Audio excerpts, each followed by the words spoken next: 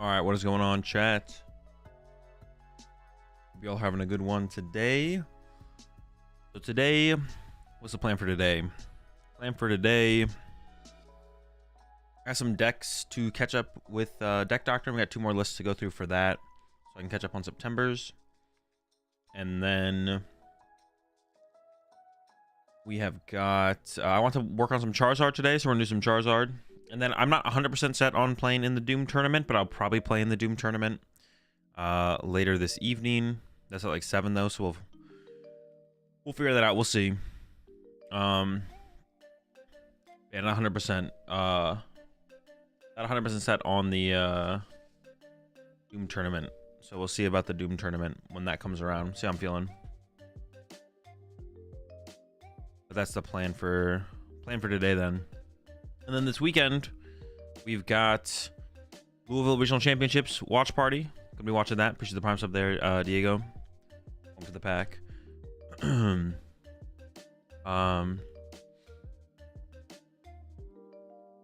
and then this weekend we got Louisville, so we're gonna be doing a watch party, watch along, whatever you want to call it, with Louisville over the weekend. Catch every round. Yeah, lines up pretty well with my schedule. So basically, I wake up, stream starts, and we're cooking. So that's the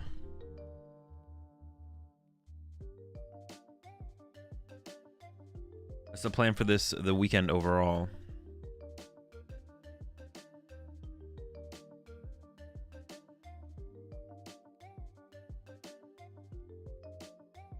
Okay, let's start off with these Deck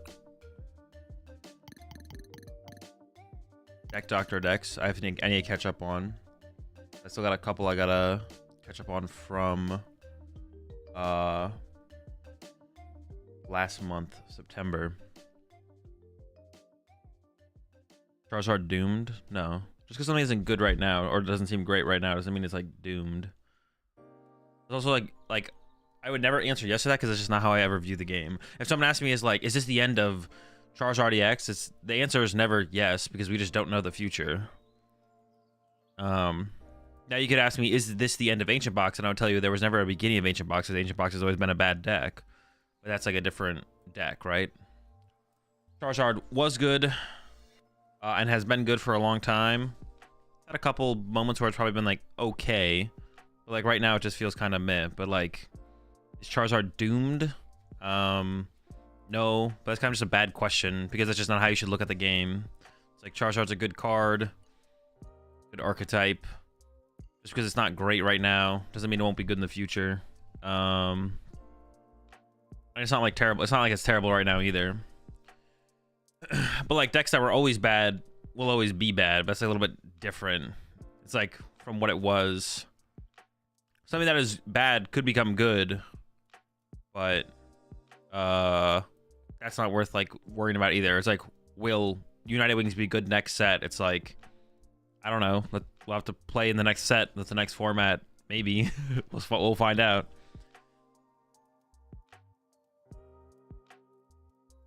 What is my honest opinion of the meta? That's also just like a, I don't know. What is, that's not a question. That's a bad question. What is my honest opinion of the meta? What does that mean? What kind of answer are you looking for? You just want me to say what do you want? Yeah, what do you want me to say about the meta? Like, also, I've refused to answer any question where it begins with "what is your honest opinion?" because that's implying that if you don't ask me what my honest opinion is, then I'm not giving my honest opinion, which means that you think, in general, I'm just being bad faith. So I refuse to answer any question that begins with "what is your honest opinion?" because I literally always give my honest opinion. Why Charizard not super good right now? Because there's just other decks that are better than it. It's just like if you take 10 decks, and it's like, well, these 6 decks, and you take 6 of them, and they're like Charizard's still a meta deck, and it's still a good Pokemon TCG deck, but like if you take 10 decks, and it's like 6 of these decks are tier 1. Let's say you take just 2 tiers, tier 1 and tier 2. It's like these 6 decks are better than the other 4 decks, and Charizard's in the other 4 decks. Well, it's like, all right, well, Charizard's not that great right now because there's 6 decks that are better than it, and it's in a sample size of 10. That's like the biggest thing I think people don't understand is like, it's relative. It's all relative to how many decks are meta and how many of the other meta decks are better. It's like pretty simple. It's simple when you think about it that way, though. It's like, okay, if you have 10 decks and 6 of them are a step above 4 of them, and Charizard is in the lower 4, it's like, well, 60% of the meta is better than Charizard, so then Charizard's not great. Now, if you have 3 meta decks, and deck A is the best deck, deck B is Charizard, and deck C is other deck. Deck C is bad, Charizard's okay, and then #1 deck is good, right? So it just depends on where it fits. It's like, how many decks are we talking about in comparison? That's like the biggest thing that I've realized that people just don't understand is we're talking about in a comparison of how many decks exist in the meta. We're talking about how many decks are in a comparison of the meta. It's like if there's 10 meta decks and Charizard falls in the bottom 4, it's like, okay, the deck's not great right now, right? Now there could be certain metas where it does become like a better play, but if we're talking about like format, I guess if we're talking about like format, there's like 10 decks in like every meta in a certain format, and Charizard's always in the bottom 4. It's just not a great deck. But it's like relative. Now, if there's only 6 decks in the meta and Charizard's in the top 3, it's like, all right, it's probably a pretty good deck then. It's probably a pretty good deck. It's in the top 3, right? But it's like, it's all relative to how many decks there are and how many decks seem like they're like consistently better than other decks. Like how many decks, how many decks reach like a certain power level, right? If you just take like grades, like if you take tiers 1, 2, 3, 4, 5, how many decks reach power level tier 1, how many decks reach power level tier 2, how many decks reach power level tier 3, so on and so forth. And then if Charizard just falls under a certain amount of decks, then it's not that good, right? But it's like if there's like 1 tier 1 deck, 1 tier 2 deck, and then 3 tier 3 decks, and Charizard is one of the tier 3 decks, Charizard is still probably a pretty good deck in the format, right? It's just there's 1 tier 1 deck, 1 tier 2 deck, 3 tier 3 decks, and if there's like 5 tier 4 decks, Charizard is still in like the top 50% of meta decks in terms of power level, and then it's probably a good deck still, right? Especially because it's all comparison though, because it's like equal with 2 decks, and only 2 decks are better than it, so it's effectively deck number 3 in like the order of power. It's like a better deck.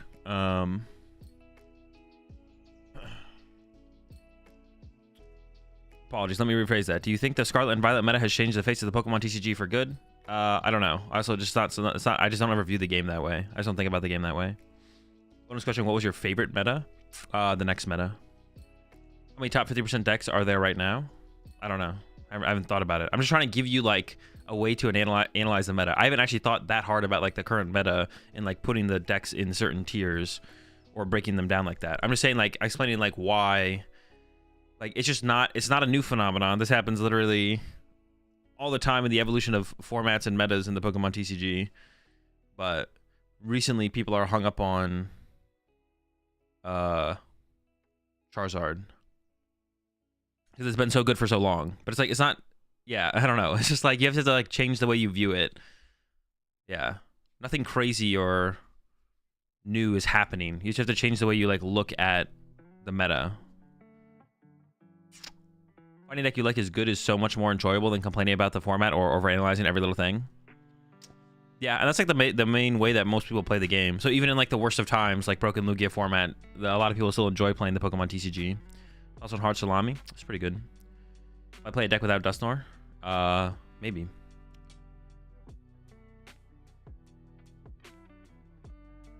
People are so obsessed with their deck being S tier, and when it isn't, they throw a fit. that's probably part of it. People don't want their deck to be called like a low tier deck, but it just doesn't matter that much. It just doesn't matter at the end of the day. What would you say is the meta beginner deck? Raging Bolt. What is your opinion on Palmot EX in the TCG? It's terrible. All right, Thorns timeout against my Mimi, 22 minutes to 0. Hope everyone's days are going well. Slap moment.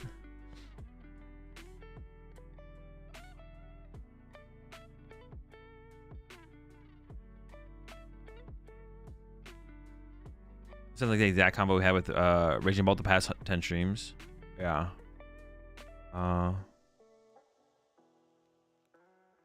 You appreciate the 4 months there, Bento Box Killer. Is Palafin winning Louisville? Probably not. But yeah, to go back to your question though, Prince. Let me rephrase that. Do you think that's because the Scarlet and Violet meta has changed the face of the Pokemon TCG for good? I literally just don't think about the game that much. Like, I don't think, no, I do think about the game a lot, but I don't think about the game in that way. I just don't care. It doesn't The only thing that matters is like right now. So like when I was in the Broken Lugia format, that format felt unfun. I was like, this is a bad format. But I don't like think about like the current format and be like, oh, how does this compare and how has the game changed in like a way? I like always just kind of live in the now and the moment. I don't really, and it's not that there's no value to like thinking about those things. I just don't think about those things. So with your question about like how does the Scarlet and Violet format compare to like where we've been, or like is it a good thing? I don't know, because it's just not something I think about. It's like maybe, but like it's not something I have an opinion on, because I don't think about the game in that way ever. Do you have any tips on becoming more competitive? To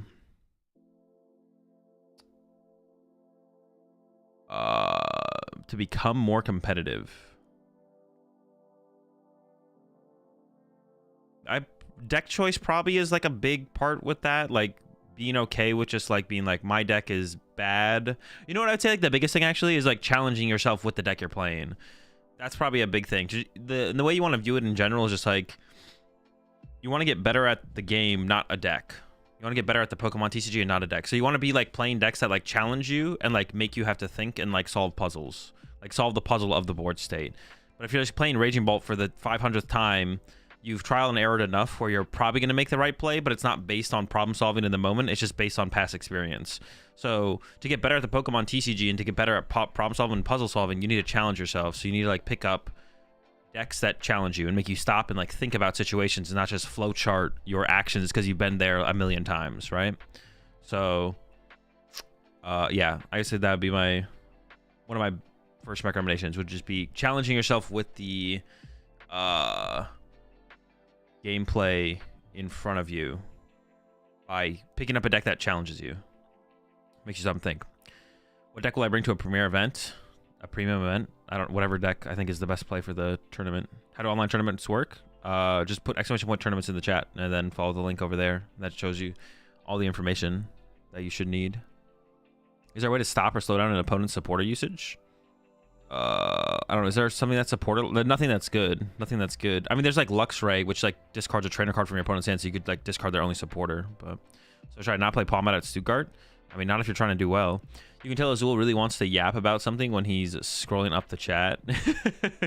When I'm like back in the chat. I do think that people get too attached to decks, and some people attach decks to players. It makes things too personal either way. Yeah, for sure. It's like, yeah, just you need to remove. A deck is just a deck is just a tool to try and achieve a goal. But the goal can be different depending on the person. But that's like all it is at the end of the day, is just a tool. Do you have a YouTube channel? Yeah, AzulGG on YouTube. You personally enjoy the current format? Yeah, it's fine. Appreciate the 5 months there, Ichiban. Yeah, the current format's fine. I find it kind of hard to enjoy because I don't really enjoy playing the Dusknoir style decks. Yeah, I mean, I can see that being like a problem for, yeah, if you just don't enjoy it. But best deck for improving? I have no clue, to be honest. A deck that challenges you. A deck when you pick it up, like it makes you think and stop and think about the plays you're making. How high is the skill cap for top decks right now? Is that so hard to use for a less experienced player? I don't know. That's like not something I've thought about too hard. How high is the skill cap for top decks right now? I mean, it's high as it's always been. Like, it's just such a an irrelevant like thing to quantify, basically. Yeah, it's just such an irrelevant thing to quantify. How high is the skill cap in the hardest decks? No clue.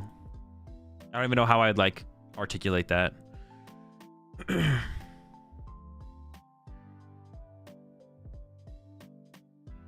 It's like not relevant to like getting better at the game, or trying to improve, or like doing well at the game.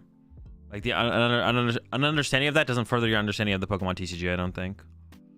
Like I said, like the biggest thing you can do is like if you feel like a deck isn't challenging you in the moment, then you should need to pick up a new deck or find something that is more challenging. But it doesn't. Knowing how high of a ceiling a deck has doesn't really like change that for you. And quantifying it shouldn't like really add like any nuance to decision making or anything like that, or like deck choice.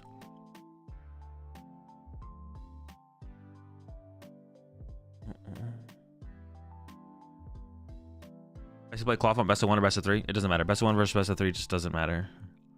Do you think it's more impressive to win a tournament by playing the BDIF the best, or by piloting some crazy deck that counters the meta? Both of them have a very high ceiling of like potential. Both of them have a very high potential for returns. It just kind of depends on what you want to do as the player. In the current landscape of the game, there's no correct answer, I don't think. Yeah, there's like, so there is some nuance to best of one, but best out of three. But the way that people ask the questions about best of one and best out of three, there's not as much nuance as you think there is for the question that you're asking. So it's best to just ignore any potential nuance of best of one versus best out of three and just play whatever deck you want to play for other criteria. Adding the criteria of best of one versus best out of three for a deck choice should never apply. Basically, you should never be like, I have 4 decks I like playing, but now I'm going to a best of one tournament, so that eliminates 2 decks. That like will almost never happen. The only deck that maybe applies for, but not really, is like Stall. But people win with Stall and like win League Cups with Stall all the time in like best of one, so it doesn't even really apply to that, to be honest. There's like really no deck, and there rarely is ever a deck where the best of one versus best of three question needs to be asked, or it doesn't matter at all. So you just shouldn't ask the just like, yeah, completely remove that as a question you ever ask yourself, to be honest. Best of one versus best of three as like a criteria for anything. It's just not, doesn't matter. What are my thoughts on Dusknoir? I don't have thoughts on Dusknoir. I miss Kyogre. That deck really pushed player skill IMO. Maybe.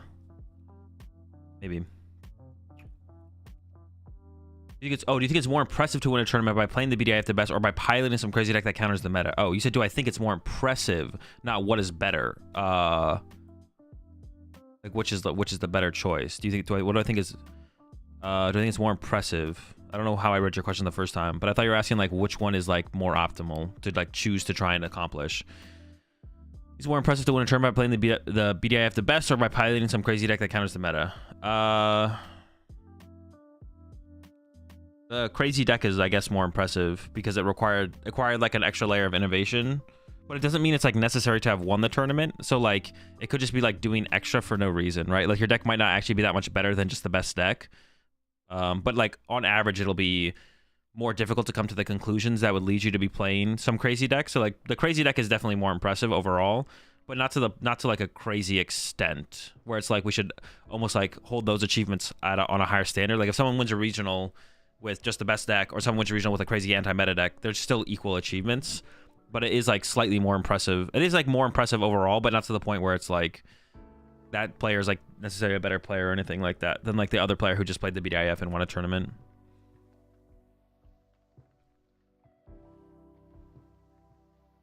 Tropico's deck seems super difficult to play if you really want a challenge. Yeah, I agree. Like the lines of play and stuff you have to like prep for with that deck are definitely it's a lot. It can be a lot to like think of. It's definitely different. It's definitely a different, like, yeah, it's just different. I don't know. These are like the really big combos you have to like, you want to like theoretically be already like prepped for and thinking about. You show your optimal 60 of Zard deck? No. I don't have one. What is all I want you to tell me any deck is the hardest?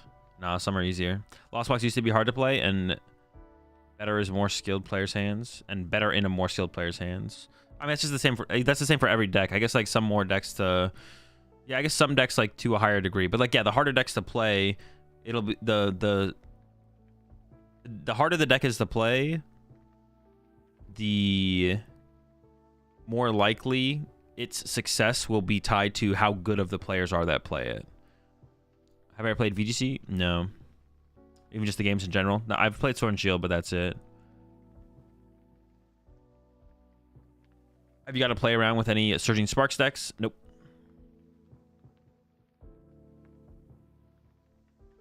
Dragon Ball Pidgeot or Dragon Ball Dusknoir? Which one is better? The Ryuki deck.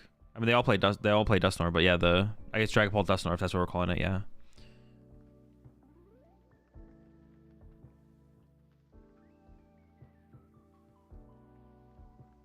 Is it okay to have a comfort deck if your original plan fails? You have something to fall back on?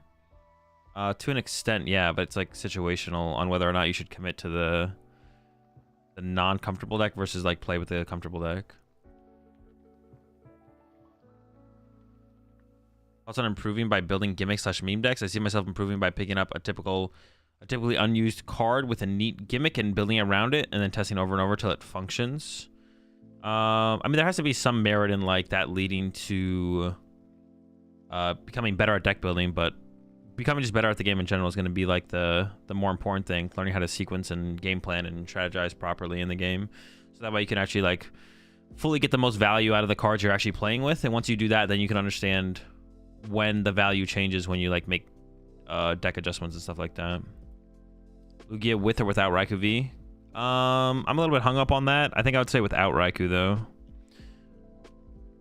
Would a Sonic stall do better for best of 3? Take up a lot more time and less likely for it to tie if you win the first game and don't have to that's what I'm saying. Like, this is just like not worth talking about, Tom. Like, this is what I'm trying to get away from. It just doesn't matter. Like, yes, technically Sonic stall is better in best out of 3 than best of 1 by a little bit, but not to the point where people still don't win League Cups with stall. It's just like the idea of the question is just bad, because what people are expecting to hear is like some super in-depth nuanced take on like why certain tech cards and lists and decks are way better in best of 1 versus best out of 3, but they just don't understand that it just like the difference is like a 1% difference. Like, if you like bring a good deck and play well in best of 1 or best out of 3, the deck is good in both areas. Like, yeah, when people ask like these best of 1 versus best out of 3 questions, they're expecting some like super in-depth nuanced take on like why Charizard with 2 researches is so much better in best of 1 versus best out of 3 for X and Y reason.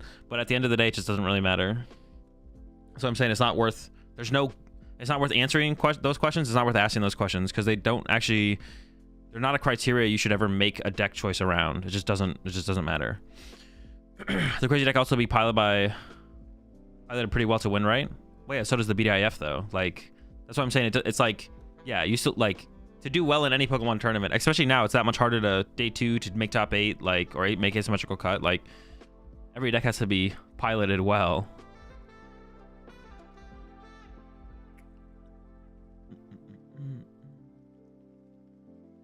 Got my first local tomorrow with Okada's Dragapult. -1 Rotom Pulse and Super Rod, since that's what I had. I'd probably go with like a Heavy Ball or another Nest Ball over a Super Rod. You don't really need more recovery in the deck. You can, like, consistency is like what it's striving to take advantage of with the build. I would go with like another Nest Ball or a Heavy Ball over a Super Rod. Is there a Pokemon you think that is hideously underrepresented in the Pokemon TCG? In the TCG? Not that I can think of, no. That's not something I really think about. What do you think is the hardest deck to pilot right now? I don't know. One of them. Maybe Terapagos.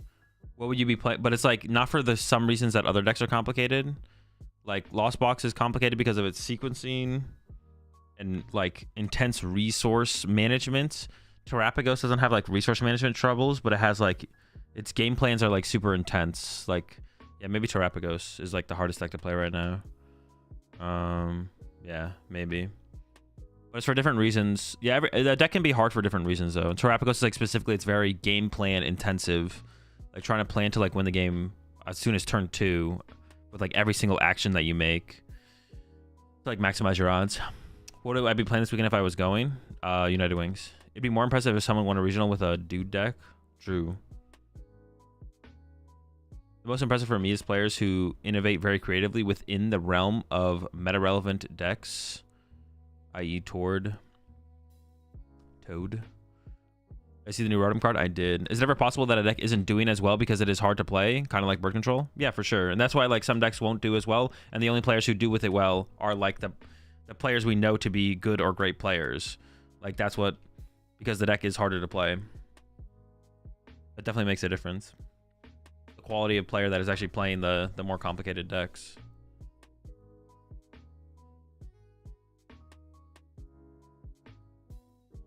Kind of like Bird Control. I think Control in general, and specifically Bird Control, is like overestimated how hard the deck is to play. That's because most people don't like actually ever pick up a Control deck. So it's kind of like a, but it's like Control is like a harder to play than the average Pokemon deck, but it's like not that much harder.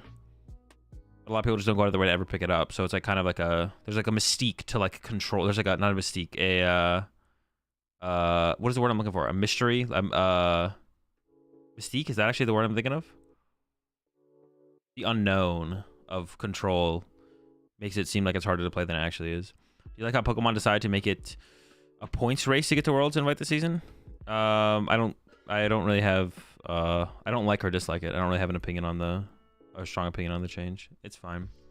So do you ever go to locals? Nope. But if you don't play Squawk and Lugia in best of 1, you are trolling, right? Once again, you just like missed the whole.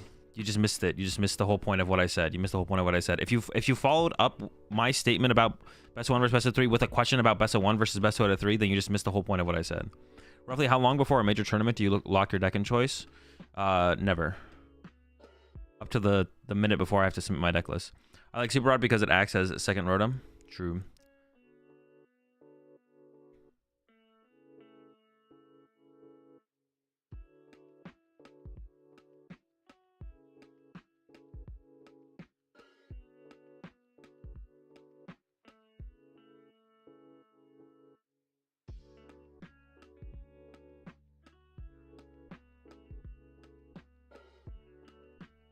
So if you had to ban one card in the Pokemon TCG, what would it be and why? I don't care. Raging Bolt is better, best of 1, best of 3, and there we go. Every Terrapagos player... Wait, that's got to be a troll, though. Every Terrapagos player has a plan until they have to research away 2 candies. Unlucky. Yo, what's up, Ben? Do you plan on playing Control on stream? No. I feel like Guardia is pretty difficult to play. More difficult than Raging Bolt. So you're saying that good players aren't playing Bolt, but if they did, it would achieve its potential? Yep. I mean, maybe. Like, decks still have a ceiling. It doesn't matter, like, who plays it or how well the deck is played. Like, there's still ceilings. Like, a deck still has a theoretical ceiling, so, like, it can only achieve so much. But yeah, like, theoretically, if, like, the 10 best players at a tournament played Raging Bolt, the Raging Bolt's potential in that tournament would go up. That's the same with any other deck in the tournament. I don't know if I really grasp the Radzam and Bolt, though. It's like the spawn trap stuff as it comes into play, like Charmanders and Dreepies and stuff like that. You just like spawn trap them as they come into play is basically the idea. So I enjoy playing with decks my subscriber made, like rogue decks. Yeah. I just enjoy playing Pokemon. And like doing like the deck doctor streams or like the dude streams. Like I just like playing Pokemon. And if I'm given like a criteria to play Pokemon in, then that's not more enjoyable, but it's just enjoyable as playing Pokemon in any other way, because it's just like playing Pokemon with like new rules. Like so when I do like the dude streams and stuff, it's like, okay, I have this 60 cards, now I have to try and win with the 60 cards. So it like creates rules for me to like, and guidelines for me to play within to try and like optimize decks or to optimize play. Question for a judge call: is there any way to prove that a Drago player used all 4 energy switch? I mean, it depends if they're like in the discard pile. Yeah, I mean, that doesn't... It's like, yeah. There's not like some like, aha, look at this card that is on the bottom of their discard pile. That proves all 4 energy switch were played. Checkmate. Bro, saying Super Rod is like a second Rotom is essentially saying Palpad is second boss's orders. Slap was rage baiting with that one. Didn't one of the Calamaro Rose play Bolt to Dortmund? Maybe, I don't know. I mean, we have like evidence, I don't know if you want to call it that, of like great players, like top tier players from like last season playing Regibolt. Like literally Fabrizio has been playing it, and he was one of like the most successful players last season. So it's not like people aren't doing it, but like we're just talking about like the idea that if you take the 10 best tournaments, I'm not saying no good players are playing Raging Bolt. Dude, you guys interpret some stuff. Like, I'll say something, dude, and I ask for examples on this stuff too. Y'all never have examples. You'll be like, oh, Azul always contradicts himself. All right, give me an example. Y'all never have an example because it doesn't happen. I like say something, and then you guys like hear something else, and then you think it's a contradiction. Like I see in YouTube comments all the time, Azul, people will be like, Azul always contradicts himself. I'm like, just give me an example then, because it doesn't exist. Because I'll say something and you'll hear something else, but then if you go back and listen to what I said, you'll be like, oh shoot, no, he didn't say what I thought he said. I'm not saying if you're saying that big Yoshi, but yeah. Thank you for taking the time to answer all of our wonderful questions. Of course, that's why I'm here. Yo, what up, Azul? You better get Chip back. He washed you in that Telecrown ETB opening. I know. What the heck? It's unlucky. Do these stage 2 decks like Zard and Guardy get worse because of the Dusk line? Dusknor is good against stage 2 decks, yes. Evolving decks in general. So it does, yeah. Like overall, they are like worse in the meta if those are popular. Any decks you think box order could be okay in? No. I've been watching your stream for a long time now. The composure you have dealing with some of these comments that come up is impressive. Appreciate what you do for our community, of course. Caboose. Tord or Jason, better in best of 1 or best out of 3? I think Tord would win best of 1 and Jason would win best out of 3. I'm very new to TCG, but do you think you could swap out one or more Dusk and Turtle deck for more draw power? You could. Like, it's a misguided question because like there's like an optimal 60, and the optimal 60 could involve the extra Duskull or it could involve an extra Iono, right? You have to like play the deck. So here's what you have to do, Holy M. You have to play the deck, and you have to be like, okay, I feel like this deck is lacking consistency. And it's like, okay, what consistency cards could I add? You could add another Buddy Poffin. You could add another Iono. You could add another Ultra Ball. You have to be like, okay, which one do I think would give me the most value for the issues that I feel like I'm running into? You're like, okay, let's say it's an Ultra Ball. So you're like, I'm going to add an Ultra Ball to this list. The next question you ask yourself is, which deck is excess? Which card, not deck, which card feels like you have too much of or always have enough of, and you feel like you don't need it as much as it's in the deck. And then you cut that card for the other card, and then you progress with the deck from there. But you always want to be asking yourself that question. It's not like you didn't just solve the deck and have the perfect 60 all of a sudden because you made that change. As you progress, you'll be like, I feel like I'm missing X now, and how do I add it? And then you just continue to progress over and over and over again. And then maybe you do cut a Duskull for an Ultra Ball, and then as you play with the deck more, you're like, I keep whiffing Duskulls in the mid-game, late-game because 2 is awkward, and if I prize one, that's awkward. So it's like the Duskull can't be the correct cut. The third Duskull is more important than the Ultra Ball. So you take the consistency hit by cutting the Ultra Ball back out for the Duskull, but if you still want the Ultra Ball, then you have to like find the next card to cut and try out. The answer is always yes, but it always comes down to where you're at in your like testing, and what you've learned from your experiences with the deck or like with a situation to like make a change.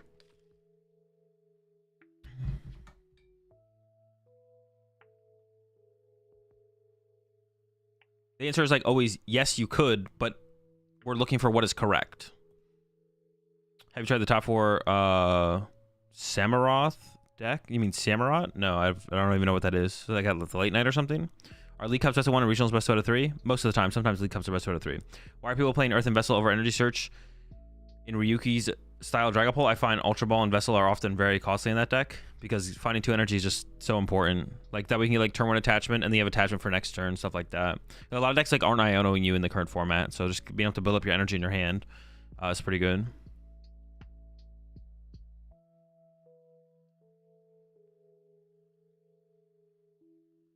Azul told me that best of 1 versus best of 3 is more important than going first or going second. Do you get to pick? You get to flip a coin and then like you get to flip a coin and then you get to pick if the match is best of 1 or best out of 3. Azul, you think Drago is a fine deck into a field full of Terapagos? Yes, Drago seems favored in Terapagos. That provide an example is in bad faith often because it's not engaging with the moment. It's common manipulated behavior that's a more functional and effective manner to engage. Yeah, but I don't believe. But the things that they're telling me, I don't believe is real. Like I don't like they tell me these things. They all they say is Azul, you contradict yourself all the time, but they don't give me an example. They're not like Azul, you contradict yourself all the time. You said X and then you immediately said Y, which is like an obvious contradiction. And then I would look at those the two things that I said, and I'd be like, did I contradict myself here? But if all they say is that I contradict myself, it's like, well, what the fuck? What do you mean? How am I supposed to engage with that? There's nothing to engage with because they didn't give me anything of substance to engage with. So if they bring me an example, I can engage with the example. But if they don't give me an example, you know, I'll be like, should I just be like, you know what, you're right, I do contradict myself all the time, and I should work on that. But if I don't, then why would I ever respond in that way? That's silly. You have to give me something I have substance to work around, or like have an opinion on around to begin with. Because if I don't have that, then it's what are you doing? Do I like this format? Yeah, it's fine. I'm considering playing Zard without Dusknoir because it feels less consistent. I mean, that's what I'm going to be working on today. We're going to try no what's it called? Is any line of Dusks that important in Dragapult, or can you just still win with damage manipulation with Radzam? The Dusknoirs felt pretty good in the Ryuki build, to be honest. The Dusknoirs were pretty good. Am I playing in Doom tonight? I haven't figured that out yet. I still got to figure out what I'm going to play in the Doom tournament. Wait. Why do you think Tortle will win best of 1 and not 3? That's so interesting. I did not take that question seriously at all. Like, I don't know. I was just saying something. I don't actually know. It doesn't really matter. They're both great players. And I'm sure if they ran 5 best 2 out of 3s, one would win 3 and one would win 2. If they played 6, it'd probably be a 3-3 split a decent amount of time. I don't think Tord naturally has an advantage in best of 1.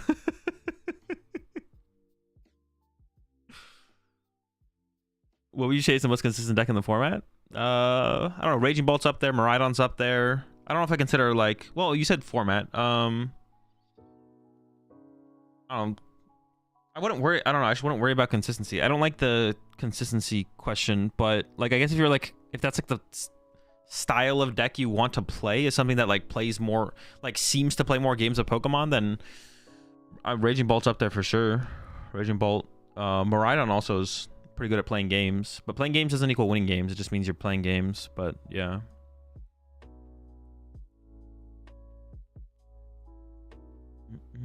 How many hours until the tournament? I put the time in the title. You might have to refresh though. In the current meta, do you think there's an actual optimal Duskull for a deck that doesn't run Psychic Energy and isn't overly worried about the funny Mew EX attack? I don't think so, Team Abra, because like if we're assuming that people are actually taking note of what Duskull the opponent has across from them and then are making judgments of their initial setup based on that Duskull, then theoretically the Duskull you would be playing you should be playing the next Duskull of the next layer. For that reason, I mentioned this on the podcast, but like, was it Stefan's? Was it Stefan? Someone's argument for playing the Perplexed Duskull. This Duskull is this is the correct Duskull to play in Dragapult because the Perplex attack is better than. Perplex attack is better than Come and Get You. Come and Get You just isn't good. It's never going to happen. This is more likely to happen. So if you're playing basic Psychic Energy, you should be playing the Perplex Duskull, theoretically. So that means if you're playing the Perplex Duskull, you're playing Dragapult. But that means every deck that isn't Dragapult should also play the Perplex Duskull, so then your opponent thinks you're playing Dragapult.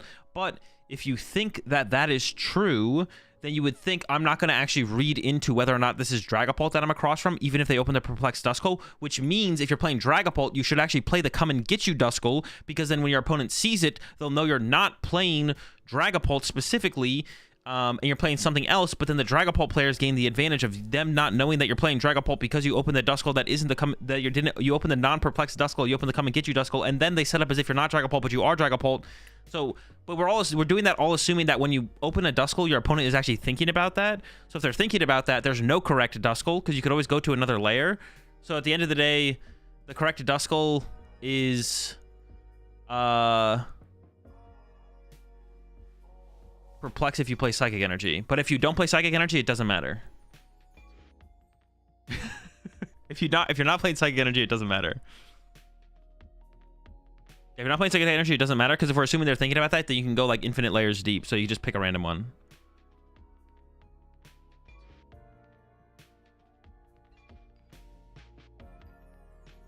Rancid Drago is free for Terapagos. I mean, sure, but then he like also got like kind of farmed by Bradner. No, there were some close matches. It's a close matchup. It seems Drago favored. Do you plan on doing a meta prediction for Sacramento on Metafy? Yeah, of course.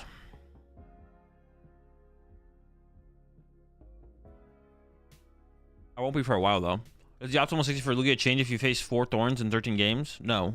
The optimal 60 is always the optimal 60. It factors in the % chance to hit Iron Thorns, but if you hit 4 of them, that is probably unlikely on the lower half of variance, and it's just unfortunate. But yeah, you're not checking for that outcome. That's when you're just being like anecdotal.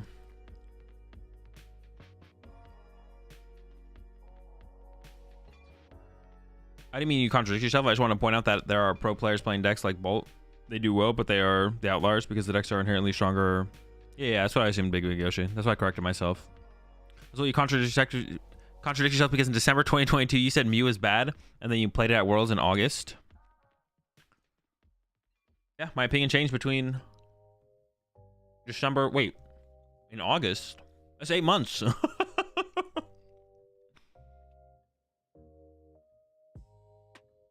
I assume you're trolling me there. I thought you were actually being sincere for a second. How do you know when an off-meta pick is good into the meta? When it has a high enough expected win rate? How does it affect Jason's legacy? It's a good question. About knowing on how this new system is working and how GAs are being treated and misused and abused and being taken back. How are you planning on treating your next major? I'm going to offer a gentleman's agreement at the beginning of every single round. Based on board state. If my opponent accepts it, then I will honor it, and I hope they will. If they don't accept it, there'll be no gentleman's agreement in that match.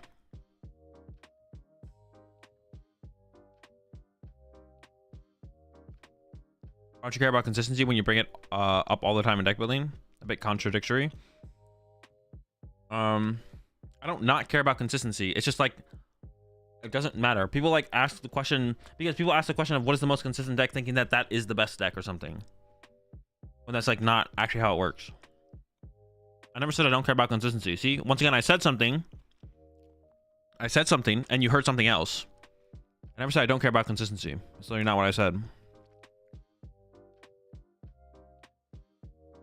If the optimal 60 for Lugia doesn't include Fluttermane, but using the optimal 60 you face 4 Iron Thorns at a regional, I can assure you that for almost every single one of us here, we aren't winning or losing based on what fucking Duskull we use.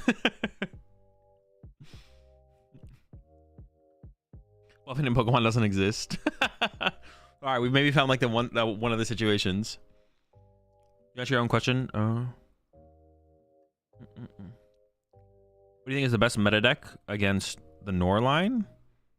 I don't know.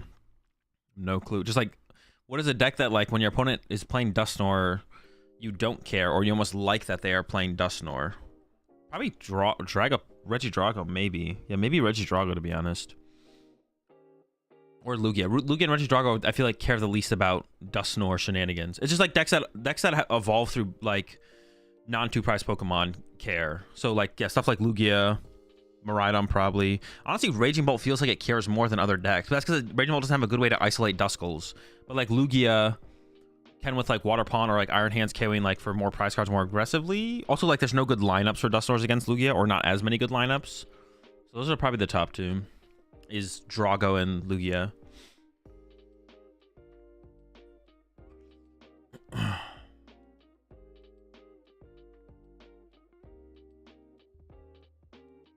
Play a split and make the randomest pick for you. True.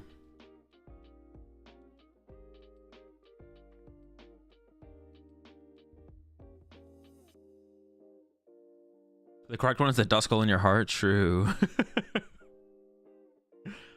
Optimal Dusk line is FA, because Duskull, FA, Dusclops, normal, Dusknoir. This is the cheapest setup that also makes the cards look the most different from each other in your deck search. Yo, Willie might be onto something. Price checking also, honestly, what Willie said there, price checking, that could be a factor, right? Are we trying to save time, or are we trying to like use Perplex? That's the question, right? Or trying to confuse our opponent about which Duskull we're playing. Willie might be onto something with that take, actually. It's honestly like not a bad take to be like, all right, what optimizes price checking? Are we still mad about your Raging Ball opinion? I don't know. Ask chat. I'm addicted to going back on GAs. Dude, I see that hit, bro. I need that hit of saying, nah, it's going to be a tie. So you're worried about the wrong things. You should be practicing Nessie because you're winning NAIC and you agreed you would do it when you did. True. Yeah, we can't even call them out on Twitter if they don't honor it, though. I'm not sure that's true. Ben, if you call someone out for breaking a G on Twitter, I mean, I don't know. Maybe you would. I guess maybe you could. Yeah. Maybe we shouldn't do that.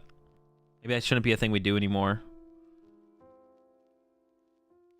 I don't know. The thing in like the Play Pokemon post like said they don't monitor Twitter, but that doesn't mean they don't use it as evidence for something, right? Yeah, maybe you just can't do that anymore. Gonna get banned, which kind of sucks. I didn't want to like I don't want to bring like harassment or hate towards anyone who breaks gentlemen's agreements, but like knowing the names, I don't think is a bad thing, so people don't make gentlemen's agreements with them in the future. That's all I want from like the the community policing itself, but it's not worth risking a ban over, I guess.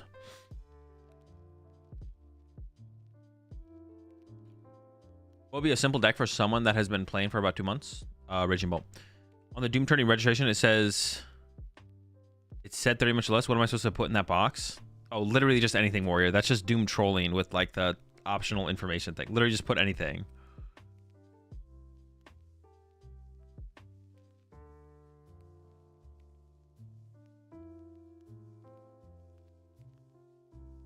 Have you ever fallen like this? What is that? Is that the olive Pokemon? What's your thought behind not having Pidgeyline in your turtle deck? Oh, this is a different turtle deck. The turtle deck that I played with that I think is good is just Giovanni's List. It has a Pidgeyline. This is something else. Don't worry about this deck. Dusknoir can kill the rat. That feels kind of bad. Wait, what rat? Was it talking about Lugia and Drago? Is there a rat in either of those decks?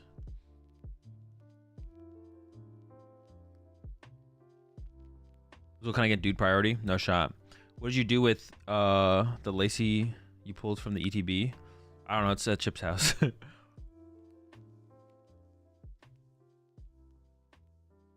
Imagine if they made Chops have 130 HP. Rip. Got here late. Heard you say something about Fluttermane. Do you think Fluttermane is worth it in Lugia? No, but Klefki could be. Oh no, I think I'm catching up with chat now. I'm getting to the end of it now. Palkia Dusknoir or the Henry Chow Guardy deck? Palkia Dusknoir. Why is Lugia always single chopping? They're almost never single chopping. What do you mean?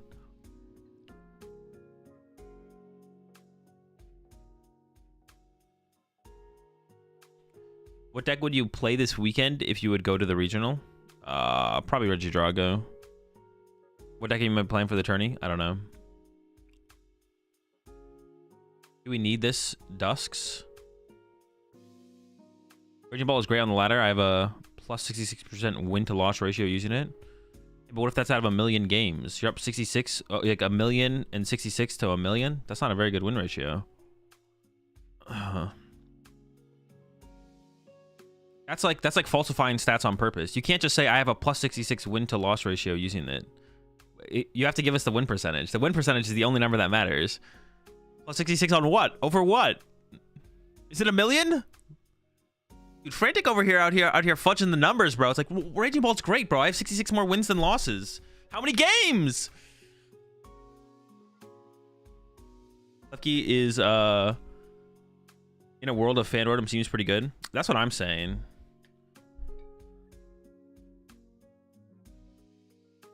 $66 games? Oh shit, that's pretty good.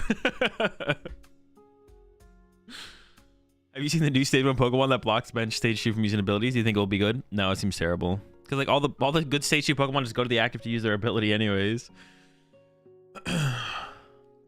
Is Executor EX Insurgent Source going to make Drago the BDIF? It sounds so toxic. The card is terrible. It will not be played in Drago. Dragon Ball got a shot in this meta? Yeah, for sure. Lugia single chops way less now than it did when it was broken, and more quote unquote more consistent. But I think that's because the Lugia players are just being like, shoot, I can't, if I single chop here I lose. So I'm gonna go with, the thing is, like in broken Lugia format, if you didn't single chop, you were gonna lose because you'd lose tempo, and then no matter what you did, you would lose. But in the current meta, you can actually like be like, all right, I'm just gonna get rid of another chop here with Read the Wind, and I can still win the game from here. So single chopping now is almost worse. No, it's not worse than it was. It's just that you can actually take the turn off to go chop. You have time to chop it up.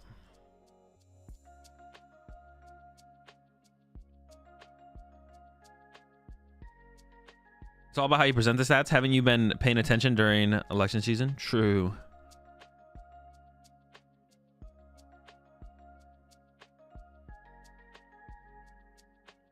$454 games played, 261 wins, 193 losses. What's that win percentage?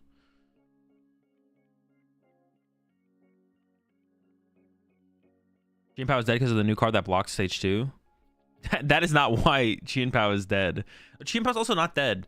I just like talked about this earlier. We gotta stop thinking about the cards as being dead. It's just like right now it might not be great, but like the question you can kind of ask yourself is like, are these cards good? Is this combination of cards good? Is this a good archetype? Charizard, good archetype. Chien-Pao, good archetype. It's a good deck. Chien-Pao's a good deck. It's just not good right now because the meta is too hostile towards it. But Chien-Pao could be good a meta from now, right? A format from now. It could be a good deck again because it's a good deck. The meta's just bad for it. It's like the person who asked me, is Charizard doomed? It's like, no, it's just not great right now. And also, it's possible Charizard's not great right now, and it's never great again until it rotates. That is also possible, but like, I don't know. It's like it's trying to like predict the future for no reason. Like, we don't need to try and predict the future. You know what I'm saying? Good decks are good decks. Good cards are good cards. Good combos are good combos. Good archetypes are good archetypes. And sometimes it needs a meta or a format to change before like you can actually it's actually good again. But just because it's mid for right now doesn't mean it's dead in the future. You know what I'm saying? We have to wait and see. We have to just wait and see. Just like chill out a little bit. You know, just chill, just live in the moment more. Live in the moment a little bit more. take it meta by meta, format by format, and just see what happens and see what adjusts and see what you can take advantage of, you know, given a certain meta. If you want to try and make Chi and Pow work again, next meta, next format, whatever, give it a try. Give it a try. See how it works. You know what I'm saying?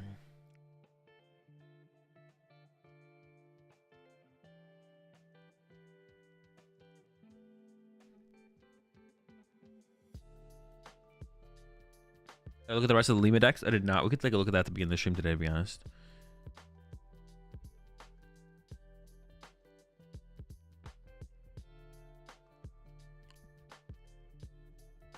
Rhino Strong is going to get even better with Sparks, question mark. Yeah, I mean, you get that's the way you want to think about that always is just like, we have Miraidon, right? We have current Miraidon. I can even like bring up my list like this. So we have current Miraidon, right? So we have current Miraidon right now.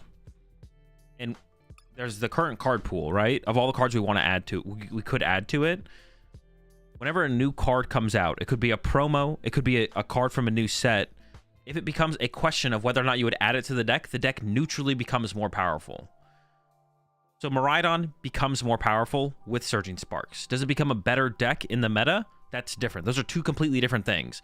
But we get Pikachu EX and we get Latios. Two cards that seem pretty good in Miraidon or could be good in Miraidon.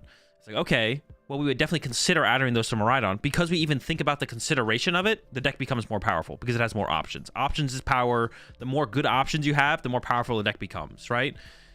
Just because you could put this in Charizard EX doesn't mean Charizard EX becomes more powerful, because this would be terrible in a Charizard EX deck, right? Literally awful, right? So it has to be a good option. It's something we stop and think about. If we're like, Pikachu EX, that could be good in Miraidon. Latios, that could be good in Miraidon. Magneton, that could be good in Miraidon, right? We think about all those things, and then neutrally, Miraidon becomes a more powerful deck with the next set. Like, no matter what, it's more powerful, but it could be a worse deck, right? Let's say Miraidon currently is a tier 4 deck. It could be a tier 7 deck, even though the deck got more powerful. Like, both those things are very possible. Like, Miraidon, let's say it's currently a tier 4 deck. I don't care what actual tier it is in the current meta. We're just saying it's a tier 4 deck. It gets more powerful with Surging Sparks. In the initial Surging Sparks meta, it could be a tier 7 deck. So it could get more powerful and become worse in the meta at the same time. But it does become more powerful. We know that for sure. And things that do become more powerful are definitely like worth revisiting, right? Whenever something becomes more powerful, it's always like we're revisiting that with the new additions, the new powerful additions. I'm trying to think of like an example of when people thought a deck would be better and it was worse. Oh, a good example of that would be like when we got when everyone switched over to B-Barrel Charizard in that format before LAIC, and it turns out like this okay, the options that Charizard has, once again, Charizard's more powerful because we have this B-Barrel option now that everyone's doing with like TM Evo, I think it was. Yeah, we got TM Evo, right? Was that the reason that people started doing Evozard with B-Barrel? Like, okay, new option, therefore more powerful. Not more powerful than Pidgeot, but it's like the archetype became more powerful because it has more options. Let's try the B-Barrel build, and then after some time, it was like, wait, this is still just worse than Pidgeot. Let's go back to Pidgeot, right? Let's make our way back to Pidgeot, because like, even though the option of B-Barrel makes the Charizard archetype more powerful because it could be a B-Barrel build today, but tomorrow could be a Pidgeot build, so it can adapt better to the meta because it has more options. It doesn't mean the B-Barrel build was better. It just means, okay, new way to play the deck. Archetype neutrally more powerful. Let's try it. Is it better? No, let's go back to Pidgeot.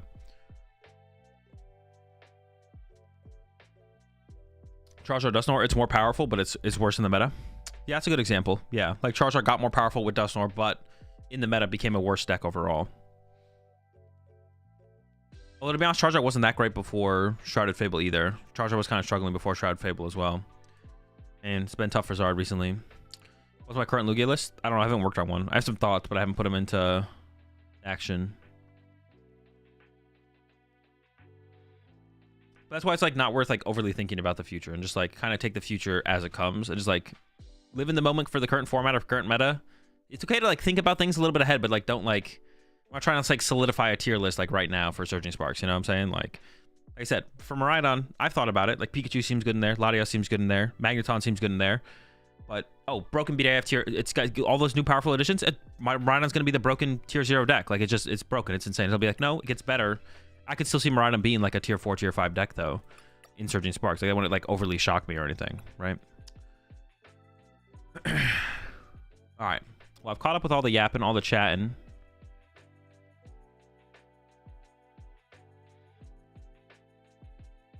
What's the best fighting type deck in your opinion?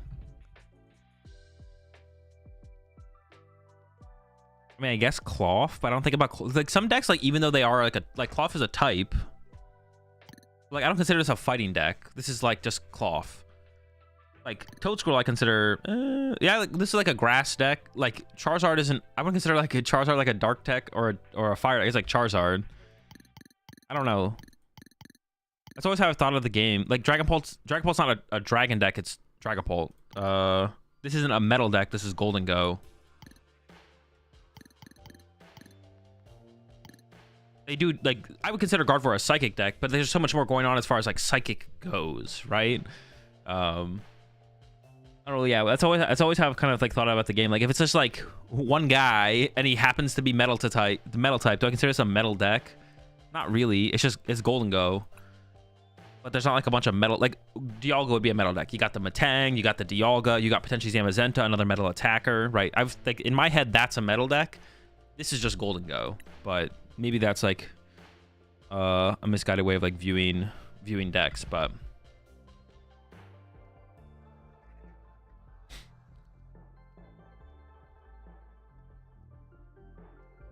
any tips for predicting what other people will play? I mean, pay attention to like major tournament results and then like the online meta shifting. Like the one thing with like online tournaments is the actual meta percentages are not very good. They're not very good indicators of what the percentages will look like at an IRL major, but they are good indicators of what decks are probably going to start to become more popular. So like if Charizard is all of a sudden 20% in online meta, it's like, okay, I would look at that. I'm not going to, Charizard's not going to be 25% at the next, or 20% at the next major tournament, but it'd be like, it's probably on like an upward swing, right? That's how I would kind of view online tournament metas, is like decks that were not very popular before or were really popular and then fall off or become more popular. They're not going to be the numbers that they are in online tournaments. They're like overinflated in online tournaments, but I think it's a good indicator of what the general community and player base is like thinking is becoming good and will probably be more popular than it was or be less popular than it was. But like Raging Bolt has been like the most popular deck at the last couple tournaments, and it being the most popular deck in online tournaments is just like, well, it's the most popular deck at IRL tournaments. Like, I don't know, there's nothing to get from that specifically, right? If you go to an online tournament right now and 20% of it is Raging Ball, it's like, yeah, it kind of makes sense. It's also like 15 to 17% at major tournaments right now. So yeah, sure. You see the Terrapagos Iron Valiant deck? Some people were trying. I did. It is a good meme. Definitely worth trying out. What in your opinion is the Pokemon equivalent of color identity in MTG if it has one? It doesn't really have one. It color identity in Magic is a lot more like relevant. Like saying someone's deck is a certain color in Magic means more, I think, than it does in Pokemon. A lot more. Yeah, it means a lot more. To say like someone is playing like black, blue, or something, or whatever. Means from my understanding of Magic means way more in Magic. There's not really like a Pokemon equivalent. Saying someone is playing Golden Go, but that's like the deck name, which you could do in Magic as well. I think there's more similarities. Like, isn't white blue? Isn't that usually control in Magic? Like across many Magic metas and formats, white and blue is generally a more control based deck, right? There's really the same thing in that, like that in Pokemon, like that I can think of. Yeah, red is aggro, exactly. Control identity is found mostly in trainers like Irida. Color identity, I mean, kind of, but like not even to like, I don't think there's anything comparable in Pokemon to Magic as far as that goes. Yeah, I don't think there's anything like incomparable. Yeah.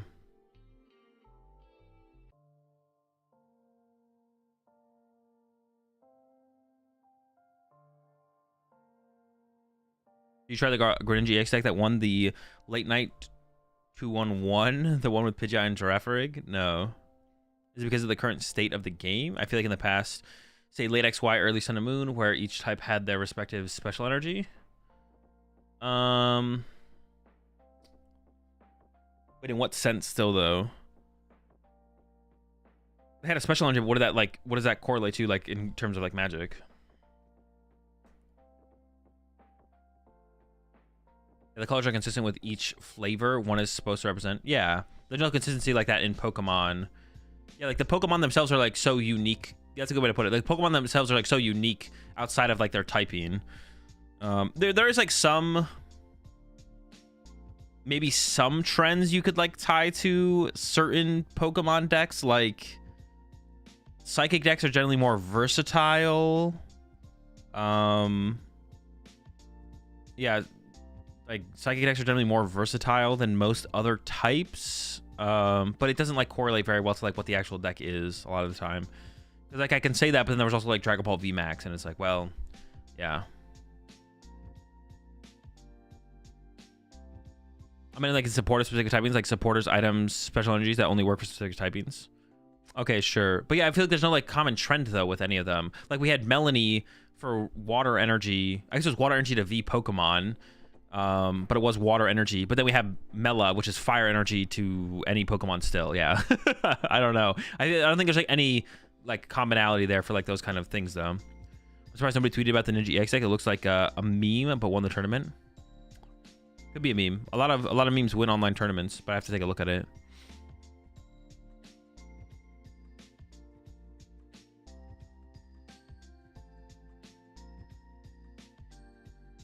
Don't certain types have certain themes? Very broad. Grass is more healing. Fire more bursty. Psychic very gimmicky.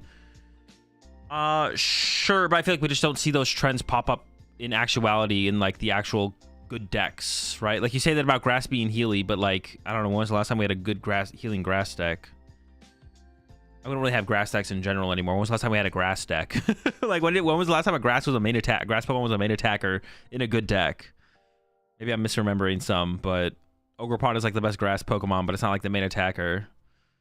Leafeon, yeah, maybe Leafeon.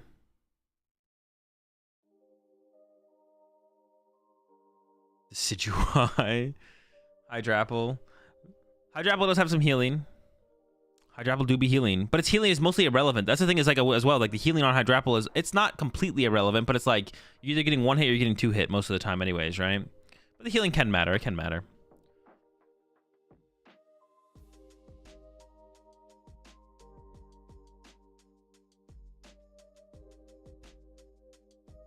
Meowscarada EX. Broken card.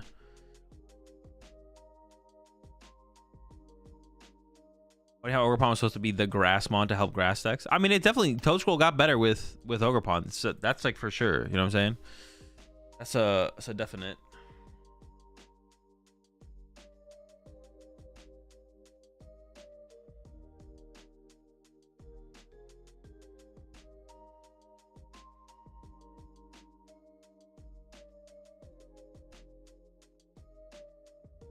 And let's look at this. Someone mentioned the deck.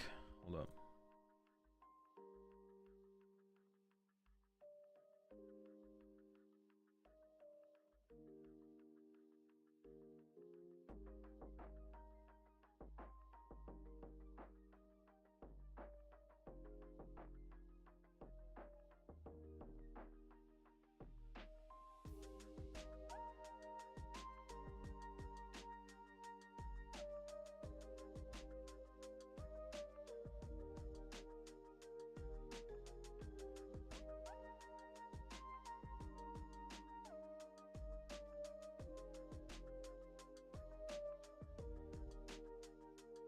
I want to see this Greninja deck now.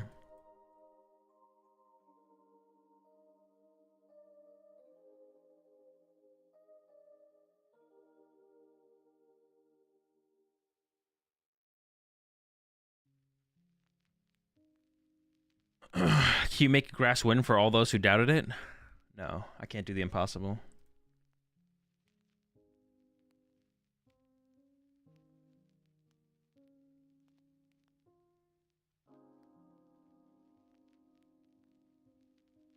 This is like a pseudo control deck almost.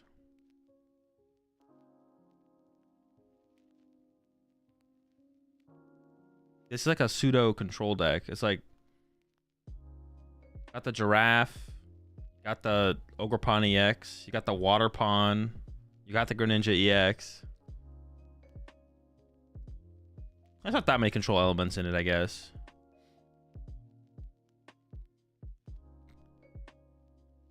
I guess you just beat.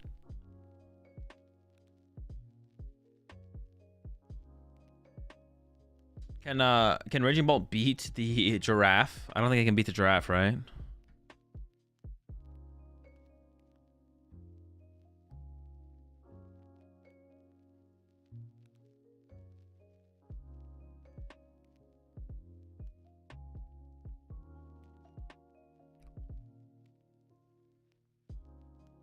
When is the last time I had a good fighting deck?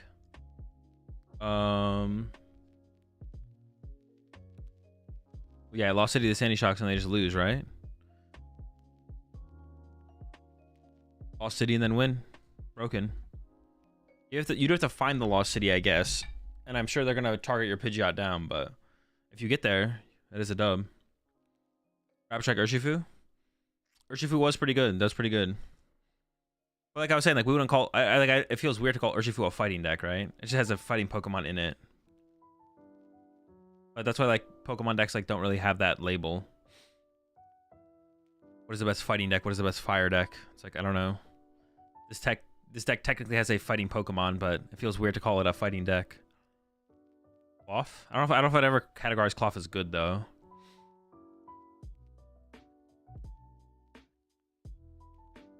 Why doesn't TBCI print every Metal Saucer card for every type in the same set, so every type is at least kind of balanced?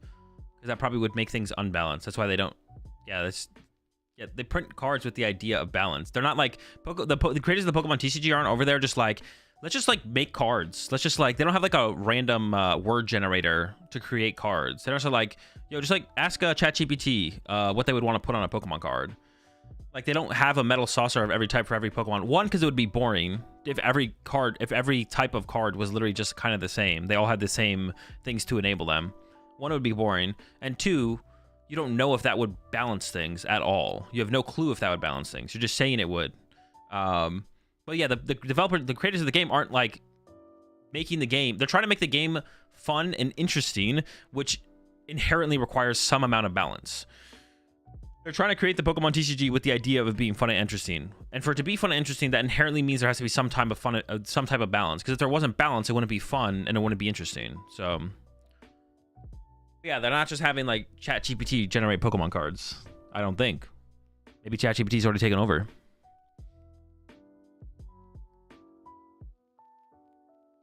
Yeah, interesting deck for sure. A little wild. Some crazy stuff going on. Maybe we should just try it out. Anything else cool in here? The Gouging Fire?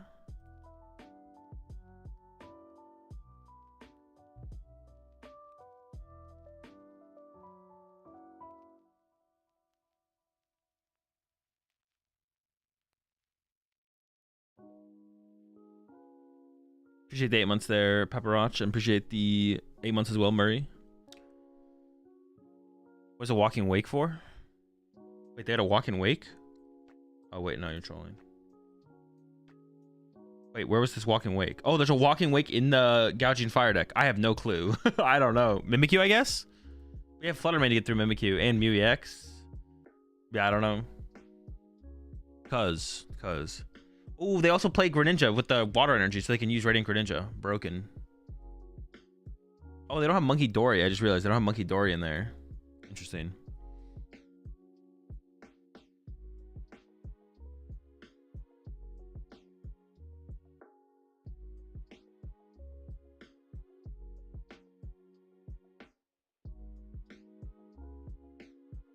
Check Ditto numbers 2. There's some cool stuff.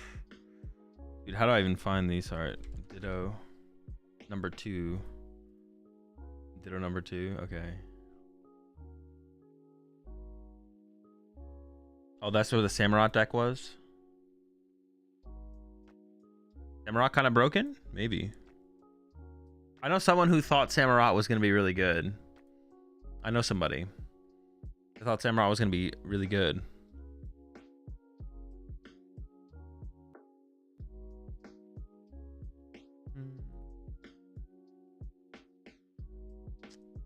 There's one more thing I want to check out.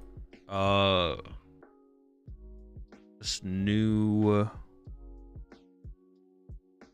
There was new cards revealed, right? Is there anything worth talking about, though? Here, let me go here. We can peep these real fast. I do need to do next week. I need to do my buy list. I need to put my buy list together next week because we have like the full. We have the full set revealed, right? I think we have the full set revealed, right? At this point, we know everything we're getting from Surging Sparks.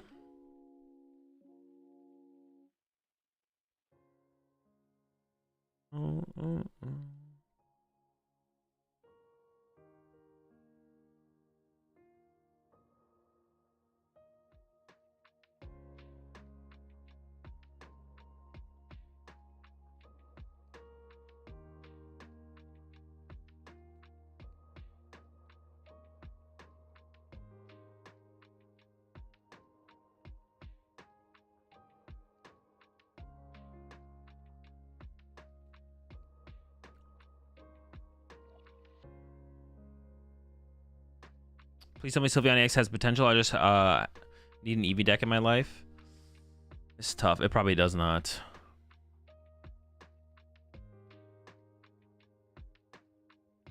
We don't know what's gonna be cut.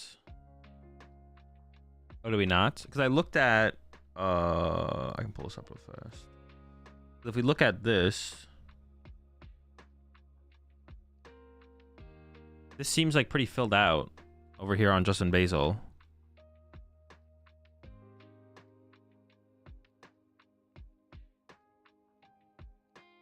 I don't see any question marks in here. Do we not? Is this still like up in the air potentially, or?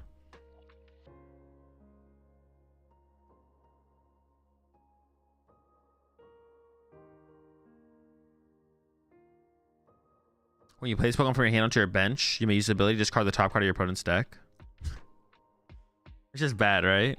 It would be. It's like a mill condition though.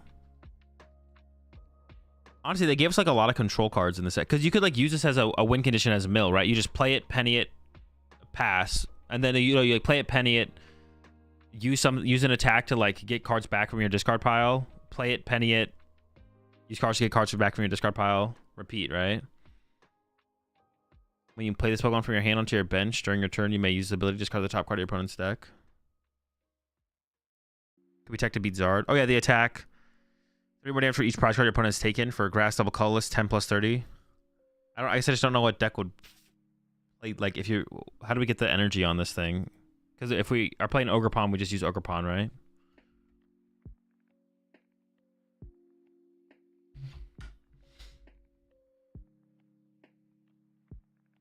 Feature your bench Pokemon, search your deck for a card that evolves for that Pokemon and put it onto that Pokemon to evolve and then shuffle your deck. What other cards have I not seen? Attacks used by your evolution fire Pokemon do 10 more damage to your opponent's active Pokemon before applying weakness and resistance. Does this matter? Evolution fire Pokemon. What is an evolution fire Pokemon? 18 stacks. What are we stacking it with though?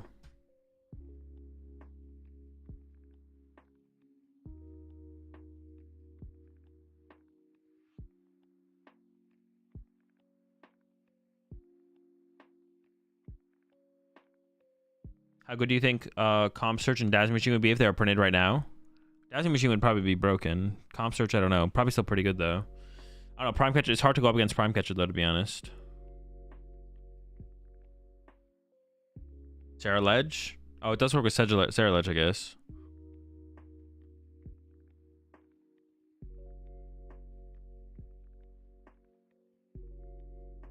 Cinderace? Better math against Brave Charm Bolt? Oh, that could, I maybe could do something in Cinderace, actually. It could maybe do something in Cinderace. I don't know if it's anything worth it, but...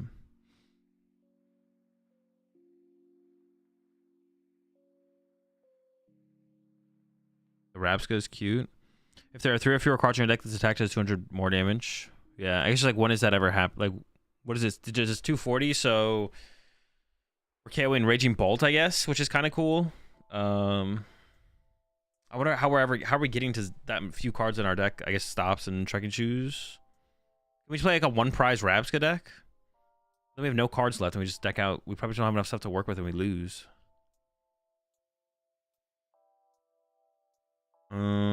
These things are new. Dude, Armarouge has so many cards. Or like Charcadet, to be honest, has so many cards. Because there's also the Sarah Ledges. There's so many cards. But like, it still kind of just sucks. Discard all fire energy for this Pokemon. This attack is 180 to your opponent's bench Pokemon. Okay. Discard all special energy from each of your opponent's Pokemon. All right, Bodied Lug. But yeah, but once like it was so many cards for Charcadet to evolve into, and it's like still mid. Grass and Fire. I've seen that before. Iron Bundle is cooking.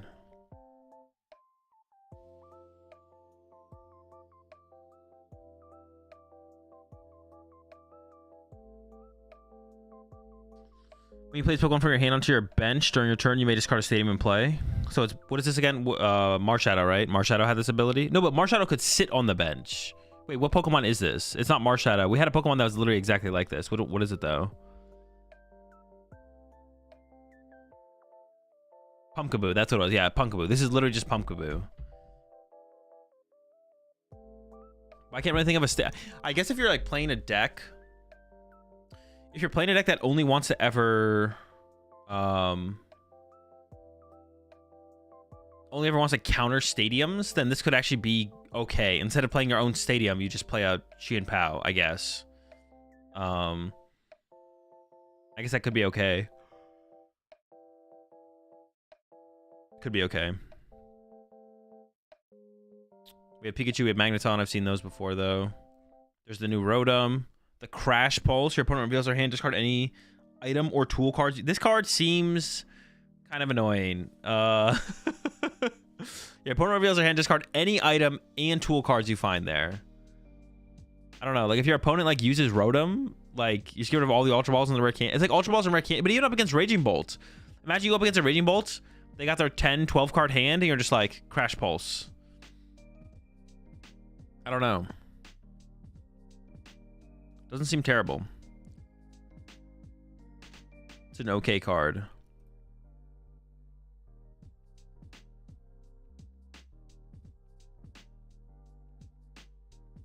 Talked about that. Caretaker heal. When you play this card from your hand onto your bench, during your turn, you may heal 30 damage and 1 status condition from your active Pokemon. It's okay. So like it's like a paralysis out to play, but I don't know. There's no real paralysis deck going around right now.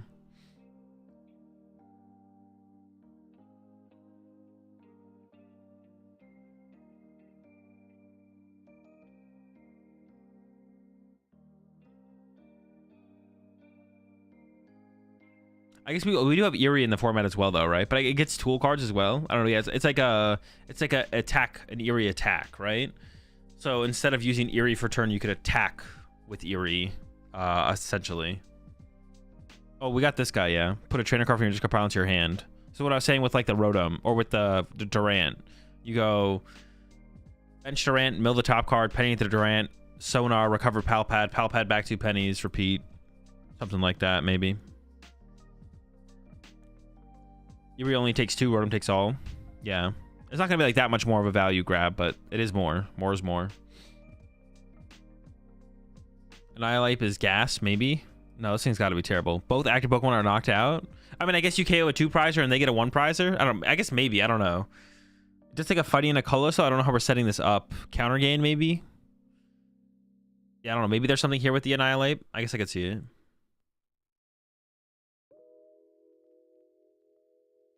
Claydol seems better. What does the Claydol do? What's in the Togekiss? Oh, that's bad.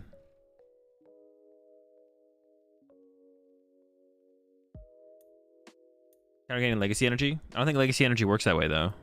I don't think that would trigger Legacy Energy. If your opponent's active is not poisoned...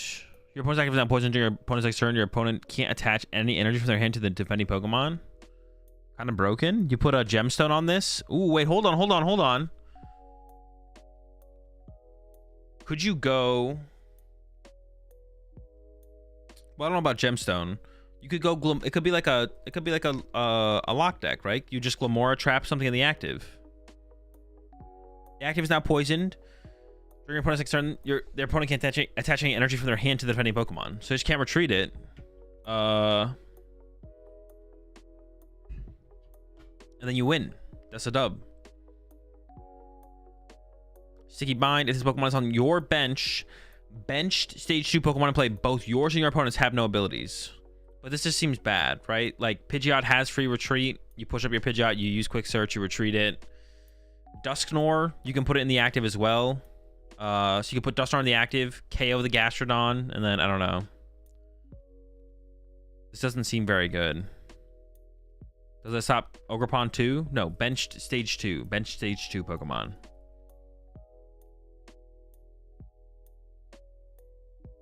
Glamora? Oh, does Glamora stop Ogerpon?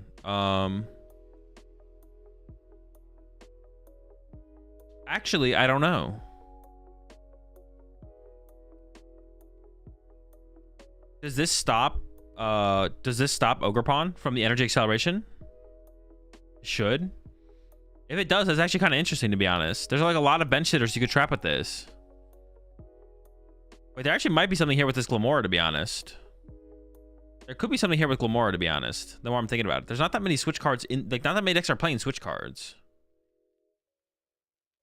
So like most of the stuff comes from harder treating. But if you can't attach to the Pokemon. Wait, is this thing just broken?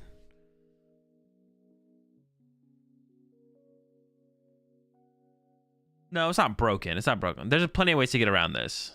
But it's interesting. There's a new Charizard, which seems good. We talked about that the other day, though. They're finally giving us a normal Pecharunt. Dude, you know what? That's like... I hate that, dude. I hate how they give us... It just doesn't make any sense. Why are they giving us promos of cards before the actual card?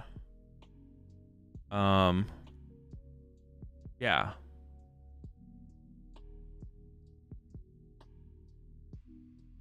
Like, I don't... Why is...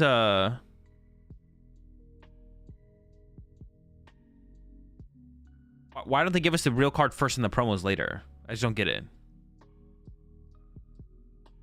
Your opponent has Latias EX and play. Does it affect Bundle's attack? Bundle's attack? Are you trolling me, Horsey? Latias in play. Does it affect Bundles?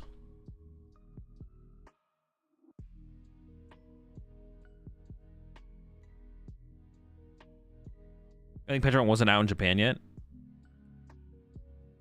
New bundle. This attack does 50 less.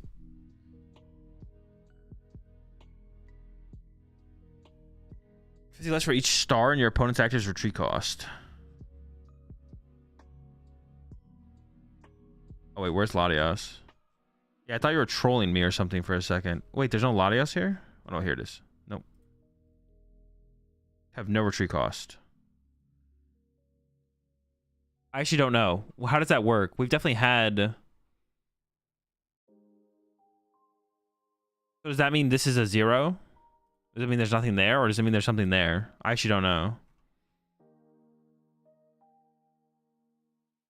It would do 200. Okay, interesting. I feel like that's come up before with a ruling in the past. We got the new Mousehold. Is this the Mousehold that we've been waiting for to make a Mousehold deck? Maybe. Family March for a colorless. Search your deck for up to 2 Mousehold or Mousehold EX and put them onto your bench. And then...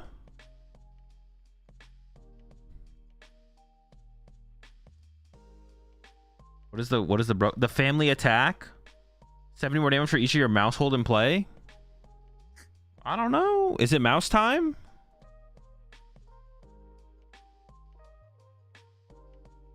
Probably not, but...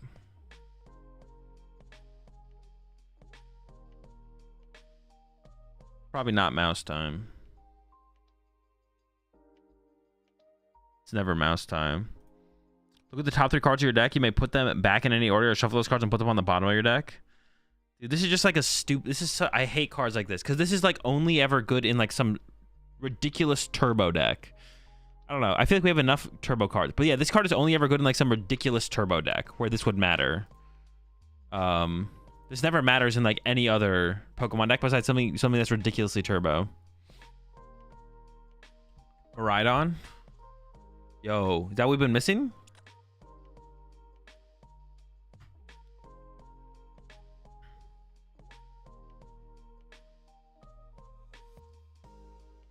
Also good for cards that discard the top card. I don't think there's any card that's synergized with that. Kyurem VMAX. The Cure and VMAX enabler we've been missing. Make sure he said it's gonna be in all decks that run Pokestop. That's what I'm saying. Like it's only good in like turbo decks, it feels like. But I don't think it's good. It's also just like it kind of seems like a bad card, but yeah.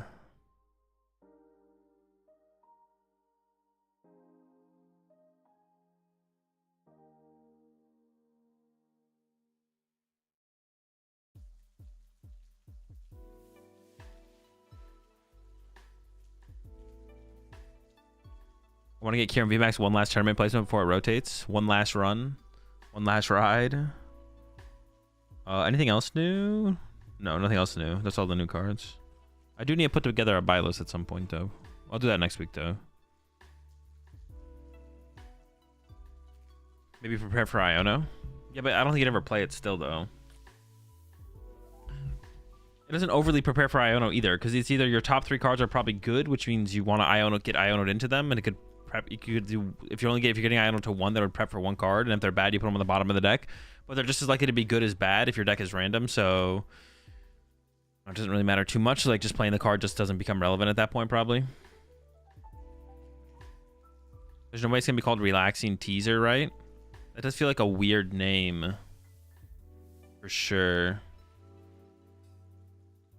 Maybe it will be though. What do you think of the discard 5 from your deck ace spec? I mean, it's a niche ace spec.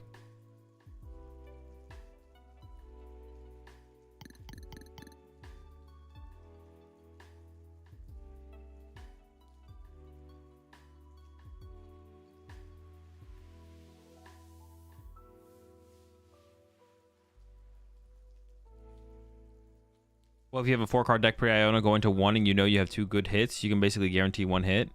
I know, but that's a pretty specific situation you've lined up there for this card. Did you, Bagel Blue, have you invested? Tell us right now, have you invested in Mystery Set? How much have you invested in Mystery Set? Why are you hyping it up so much? Check out the Muck from the older set that increases retreat cost of poison Pokemon. Good for that Glamora. I own a gold playset.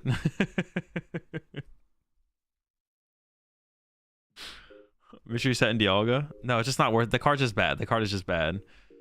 It's so much space for no value. It's so much space for no value. Or like limited value. The card is definitely just bad. Hey, and listen, I'm down to be wrong, but the card's bad.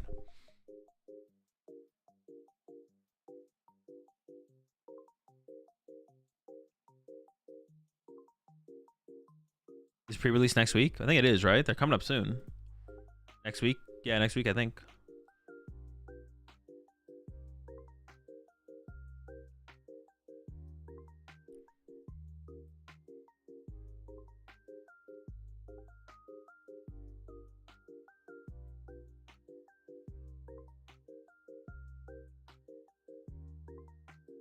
He's pumping the card for sure. All in on Mystery Set? What the heck?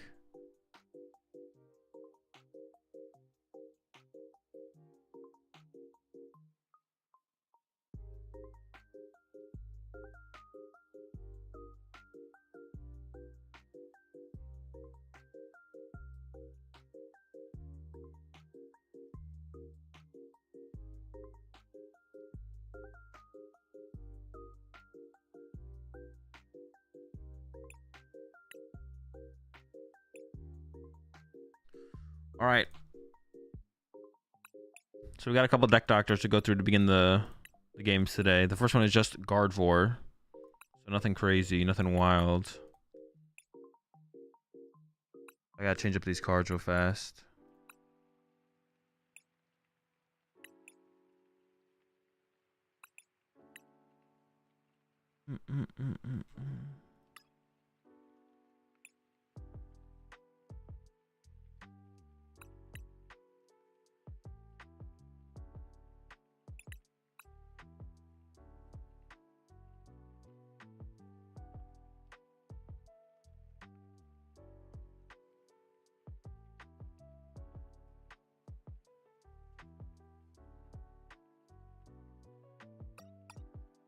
Memory skip? Oh, the memory skip Ralts. It's probably not correct to run that right now because of the Dragapult, right? You gotta cut that for sure. Just go back to 4, the other guy. Holy bling. Gotta switch it up. Hold up.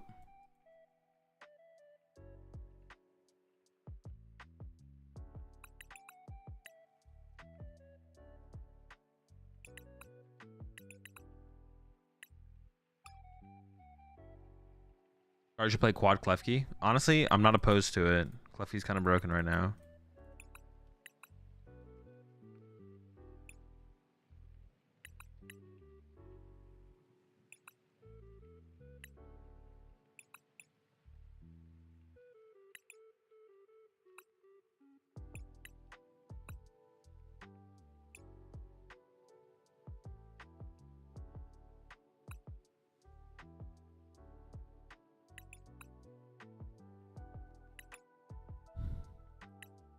Oh wait, what am I doing?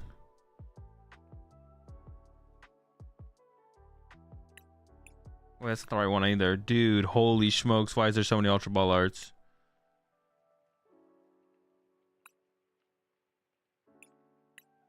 Where's the one I'm looking for? Am I tripping? Oh, there it is. What's the one that's in the deck? These. Holy smokes, we did it. Took a while. We got there.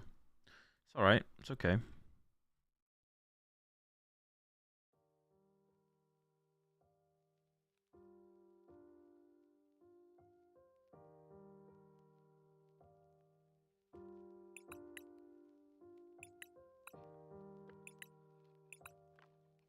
Dude. Man, I'll figure it out.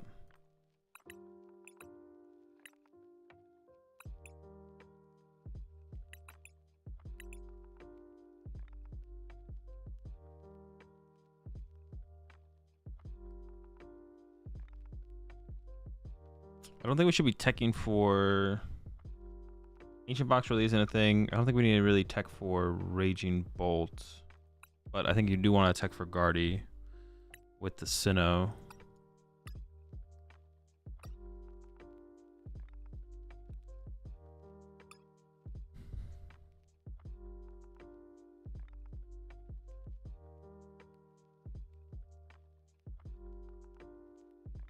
If you -1 then +1 of the art you want, then click off the card and go back onto it, you can go until the art changes, then you go minus until the art changes, then plus. Wait, what? So if you go, wait, what? I know you're saying something, but I have no idea what you said. I know you said something.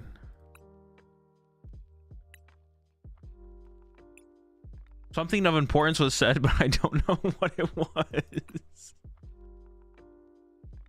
I don't know what you said. Yo, what's up, Mike?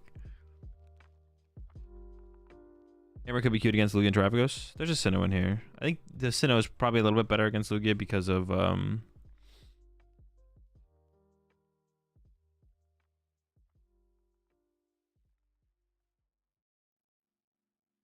know what he's saying, but it's hard to type out. Yeah, there's like some sequence in like the changing of artworks that I could do better, but I don't know what it is.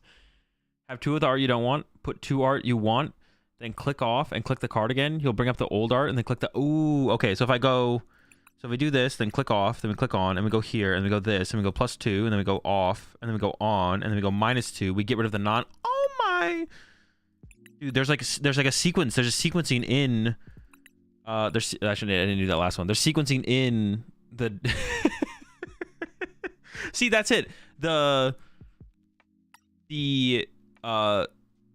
deck builder on PTCG Live is actually, it's just, they're just like, they just added like a skill element to it for sequencing. That's all they did. So it's not actually like that as bad as people think it is. It's just like, you need to learn the sequencing of it. You can do it without clicking the X. Can I just click off? Oh shoot. How do I click? Oh, so I can click here and then click. How do I, oh, I can click that? Or how do I not click the X? So if I just click off, click on, like that. So I can go, okay, so we can go -2, +2, off, on, -2, +2. Oh! Now we have 4 golds. Holy smokes. It's just a skill diff. The deck builder actually is like very intuitive, or not very intuitive. It's actually, you can do it really quickly. I don't want to say it's very intuitive. You can do it very quickly, but you just need to know the sequencing. You have to learn how to sequence properly. Okay. Just click the card. Oh, I can click the same card. So we can go here, -2. Find new artwork, +2. Click the card, resets. -2, +2. But then we go -2, +2, click, -2, +2. Wait, no. Wait, oh, that was weird actually. So if I went, now we have, how many, what do we have? We have 4 gold in here now. Okay, so if I go -2, -3, here, 1, 2, 3, and then click here, -1. Wait, why didn't it go to the gold one again? I'm so confused. Oh, because I don't know.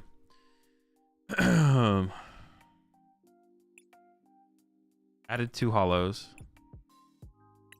Oops. Oh, but it's like, because it's what I want to be adding, right? It only works for what I want to be adding. Yes, maybe, no.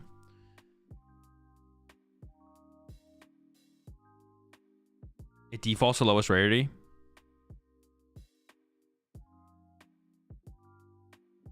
Need to practice the sequencing? Yeah. I need to practice the sequencing. Okay. This one might be a little bit late, but I'm still going to go through it anyways because someone submitted the deck. And I'll start, for anyone who submitted decks for Deck Doctors for October, I'm going to start those next week. I'll be doing like 2 Deck Doctor weeks a month. One will be like halfway through the month, and at the end of the month will be the when I do the Deck Doctor streams. I'm still catching up on a couple September ones because I'm a little bit behind on that, but I'll try. I'm going to be consistent with it moving forward. For anyone who is interested in the Deck Doctor streams. Let me see here. So if we're playing slow Guardy,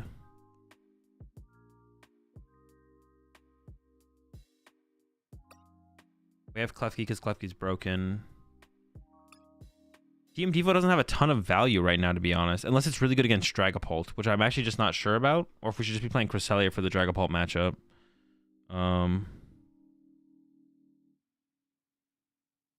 The Team Devo's value has definitely fallen off. Yo,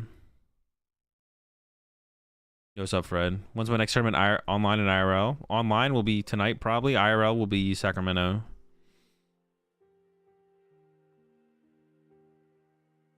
Zard is still out there.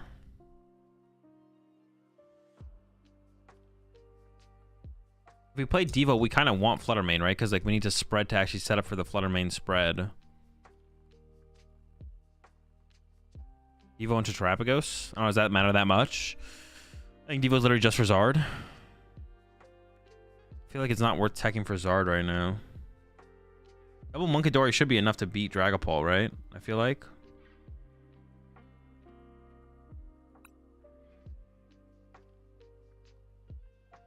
Would maybe want Cresselia, would be the thing for Dragapult right now. Crest would maybe be the ad, but then we can like cut this as well.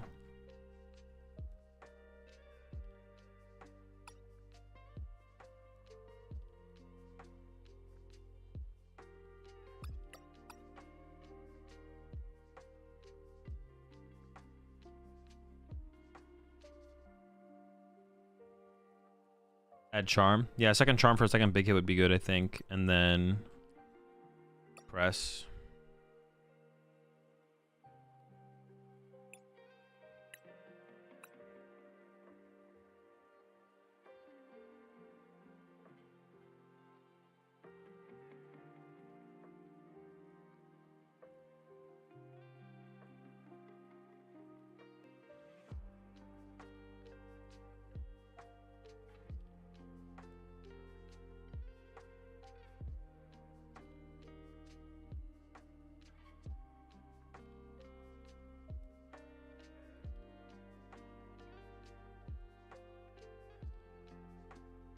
Okay.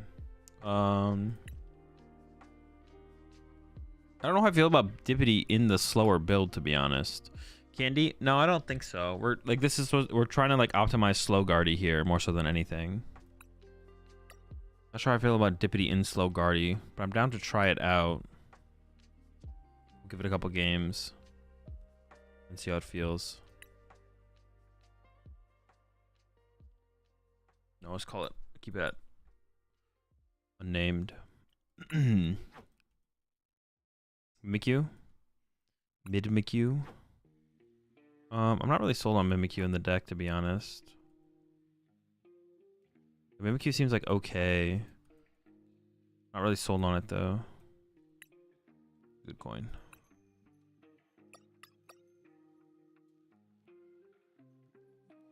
I'm not sold on Cress either though.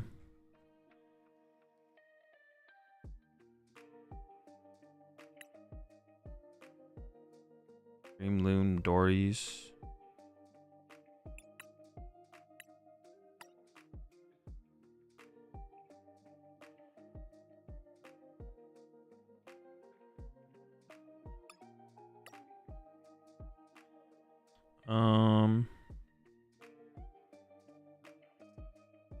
Mimikyu surely destroys Turtle and Bolt? Not really. They both have ways around Mimikyu. They have Dusknoir and Sandy Shocks or something. Every deck has a way around Mimikyu. No deck like struggles to KO Mimikyu. Or they can just gust around it and then they KO it, right? That's the thing, is like they either... It's like, yeah, it's like turn 1 Mimikyu is like where the value is. Turn 1 Mimikyu is where the value is. Maybe do like 1 Artisan still. You start to lose value after turn 1. After turn 1 Mimikyu, you start to lose value.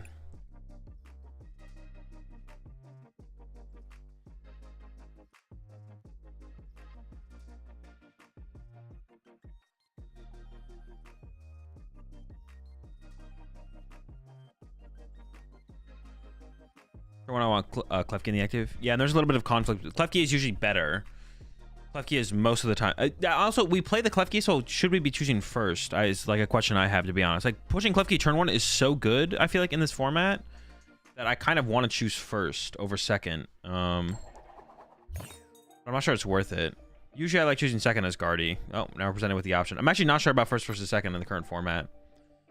But pushing Klefki is just so good against so many matchups that it probably is correct to go first. Uh-oh. Well, if I get an energy. One time.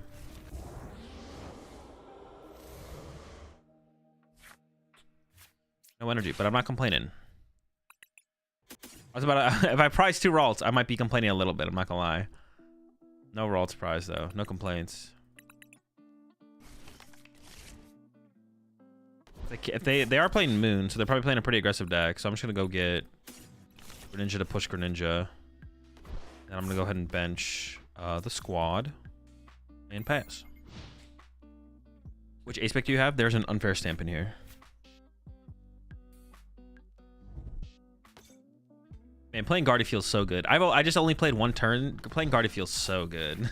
It feels so much better than playing most decks right now. Holy smokes. I haven't even played a turn. I played 1 turn and I'm already like, this feels so good. Holy smokes.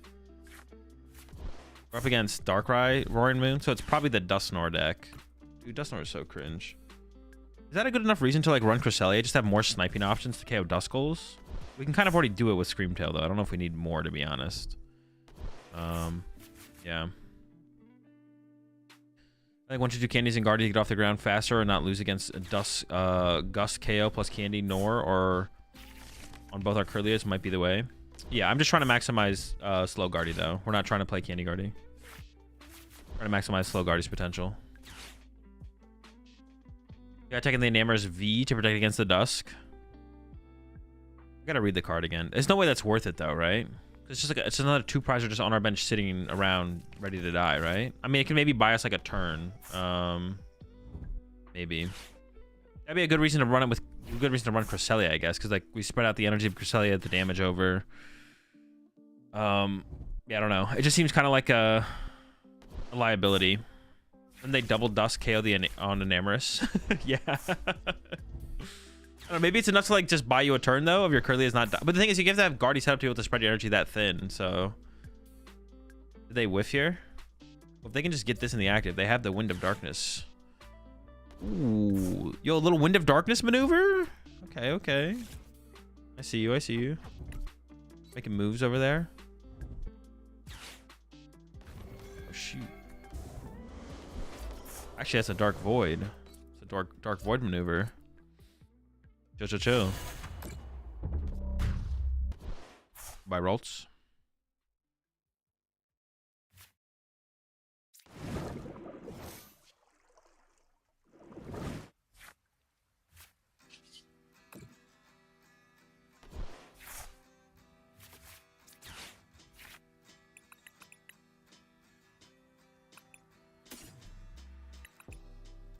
I don't really need to unfair stamp them here.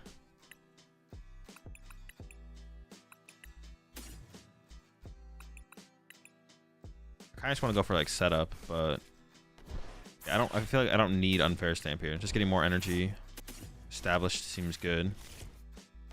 Cycle through the deck a little bit. Save the unstamp for later. Although if we are choosing first, maybe we should be playing a Hyper Aroma build. If we are choosing first, I could see an argument for a Hyper Aroma over the unfair stamp, to be honest.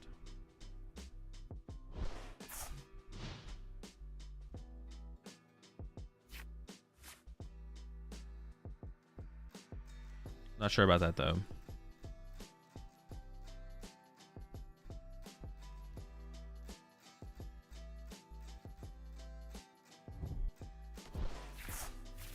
Let me think about that for a second. If we are choosing first in this format, to get Klefki in the active turn 1,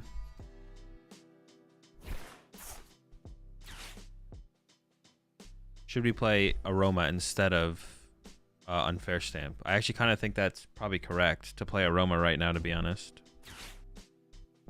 Dude, what a rat.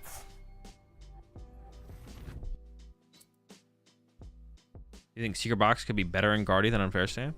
Yeah.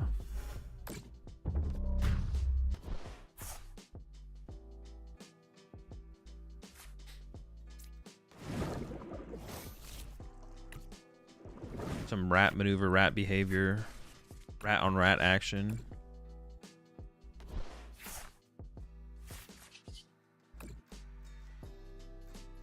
Hey, huh?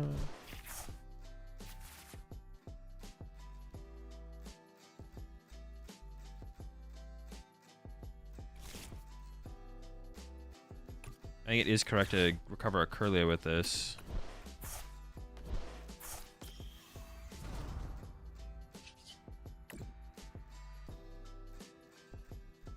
Iono or the... I'm leaning towards the Dory. Okay, pretty good. I do kind of just want to KO their active here, to be honest. Like an Arvin for Poffin.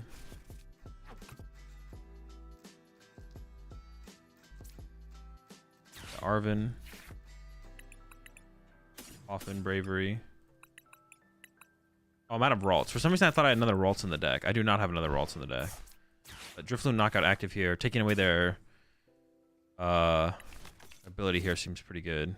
I have plenty of energy here, right? Yeah.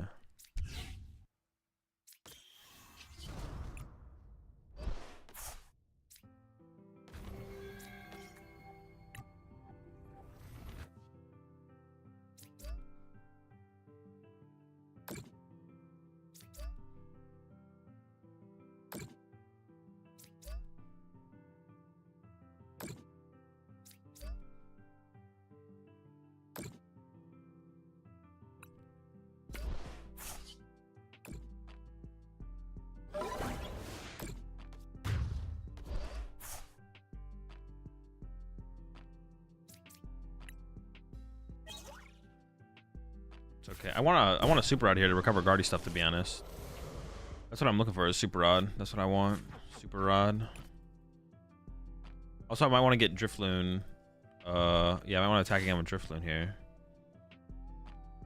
We'll see. Well, I kind of want to take away their... Would they get back with that? They get Pheasantipity? Yeah, okay, okay.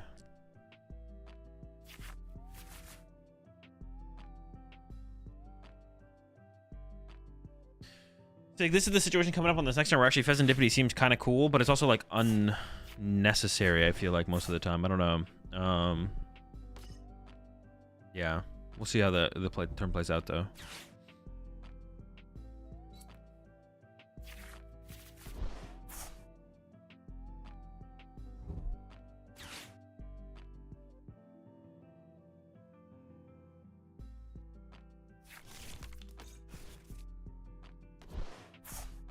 The runt. I mean, if they KO my active here, though, well, actually, no matter what the KO, they lose. Well, hang on, they could have a vacuum. Okay. They could have a vacuum. Nope.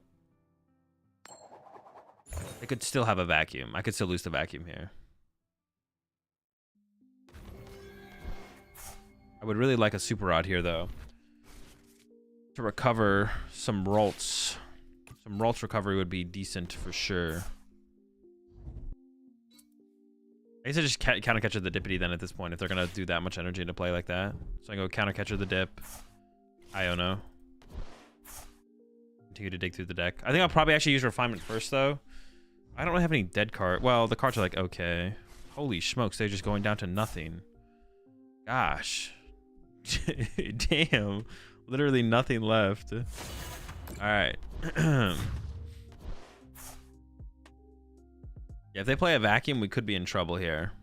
Well, we'll probably just lose if they play a vacuum, to be honest. We kind of are hoping that they do not play a vacuum.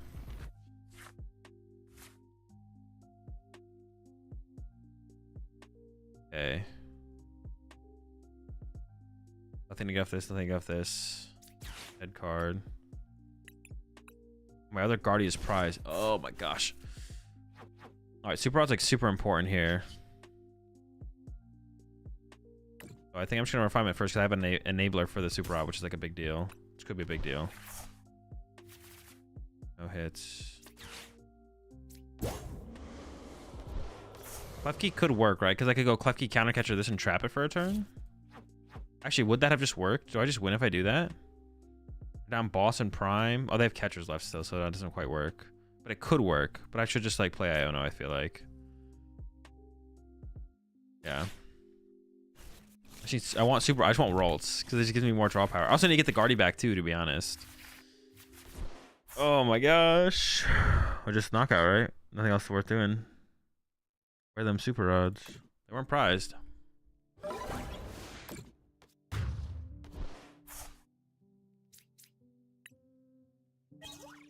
not get the Guardy. Yeah, if they have vacuum, they win. If they don't have vacuum, then we win if we can find a Guardy. But we need to find a Guardy. So I was hoping to get like down double. I wanted to get down like double rolls this turn, so I had more Curlia draw power on this next turn. You missed the Fez play. No, if I put, I literally just lose to a gust effect if I put Fez in play.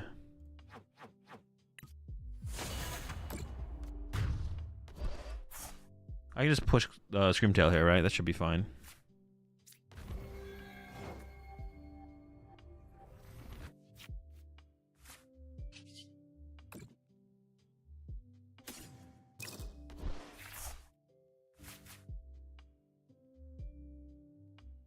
How many Ultra Ball do I have left? 2? Probably correct 2, but they weren't in my hand. Alright, so it's correct to concealed cards first. Dude. Actually, I hit a Super Rod or an Ultra Ball. Okay. Dude. I was like, alright. At some point, right? Definitely. I was getting unsure at that point, though, to be honest. Alright.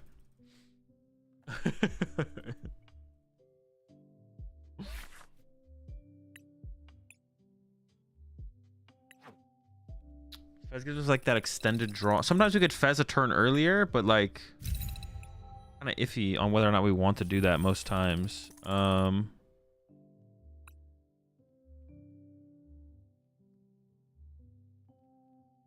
I feel like if we're choosing first, I feel like I want the Aroma in here. When we're choosing second, Unfair Stamp feels better. Because the chance that we use Aroma is so much less. But if we're choosing first, the chance that we use Aroma is so much higher. So I feel like Aroma is just better if we're choosing first. Really, it kind of depends on the meta, on whether or not we're choosing first or second. I feel like that's like a big part of that.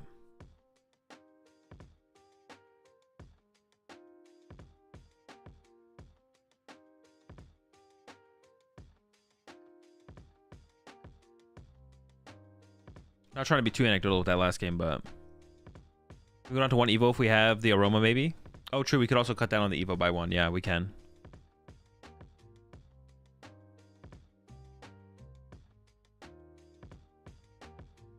We mess around with Grand Tree for Guardy. No, but there's no way to find it. We don't play like Force Sealstone and Rotom and all that stuff. I mean, we could, but yeah. We tried Lost Box after Stellar Crown? No.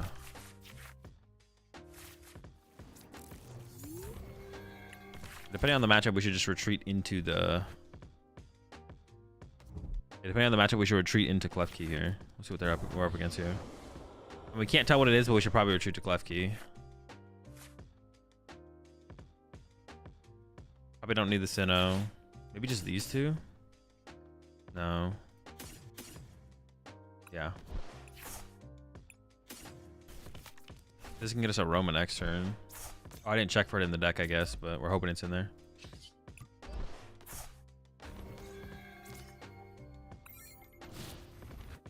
Yeah, we can go down to 1 Team Evo if we're playing the Aroma, so that gives us like one more spot to work with. I like that. It's probably Charizard. Charizard matchup's tough. Shutting them down with the Klefki early is still decent, but it's not like that big of a deal. As big of a deal. Depends though. Is there a general rule on when it's correct to solo Chops and Lugia? No. Everything is situational. When you 100% lose the game if you don't do something right now, I guess, would maybe be a reasonable answer. Okay, it is a Dusknoir deck. It is not... it's probably not Charizard. It's probably like Palkia or something like that. Yep. But Klefki's that much better in this matchup, so getting it out there. Chillin'.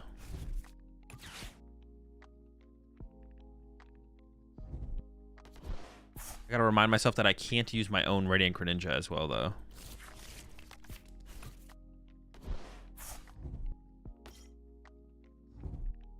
Judge? Yo, I've been kind of hyping up Judge recently. Could Palkia be a quad Judge deck? Judge is kind of broken.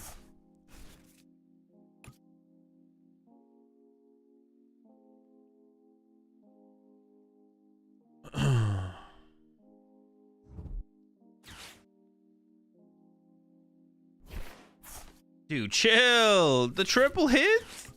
Chill. Alright, we probably need to Evo out the Guardy EX just to protect it on this turn.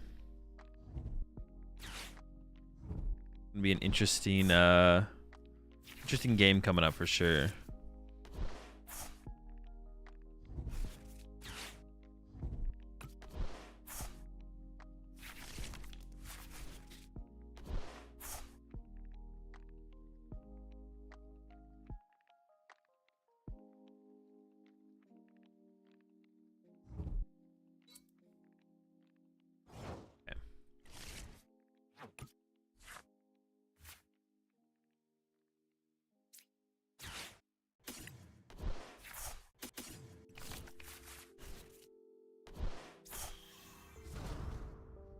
See what can be found.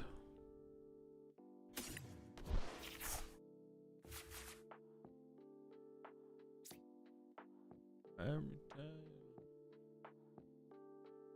still want to play around the Greninja play, right? Yeah, I still want to play around everything here. Often. Maybe just get another Evo for discard fodder later on, to be honest.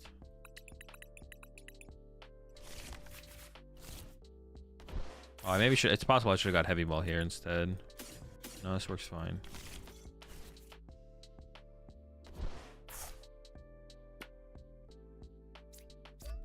We should evolve one of these into the Guardy EX though, right?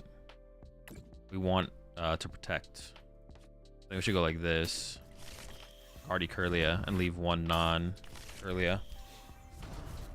That seems fine.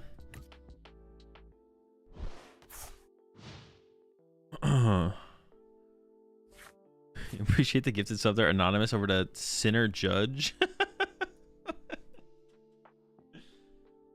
Is judging a sin? Okay. I mean, that is we know they have Candy Dusknoir in their hand.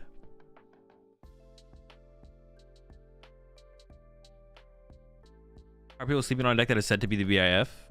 Wait, what deck? Am I shooting the regional tomorrow? Yeah. People sleeping on Palk Dusknoir is better than. You ever saw on Palk Dusknoir? It's better than Terapagos. I agree. I think it's better than Terapagos as well. It's a better deck. Wait, who's calling Palkia Dusknoir the BDIF? I think Rahul will go 9-1, 9-0 day one again. No, probably not. We'll probably make day two at least though. Definitely could go further. Oh, I shut off my own Manaphy with the Greninja. Oh, maybe I shouldn't have done that. Actually, I completely forgot about that. I completely forgot about Klefki shutting off my own Manaphy. So I guess I just shouldn't have gotten the Manaphy, right? There's like no reason to have gotten the Manaphy. Good meme. Good meme. Everyone laugh it up. Get your chuckles in. Yeah, well, I guess I just don't get anything then, right? I guess I just don't get anything.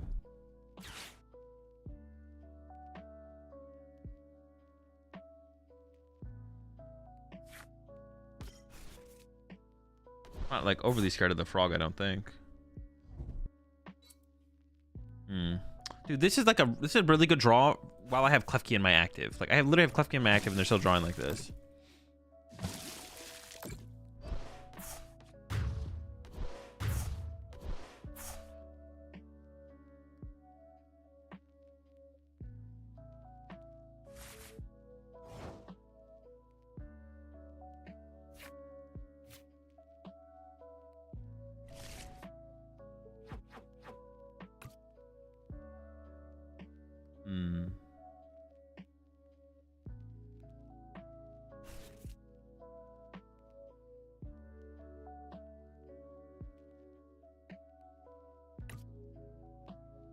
Yeah, Manaphy in play is obviously kind of an L.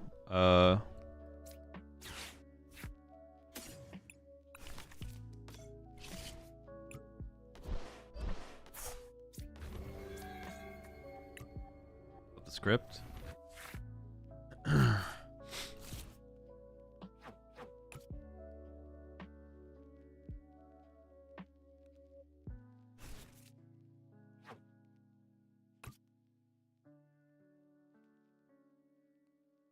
Man, I'm like pretty scared of what they can do on these follow. I don't even really want to KO this. I want to like punch this but not KO it. But this going to get counter catcher feels pretty weak. Wait, counter catcher Bravery Charm.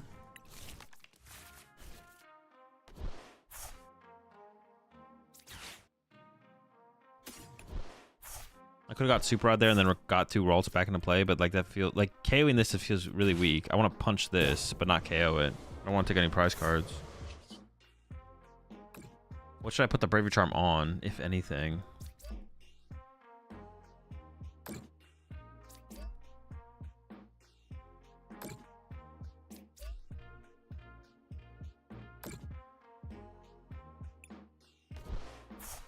Should I put this anywhere?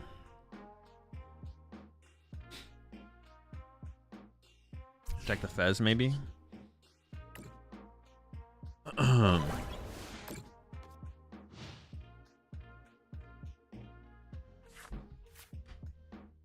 we'll see.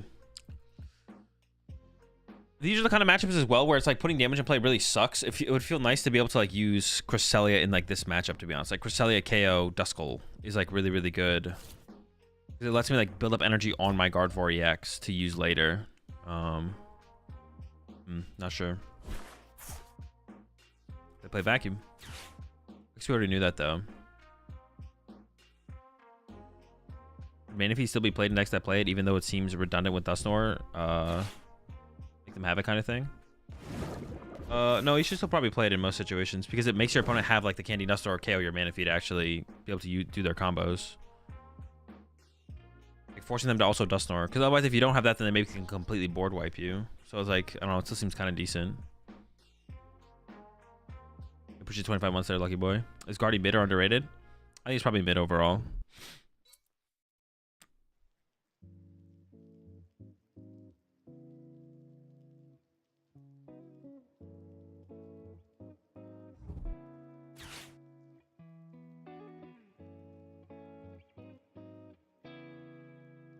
They don't KO me, right? They're 20 short. Yeah. They're close though, and that's kind of. Oh wait, they have the Dusclops. They can KO me this turn. Oh boy. They're gonna go down to 2 prize cards. Okay. Not looking good, folks. I got a prize card though. Okay, that's a good. That is a good prize card to get. I have to like push Manaphy here so I can use Dippity to draw cards and then retreat to Klefki or something here.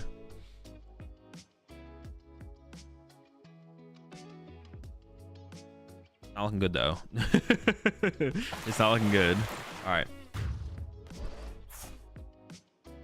But I think we have to push Manaphy here.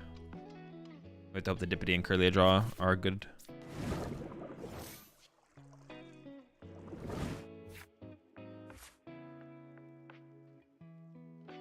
Okay, I can start with. Oh, do I ever use the TM Evo actually? I could definitely use it actually. Get rid of the Poffin. Maybe I should have taken a Dark Energy there actually, to be honest. Because then I could have. Well, I don't really need to establish Monkey Dory here, I don't feel like. I would like an Iono. But it's not coming together so far. No, Double Psychic is actually probably correct, because I might want a Hard Retreat. Feels like I have to counter catcher here, but counter catching sucks. I want to save my counter catcher for a later turn. I guess I can TM Evo out a Guardi EX here though. I guess that's something.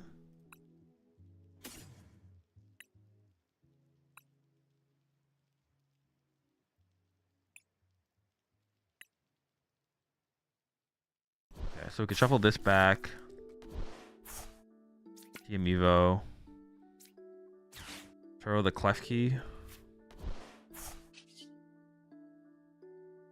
And like I said, I kind of want to save my counter catcher, so I'm just gonna go with the evolution here and pray.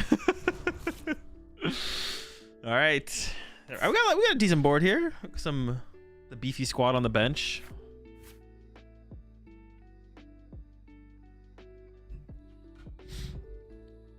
A decent squad on the bench here.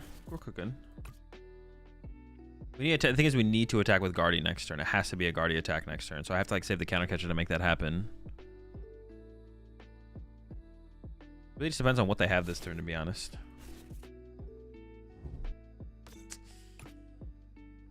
I mean, I have a hard time believing that that does not lead them to game here. We'll see though.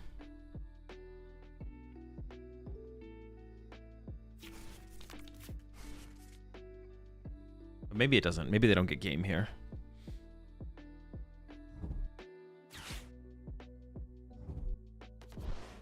Okay, there goes Vacuum.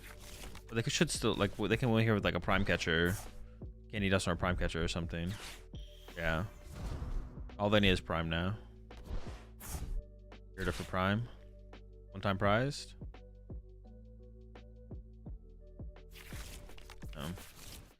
Alright. Could they ever mess up? I don't think so. But they just bring up Dippity and then they pop Dust Snore, retreat. Yeah, they can't ever mess this up. Concede. The Dippy, we've used it 2 games now. I mean, we have been getting value out of it already, and it hasn't felt like a massive liability. I mean, we did lose that game, but without Dippity, we wouldn't have been in that game.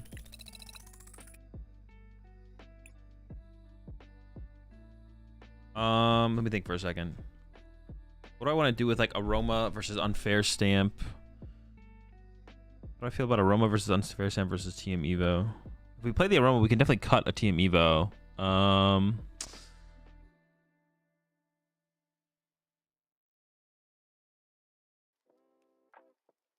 do kind of want to get the Cresselia in here, to be honest. Getting the Cresselia involved sounds kind of cool. It's like a really good attacker for KOing Duskulls. That's like what I like. It's like really good for KOing Duskulls because it allows us to get energy on our Gardevoir without damaging our Gardevoir. Which is cool.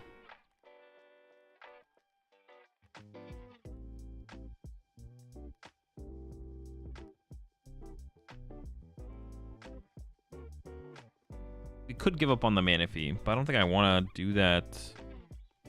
I don't think I want to give up on Manaphy.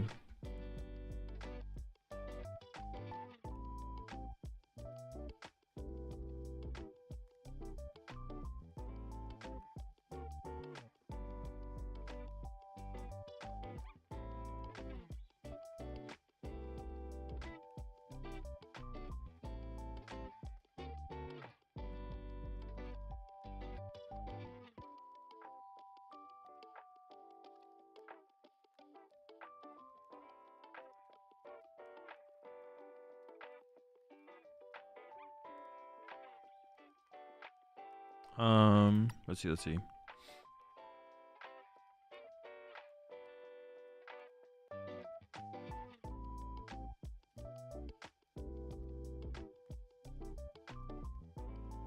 What did you do before your full-time Pokemoner? Landscaping.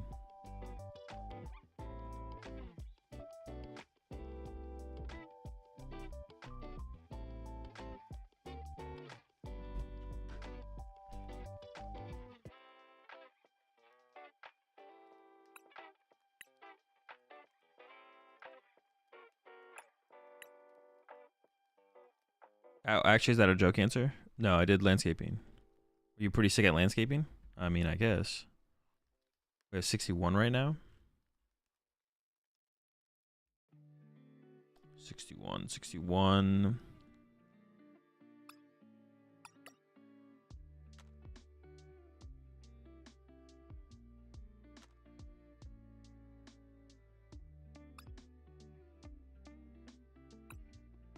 Oh my gosh, the hidden gold freaking nest ball.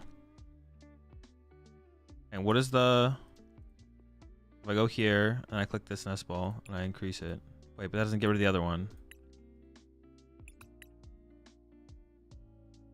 Does that only work from going, getting rid of the other rarity?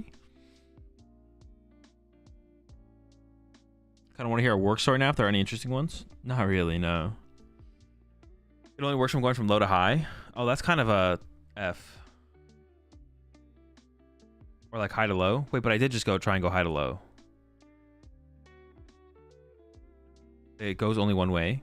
Does it depend on where you start?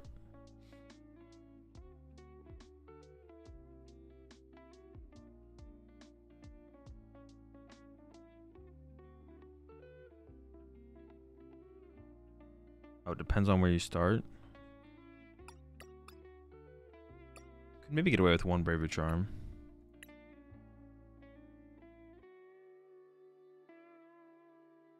Maybe that's the cut we can try and get away with.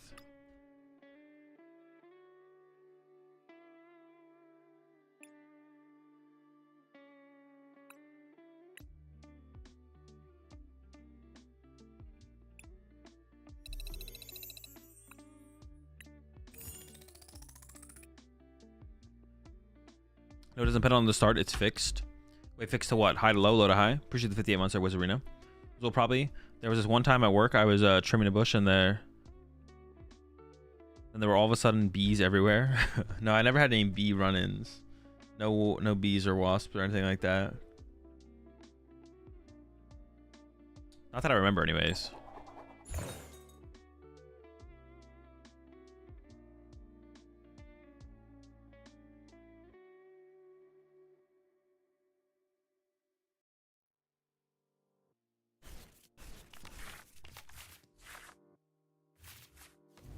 We're going first or second? Second? Okay.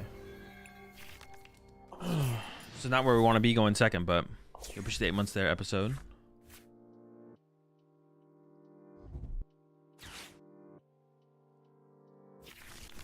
Charizard? Okay. I only have one Bravery Charm now. I have no TM Devo. That's gonna be tough for sure. Dude. Don't do it to me. Double Duskies?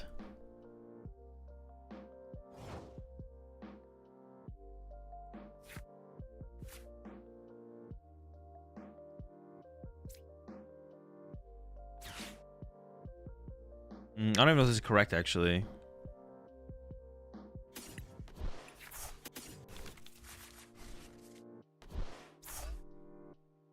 I do want to get an energy down here. I said I'd rather have it be a psychic. And it does like cycle my psychics, but losing a vessel actually feels kind of weird, to be honest.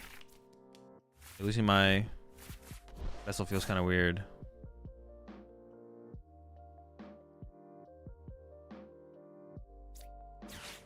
I mean, we got to hide for a turn. We may as well hide behind a Clef Key, right? I don't see a better thing to hide behind than hope for the best. Giving them Artisan with this current board set doesn't matter that much, to be honest. So I think we just give it to him. I get my third Ralts. I guess I could burst for 10. Does the burst for 10 ever matter later in the game to actually KO the bird? Maybe. I'm gonna burst.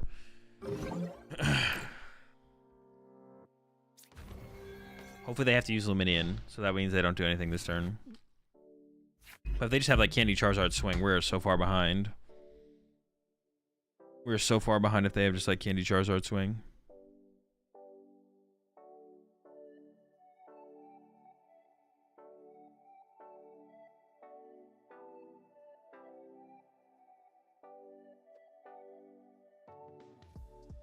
One time living off Luminion.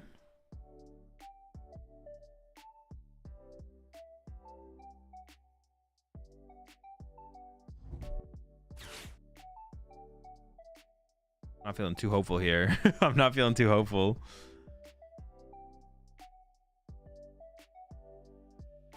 Watch them blow all 4 candies on this turn and wipe all of your alts. Technically possible, I guess. It'd have to be a pretty crazy hand. Definitely has to be a pretty wild hand.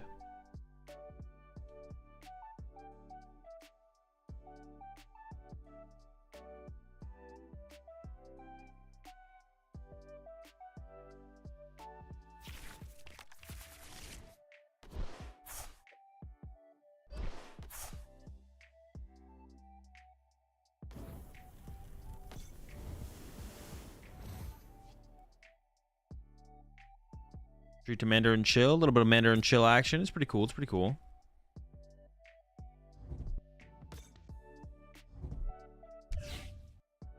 Ooh. They did have Luminion in the hand, but they also had Arven and didn't prize Force Heal Stone, so... I assume this means Candy Charizard is on the way. Which is not good for us. We're so behind here. Alright, alright. Figure it out. Still make the comeback. Still winnable.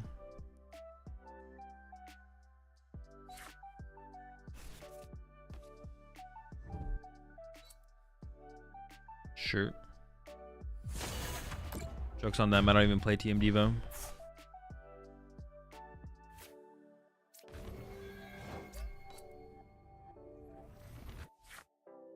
Okay, that's a pretty good top deck.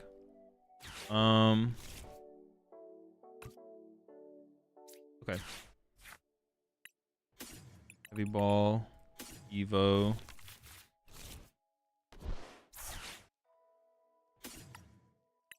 Good prize a Curlia. Maybe that means I can just leave this Ralts in the active then. If I like prize a Curlia, I don't really want to lose a Ralts still though. So let's go get something else to push in the active here. Something that could be useful though. If they choose to ignore it. I guess Cresselia is probably the worst Pokemon here. But could still be useful. And then I could play Temple of Sinnoh. I mean, they're not going to be getting out. I'll probably be getting more value out of Artisan coming up than them. Okay.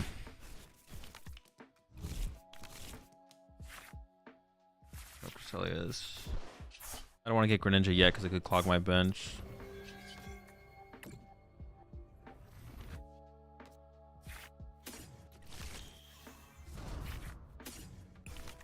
Maybe I should have played to one less Ralts though overall. Maybe I didn't need that last Ralts. It does feel kind of nice to have set up, but I'm not sure it's correct to actually put in play. We'll see. Yeah, I probably should have actually avoided the Ralts. Okay. I can one-hit KO their active with Monkey Dory, Drifloon.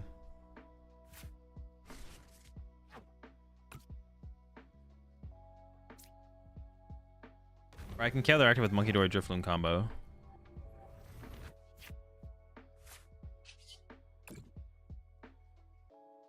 I need the Bravery Charm. I need a lot. Oh, Bravery Charm, Dark Energy right there actually. Oh shoot. I need one more energy, right? I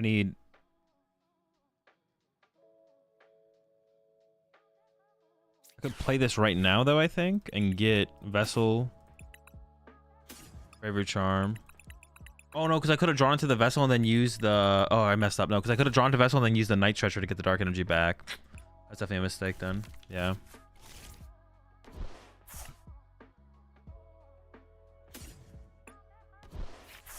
Yeah, no, I whiffed. But I could have kept the vessel in the deck before I actually dug.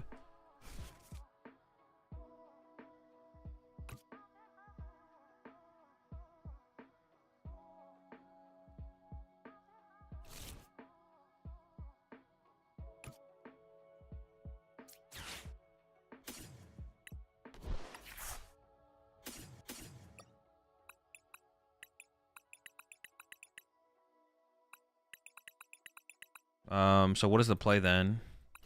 Screamtail the Pidgey? The most I could have done with this guy was 300, so I'm coming up a little bit short. So Screamtail the Pidgey seems best. Just take away their... I don't really want him to get Pidgey out online. If I can avoid it. Is that too slow though? That might be too slow.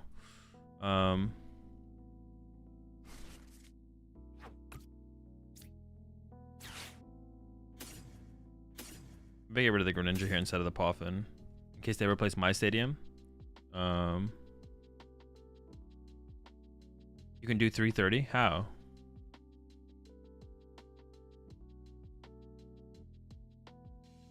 Am I tripping? I don't think I can. Oh, I'm short of Psychic. I'm short of Psychic.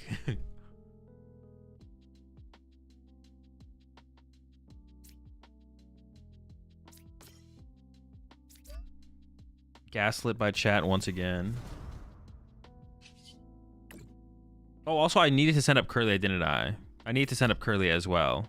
Or, yeah, I need to send up a Curly and not the Ralts, because this only generates 20 damage.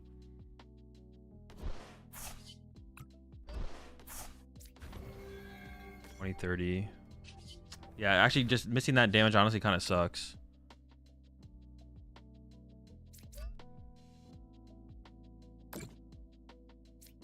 Yeah, I want to take away Candy Pidgey out for sure. Then we'll have to just go from there, I guess. Honestly though, hang on. Actually, I think I do Psychic Embrace one more to this Ralts. So I can move 30 over. Unless I should go after the Duskulls. I'm actually not sure in this matchup, to be honest, if we should go after the Duskulls or the... Or if it's fine to just go after the damage on the active like this. See, I see why I shouldn't put 4 Ralts in play though. 4 Ralts was too many. I'm gonna threaten a Duskull.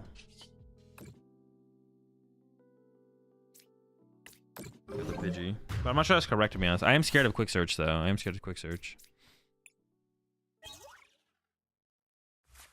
But like I said, I should have actually refinemented first, because then if I draw into a Vessel, then I could have played the Stretcher for the Dark Energy. I could have got Stretcher for Dark Energy.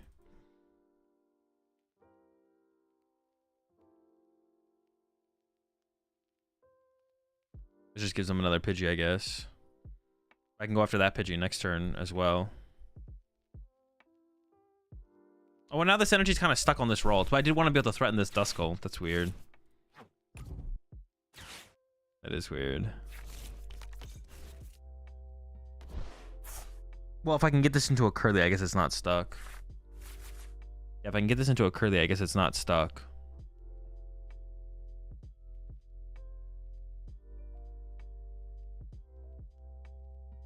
That'd be the goal next turn, get into a Curlia. I should avoid just push a Curly anyways.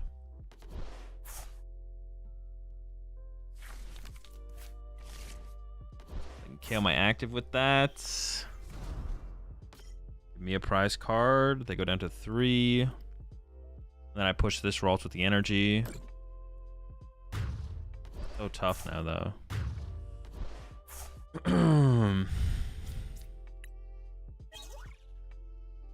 Okay. I'm down my unfair, yeah? Yeah. I need to get into an Iono. Dude, why does it feel like it's been so hard to draw Ionos? We have used one. We have used one. I need to go Iono, countercatcher this, punch it with Guardy for 190 though. And then draw 4 prize cards next turn. That needs to be the play. They go down to 2 prize cards left. I guess I could not attack with Guardy. I could attack with a 1 prize. What can do enough damage though? I can do 180 with Drifloon into this. I need Iono. I need to go Iono countercatcher. Not just. I guess if I have to just countercatcher through Arven, I could do that as well. But Iono countercatcher is optimal. Okay, there's counter. I could grab Fez here, actually. Hold up. I could get into Fez, so I shouldn't have used this yet. I forgot about Fez here. Using Fez here is fine.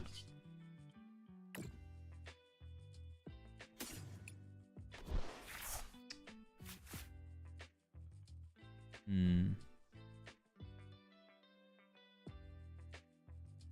4 through Anno? 4. Maybe I should have... Oh, no, I couldn't have bumped the stadium last turn.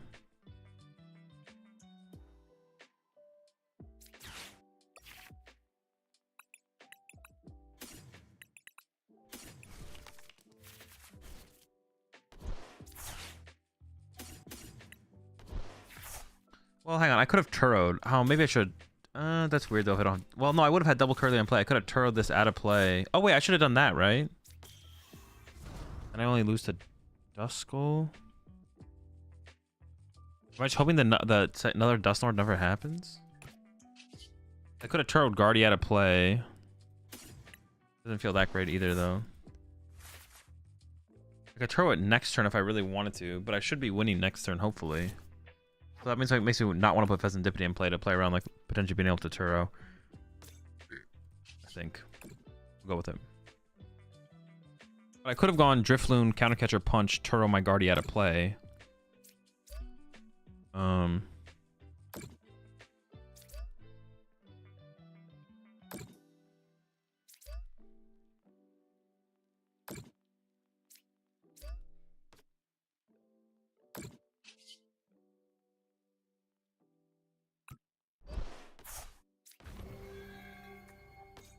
I can go Countercatcher this.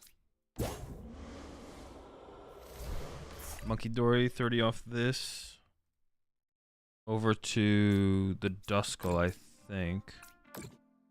I have 2 energy in here to load up next turn. And then I could bench Pheasantipity and draw this turn, but I could also just Turo this next turn. I could just like Monkey Dory KO this plus Turo, and then that's like another line. Oh, I think we just chill with this though. We'll see what they have. I'm not feeling super confident about our situation, but...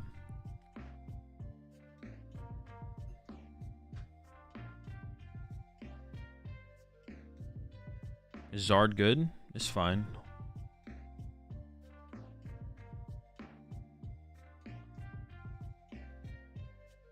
I just don't understand what he is saying. Why is the energy stuck there? KO active, retreat.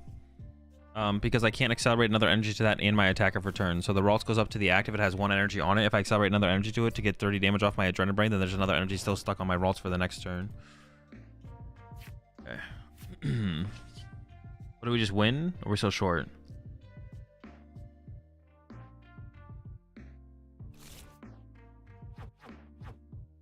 Win with Screamtail.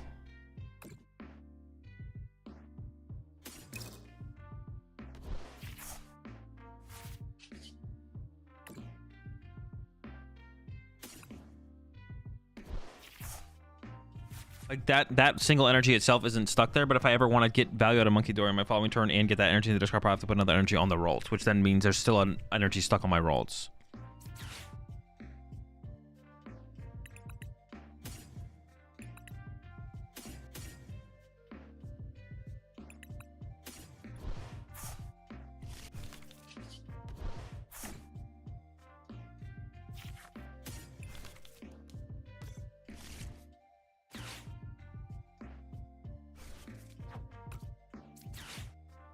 I could have moved 30 off that, I guess, before I did this.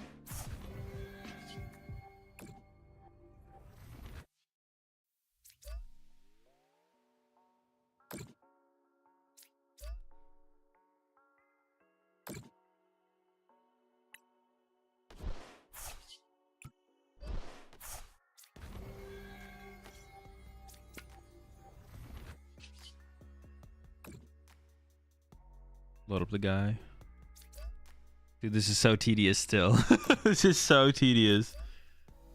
Alright, we'll get there eventually.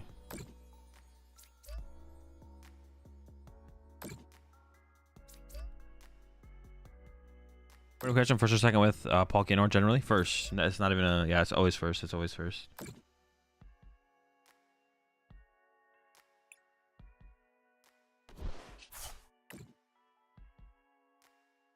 Dude. Oh shoot. Animations, animations from like abilities and stuff is so tedious on PTCG Live. All this animation stuff is so tedious. It's still not even letting me click Roaring Scream. Oh, because I have to send a Pokemon, I guess. But you can let me click it.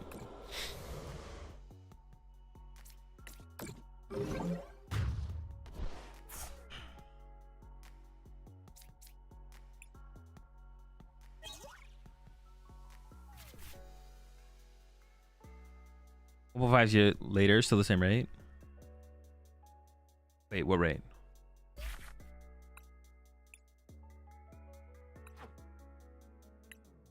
Okay.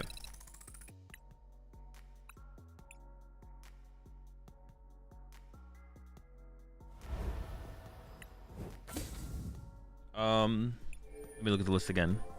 I think we're gonna call it here for this. I'm still like not rate of guardian animations and actions per turn. Oh yeah. Years. Have you seen if someone tried to make a Blood Moon or Saluna deck with Dusclops? Have I seen if someone tried? No. I mean, people have.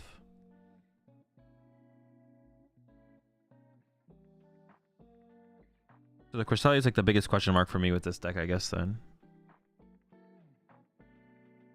Yeah, the Cresselia is the biggest question mark for me. It's like, is the Cresselia worth it? I'm not sure. I like the idea of it. I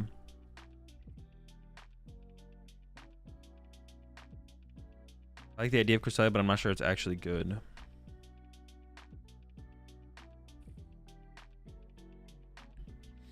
Crestalia's good for Pult. Yeah, I like the idea of it KOing Pult and then... Or I like the idea of it for Pult and just KOing Duskulls. It just seems really good for KOing Duskulls.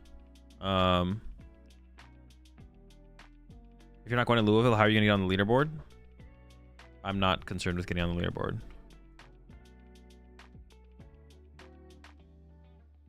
I'm not concerned with getting my Worlds invite this year. If I win a tournament and get my Worlds invite, or do well enough at the events I go to and get my Worlds invite, sure. If not, sure.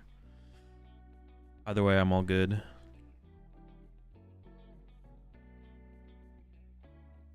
Okay, I think I like where we ended with this. There's a little bit of wiggle room in the Artisan and Nest Balls as well.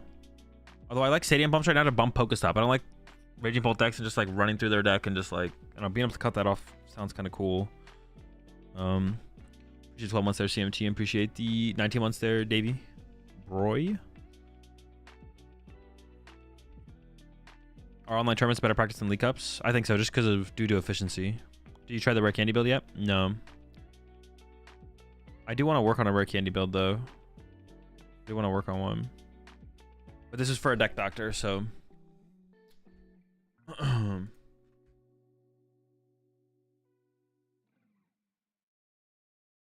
Okay, we got one more deck to doctor here. And this one I'm actually kind of excited to try out. I mean, it's just Palkia Dusknoir, but it is a little bit different. I can just go change this build. Or how do I duplicate decks?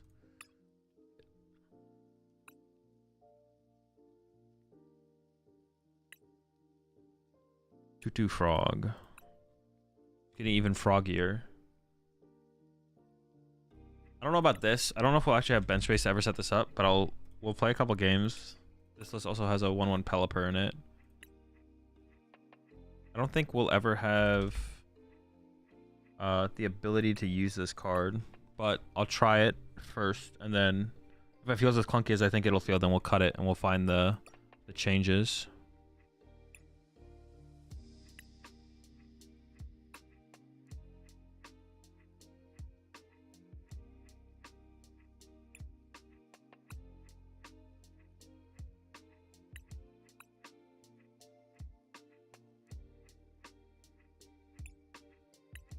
What the fuck does that Pelipper do? It searches your deck or discard pile for a supporter card and puts it in your hand. There's 2 other cards that I need to cut.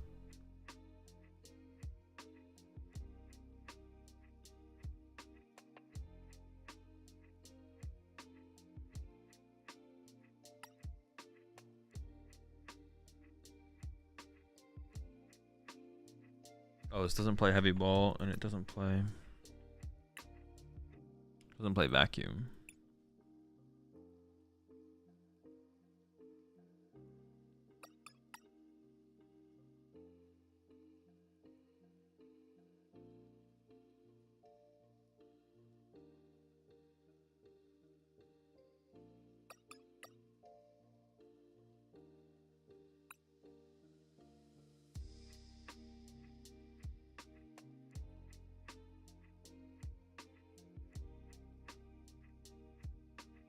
This Pelipper is actually a decent card, but when it came out, Lost Box was so prominent. Yeah, it's like not terrible. But your Wingull is cooked.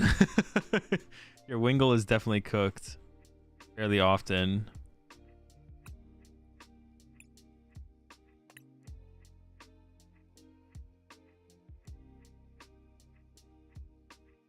Wingull stays cooked.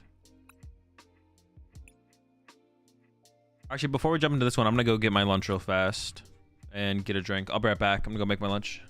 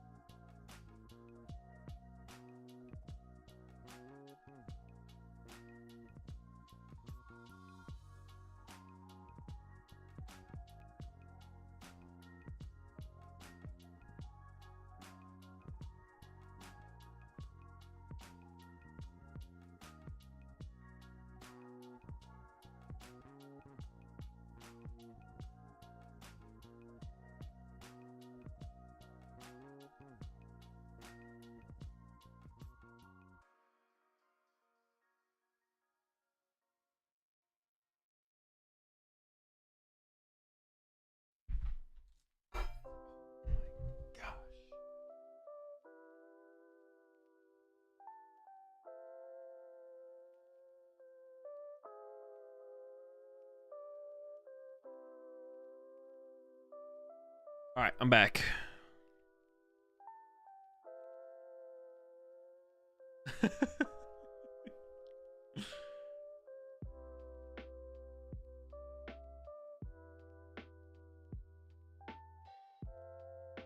Brand said he's using a strong non-Kirlia draw engine in his Guardy, and I'm wondering what that could be. Is he going to Louisville?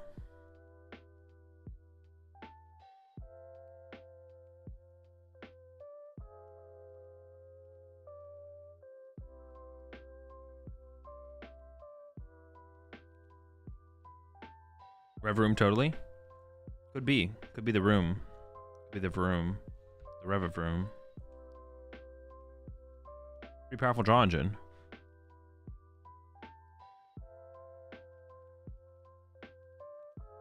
All right.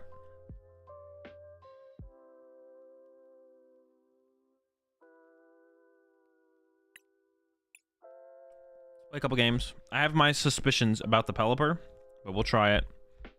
And then we'll work it from there.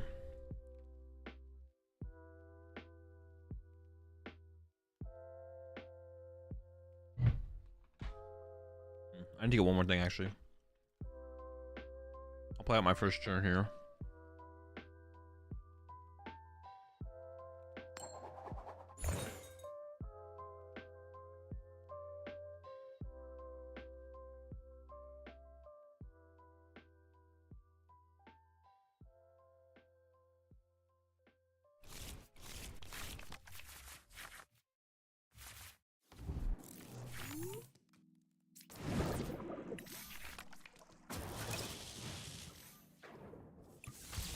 They went first, okay.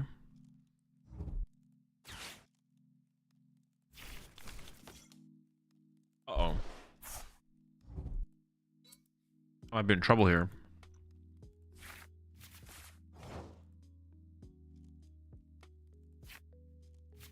Okay, good top deck.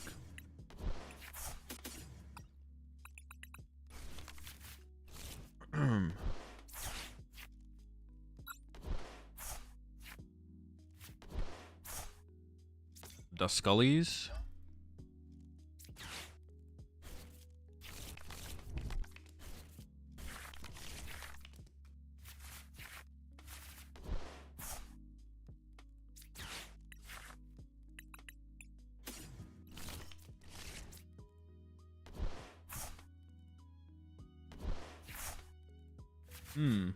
That's pretty good, right? I don't need to do anything else. I could hit the Pokestop. We got the Froggy Fresh, too.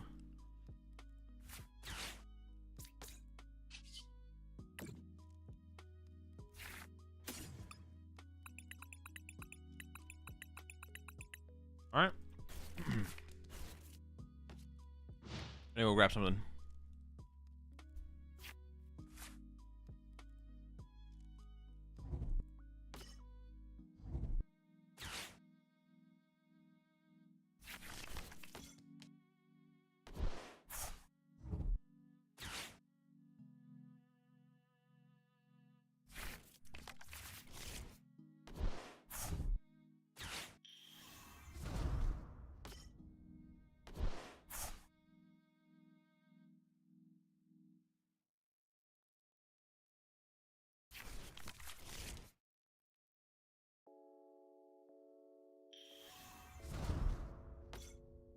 Oh my god. Dude, they don't even have Candy Dragapult. You're done, buddy. Back it up.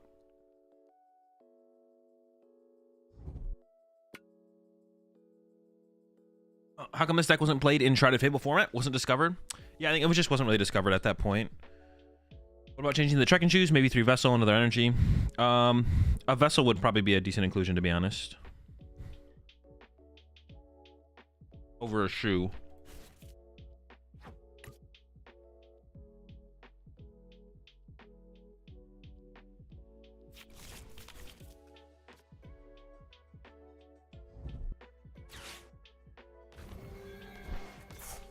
Yeah, they're cooked. Like, this is done. Pack it up. Cook.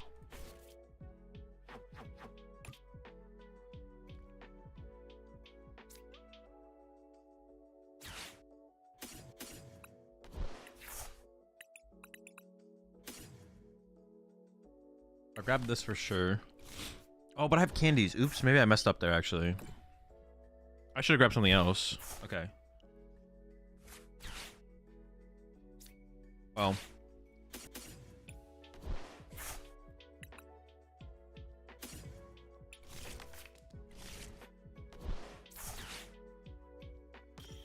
This is still fine. Yeah, it's still fine. I should have... I shouldn't have hit Pokestop first, but I should have probably compensated with candy instead.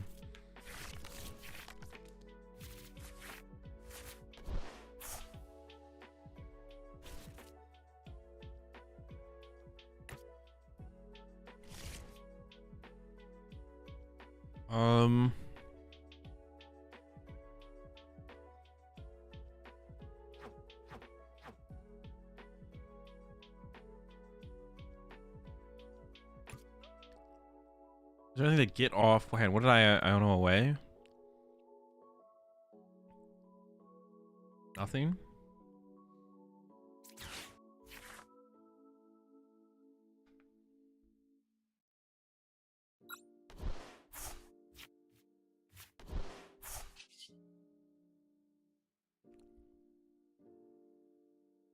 Is there anything to grab off of this?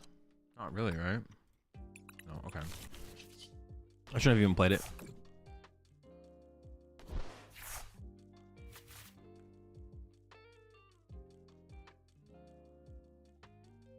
It's weird if I go for the Palkia play though, because well, hang on. I can see one more card here. It's weird if I go for the Greninja play because I have no energy on board. But I could get into the Greninja on the next turn, I guess.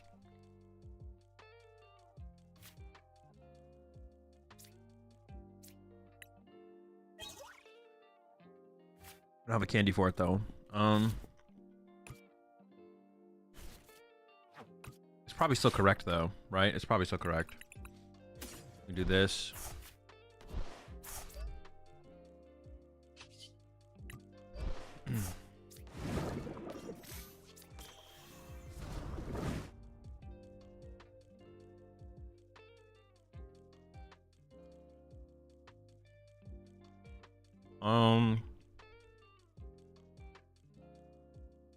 I think.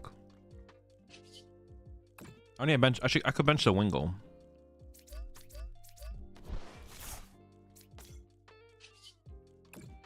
Yeah, we can bench the Wingull here, I guess. Sure.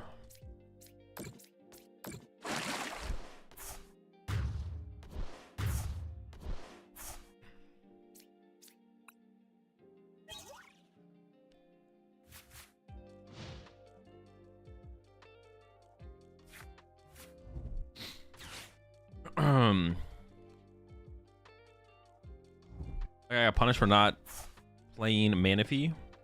Well, if they had Manaphy, I know it's like weird if they had Manaphy there.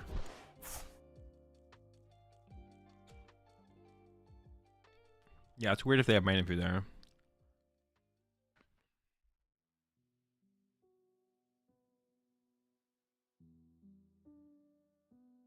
Because, why is it weird if they have Manaphy there? It's weird if they have Manaphy there because it's like one more bench. Like their bench was full. I guess they just want to have Duskull in play though.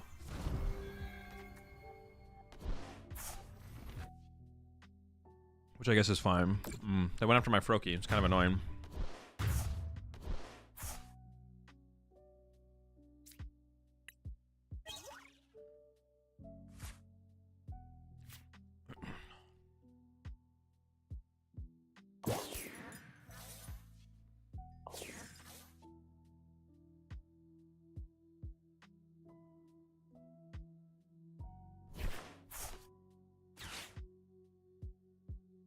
They could have Razard this turn.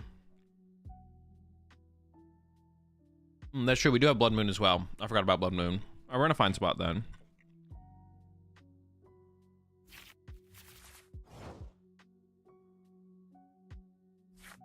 Yeah, we have game.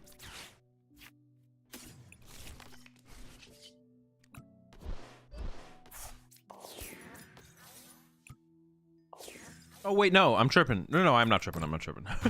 I thought I would. Wait. No, I am tripping, dude. Holy smokes. I don't win with this attack. I can't even attack with this.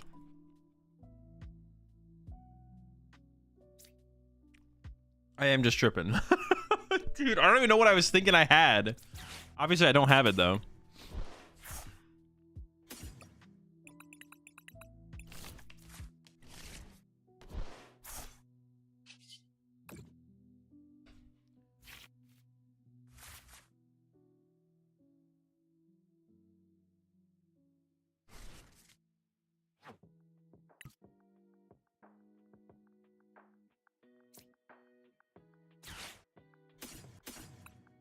All right. I mean, we're still fine, I think.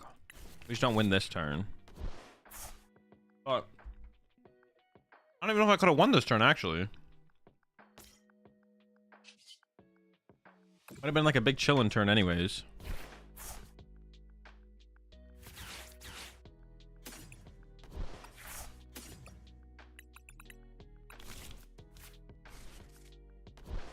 Yeah, I'm literally just trolling, to be honest.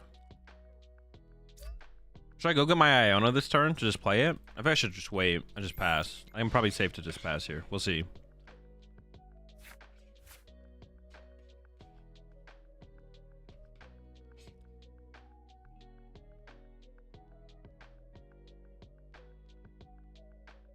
We're chilling.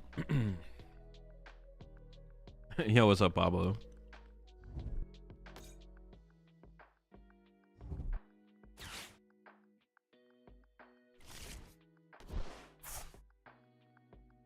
Thinking of cutting Ultra Ball from my deck that plays Pidgeot, Rotom,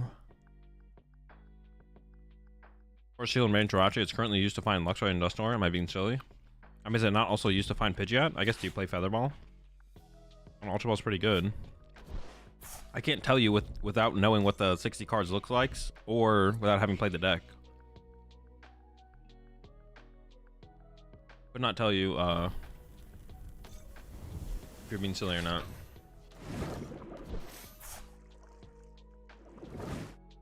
All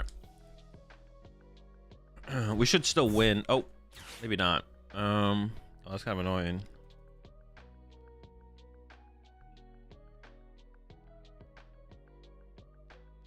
I guess this, like, I can't use that this turn, but I can use everything else, so. And if they did KO my active, then I could stretcher for it back.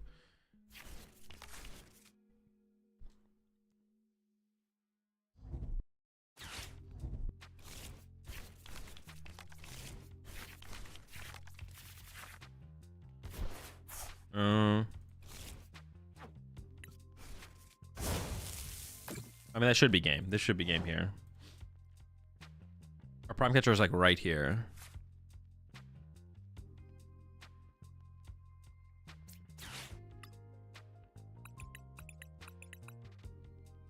I could concealed cards. What's on the bottom of my deck? Stretcher, Pelipper. Bottom 3. I'm guaranteed to draw 2. I concealed cards for 2. Then Iona for 2. I'm not guaranteed to get Dusclops Stretcher. I probably should just grab energy, attach energy, play Iona, I think.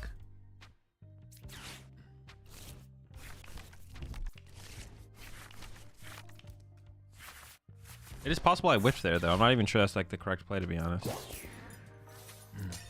For some reason, I was counting, when I was thinking about attacking with Ursaluna, I was counting my prize cards, not their prize cards. But then the card would be truly broken if it was based on your prize cards. I'm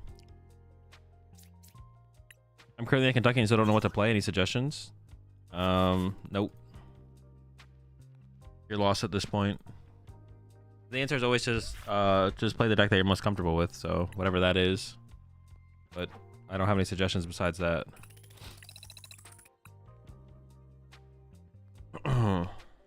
Comfy Mill. Let's go.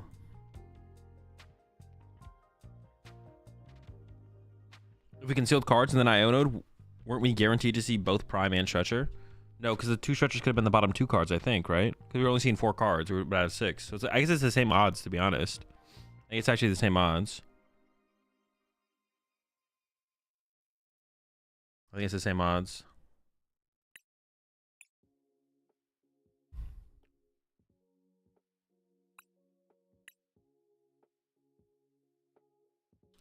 Pelipper is just a way to see a supporter in the late game, specifically the Briar. If the Briar should even be in here, to be honest, it's actually like kind of a question. Is like, should Briar actually be in this deck? The Greninja is a Terra Pokemon, but I don't know if that means Briar should be in here.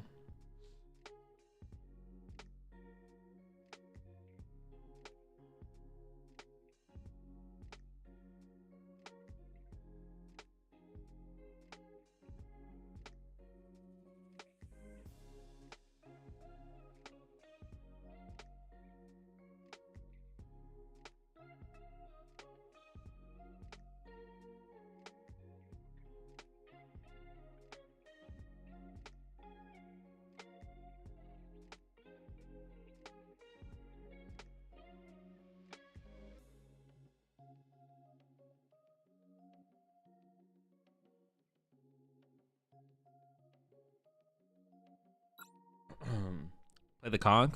All right.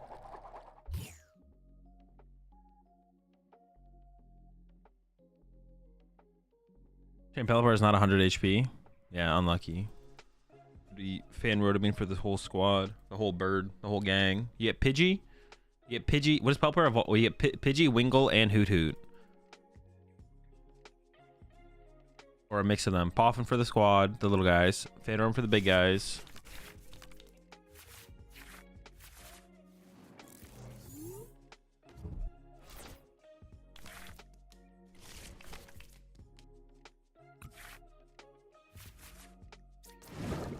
We're going first or second. They decided to go first? Okay.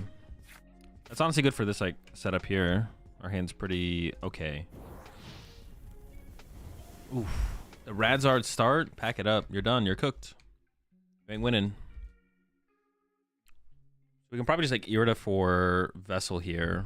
Unfortunately, I have to like Vessel away the Ultra Ball, but I guess that's fine. Oh, I guess it's Drago. Opening Radzard is still pretty bad. Unless they like, find the early switch or early prime, whatever. If they do find that, though, it's not that bad. It's not that big of a deal.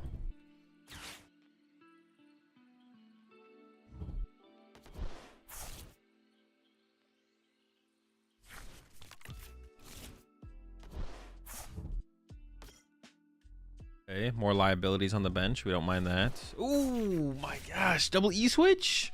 I might have just risked it and held the hand, to be honest. An Ultra Ball for Drago instead. Then lived off the Ogre Pawn draw on the next turn. I'm not sure about that. 2 E-switch is a lot of E-switch. Even 1 E-switch feels bad, but 2? I'm not sure about that. They're already kind of hurting for resources for sure. All right.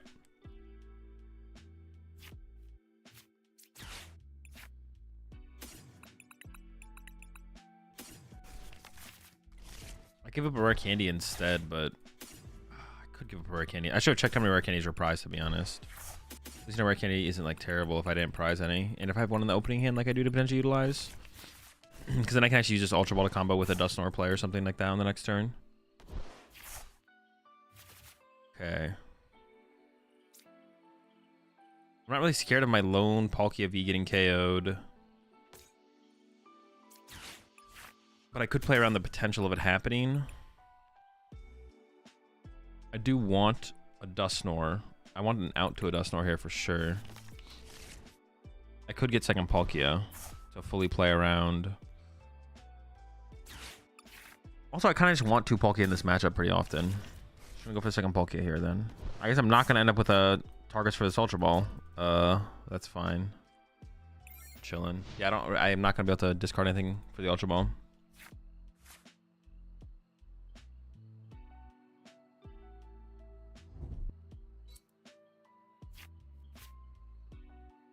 Sometimes it's okay to discard a few since you know you can guarantee and find them if you have Legacy Star. I mean, like, sure, if that's the way it has to go, but like you don't like it's a bad thing on like the spectrum of things that could end up in our discard pile without utilizing them. E-switch is on the bad. Yeah, E-switch is on the bad. Power Pelipper always wins this match. That's what we're hoping for. We're holding out for. Take me away, Pelipper.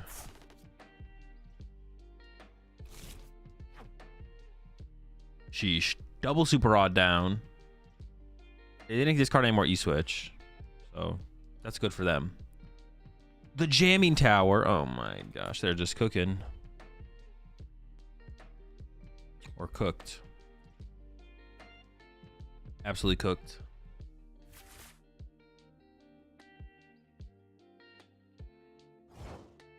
Okay.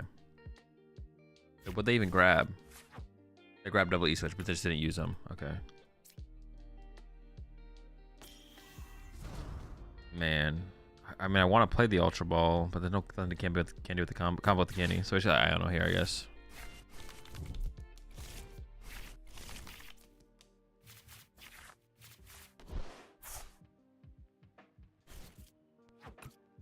We don't have a ton of energy. We need more energy.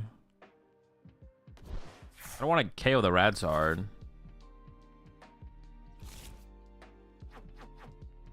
Huh. That's so... Oh, we're not really doing anything. How can we play this, though?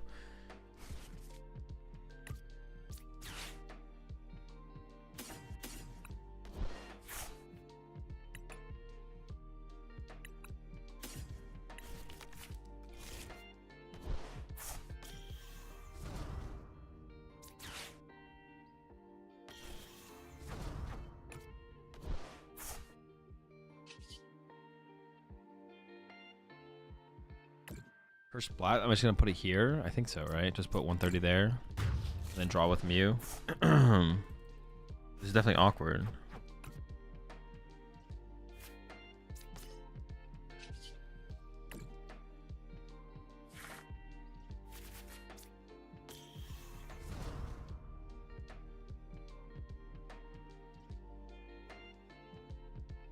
Pass? I don't want to do anything, right? I'm passing.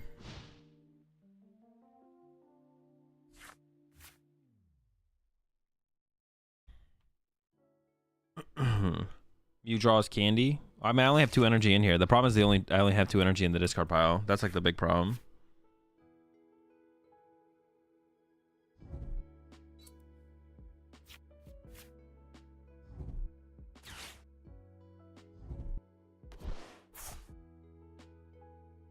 If you put on the regular V and drew an energy, you could have KO'd active in Drago. I don't really want to KO the active, though. I'm not trying to KO active, ever. Even if I drew that, I wouldn't KO the active. There's a higher chance of being the main threat on the next turn. So I just want to set this up to die to a Palkia. Yeah, I'm never KOing the active for them. I'm making them do that. I'm not going to help them. No shot. V-Star plus Raw is already in the discard pile. Well, no, they got the V-Star back. I don't know when they got it, but they got it. All right, another V-Star.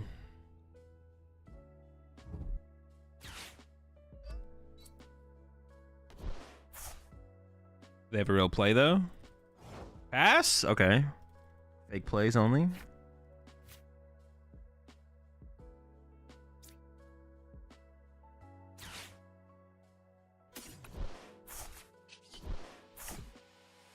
Feels pretty bad for that to be our concealed cards. 3. I mean, I guess we could KO the one prizer if we're planning to use Briar. I guess if Briar came up, that would be reasonable.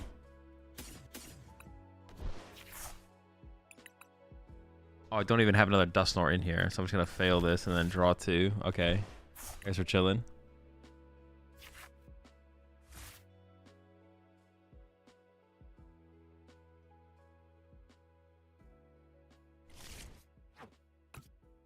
I don't know, man. This is such a weird game.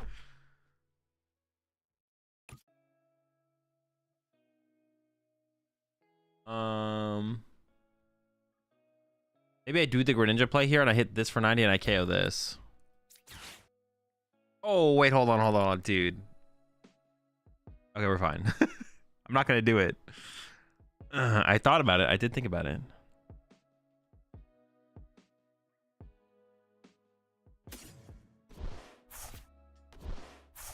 Well, now I'm just gonna evolve this and pass.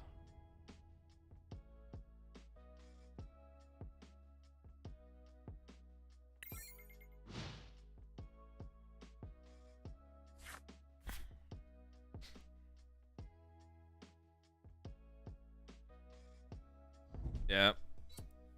We're chilling. Just taking our time, hanging out, having a good time, having a good one.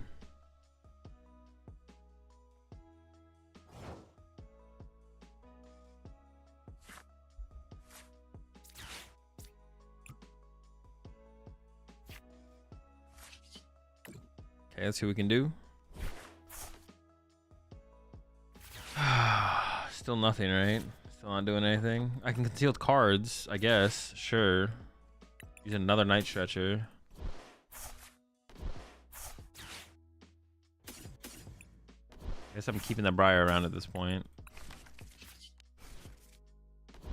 Yeah, I'm gonna keep the Briar.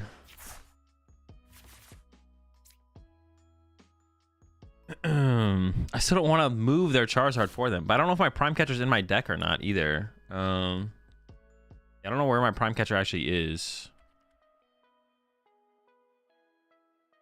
But I could snipe these both with Greninja, I guess.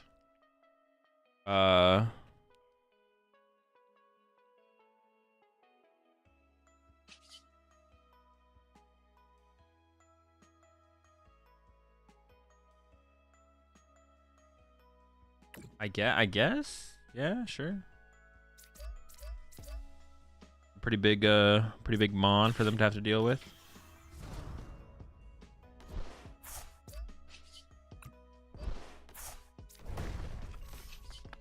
Barrage. Maybe hit the Squawk. No, I'll hit this. That's fine. We're chilling.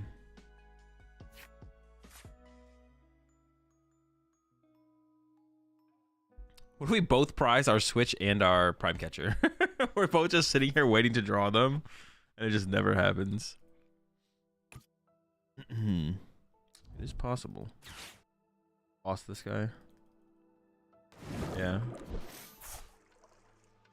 I mean, it sets up my Prime KO on this, I guess, which is I'm fine with, I guess. Yeah, that's okay. Pretty good. Took a little while, but we're here. First. How many energy do I have left? 2?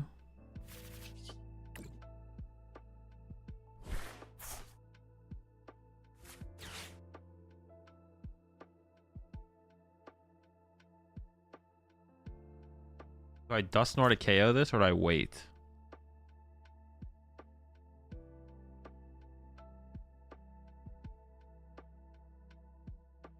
I think I wait, right? I want to be able to gain access to Counter Catcher again at some point, because I had to use my Prime here. Yeah, I think so.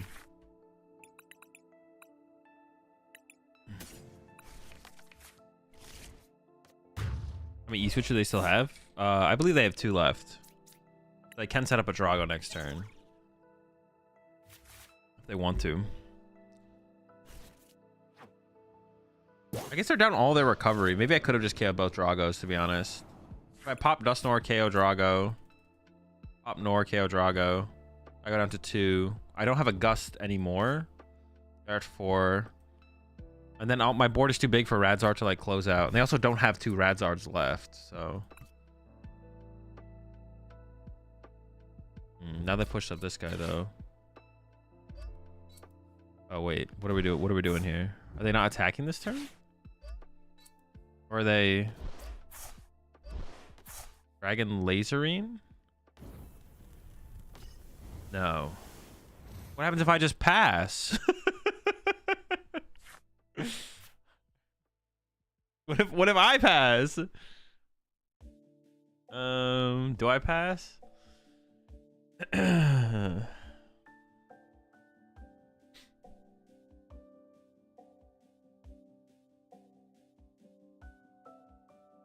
Do it, you won't.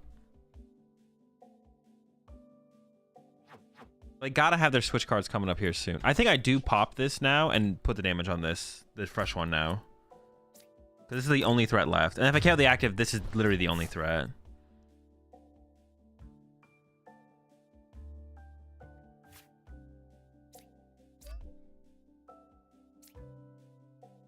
I don't want like the 2 lower HP Pokemon in play just in case. Yeah, we'll go with this.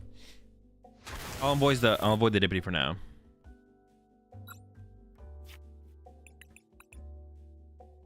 So if they Iono me, I want to draw into all of this. I don't want to draw any of this. They actually take that. It's the worst card. Stretches and energy. We got enough. One stretcher, one energy, one switch. We're cooking. We're cooking.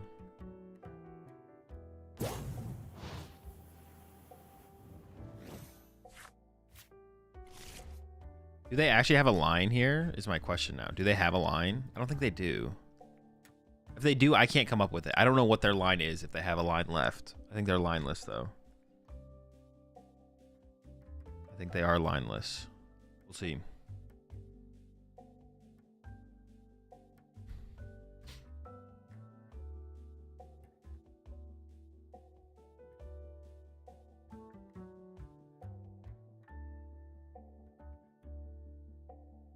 Yeah, okay. You gotta stretch for Charizard and kill a Palkia this turn. Mew next. Well, they would need a Defiance Band as well, right?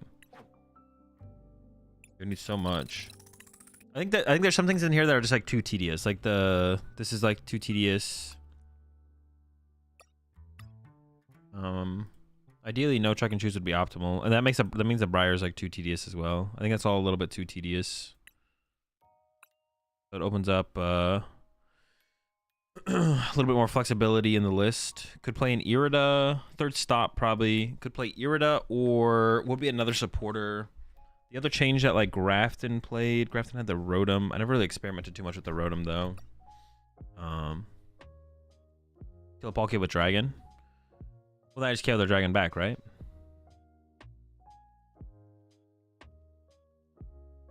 Another Irida.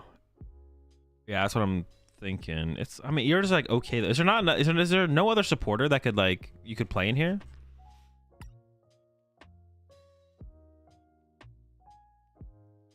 Would a Power Glass be a dumb tech for a Greninja? Yeah, it's like, can't find it. Not worth it. Can't find, not worth. Yada yada. Research? No. I want like so there's no supporter like Irida that'd be better than Irida, right? Like Irida is Irida. You know what I'm saying? Irida is the Irida.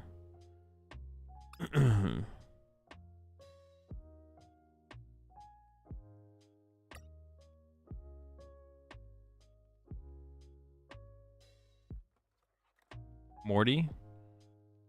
One Judge. We don't have a way to like find it though. I mean, we could play Luminion, but I like the idea of Judge a lot, but oh, we should put the heavy ball back in. Yeah, good call, good call. I like the idea of Judge, but we don't have like a way. I mean, I guess like I say that. Well, no, we don't even have like Poke Gears. Like the Roaring Moon deck can find Judge pretty decently. I feel like. Is like Acuity worth a shot? I don't think so. Roxanne? No, I think we can get away with. We want something that we can play in the middle of the game. Cause we're like the aggressive deck. We have Iono when we play 4 Iono, so we have late game disruption. Yo, what's up, Lord?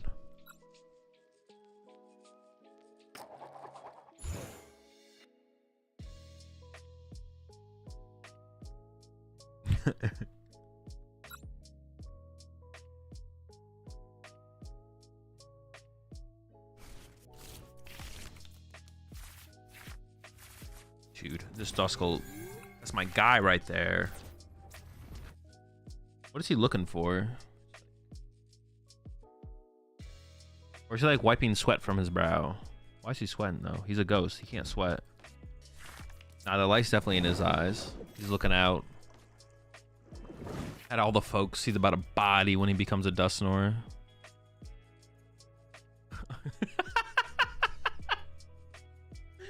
Is he saluting? He's looking for who asked. I don't know why I find that so funny.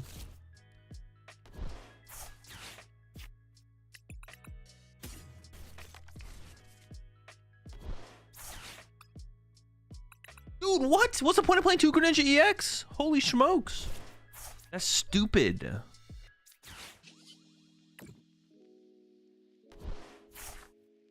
So yeah, I play 2 Greninja GX in my deck. Oh, really? Why? I mean, it just helps with like the situations where you like prize, you know, it reduces the prize odds. It's a really powerful card that I like to utilize pretty consistently. So I like it for those reasons. Oh, that's pretty cool. Versus probably the worst of these. I really want to hit a Poffin off this. I mean, it's pretty unlikely. I want to get Duskull and a Froakie down.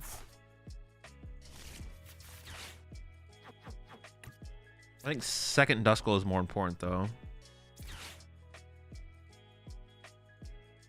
How many water are in here? 2.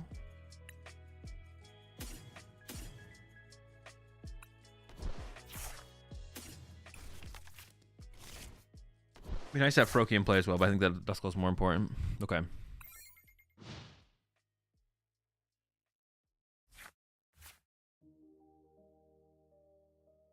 Two Greninja GX is the new wave. How are you so late as well? Just be like that sometimes.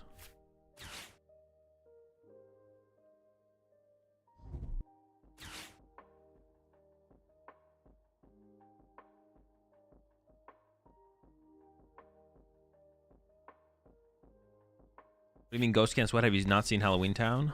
No, I don't think I have seen Halloween. Wait, no, is Halloween Town the one from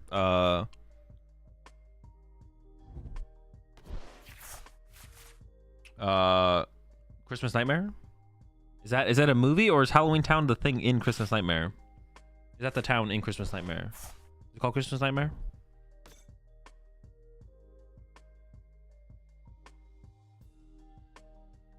It can stay in the prizes so you can utilize the other good cards in your deck.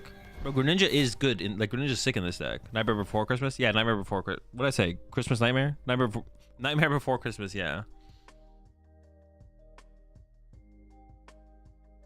Nightmare After Christmas. Nightmare sometime around Christmas. People are hyping up Lost Box again. What do you think? I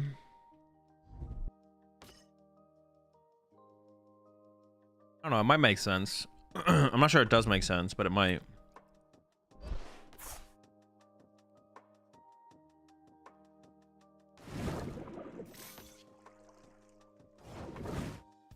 Oh, they be whiffing? So you be whiffing? I don't really want to Iono them then. Froakie showing up a little bit late, but better late than never, I guess.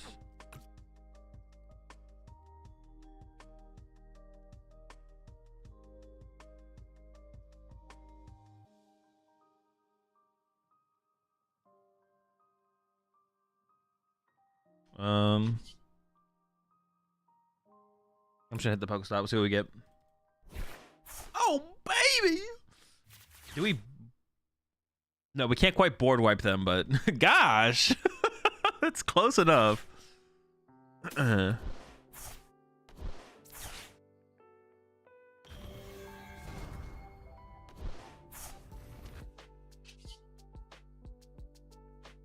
my plan this turn is to just attack with the Palkia.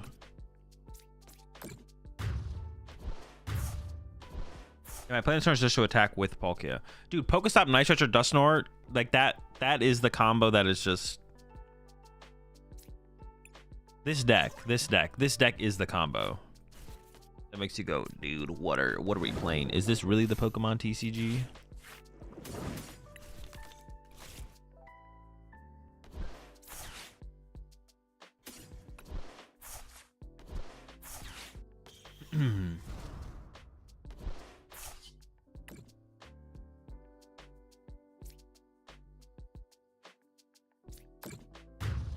Yeah, honestly, I just care about their draw power, right? I don't really care about Cramorant.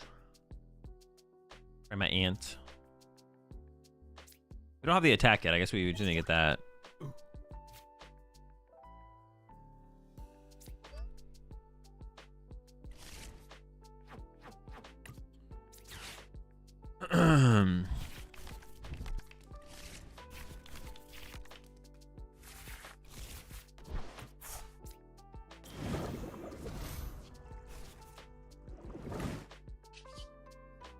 Alright, Borderland. We're Borderland. Punch in. Manaphy, 4 cards. Good luck. Dude, you missed the board wipe? Wait, how could I have board wiped? All right, tell me how could have board wiped Falcon?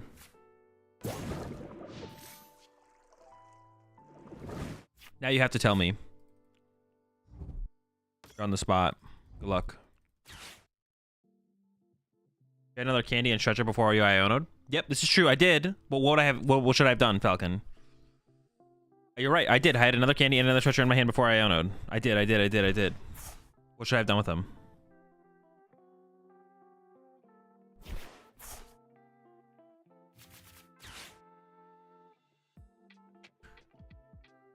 Chat audit. Is that Duskull Fresher from last turn? Oh, all right. I have to time you out. On that one. That's fair. I think you know the answer.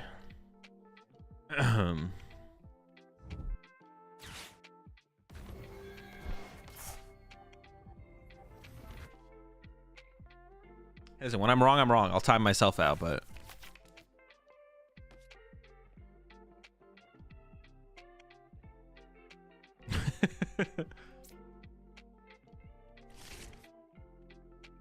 When you're wrong, take the stream down for 10 minutes. Yeah, that's what I'll do. When I'm wrong, I'll shut off the stream for 10 minutes and then... Man, they kind of recovered from... I thought, I was like, dude, they should put them like... They shouldn't like just completely win me the game, but they should set me up pretty well here. They kind of recovered too well from this, though. I don't like their recovery here. We can still win this turn, though. Top deck candy. Doesn't give me enough.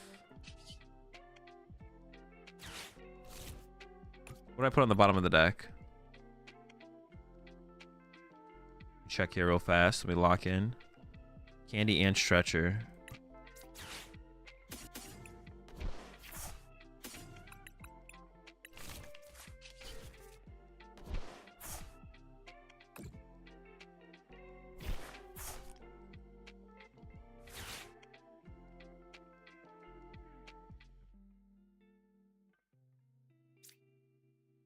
Wait a second.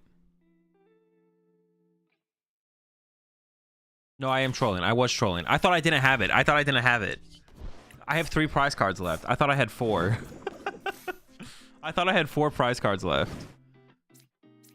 I literally thought I had 4.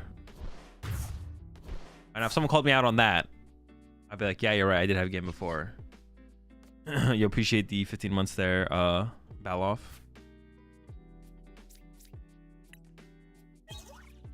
Alright, Greninja did not get involved, unfortunately, this time around.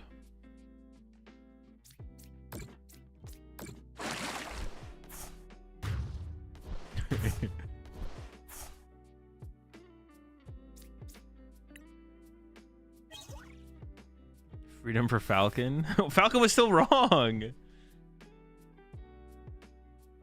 Yeah, I thought I had 4 prize cards. I didn't think I had 3. We just drew them so fast. I mean, literally 1 in 3 turns, right? Thoughts on Sablezard in the current format? It doesn't seem great. But people in chat were just hyping up deck. Falcon just saw the future. He was talking about this turn, Azul. Oh, true.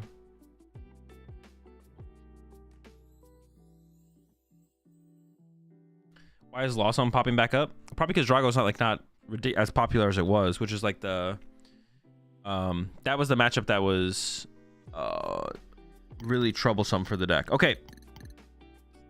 I think I like where we ended with this one.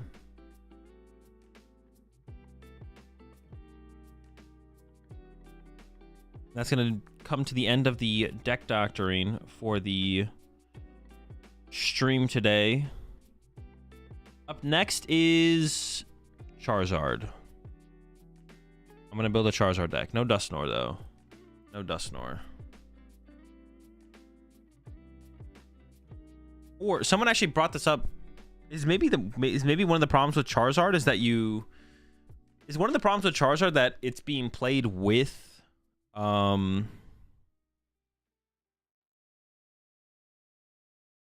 Pidgeot. What about just Charizard Dusknoir? Is that the better way to play Charizard? That's kind of cringe, but it might be, right? Or like the Pokestop build of Charizard. Obviously, pitch out is good, but like, yeah, what if it is the wrong way to play the deck?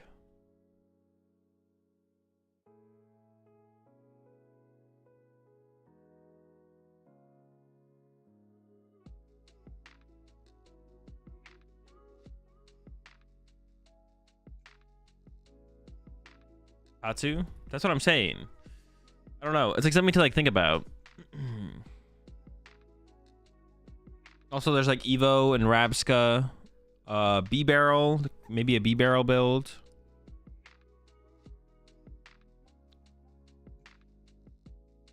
Charizard Curlia? Nah, Charizard Curlia is definitely cap, but definitely things to think about for sure.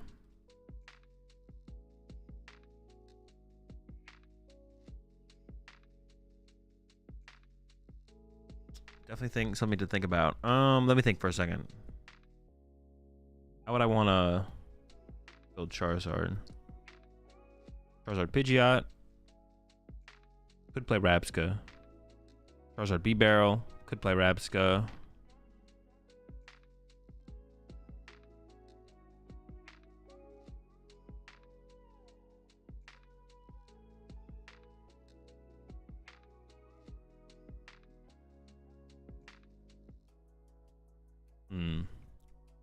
Charizard Palkia? No.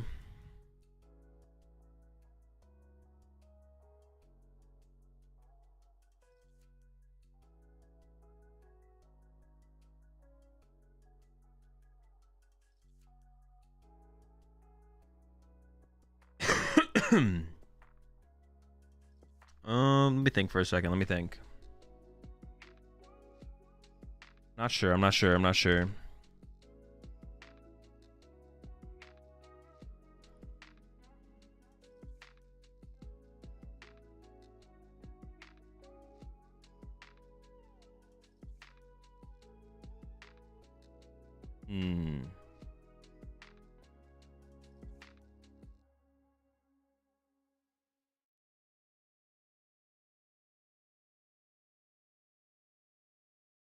I also want like as least liability on like 2-price Pokemon in general, I think, because it's just like liabilities.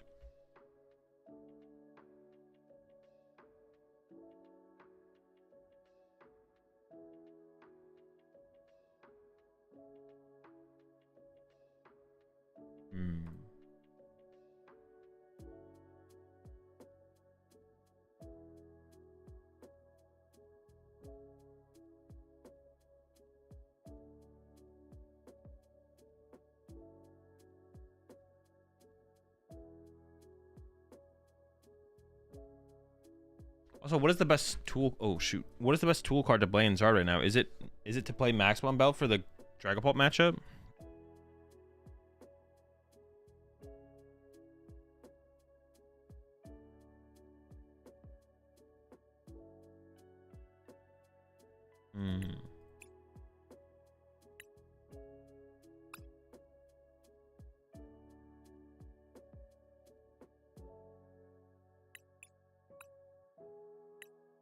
We need those. We need this. We need these. We'll probably need these. I kind of want to play 4 Charmander though.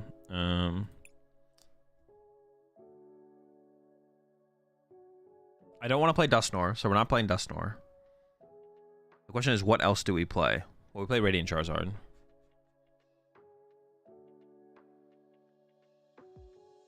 Play this guy.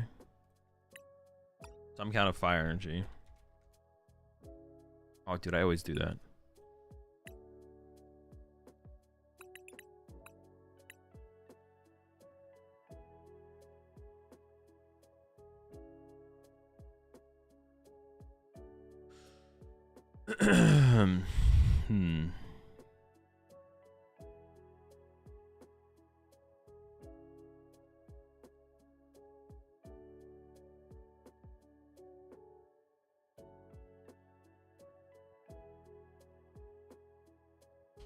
Is Entei gonna be good again? Probably not in Charizard.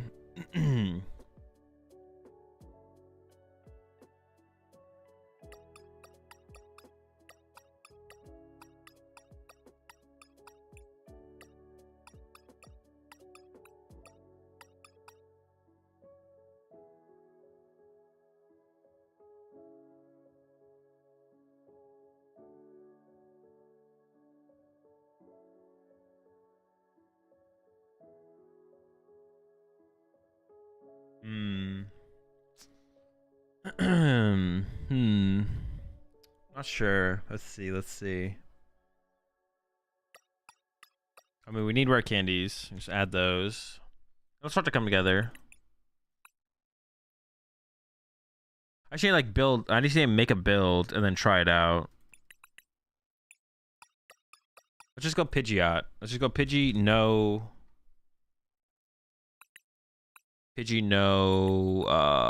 No Dusknoir. Let's just try that first.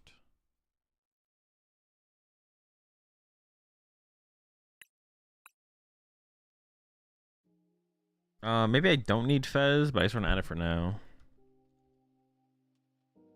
We could go with a B-Barrel as well. Should we play Rabska? Should we go like the Rabska TM Evo route? I don't think that's like terrible.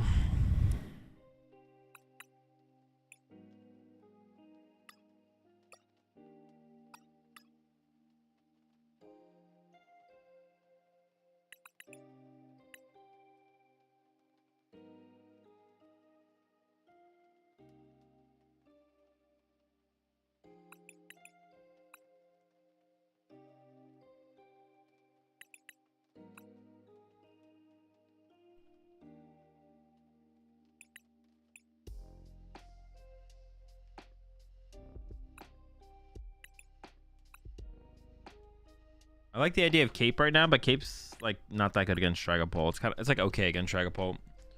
I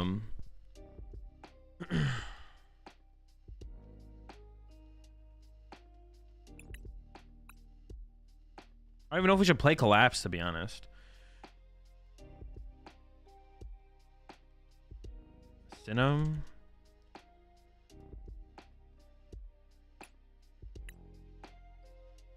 Super Rod.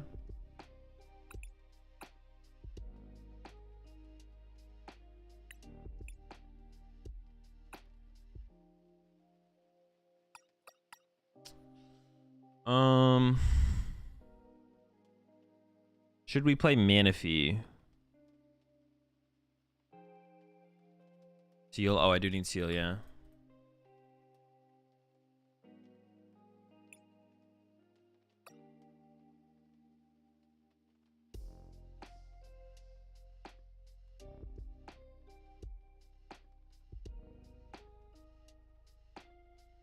Palkia deck.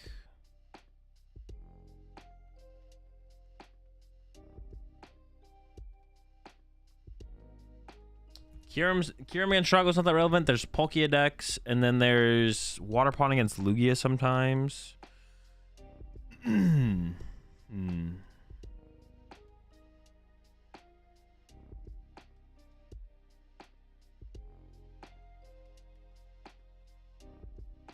Probably still should play Defiance Band, right? I think. Yeah.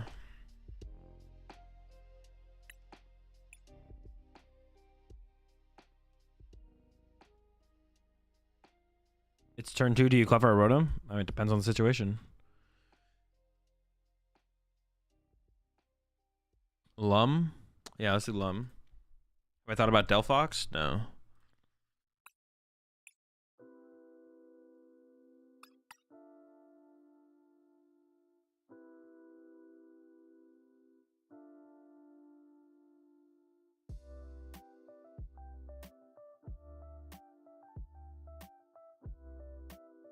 Rabska is necessary. Rabska seems okay. And what else am I missing?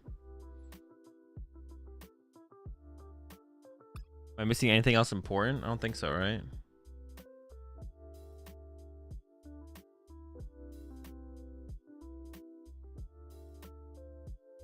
Terwin missed. I don't know how good are those cards. I guess Turo removes liabilities. Maybe Turo's still. Maybe Turo's chill. Collapse can do the same thing.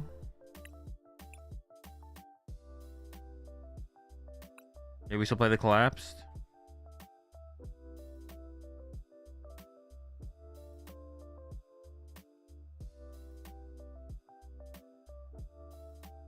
Vacuum, maybe? What do we want vacuum for right now? What is it good against? It's good against the Crystal on Dragapult, I guess. That's probably a good enough reason, to be honest, to play a vacuum. Kind of iffy on the collapsed. I think we can keep it.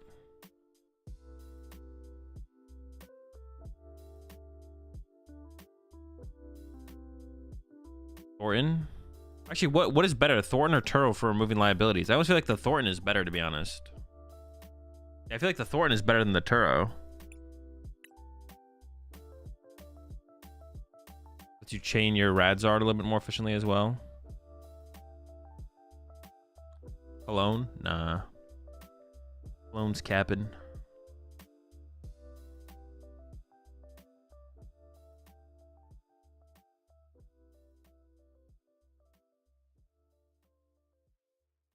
You can remove your own liabilities by overbenching under area 0, then vacuuming it.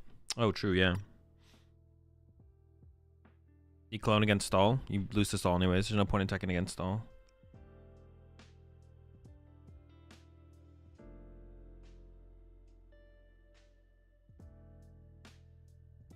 Colone's capping first game quad pawn, quad me. Oh, really, B Hutch? You think one Cologne is gonna save me against quad ogre pawn? Is that what you just said? You just quoted me saying Cologne's capping and said I'm gonna play against quad. You said quad pawn. First game, quad pawn.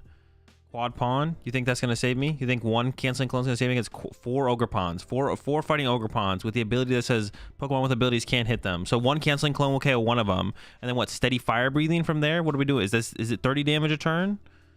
Is this gonna be enough for the other 3 fighting ogre pawns that I have to deal with? What if they have a night stretcher? That's another 4. What if they have Penny? It heals. What if they can attack with them?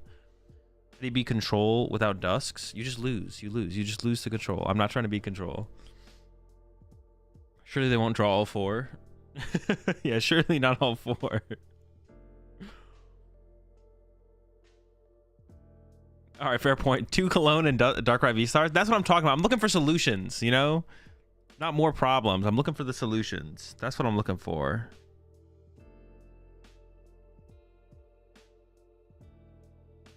Rabska? I don't know, maybe. I'm not sure.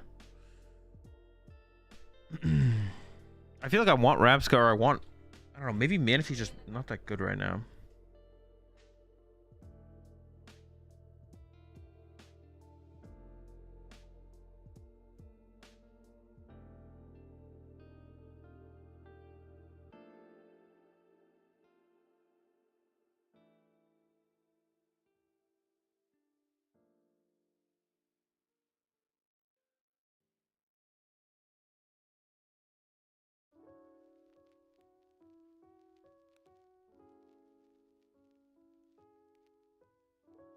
Oh, I did want to play Briar in here, actually.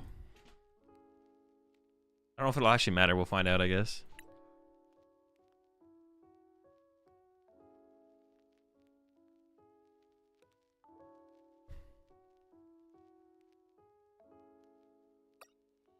Yeah, Manaphy or Rabska or...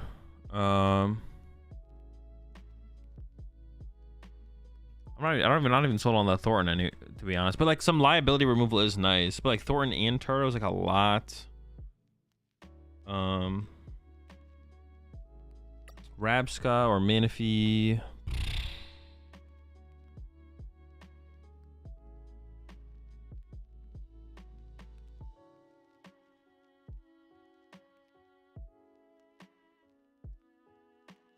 Rabska. What are we afraid of? What are we afraid of? Sniping Dragapult, Dragapult, Greninja.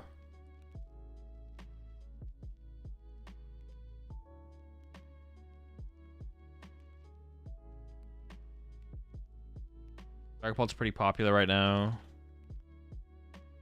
Palkia exists with Greninja. But that's like it though. It's like just those 2 decks, right? Otherwise there's not that much sniping.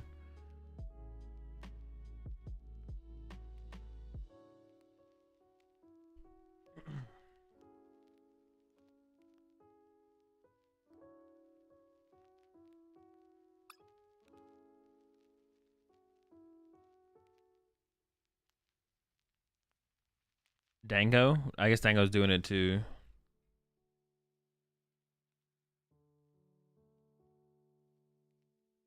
Maybe we do just play the Manaphy. And if it feels really bad, then we'll try and get we'll try and force Rabska in. We can try and force the Rabska. Actually, honestly, the Night Stretcher sounds kind of good, actually.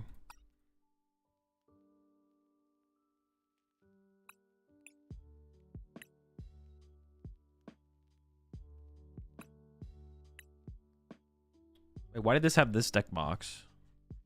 When did that get there?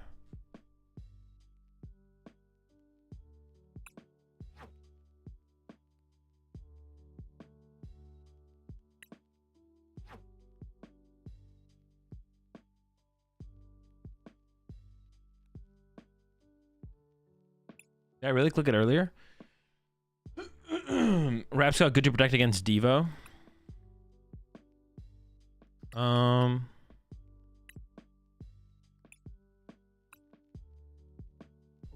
good to protect against Devo.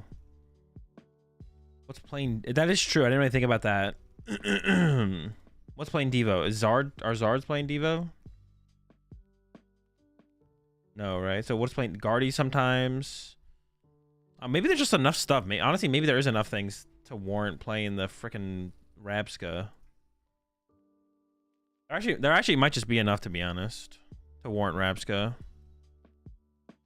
But then I feel like we should play the TM Evo, right? Which feels weird then.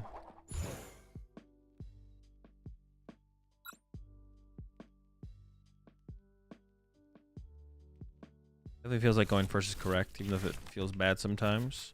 I mean, this feels pretty good. It's about as good as it gets. No complaints, no complaints. We're up against the question. What is the matchup?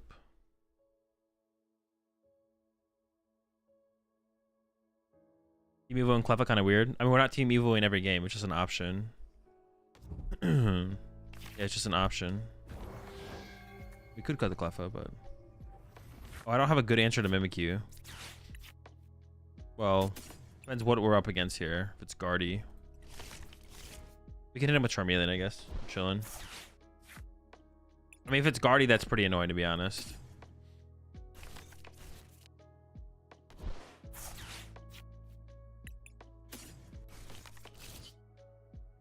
I mean, if it's Control, we can just concede. Because I don't think we can beat Control.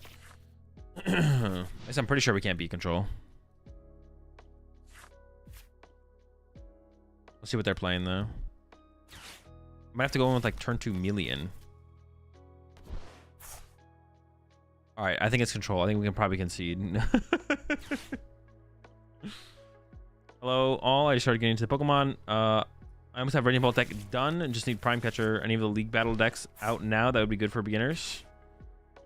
I don't think there's any great ones, but there's good ones coming out. Alright, we can go next on this one. We can't win this matchup.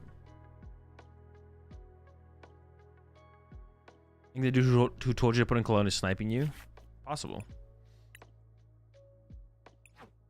Even with Dust, Control is near impossible. Yeah, it's a bad match. Even if you have the Dusknoir there, the Control is still a bad matchup.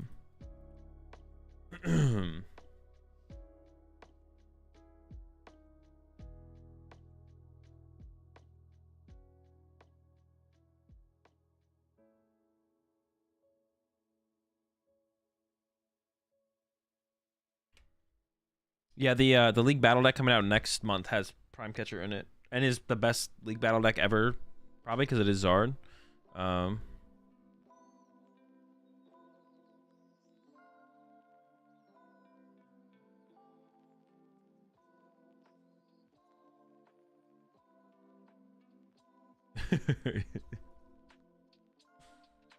The ranked reset did happen the other day, yeah.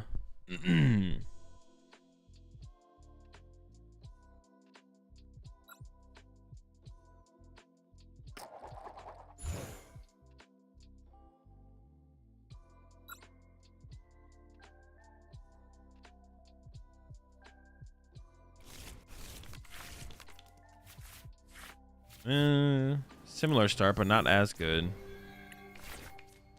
This probably has to go get Rotom.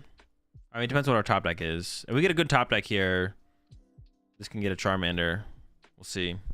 Well, maybe we could get Charmander anyways, because we have Candy, Pidgeot, Candy, Charizard in hand. Depends what we're up against, though. Depends on the matchup. Probably a pretty aggressive deck. But if it's Miraidon, it could be Lugia. If it's either of those, though, I think I'm comfortable with this. If it's Miraidon, though, they could play Iron Bundle.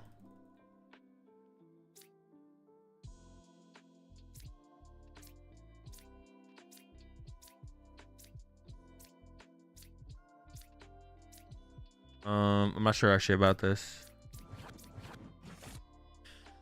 I do want to play around Iron Bundle. I think it'll be the Radzard. It feels weird though, because the thing gets like stuck on the active now. I don't know. Awkward.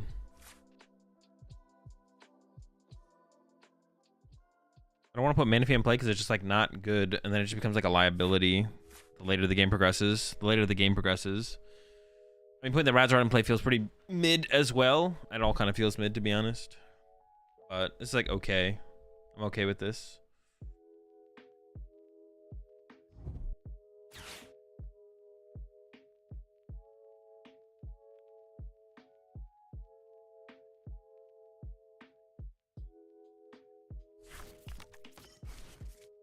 What? So it's like some kind of box deck, I guess. Ogre Pond box.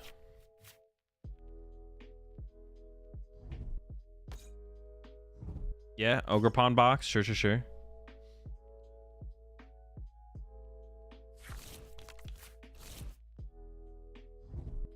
Okay, let them cook. Let them cook. It's happening.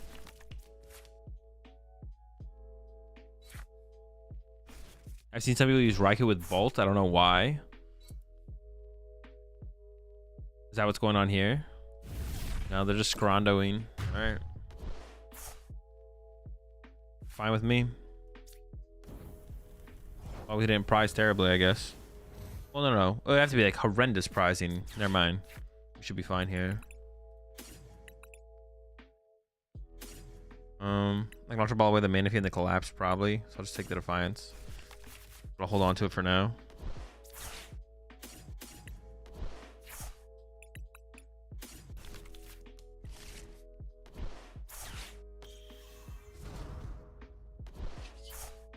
Oh wait, dude, I'm tripping. Why did I think I had...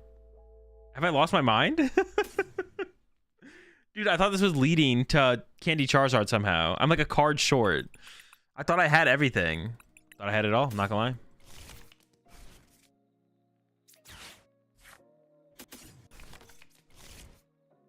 Yeah, I literally thought I had it all. I thought I had, yeah, I just thought I had one more card in my hand for the combo than I did. I did not have that card.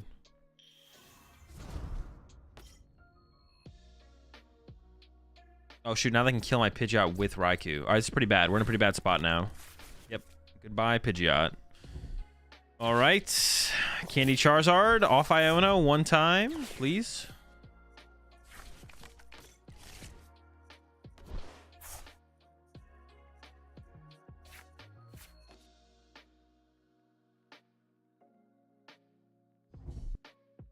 I could have just gotten Charizard though, right? I could have just gone Candy Charizard knockout.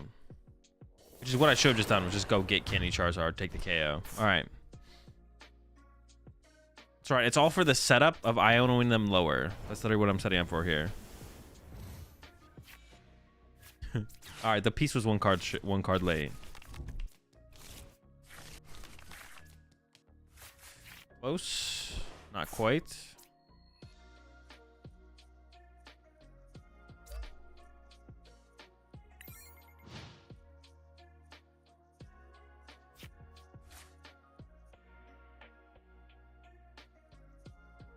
This is why we want Greninja. Their deck right there. Their deck can use Greninja. That's why I want Manaphy, excuse me. Their deck plays Greninja. I need the Manaphy. Are they going to go with a Greninja attack here? They could. Let's see what they've got. Take out a couple Manders. Need to top deck a Charizard. Or I have to hope the IN was good. But now I'm putting a candy on the bottom of my deck. Yeah, I should have just gone... for some reason, I thought I had enough for Candy Pidgey, Candy Charizard. I was one piece short. So I should have just gone Candy Charizard and knocked out the Raikou. That would have been fine. And then play from there. Yeah, and then just play it from there. Unlucky.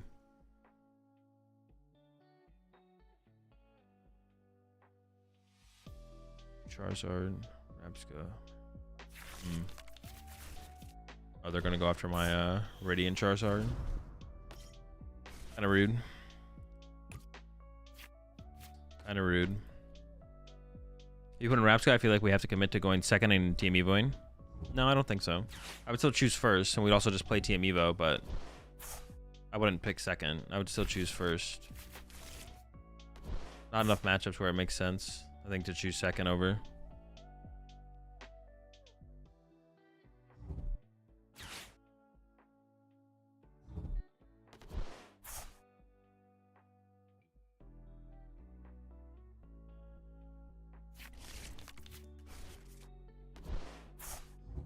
Okay, all right, they're gonna KO my Radzard, and with the hopefully top deck Charizard. That's what we're hoping for. Top deck Charizard, one time. We can win this if we do top deck Charizard. Otherwise, well, if I Iono into it, I guess that's also fine, but...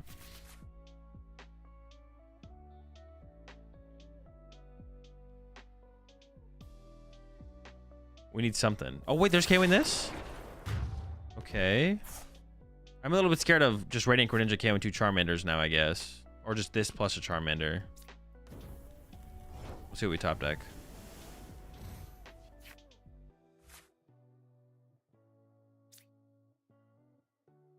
Does Briar ever come up? Probably not, right? I have plenty of Gus left.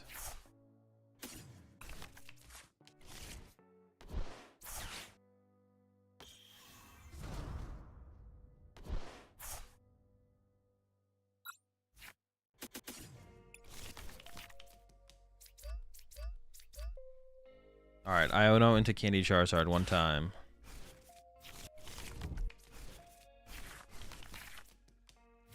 Close.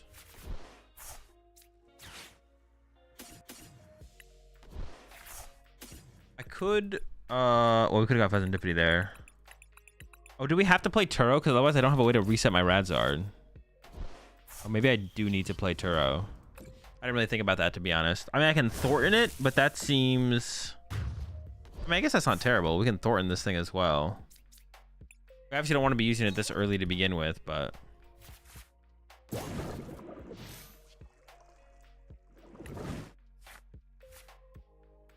someone mentioned it in chat. Oh, no.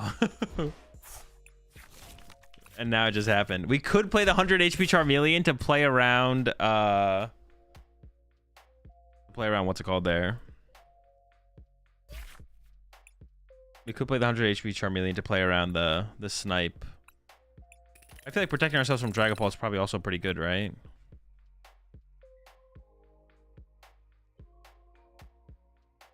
Okay. We maybe have to play the Turo because we have to be able to remove that guy, right? He just gets stuck.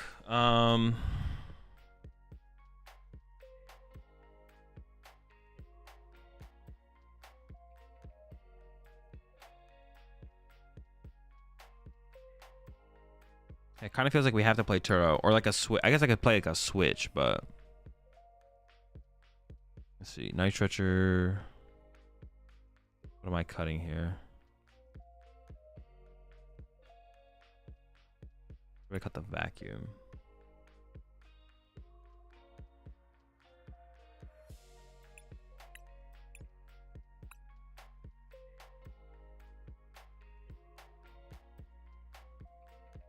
Solely Azul's gonna up on a 3/1 Zard. Nah, dude, I want my Manders. I could see cutting a Mander. Is Nest Ball always better than Charmander? I guess that could be like a question.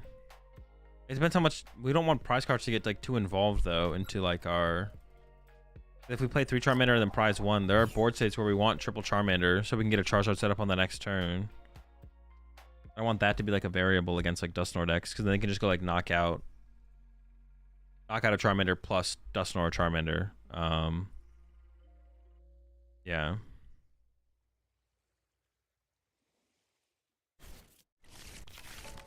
All right, I got you, Falcon. Going first? No, we're going second. Okay. Well, we can get the whole squad set up here.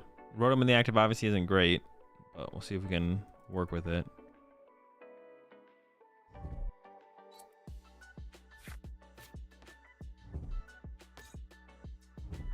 I don't even know if I would retreat the Rotom even if I could. Let's see. Am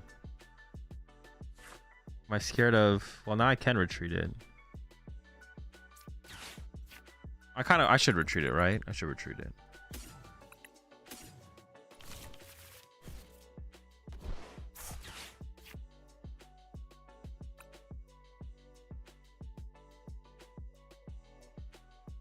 What do I even grab here?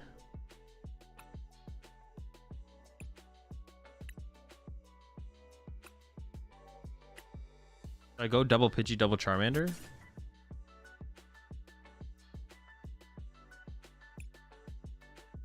I could get one Pidgey and I could cape the Pidgey so they can't snipe it with Dragapult. And they can't kill it with Tina later. I go like Pidgey, Mander, then Mander. And attach retreat to a Charmander. Cape my Pidgey. Yeah, I should probably get the Rotom out of the active. And I guess is, do I play around Kyurem? If they Kyurem triple Charmander, am I okay with that? Do we just recover from there and then hope for the best? That could be the angle. Or do I get the Manaphy to play around the Kyurem play? Probably not. Probably just draw 3.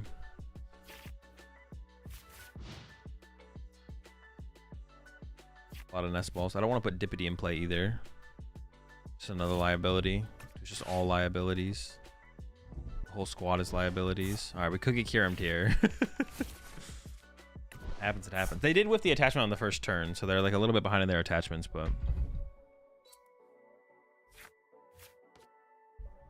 that is the toughest little bird. Yeah, he's doing what he can. Surviving.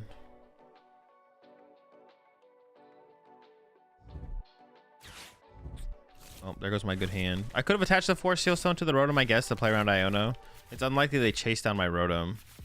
Yeah, maybe I should have done that, to be honest. I maybe should have put that on the Rotom before I potentially get Iono'd here. And then there's the Iono. Feels pretty bad. We'll see what our Iono can give us. We want to like shuffle the deck though, because now we got Force and a Candy on the bottom. Or no Candy, just Force Ultra Ball. Okay, so maybe just play an Iono. Maybe we don't shuffle actually, because there's no Candy. Well, there's Force though. I don't know. And there's an Ultra Ball, right? Yeah, Force and an Ultra Ball. I mean, we'll see what they do. Legacy Star. Well, they hit Switch. Switch and Ultra Ball. I mean, they can do the Kyurem play. They can Kyurem me here. Then I have to recover. Then comes the recovery turn. The KO triple Charmanders. It's definitely still winnable if they go for the Kyurem play here. We'll see if that's what they go for.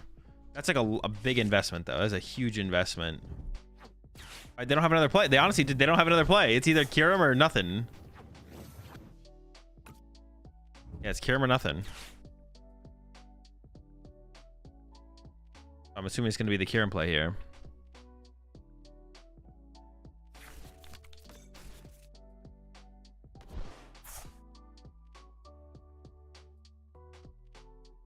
Okay, I feel like if you aren't getting Manaphy in that board with that nest ball, it's not worth playing it. I don't know. I'm just not afraid of the Kyurem play on this turn. If they go for the Kyurem play here, I feel like we're not in a terrible spot.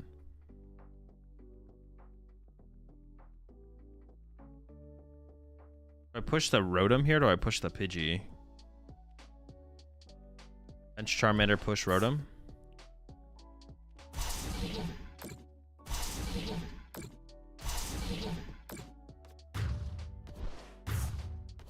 Probably pushing Rotom here. I don't want to lose my... Well, I'm assuming this becomes Pidgeot, though. Well, no, that's not true. It might not become a Pidgeot.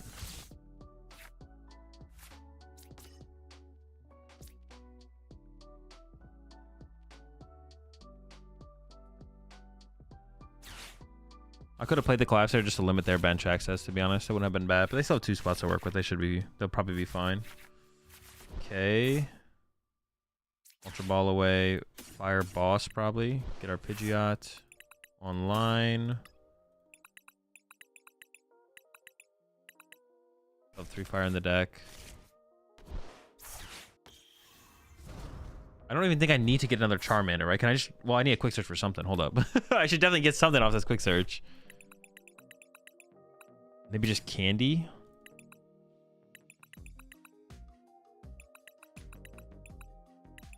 I could stretch it for another Charmander. I just don't think this Charmander's dying, though. I don't think this Charmander's gonna die. Maybe I should get something that's a little bit more neutral, though. What if I grabbed... there's nothing that... Yeah. I would just get candy. Okay, sure. Draw 3.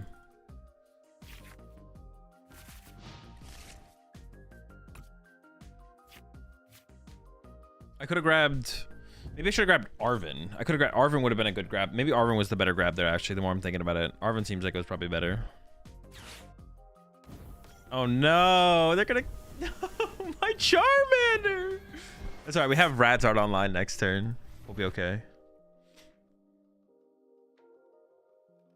Or we can Thornton. We can... Because we play... Do I play Thornton? Oh, no, but I didn't get... I don't have quite enough pieces to do the Thornton play. Yeah, I don't have quite enough pieces to do the Thornton play. We could Radzard, though. Oh, and were they living off the Mew draw? They're maybe living off Mew draw. We might be fine here. We're fine, we're fine, we're fine. We're chilling, we're chilling.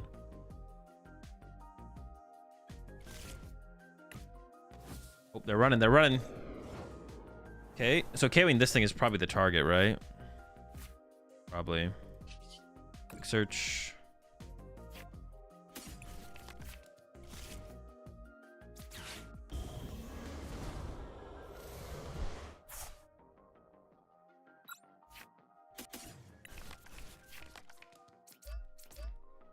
And then just boss KO this. Save counter catcher for our combo turn next turn. Bonkin. Winning. Dubbing.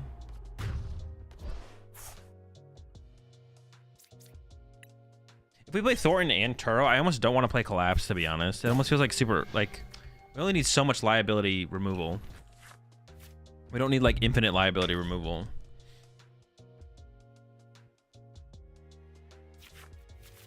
Alright, they can definitely knock us out this turn. Oh, wait, maybe I... If they do knock out my Charizard this turn, I do want to go, like... Oh, that kind of sucks if they knock out my Charizard this turn. Because then I would want to go... Or in the Rotom. I don't have a Candyzard in hand. I'm short quite a few pieces from a Candyzard. Yeah, but I would like to Thornton it. That'd be pretty good. Was that a Kieran? Sure. They have how many E-switch left? 1 E-switch left? Oh, they only have 1 E-switch left. Holy smoke. So if we just like, KO something next turn. Oh, no, but they have Radzard as well. Oh, they didn't recover with that. But that's their first Super Rod, I believe. It is their first Super Rod. So they have 1, maybe 2 more recovery cards still to work with here.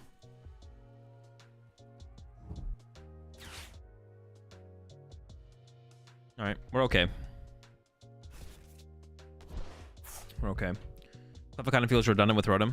I mean, you just the Poffin. The accessibility to the card is like the bigger thing, I think, or the biggest thing. We could just play like double Rotom though. It's like not that wouldn't be like bad. Or more nest balls to find Rotom instead of Cleffa. We'll just see how often Cleffa ever comes up. If it just like never comes up, then I can definitely see cutting it. But then I think I would want to play double Rotom. Do the double Rotom thing. If we're not playing Cleffa.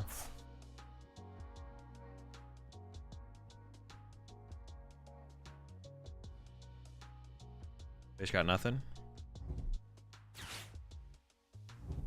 What if they play Briar? That'd be unfortunate, I guess. They just go Briar, knock out my active. Ooh, Cleffa. Well, we have counter catcher, so it's not that big of a deal. Oh wait, they're not even done. Hold up, my bad. Jeez, they're still cooking.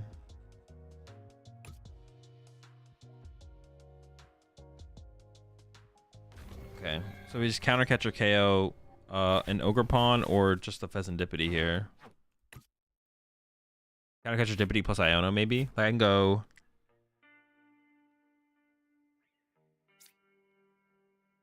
If I collapse, they're just gonna get rid of this, right? But that's probably fine. I can go Nest Ball. Oh, I shouldn't have done this yet, though. Hold up.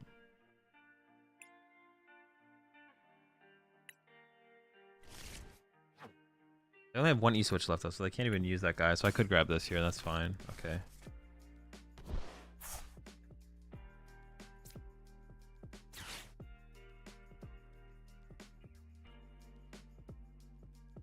They discard Drago. I assume they're going to discard Drago here. It'd be weird if they didn't discard Drago, I feel like. They only have one E-switch left. Let's see what they do, though. Okay.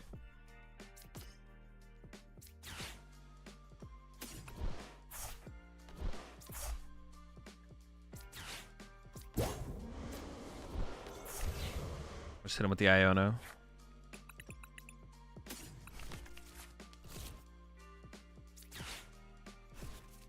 I don't even know what combination of cards they would ever possibly have to find to have a chance in this one at this point, but it maybe exists. I don't know.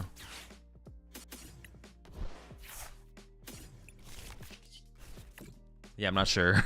Because if they KO us with Ogerpon, we win with Radzard. Yeah, I'm not sure.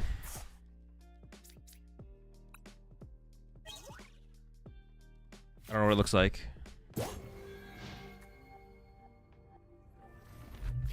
Briar double energy.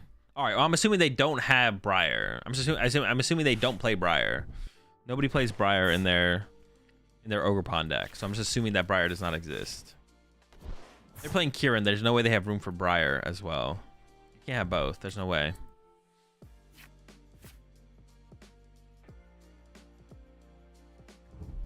Briar's all that's needed. Yeah, but they don't. The deck doesn't play Briar. The deck never plays Briar. That's what I'm saying. They don't have it. They don't have it like that.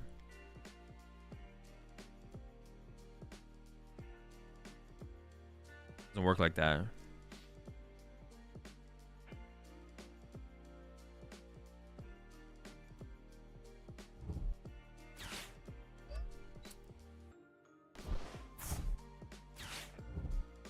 Briar one time. Like mentally preparing for it. Did they even have a? Do they not have a grass in there? Oh, it's only fires.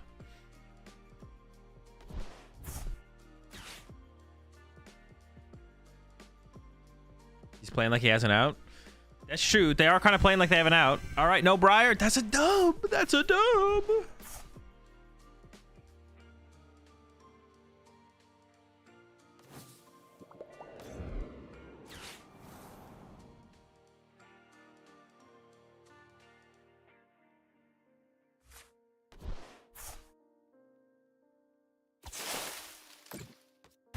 I told you I'm not scared of that Kieran play. I'm not scared of it. Well, for the start that they had. If they had a cleaner setup, then I would be a little... If they didn't have the legacy star to pull it off, then I would be a little scared. I'm not going to lie. Then I'd be like a wee bit afraid.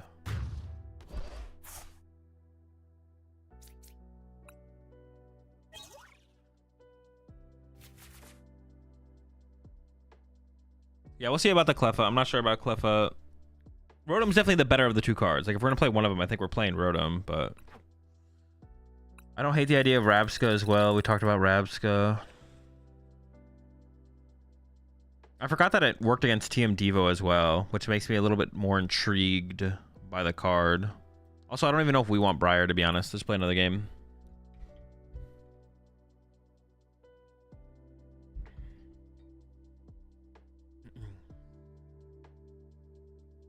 Thoughts on Mr. DT in this list? Nah. So is one more optimal than the other? I mean, yeah, that's not a question though. Well, hi, I know that is a question. Like, the answer is always yes. Optimal. There's always one thing that's more optimal than another thing, unless both things are to be included. It's possible you should play Mist and DT, but I don't think we'd ever commit 2 spaces to 2 special energy and Charizard. So yeah, there's never. It's not whether or not something is more optimal is never a question. But it is possible we could play both, but that's pretty unlikely in Charizard. They'd ever play DT and Mist.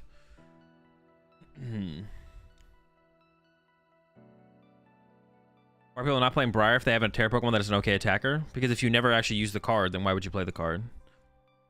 Have you played the single prize Annihilate Dusknoir deck? I have not. Hey Azul, listen I end Discord. Oh, my bad. I got it after this one. That's a fair reminder.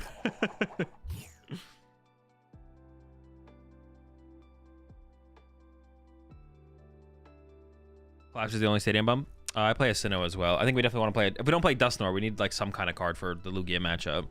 So I have a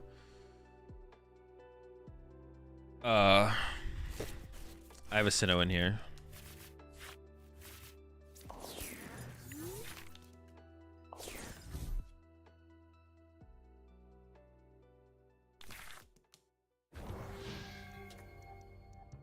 All right, let's see what's going on. Let's see what they're cooking. B-Barrel is also something we could maybe put in here as well. We could maybe get the 1/1 B-Barrel line in here. Uh-oh. Uh-oh. Oh, no. Palkia Dusknoir. Help. We're in trouble, folks. We're getting Billy with it, too. Yeah, they gave us a Pokestop, which we probably will hit here. We need a lot of Charmanders. We need the whole freaking squad. Oh boy. Only one? One a hand? Yep. You know they want two. You know they want it. I'm probably gonna hit Pokestop here. We need a lot here to survive this upcoming turn.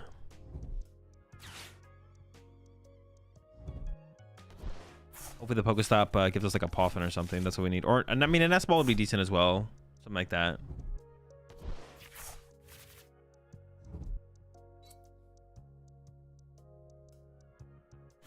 Oh boy. All right.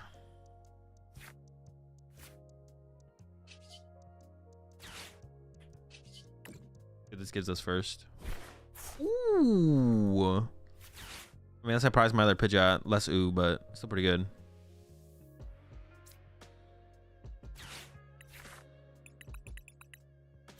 We go Cape Poffin here.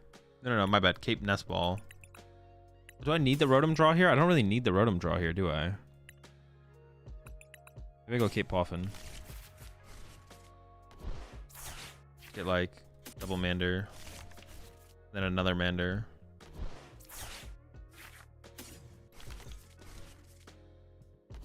Then Pidgey. Then Manaphy. Then Cape a Charmander. And pass. I'll be right back. They're probably gonna have a long turn.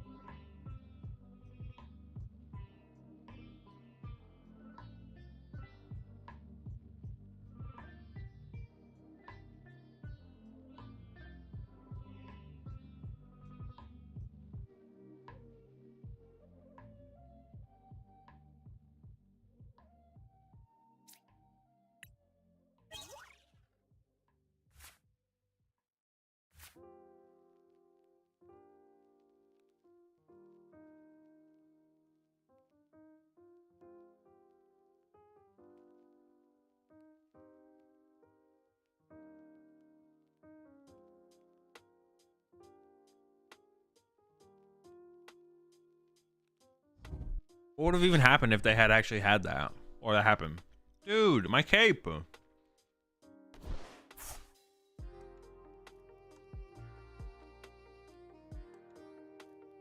That's pretty cringe if they have Candy Dusknoir, Greninja here now. Dude. That's so... What did they get? Oh, okay. They can still have it, though. They could still have it. Do they just go after my Pidgeys now?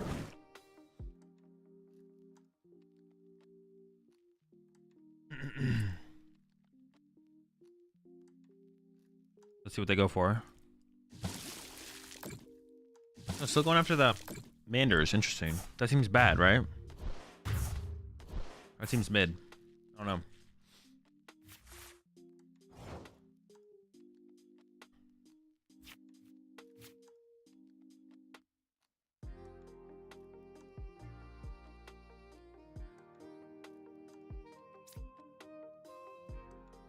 Oh. If I get 4 Seal Stone Counter Catcher, I can KO their Palkia, right? Candy Pidgeot, Candy Charizard, knock out Palkia. Yeah?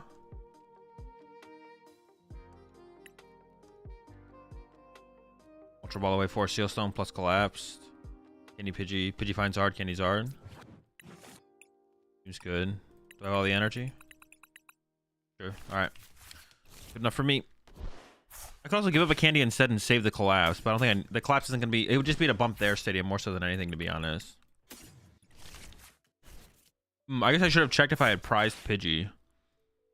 If I had prized Pidgey, I'd have to get the Night Stretcher here.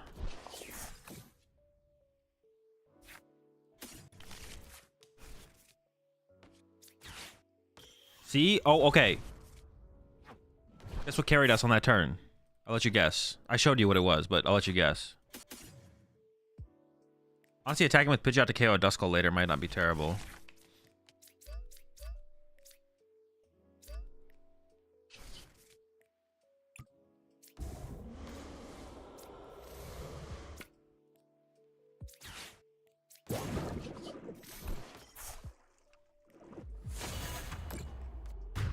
I guess I could have just had Quad Charmander, but I prized a Charmander, so I couldn't. That's my extra Charmander. I haven't put the deck list in the Discord yet. I'll do it after this game. After this game. I got you. I got you guys. I got you. Give me a little time, man. Just give me a little time. What carried there? Manaphy. Because I prized a Charmander. So it forced the Dusknoir to have to KO that instead.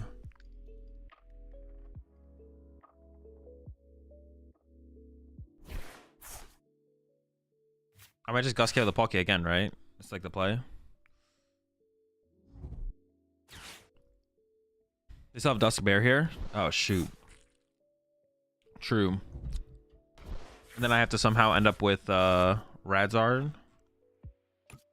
That's my active Bear. And then I just need Radzard knockout. It's pretty easy. That's a dub. That's a dub. The Pokestop will carry me. Honestly, I probably should have just hit the Pokestop last turn as well. Just to generate more resources. Not really scared. Like, nothing. I'm not scared of milling. With how quick this game is going to be, I should have just hit the Pokestop last turn. Boss KO win.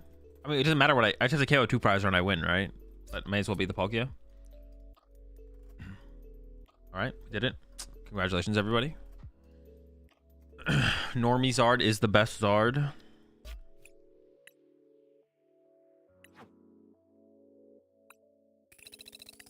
Oh wait, deckless. Yeah, I got you. Before I forget again.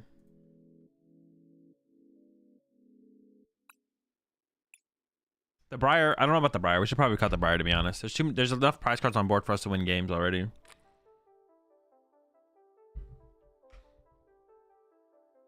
The Briar is iffy for sure.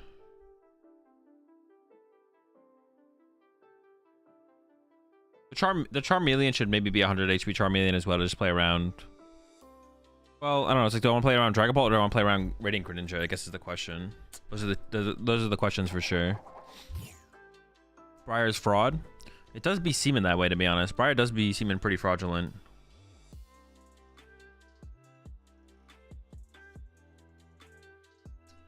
It is a fairly fraudulent card.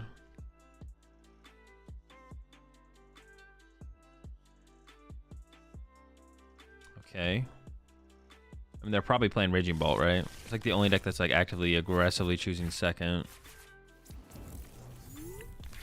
Probably some Bolt action. Oh boy, it's Raging Bolt. Look out. Okay, so this go get me a McPoffin.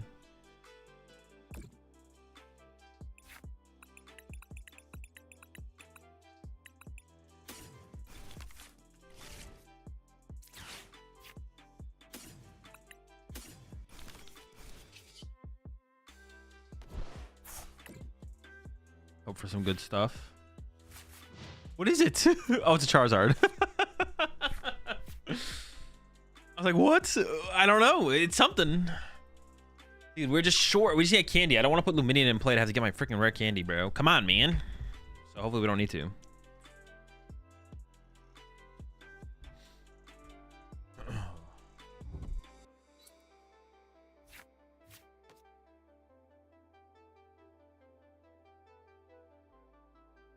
This is weird. What if they don't draw?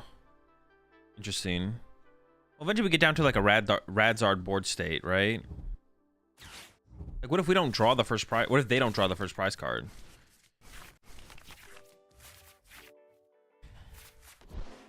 I guess I just start steady fire breathing. I don't know. Because I don't play Dusknoir to force the issue, right? So it would be interesting, to be honest, if they just choose to not attack. I don't have a way to force the issue. I don't play Maximum Belt either. Oh, I guess I could like Hero's Cape Punch though, right? Can't I just like Hero's Cape Punch here? And then we're like fine. Because I can't get through my Hero's Cape. Well, some of them play Vacuum. I just hope they don't have the Vacuum.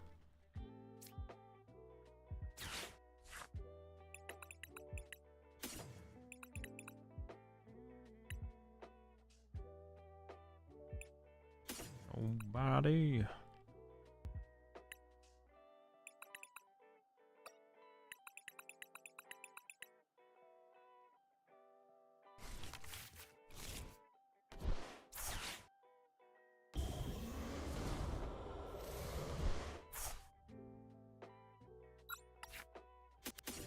Just 2. I think 2 is fine. That's all right.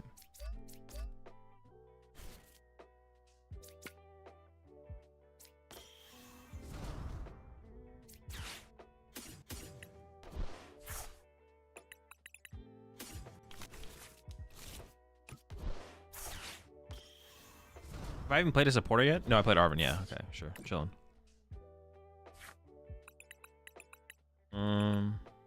My pitch out could die next turn, and then I would have nothing to work with if it did die.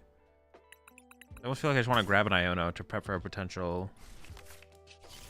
that potential play. Let's see.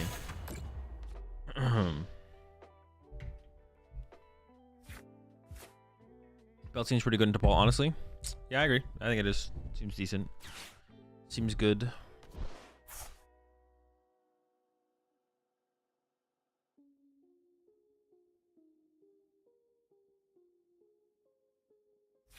Yeah, because if they could go like Raging Bolt KO Pidgeot this turn. I guess if they don't, I'm just going Boss KO this though, right? Then we go from there. We're gonna go for the Sandy Shock's Punch here, it looks like. It's a setup for the 2-hit.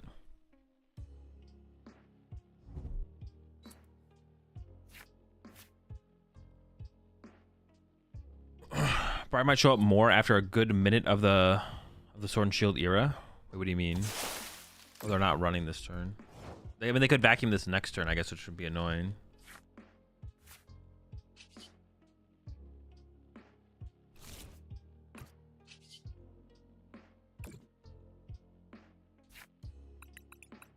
I didn't need a quick search yet. Well, I don't really want to play the Iono now. I'm fine with chilling.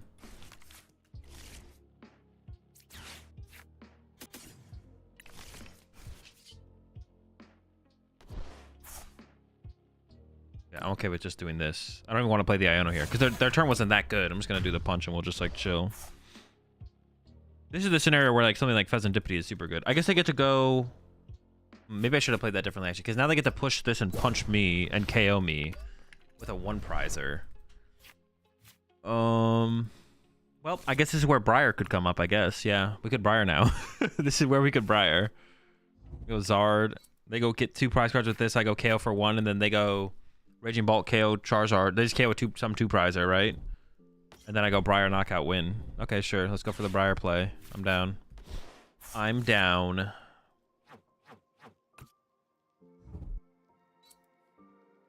We'll probably quick search for Charizard, Rare Candy, Charizard, Iono.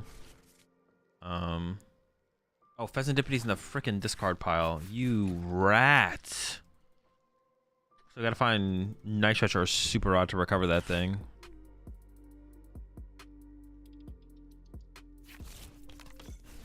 Yeah, because I can't counter catcher this turn. That's like the thing. I mean, I guess I could boss if I top deck Charizard or...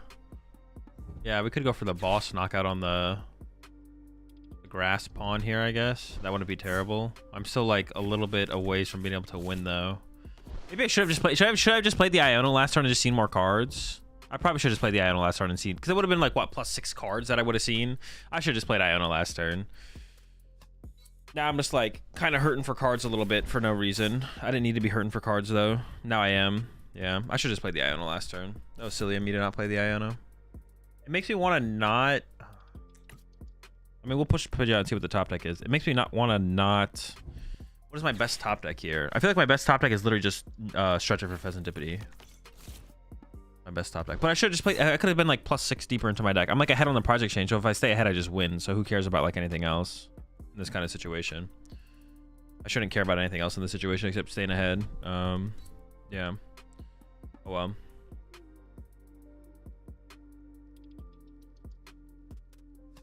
Doesn't really matter. Like, they were always gonna have a fine enough turn to knock me out and like set up further. Like, I was taking a knockout, Pheasantipity would be online, stuff like that. I definitely trolled that a little bit. Oh well. All right.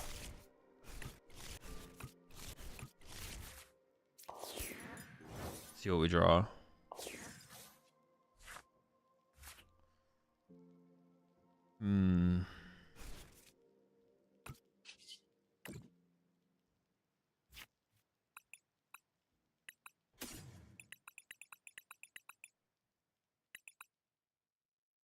So now I am playing towards... Oh, the Briar's prized? Dude. Holy smokes. Wait,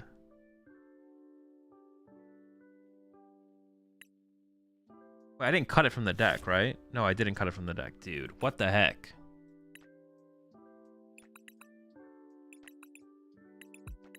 Is my Stretcher in here?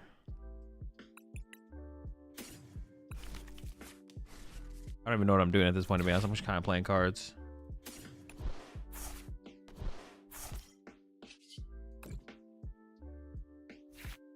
Oh my gosh, it's disgusting. Exactly what we wanted.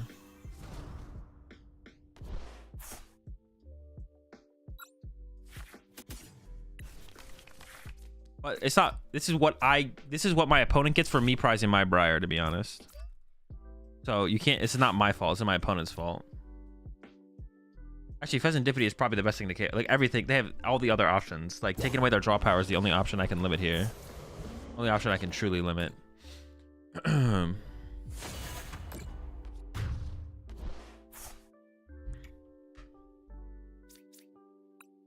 Where was the Briar? Was it the next? It was not. The Rare Candy was the next prize card, so I would have whiffed. Yeah, there's no way to lose.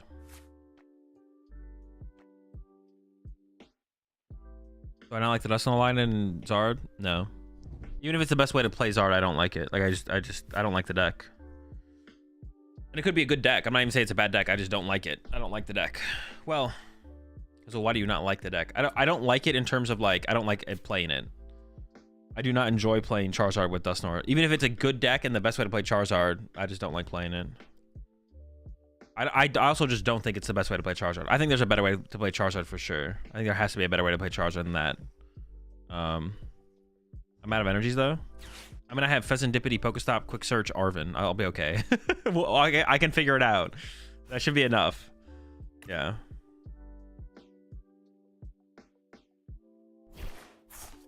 Yeah, I don't think Charizard Dusknoir is bad, but I think there's got to be a better way to play the deck. I think there's just got to be a better way to play the deck.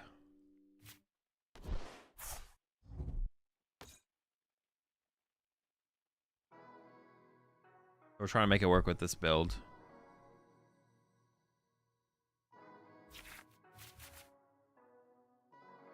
Is it because we need more resources and pieces to pull it off? I'm not. Is it because we need more resources to pull it off? I just think like the overall trying to force the Dusknoir into the Charizard deck makes Charizard worse. I think the Charizard deck is better without Dusknoir. Keeping it simple is better in this case, I think. Any thoughts on the Noctowl build in Drago? I think it's bad. I think it's bad.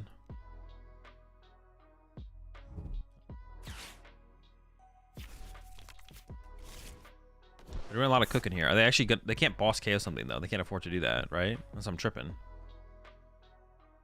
I guess they could attack with Sandy Shocks and KO my Charmeleon, but that doesn't win them the game, I guess. I don't know.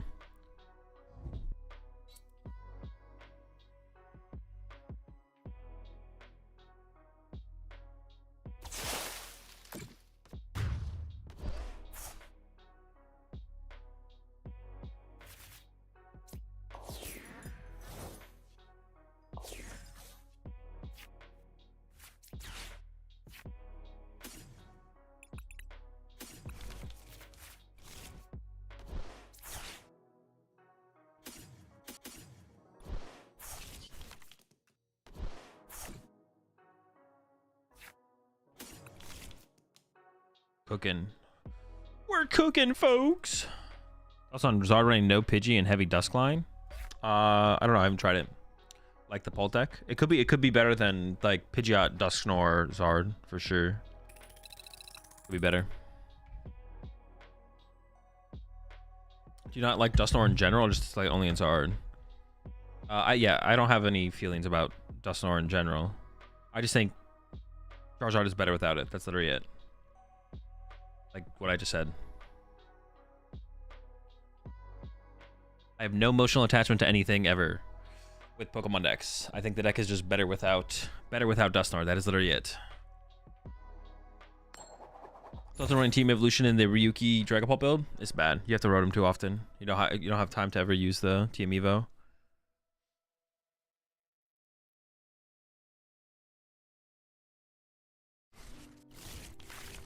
We still have yet to Cleffa. I feel like the Cleffa is probably going to get cut, to be honest. Kind of a rat.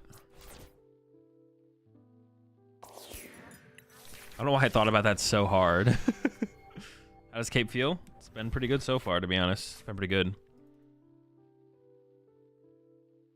You say you have no emotional attachment to Pokemon, yet you glaze the fish. Thoughts? I plead the fifth.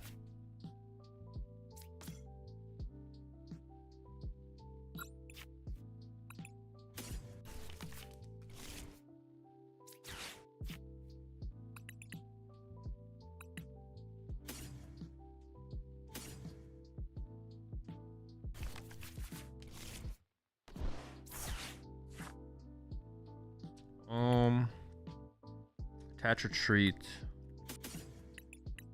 I have Rhodey in here though. I could just go get Cleffa. But the thing is, Cleffa's like a free prize card for Monkey Dory to go after whenever they want.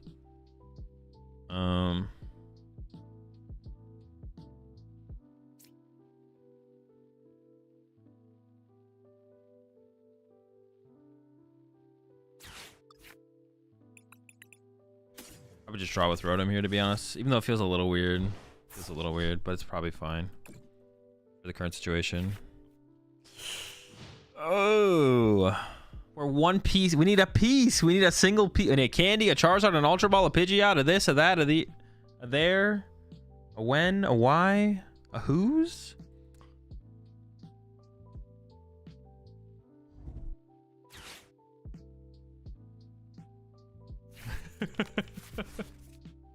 Dude, what is this stupid One Piece meme? Oh, I also forgot to attach the Force Seal Stone.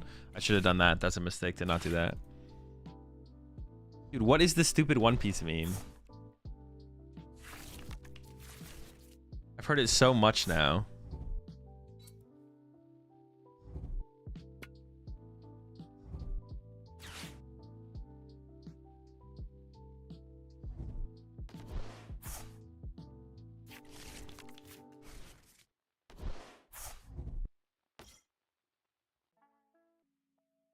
If they play Mimikyu, I don't know if I can handle Mimikyu, to be honest. Mimikyu is like tough to deal with without the Dust Storm, I'm not gonna lie. I'm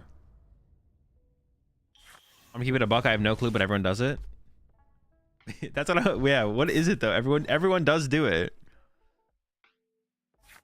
Oh my, give me a piece, bro. Oh, what is this? No piece, no piece, no piece, no piece. Dude, fudge. Alright.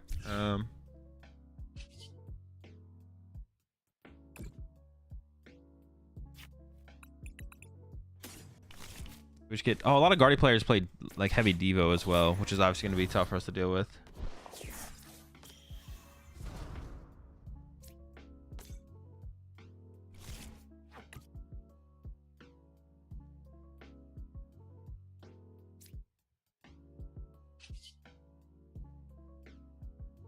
There's nothing even to quick search for here that is like, I could like Turo next turn, I guess. Turo the Rotom play, which is pretty good to remove liabilities.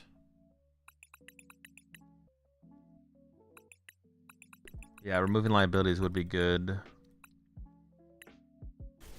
I want to leave my pitch out in the active is also a question. This getting punched honestly does not sound very cool. Like this guy's being like, well, all I got is like a Drifloon punch here. I'm just gonna punch.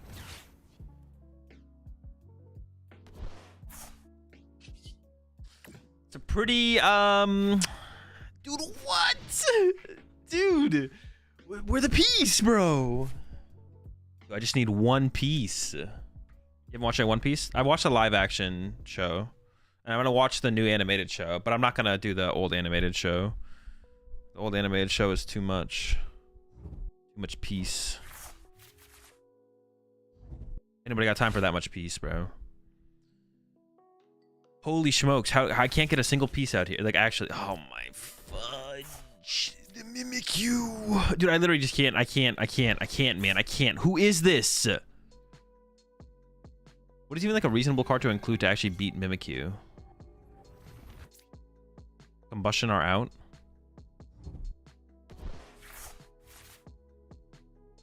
Throw the Charmander. Like, is Combustion my only out? Like, what is my out?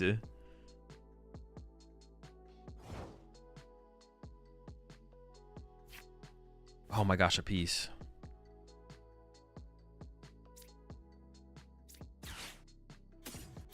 I literally just gotta get up there and Combustion on him, right? Gotta combust. Combust all over him.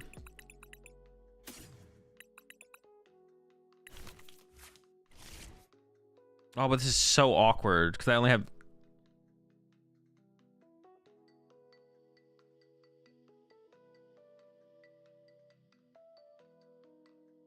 Alright, maybe I just steady. No, I can't steady fire. I gotta combust. I have one less energy in the deck than I would like, though.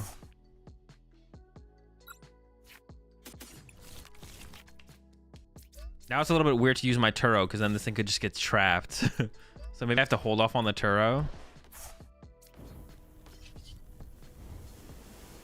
Yeah. I might have to. I gotta hold off on the Turo here, I think. I gotta wait.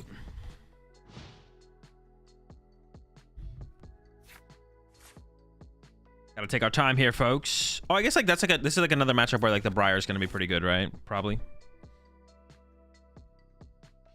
That's something. The window.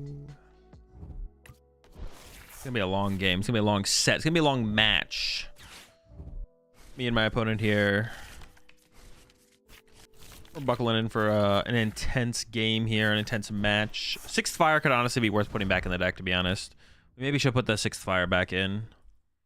Kind of cringe to only play. How many ever we're playing right now?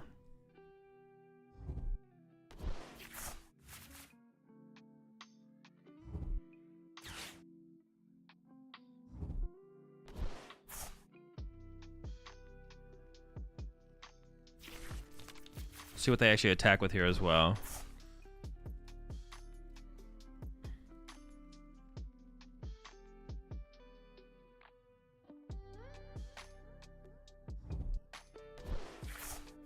Wait, what did you call it? If a Lugia list doesn't make top 8 in Lewis and Clarkville. Oh, I was wondering what the heck you were saying. Yes, of course. Same. Oh, Devo? What are you, a rat? What are you, a freaking rat? Only a rat would TM Devo this board of mine. This beautiful board of mine. You have a choice to decide here, opponent. If you're a rat, click TM Devo. If you're not a rat, don't. You decide.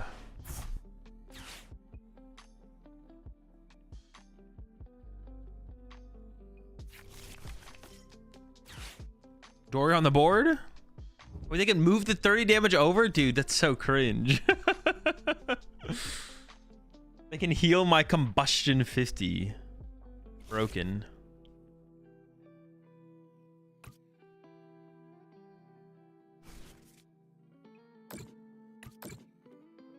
Moving to the active is a little bit weird. Well, unless they're actually going Ghost Eye, right? Unless they're Ghost Eyeing me. And if they're Ghost Eyeing me, shoot.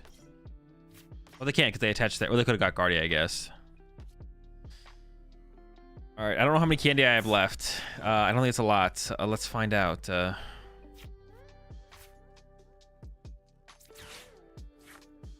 I do have 2. Broken.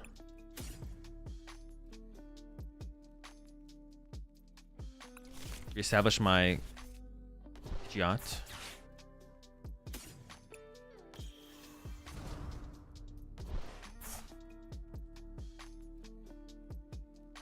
I don't want to candy out a Zard here, right? There's no reason to. Or is there? Can't think of a reason. I just draw my 1 prize card here and chill. Well, what if they like unfair stamp? If I get unfair stamped here, that'd be pretty brutal without having a Zard set up. I only have 1 energy. Where's my Night Stretcher? Shoot. Well, on this prize card, I can pull my Night Stretcher or my 5th energy. So that would be fine. I don't want a Super Rod for 1 energy here, so it's probably going to be a long game. Gotta get ready for a long one.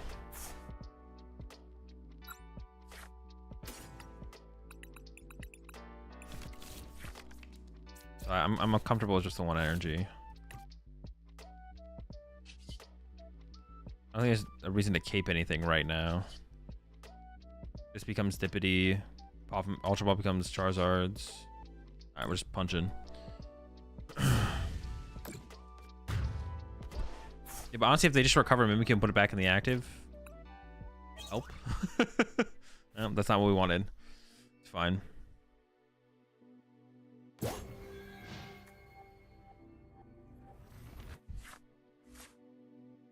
Which tournament am I going to next? The command is in the title if you're curious which major tournaments I'm going to be going to this season that I have planned. Top 3 deck choices you would choose to play off the top of your head. Go. No.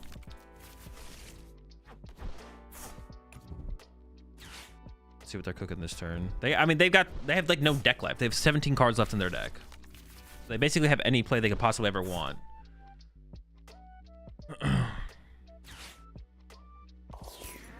Maybe I should have caped my Pidgeot. Maybe I should have caped the Pidgeot. I don't think they were going to go so aggressive after my bird. Maybe I should have also recovered my Pidgey. Or I should have got a Pidgey off Artisan. I don't know. I don't want like a bunch of liabilities in play though. I guess my Pidgeot is dead here.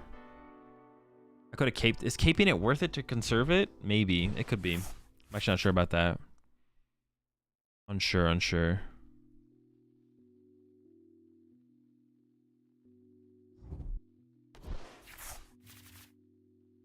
I didn't concern myself too much with it in the moment. I didn't think my Pidgeot was going to die, but I could have protected it with the cape.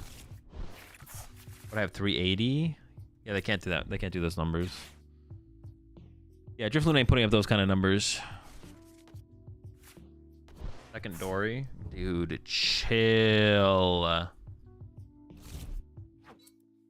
Yikes. Also a triple Dory build. Or a triple Dark Energy. It's probably only double Dory. Double Dory and a heavy, but... Triple Dark Energy.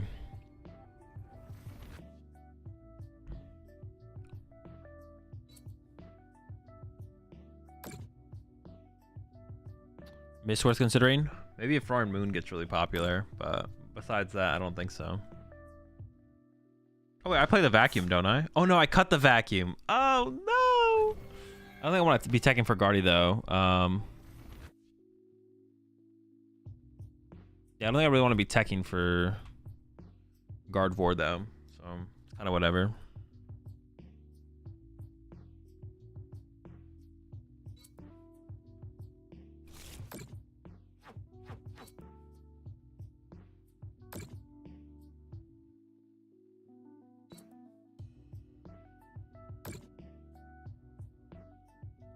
Have they recovered the Mimikyu yet? Or is it still hanging out in there?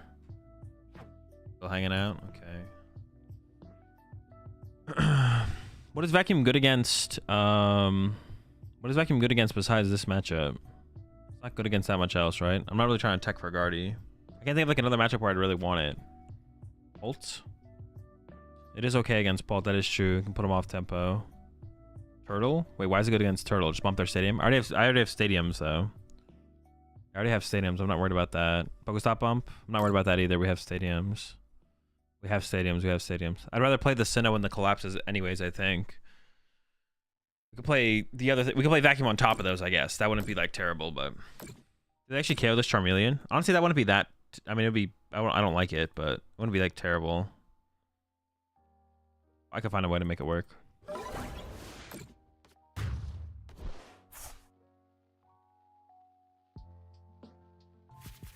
Man, this is gonna get interesting. It'll be interesting for sure.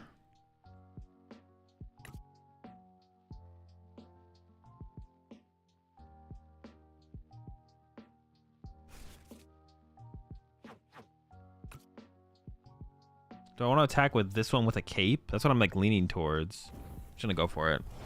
I don't want to do the math too hard. It'll work out in the end, you know? It's one of them situations.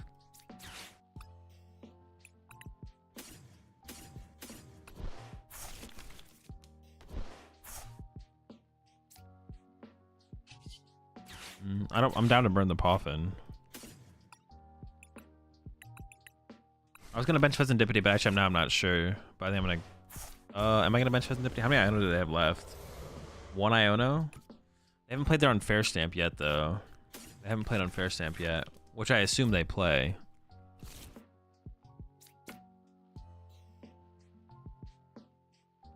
I'm drawing one. If I put Fez down, then they have two prizes that they can go after that are lower HP, right? That can't be worth it. I should keep the Nest Ball around to potentially get Fez later, though. Alright.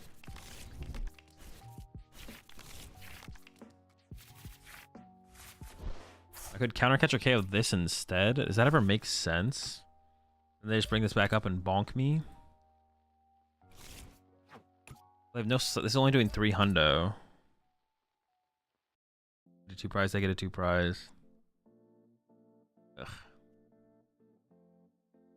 I could take out a Curlia instead, or a Monkey Dory. Then I don't turn on Counter Catcher. But they only have 1 Counter Catcher and 1 boss left.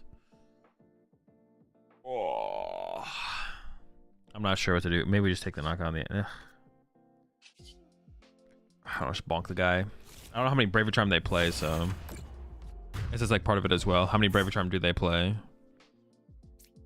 If they don't play another one, then that's like their one hit. They got their one hit, and then yeah. I don't know, man. I don't know. It's whatever. Although we could have boss KO'd Guardian, and then if they take a 2 prize knockout, we could like Briar. I don't want to Briar that turn though. Dude. Maybe we set up for some kind of counter catcher Briar play on the Guardi EX. Not sure. I guess my Pidgey's just dead to double Dory though. Should I even bench the Pidgey? Why do you take prizes 1 to 6 and not 6 to 1? Because 1 becomes before 6. Maybe I shouldn't have benched the Pidgey. Maybe it just shouldn't have never come into play. Because I can just KO with double Dory and it's like a free prize card. Oh my Scream Tail! Could I have avoided this Charmander? No, they just kind of. I put triple Charmander in play and they just ignored all my Charmanders this whole time, right? Yeah. But I could have like not put one in a play initially. Not sure.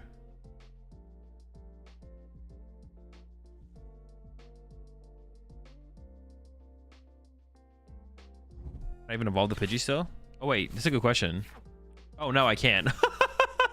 I didn't even realize I had played all 4 rare candy. The Devo, I forgot about the Devo reset. Yeah, this should not be. What the fuck are you doing here, bro? Get out of here. What are you doing? Yeah, the Pidgey should just not be here. Criminal. What are you doing? What are you doing? Little bitch. All right, so they're gonna go KO Pidgey, KO this, but I can Turo my Charmander, and then maybe they can't KO Charizard from there, and then we have boss. I don't know. We'll figure it out. Yeah, this guy should not be here.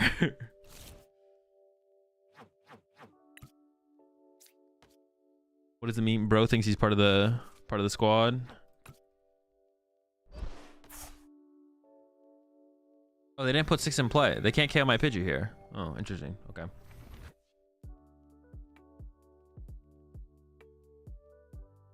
What's the recovery look like? Dude, don't do that. They still have 2 super odds? Probably.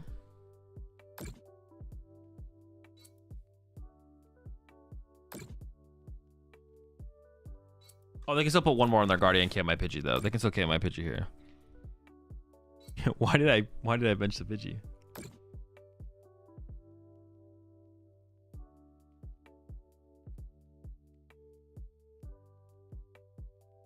Maybe they're not gonna, oh, can they keep, oh no. But the Pidgey does die. I assume they're going after my Rotom here, but then I can Turo this, I guess.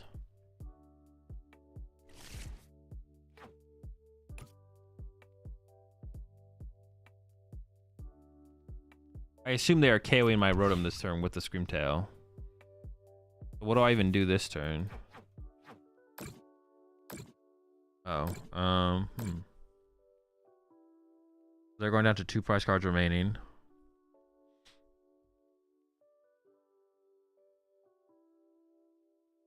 I can Turo this, and then draw a single prize card. That doesn't feel very good though. That doesn't feel like I'm winning the game. What if I killed the Guardy EX? Then they just Guardy EX again, right? Yeah. Dude, Mimikyu just slows things down so much.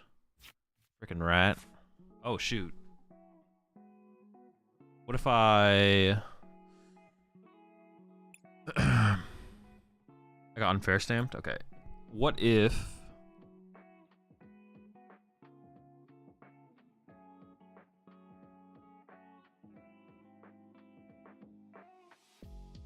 I counter catcher KO Guardy this turn?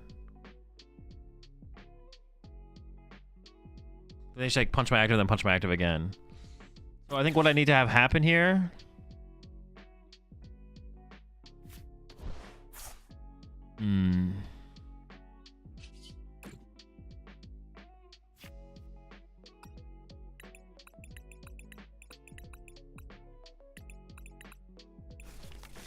I just have to punch the active, right? Gust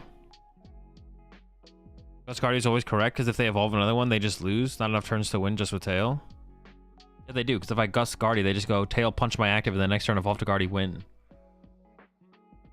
They can't evolve. They don't need to evolve to another Guardy still next turn, and they still win. They still win in the current scenario. So I think the play is punch active, and then hope they punch my active. Well, yeah, they set up for a 2-hit KO, and then I go top deck Ultra Ball or Briar or Luminian or Luminian or Luminian. You can retreat and hope they don't have Gust. Yeah, but they have their boss at this point. If it's not prized, I guess their boss could be prized as well. That would be like an out.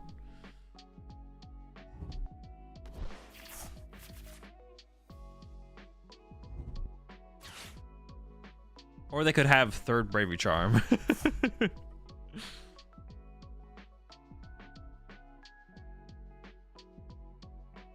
So what is my record going to be tomorrow at my first regional? I don't know. It depends what you're playing. Can you trap anything in the active to deck them out? No, they have Guardy.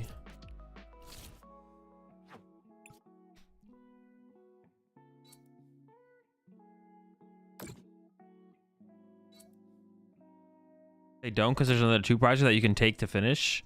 Make the board such that the Screamtail can't take back-to-back 2 prizes and KO their Guardy twice.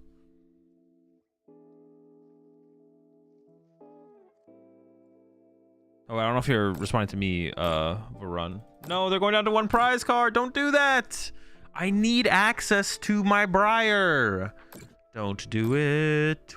Why are you doing this to me? Gosh darn it. All right. Well, now I think we just lose, right? Because they just punch us with Guardy, and then they have... well, I guess no, their boss could still be prized, right? I can still retreat to this Charizard punch knockout. We can hope that their boss is prized. Okay. Yeah, their boss could be their last prize card here.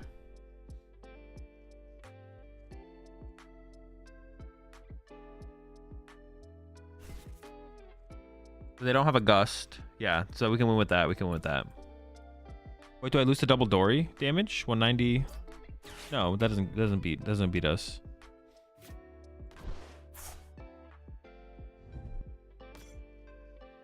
Are they gonna run to Mimikyu? Wait a second. Now, could they deck out now? They have an they have Iono double Super Rod left. They're not decking out. They're not decking out. But that's not a lot of damage. They're not doing very much damage.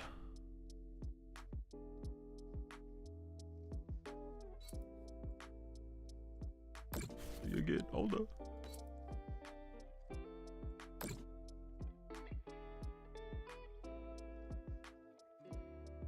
Only 70, so I have 300 HP left.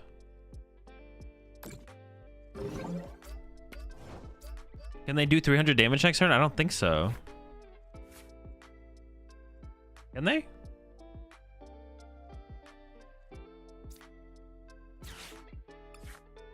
So now if I KO their Guardy...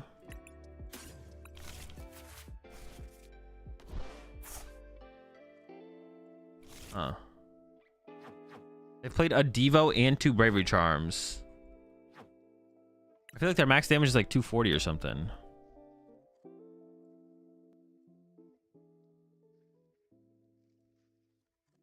Do I KO the Guardy or do I KO a Kirlia though? Oh, they play 2 Night Stretchers. Do they even play Super Rod?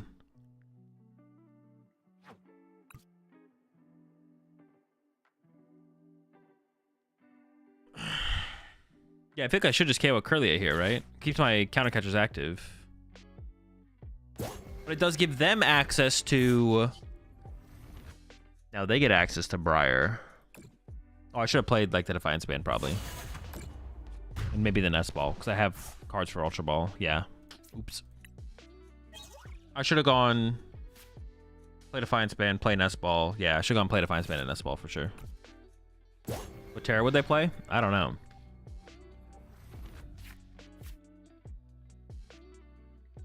Guardy so they can't monkey damage, but that shouldn't matter, right?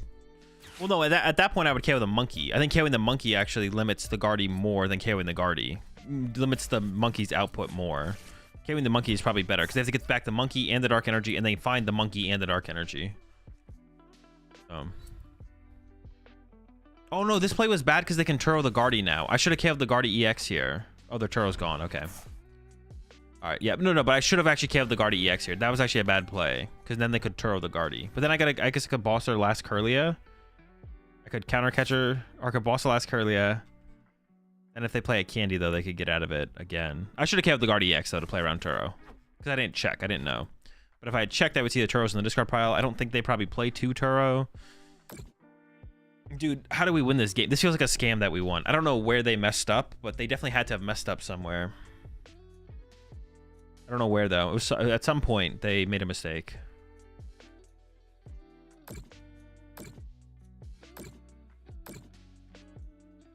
How'd they lose this? I don't know. I don't know how they lost. They did be losing, though.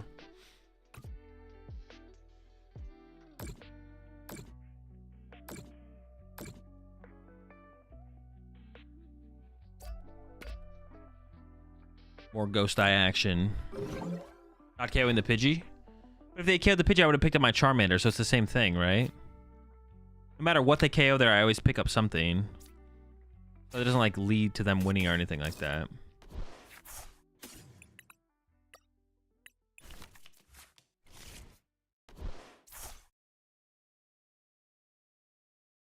Honestly, their mistake might be playing 2 Stretchers and no Super Odds. That might be their mistake. Not enough gas in the tank. I don't know though. It doesn't feel like we should have won this one. Dude, the Mimikyu. This guy's... It's annoying. It's annoying. Definitely hard to beat this thing. That's really annoying. The Mimikyu is really, really annoying. We just don't play enough Gust. If I played like a Palpet or a Team Yelcheer, we'd be fine. If I had like 4 boss, we'd be chilling. But I don't have that many boss. Mimikyu's tough. For sure. Cape, once again, though, kind of carried, though. Cape carried another game. Cape's kind of broken. Cape's kind of broken. I kind of want a 5th or 6th energy back.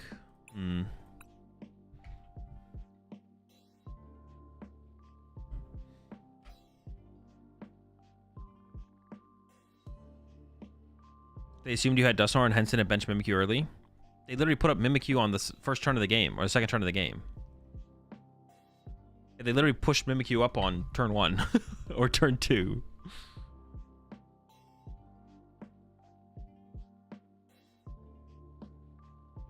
You think Zard is the pick for this format? If not, your top 3 at the moment? If not, what's your top 3 at the moment? No, I don't think Zard is the pick for the right at the moment. I have a top... my top 2 is just Lugia and Drago. Yeah, I have a top 2. It's just Lugia and Drago. I don't have a top 3.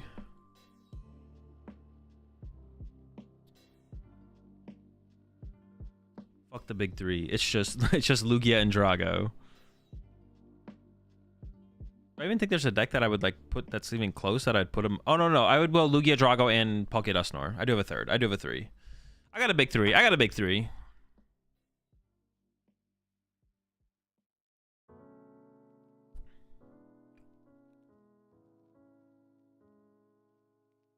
Dusknoir knocks out Mimikyu, just saying. That's great, Griffin. Let me know how you're doing in Pikachu ELO with your Dusknoir Charizard deck. What plays the Thornton for? You can like chain Radzards and it removes liabilities. It's like a little bit of everything. It's just like another liability. I would say it's more so a liability remover than anything.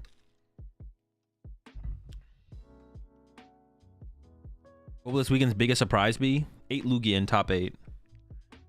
Biggest surprise. Big surprise for some people. A Reggie Drago dub. Reggie Drago is gonna win the tournament, which will be a surprise to some people. Not me though.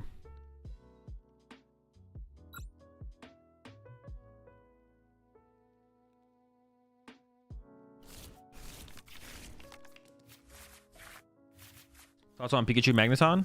It's got potential. Pikaton. You put Joltik in there too, though. Get the Joltik in there.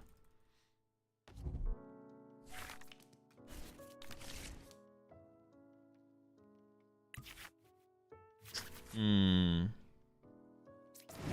mean, it's probably got to be Manaphy. This is a hand for sure. Rarely have hands this good been seen before. But that's what we get for going first. But I think it is a go first meta. Well, I say that. Dude, another one?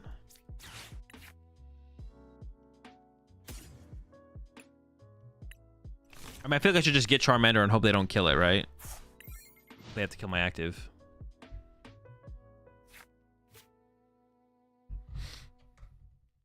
I want to go first against everything that's not Raging Bolt. Raging Bolt is like the only deck I want to go second against. I guess Miraidon as well. I'd like to go second against Miraidon.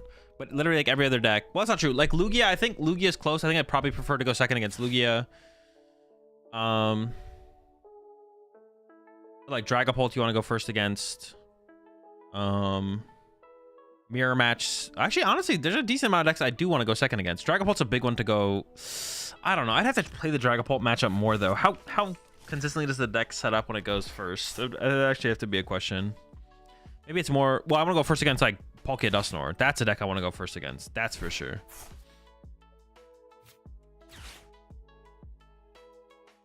There could be an... Oh, Drago. I want to go first against Drago. Definitely want to go first against Drago. Maybe second, though. I heard people arguing for going second in that matchup, though, to be honest. I don't know. Maybe setting up is just, maybe it's just value setting up more.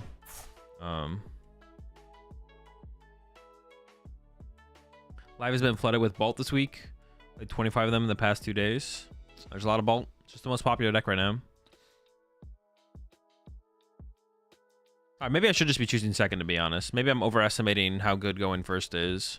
Although it has been pretty good so far. I'm not gonna lie. It's been pretty good to go first so far for a lot of our games. Been pretty chill. Maybe we take it back though. Go back to going second. Double bolt and the Sada.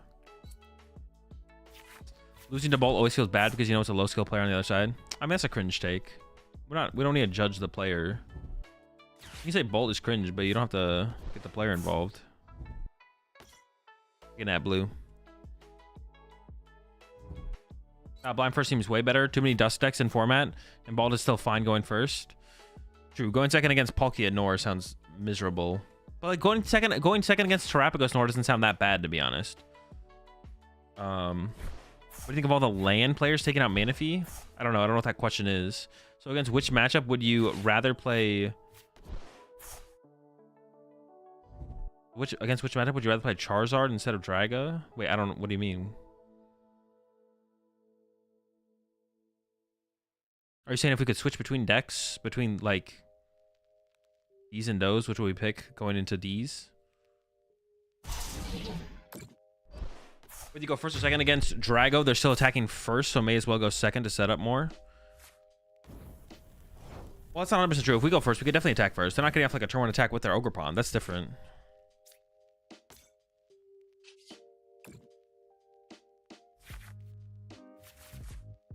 Oh, wait, the cape goes kind of hard here. Oh, but I can't cape. Oh, I could cape counter catcher. Not sure. I want more. I want more. I need more. Give me more. Oh, that's a little more.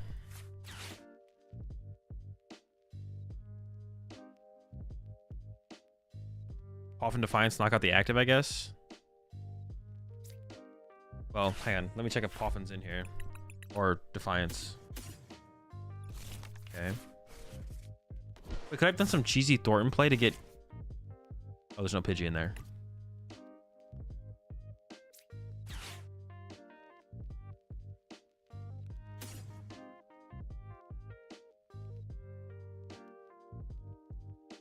The Thorn's not that good moving forward, but it could be okay.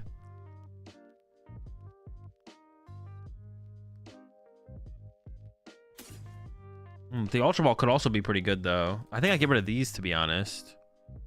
The Ultra Ball Arvin, because if I can just chain knockouts, I should just win. Now, they could have Briar. They could have the Briar, but I have the Cape to counter the Briar, right? Seems fine.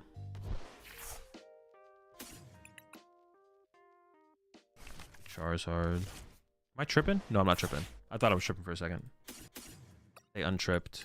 We still have yet to use Cleffa. We're cutting Cleffa. We'll cut the Cleffa. Fine, you win, okay? Jeez, chill out. Y'all been rooting on Cleffa's downfall since the beginning. Cringe.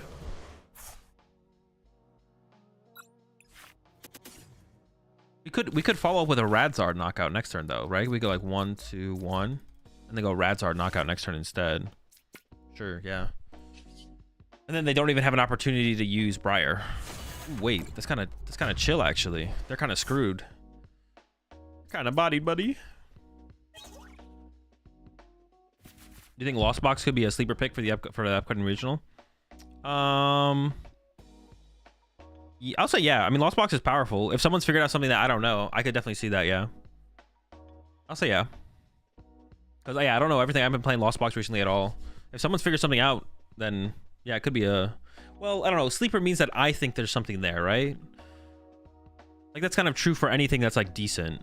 Sleeper pick? No, I don't think it's a sleeper pick, because I have no insight. I would say if I wanted to call it a sleeper pick, I would have to have some insight, right? I'd be like, I don't know, bro. Lost Box kind of been powering up recently. It's, like, kind of broken. But I have no info to, like, go off of with that, to be honest. So I guess I'll say no. But I wouldn't be like, but it would be like, I wouldn't be shocked if like Lost Box did well. Like my current take on Lost Box is a bad deck, but if someone did really well with it, I wouldn't be like shocked because it is a good deck. If it actually is better in the meta than I think, then it could be okay. But my current take on Lost Box is that it's not that good.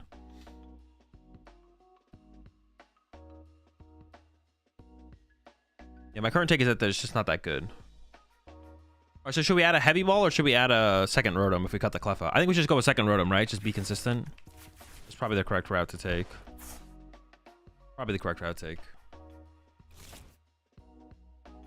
We could go the incorrect route. Nothing's stopping us from doing that. As well as semantics Samuel.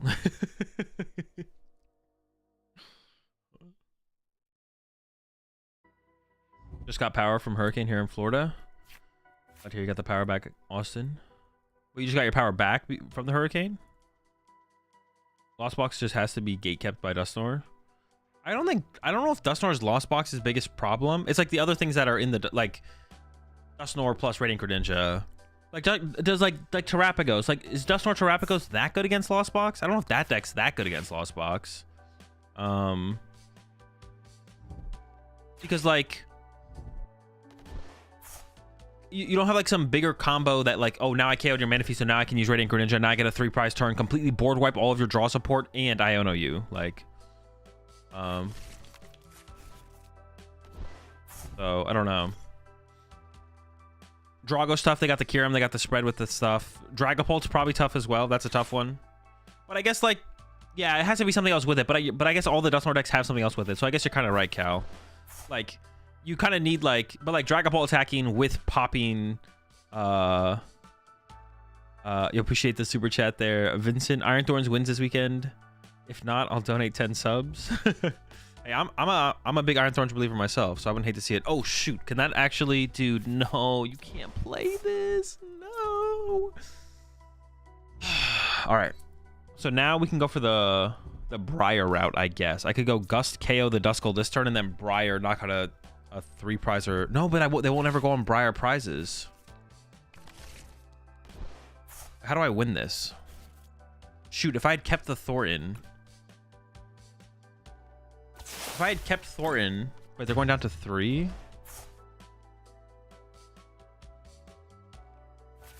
Dude, if I had kept the Thornton, I could have turned this into a Charmander.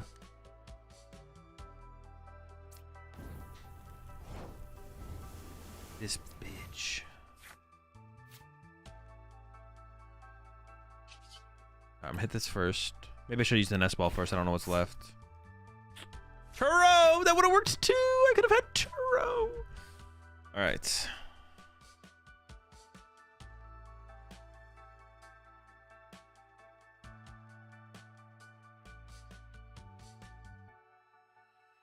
Well, now I want to, like, Iono them, right? Because I'm scared of this stupid Dusknoir.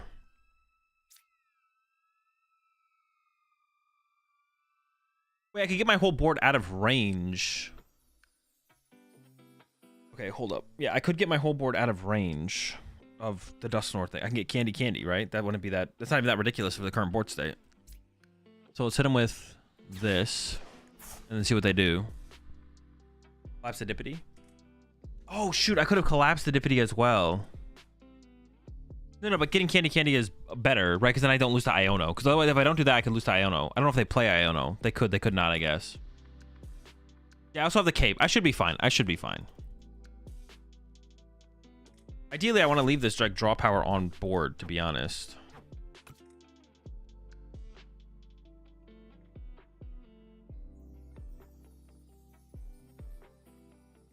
I can easily go Candy though, and I'm just out of range, and they shouldn't be able to have a... Their play would have to be Briar. Holy smokes. Well, if I KO the Duskull, I go down to 3. They take a 2-prize, I'm gonna go down to 1. I can't play Briar. Okay. We're chilling.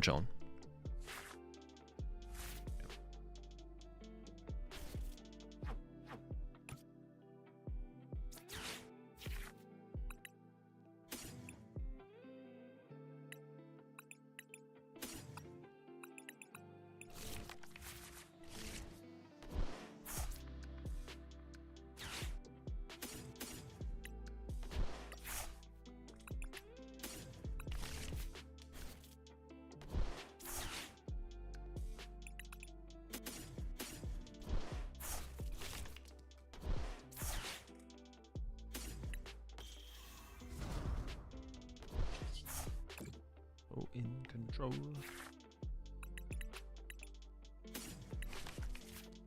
They would have to have a a flute and a. No, they could also have like no, because I'm KOing their only pawn in play here. So they can't even do the Briar play. They can't even do the Briar play now.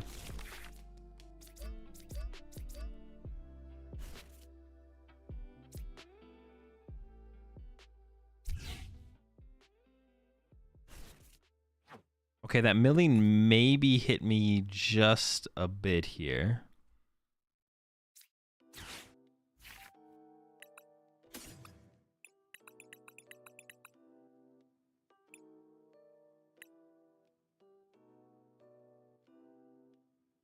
Wait a second, wait a second.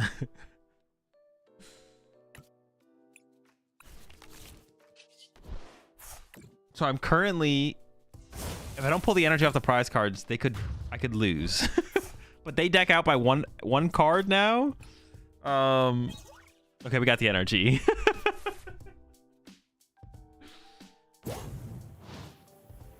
But if I didn't get the energy,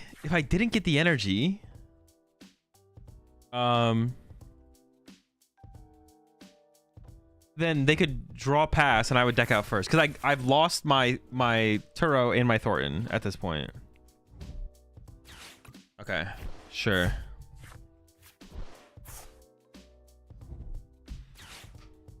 So that's why I didn't draw the extra card there, because they probably don't play Super Odd.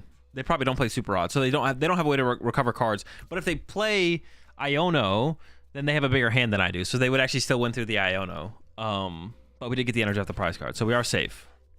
I could have actually not taken the last energy for this. That's what I could have done. I could have left this energy in the deck, actually. That's what I should have done. What I should have done there was not take this second energy. Dude, maybe I just need to play 6 energy, probably. Or the Mist. I could play the Mist as well. I don't know why the Mist would be that much better than anything else, to be honest, but I could play the Mist. I mean, I'll just push Pidgeot. If they want to take a 2-prize knock, if they want to, yeah, I'll just push Pidgeot, right? I don't, yeah, it doesn't really matter. Also, Vitality Band and Turtle. It's pretty good. I think it's pretty good. We're gonna see my deck list. Deck lists are always in the Discord. Oh, no, I gotta like direct you to the. There's the command in the title. There's a command in the title. Yeah, maybe just another. It doesn't have to be a fire, but just another energy for pivoting. So the Mist could be that, and then I get like some utility out of it as well. But I kind of just want like another fire, to be honest. Appreciate the Prime sub there, Heavenly Sky Daddy. Welcome to the Rat Pack. Got plenty of semantics, but we're all out of good arguments. I'm just starting PTCG Live with the Zard deck. What are the top 5 first priority cards to add? I have no clue. I don't even know what the Zard deck looks like on PTCG Live, but someone might have some ideas in chat. Raging Dusk or Dusking Bolt? Exactly. I've been saying that for years, man. Finally picking up what I'm putting down. All right, Cleffa's got to go. We just don't use this thing.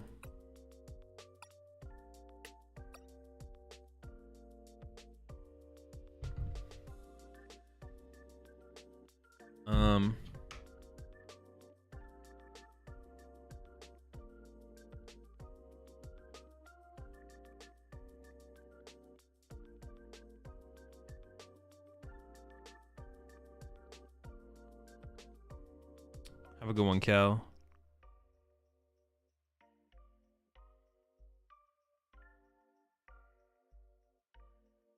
The Briar is also like hard to get value out of, but I'm gonna keep it for now still. I'm still gonna keep the Briar. I kind of want the second Rotom now though as well. Rising Rotom sounds miserable.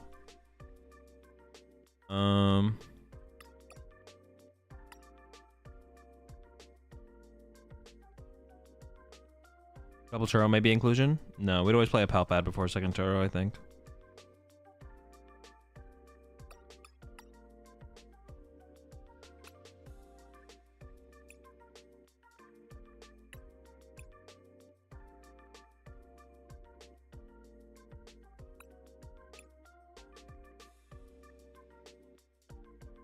Oh, double turbo. It's okay. I don't know. I'm not like blown away by it. One ultra? Cut an ultra ball? No, no shot. Yeah, do I really want... Maybe we just keep the Cleffa? I don't know. I just haven't used Cleffa at all. And it's like also hard to get the Cleffa in the active because you need the energy in the hand as well, which doesn't happen that often. Maybe I should just keep Cleffa though. Rotom is so much better though.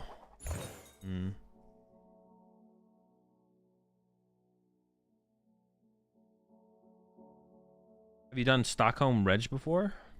What do you mean? Registration? Will this be on YouTube? Yes, this will make its way to YouTube.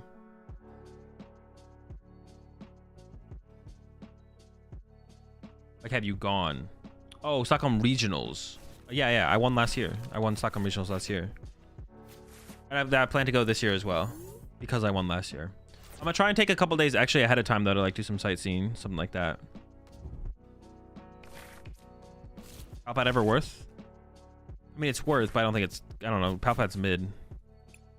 Like, it's not a bad card in the deck, but I think it's mid. All right, well, we probably lose this one. I don't know if I'm winning this one.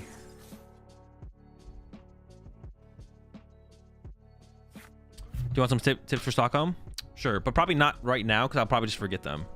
Yeah, I'll probably just forget them. But as we get closer to the tournament, definitely. To be honest, not having the best card Tatsu seems criminal. True. You know what? You're right. Let's get Tatsu involved again. Top deck Poffin. If we get Poffin, we're chilling.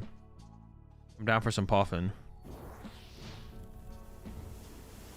Oh, it's literally a free matchup too. Do I just get like Call for Family Pidgey involved again?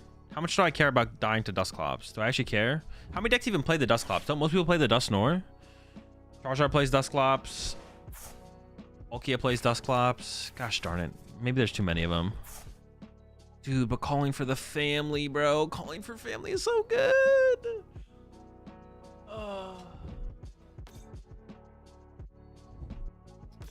Polt? Yeah, Polt does as well, yeah. I probably can't do it. Probably can't risk it. Unlucky.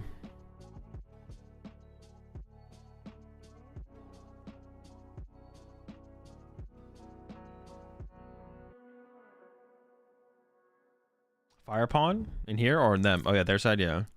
I mean, we gotta get the... What does it even KO for them? It's a Drago killer, right? Dude, please, please let me top deck. Please, please, please. I'll never ask for anything literally ever again if you let me top deck a Poffin here.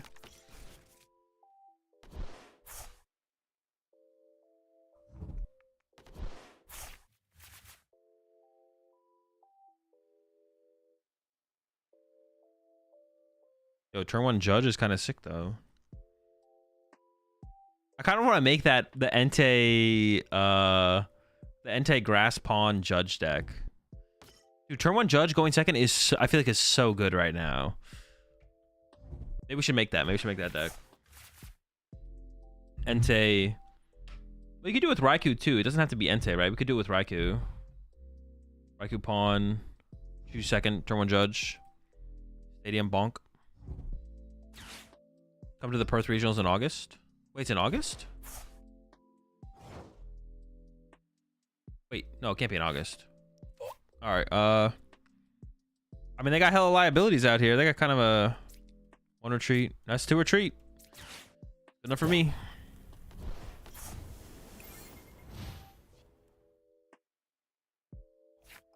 Would you cut the track and choose from Stefan Ivanov's Palkia list? And if so, what for? I would, but I don't know what I'd cut him for. Dude, what an L.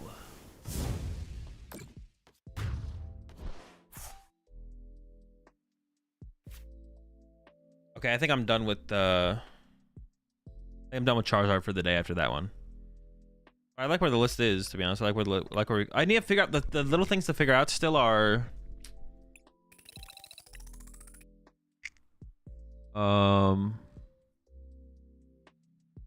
Brody, not Rhodey.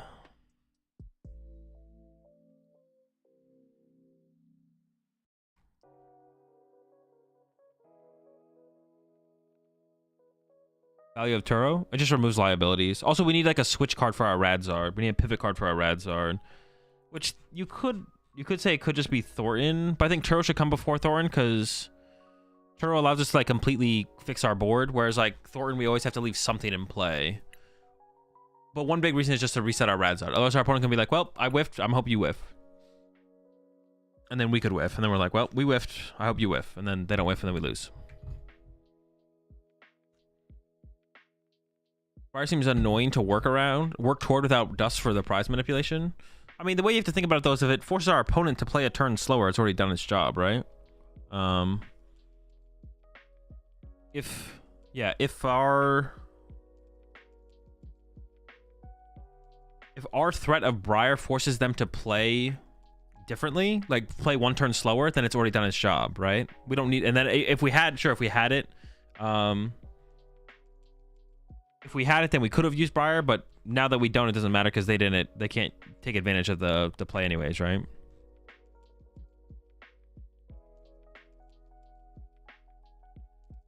Yeah, 5 energy definitely felt iffy.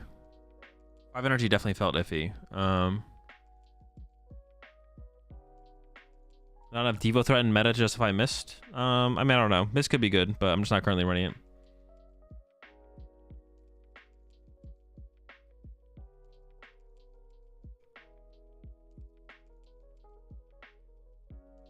Countercatcher out one more nest? No.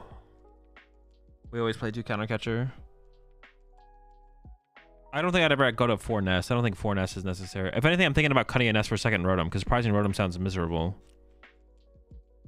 Yeah, I'm thinking about cutting a nest for a Rotom, or cutting the Briar for a second Rotom as well. Briar for second Rotom could be good as well. Yeah, Turo and like Thornton are just for board fixing. Honestly, the Thornton might just be bad. The Thornton honestly might be bad, and we maybe should just play 2 Turos. I could actually see that being... Thornton might just honestly not be that good. And we should maybe play just 2 Turos. But I'd have to like play more. I don't hate the idea of having both around, but...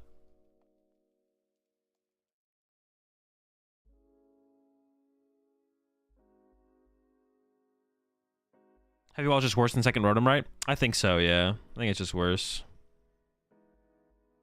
My sense plus Heavy Ball? No, I don't think so. Heavy Ball's pretty mid. Yeah, Heavy Ball feels kind of mid.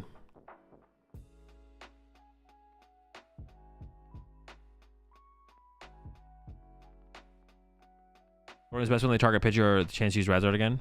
Yeah, but it feels a little bit like, I don't know, it just feels worse. The Turo just seems like the better card between them. They obviously don't do the exact same thing, but like they have like some overlap with like liability removal. So does Briar come up often enough versus the need for their second Rotom? I don't know, to be honest. That's what we're trying to figure out. But I'd probably just keep it like this for now.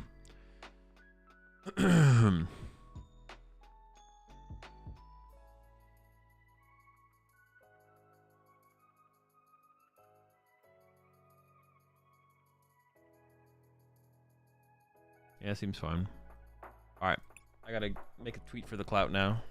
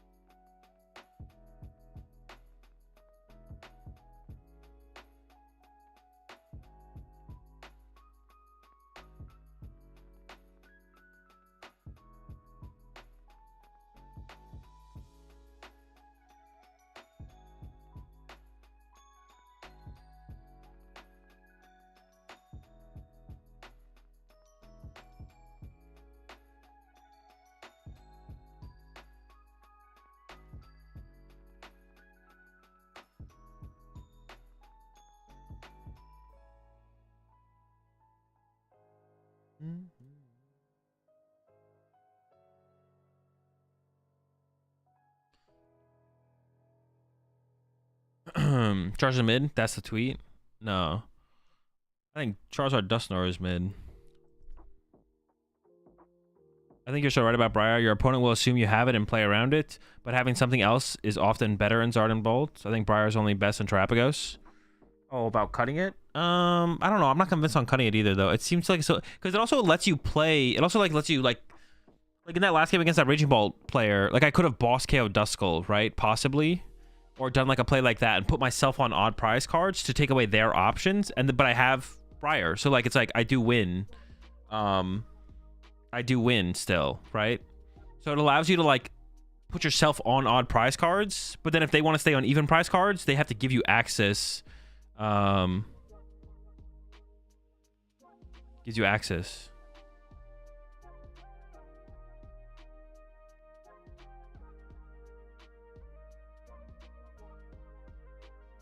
$3,500 ELO on ladder for this period. Here's the spreadsheet I used to track games shortly after hitting Arceus.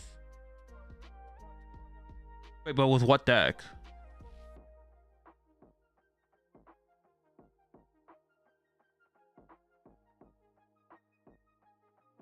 With control?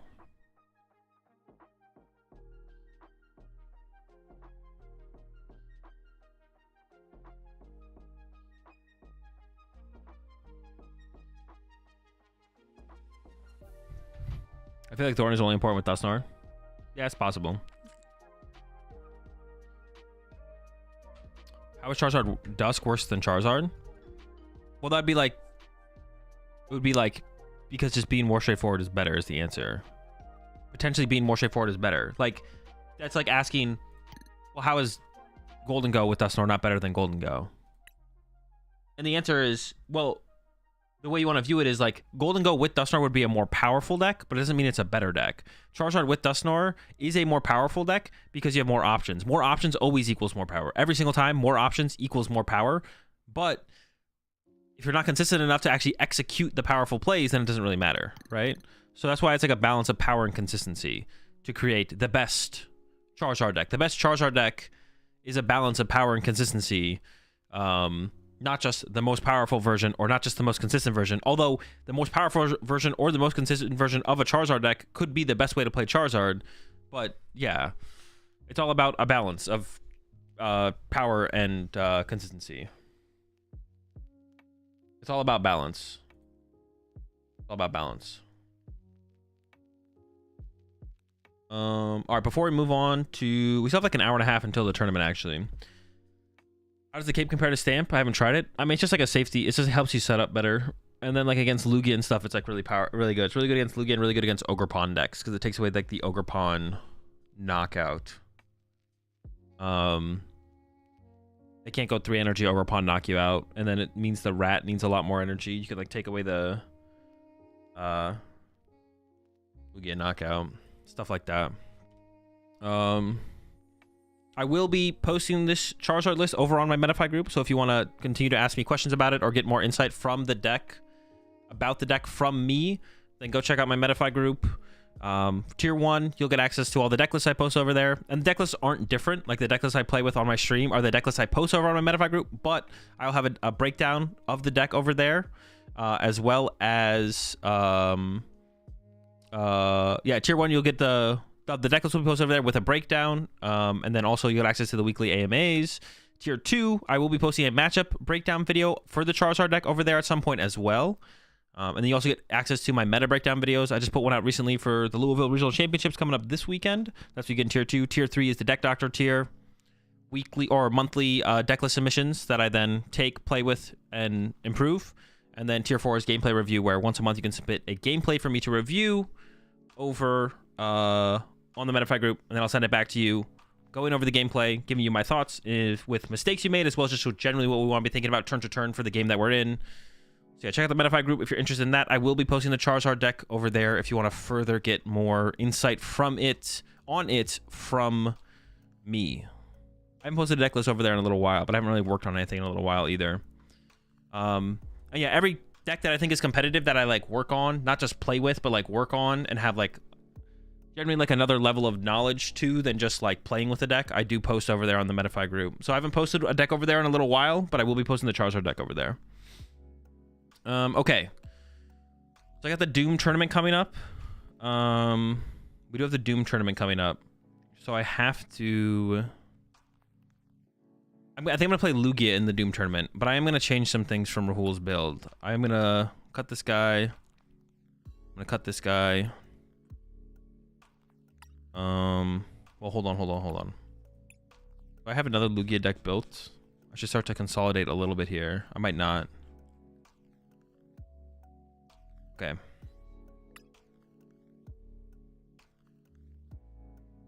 What else did I want to cut from here? Jack is okay. Lugia's Resident Sleeper though. 2 missed. Got this. Cutting the broken bundle. I haven't been feeling the bundle recently, to be honest. I need a Fluttermane or a Klefki. I kind of want to try the Klefki. I love the idea of Klefki. I don't know actually how good it is, but I'm down to try it. Down to try it. Wellspring. I did want Wellspring. Maybe just like this, to be honest. I mean, we have to like add 1 more card, obviously, but like maybe that's a good start. I'm not like sold on Jack. Jack is okay. Very mid card.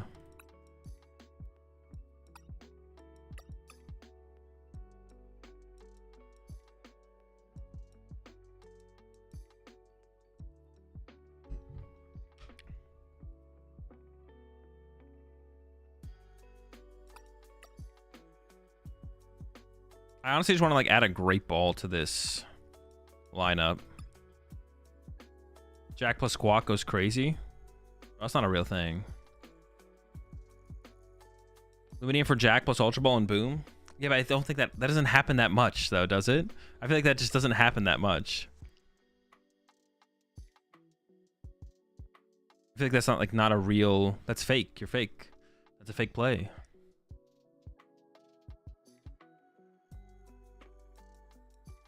Cyber Maniac Pokestop? No.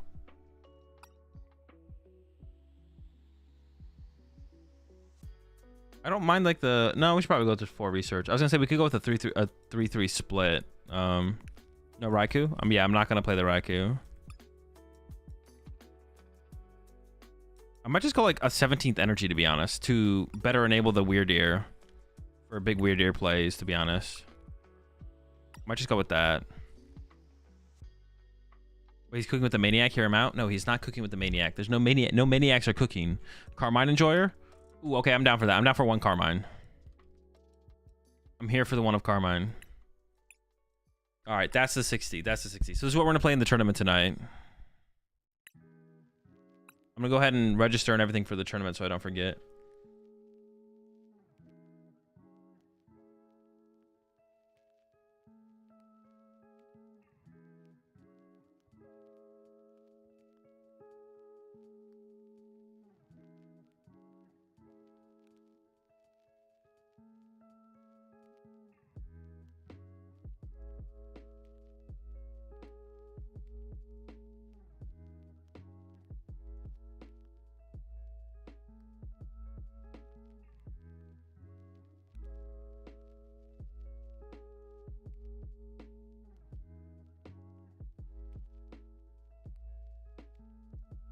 Cut the bundle keeps water pawn. Wait, what is that? What is that? What does that even mean? Why water mask over stone mask to deal with Mimikyu? Because this deck doesn't have a problem with dealing with Mimikyu. We're trying to abuse torrential pump.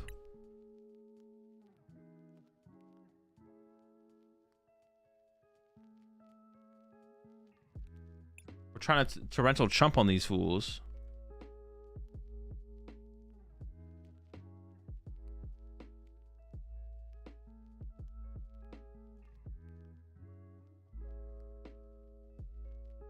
No, honestly though, the Charizard deck felt really good. I mean, Charizard is just good. I always second guess myself with stuff like that because I do always second guess myself with stuff like that because like everyone's playing the Dusknoir build, right? Everyone's playing the Dusknoir build, but like I don't know, it feels so bad. It feels bad. It looks bad. That build felt pretty good though. Bundle Lumini and Water Pond, might as well slap an Irida in there. True. Everyone's playing the Dusknoir build, but no one's winning with it. Yeah. It's like either Charizard just needs to be like put down, like people need to put it away for a little while, or if we see the 49 months there, player 1. Yeah, either it needs to be, the Charizard just needs to be put down, like it just needs to be put away, it needs to be put back in the binder, or there's a better way to play it. Yeah, I think it's one of those two things. So it just feels extremely mid right now. It feels extremely mid.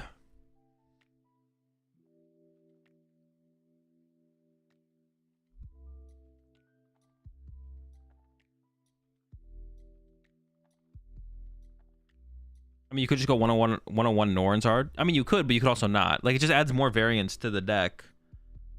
Like, even though it is like a powerful option, it's like 2 less consistency cards, right? Prize cards get involved more. Like, that's like another thing as well. You need both Squawk and Carmine. I mean, you don't need them. No, you don't need anything. Nothing is needed. Everything. We're not worried about need. We're worried about optimal. I think it's definitely worth playing both. It's definitely worth trying both. No Jack, though? No Jack?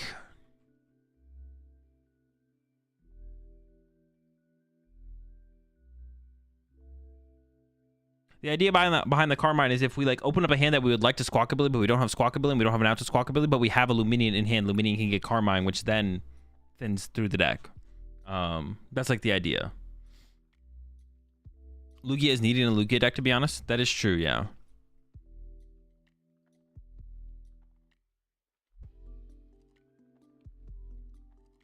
All right.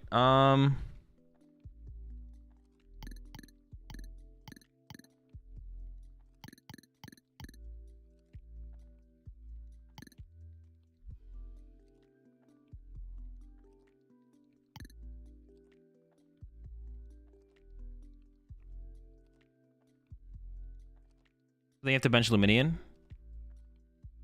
Well, yeah, but it'll be benching Luminion or benching a Squawkabilly. Like, if we're putting in no, I'm not entertaining that question. I'm not even.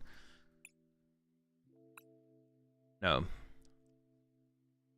Let's work on this deck next. I want to try Cutting Shoes. Cutting Shoes suck, but they could be optimal. But they are so bad. I want another Vessel. I get 2 more cards. Thoughts on running a 1/1 lineup Lugia instead in Lugia? Is that optimal? No. Since you took Raikou Bundle out, take Nest Balls out. Take Nest Ball out. Well, we still have Squawkabilly. I still want Squawkabilly. And I still want to be able to find my other attackers as well. I think I still like the idea of Nest Balls because I still have Squawkabilly in there. I'm still trying to enable Squawkabilly. Oh, I didn't know it was a Squawk or Lum thing. Didn't hear it. But even if it wasn't a Squawk or Lum thing, it wouldn't matter. Like, it would be like if our hand, it's like, all right. This is what you got to understand, Devin. I'm going to go through this. Because you said that, but you're not getting it. Okay. Let's say we play a Lugia deck. Say we're playing Lugia. We have an opening hand. We open Lugia V. And we have a Luminion in our hand, and we're going first. And we look at our hand, and we're like, looking at this hand, if I played Carmine, I would Luminion to go get Carmine and play Carmine. If I don't play Carmine, I can't go get the Carmine. Therefore, I can't Carmine, and I would pass. The optimal play, if we play Carmine, is to play the Carmine. Even if it involves putting Luminion in play. That's not, like... It's not a... because it forces us to put Luminion in play, we wouldn't go get Carmine. Yeah, I agree with you. But okay, then what was your question, then? If you agree with me, then what question did you have? Or what is your statement doesn't make any sense then, because your statement was, but now we have Luminion in play. But it doesn't matter. If the correct play is to go get Carmine and use the Carmine, it doesn't matter if we have Luminion in play. That's part of the correct play. Same logic with Squawk? Yeah, same logic with Squawk. All right, I still need 1 more card. I almost just want another energy, to be honest. Like, the thing that I feel like would make the deck so much smoother is just more energy. I might just go to 8 energy. That feels like a lot, though.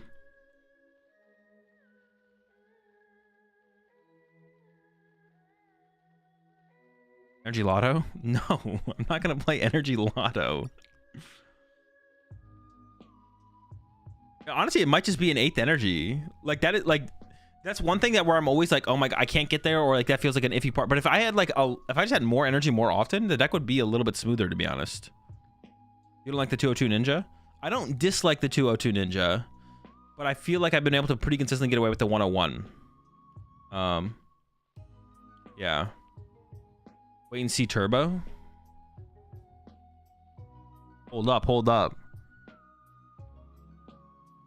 You can use this card only if you go second and only during your first turn. Search your deck for a basic energy card and attach it to one of your poke. Wait, how has no deck ever played this? Wait a second. Wait. Wait,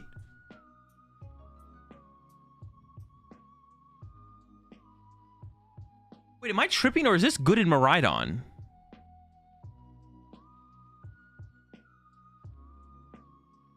Someone tell me I'm tripping, but is this not good in Secret Box Miraidon? Your turn ends. Oh, god damn it.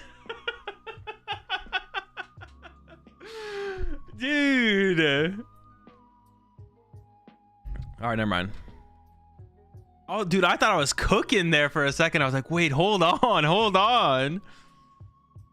So Miraidon has a generator? Yeah, but all right.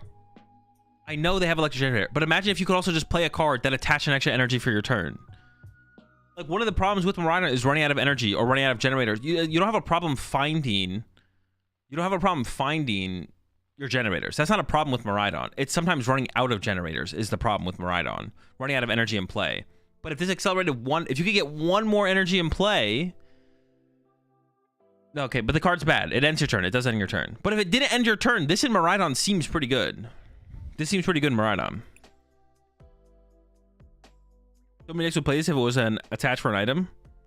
I don't know about so many. Some would. Miraidon would. All right. I was cooking and then I stopped cooking. We got to get back to cooking. 4 energy sticker. Yeah, bring back the energy sticker Miraidon, honestly.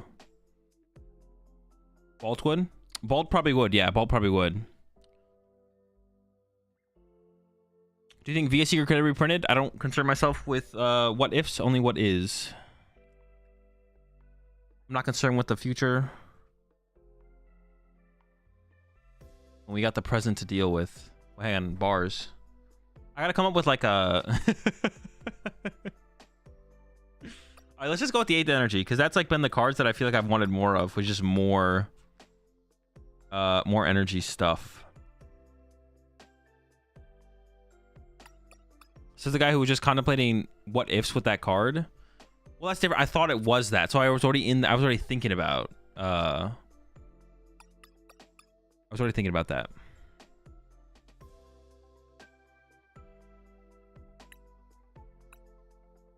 You know, I was already there.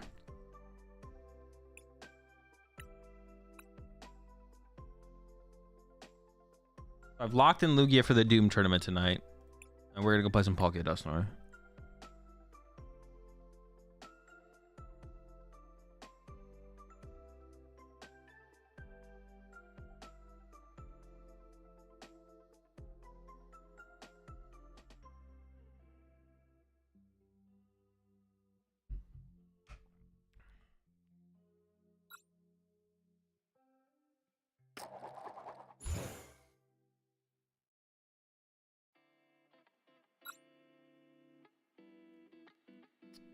Thinking about how you can use a card as a different than thinking about what if a card gets printed. Exactly. Now you're cooking. You're slowly convincing me on de-blinging my mons. Why? Just because I don't play with bling? I mean, look, I think it looks cleaner to not have bling. Trainer cards are trainer cards. When you start playing with full art trainer cards, and you just get lost. You get lost in the sauce. Although there is an argument to bling some of your cards. Oh my, 4? And I open Ursaluna? Dude. What? I'm looking 4 times, and then my hand is trash. Is it even worth attaching here? I don't even know. I don't even think it is.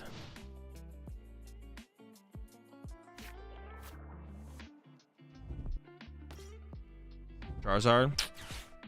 We're cooked. We're cooked.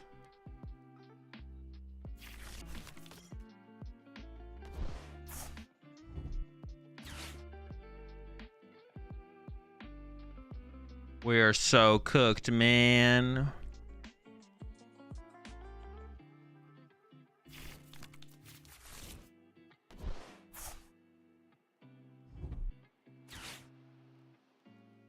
I mean, I don't even know how I can like what like if they like get out. I don't even like beat a board of like squad. Seems tough. It's tough. It's tough.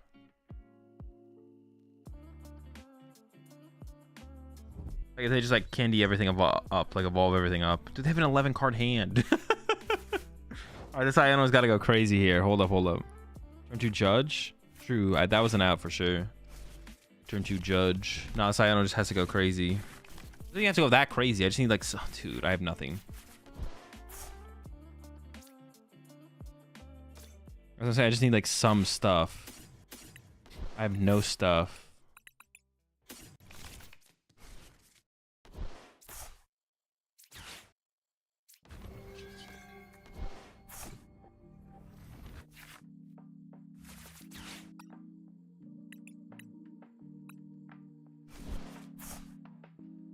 Watch yourself.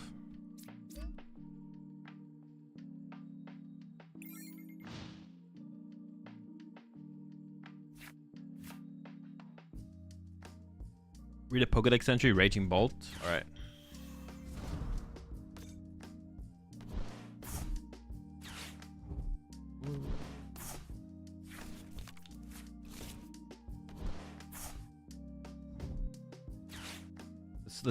Let's dive deep into the Raging Bolt lore.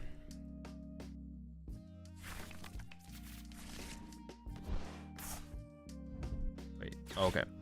It's said to incinerate everything around it with lightning launched from its fur. Very little is known about this creature. Raging Bolt.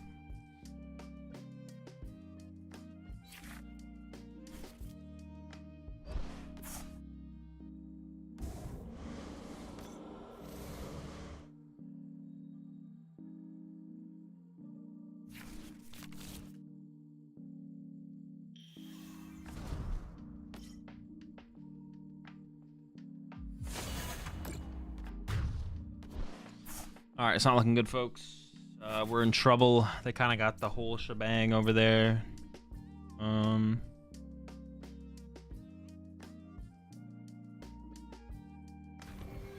Top deck one time.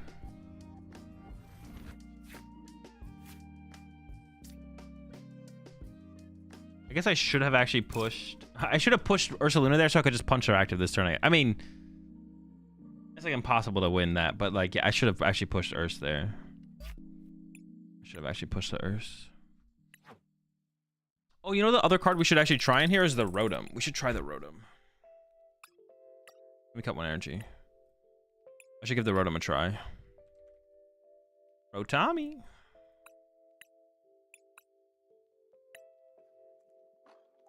I never actually give it a fair shake.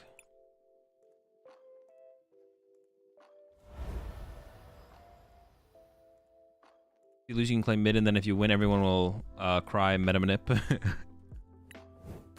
Paid actor. I got 3 weeks to close this thing out. Should be able to do that, no problem. If you shuffle your deck better, you want a brick? True. If I just pile counted. Pile counting is the way. Pile counting is the way. Never bricking up for pile counting, right? That is the way. That is the way.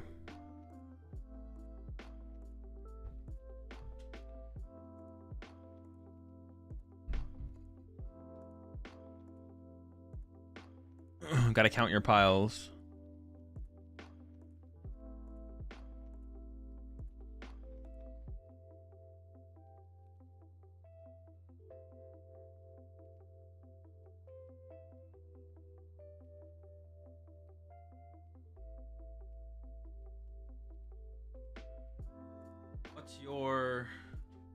What was your favorite meta of all time? The next meta.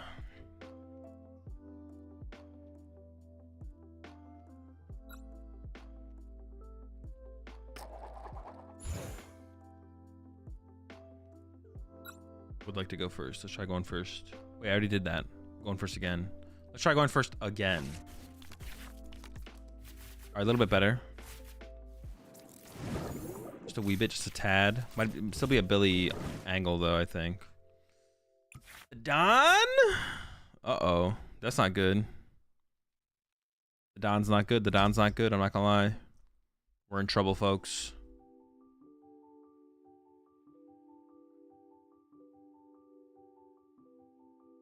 But I even want to approach this. I guess we'll see how good of a turn 2 they have. If they get like the Iron Hands knockout or not. I guess we want to get to Ursaluna as soon as possible, right? Like turn 1 attached to Ursaluna would be pretty good.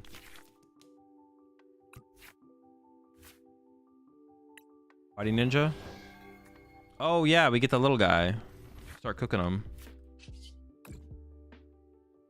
Forgot about him.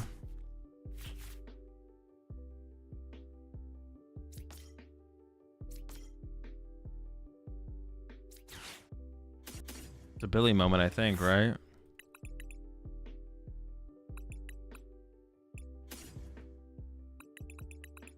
Dude. A Rotom moment? Like, what kind of moment are we having here?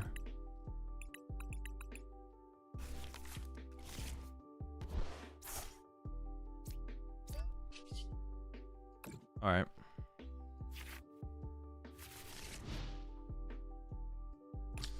Well, yep.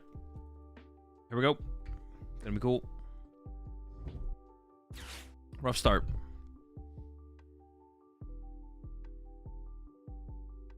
We wanted it to be a I don't know. A Billy moment would have been good.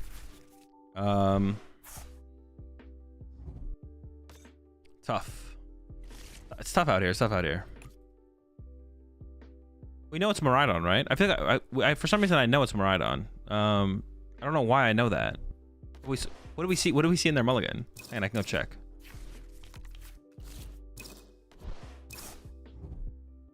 Pick a mulligan.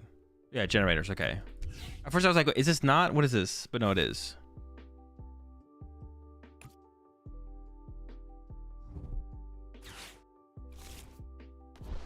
Ooh, that's a big whiff. They still have the V-Star power though. They have used their arm for turn. That's a big. It's a big. We're not getting Iron Hands. I can tell you that much. We're definitely not getting Iron Hands. Wait, did they prize double? Wait, how did they end up with this? What did they Ultra Ball for? Oh, they didn't have an out to. Oh my god. I mean, they were always having it, right? They always got it like that, man. This is cooked. What is our win con? Do we have a win con? What is a win con? Iono low? It's still winnable, I guess. Oh, it's so cooked. It's so cooked. Ursaluna? I can't Ursa. Well, if I pop Dusknoir, could I Ursaluna this turn? No, I'm still a turn off. Otherwise, that'd be a pretty good turn, to be honest. Ursa.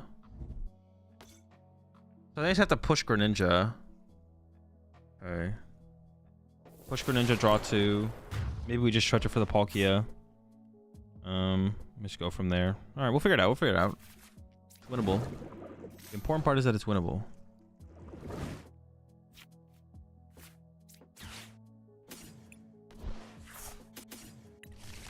They used this already, right? Yeah.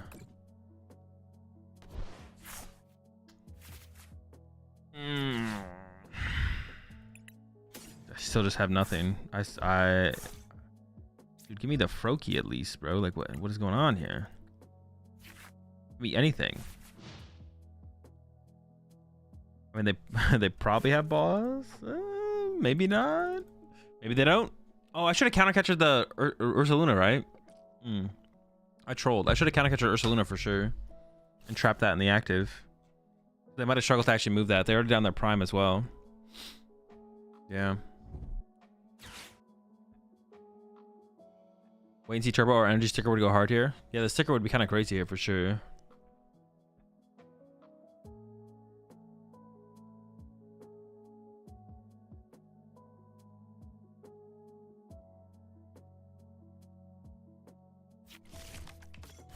Dude. Cringe. Iron cringe.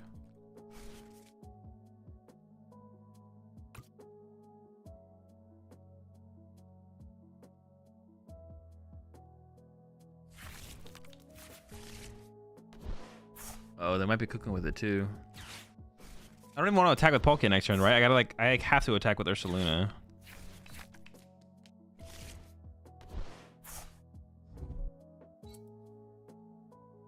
I guess I could Palkia KO this. Don't want to be terrible. Dude, I can't even get through these. I need the Greninja. I need the Greninja, yeah. If I KO with Palkia, no. So I have to attack this turn with Ursaluna and then Greninja next turn. Okay. I've already burned my switch, right? No, I didn't. Okay. Okay, it is winnable. Oh, they only got one prize card there. I could attack with Palkia this turn. Oh, shoot. I was like miscounting. I believe there's one energy left in the deck here.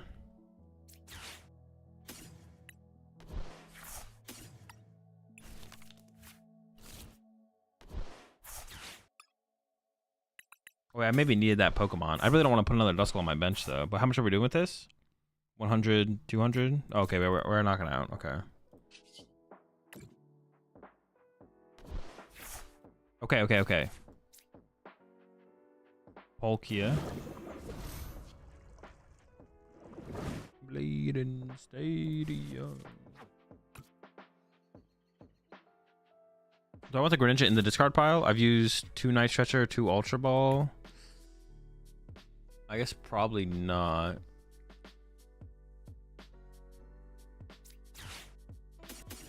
Oh wait, I kind of want the vacuum. Well, no, I don't. If I get the Greninja set up, I already KO this. But if I don't...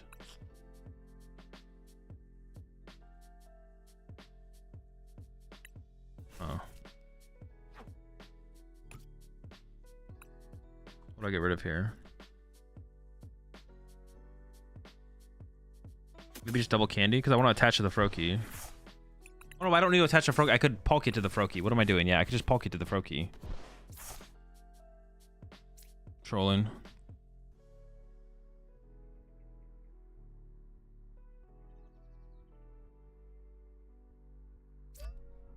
So I should have just discarded the energy instead.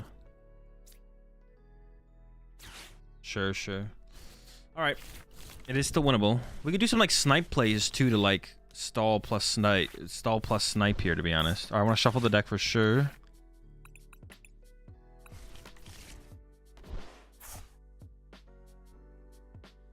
I could never attack with Ursaluna, right? No.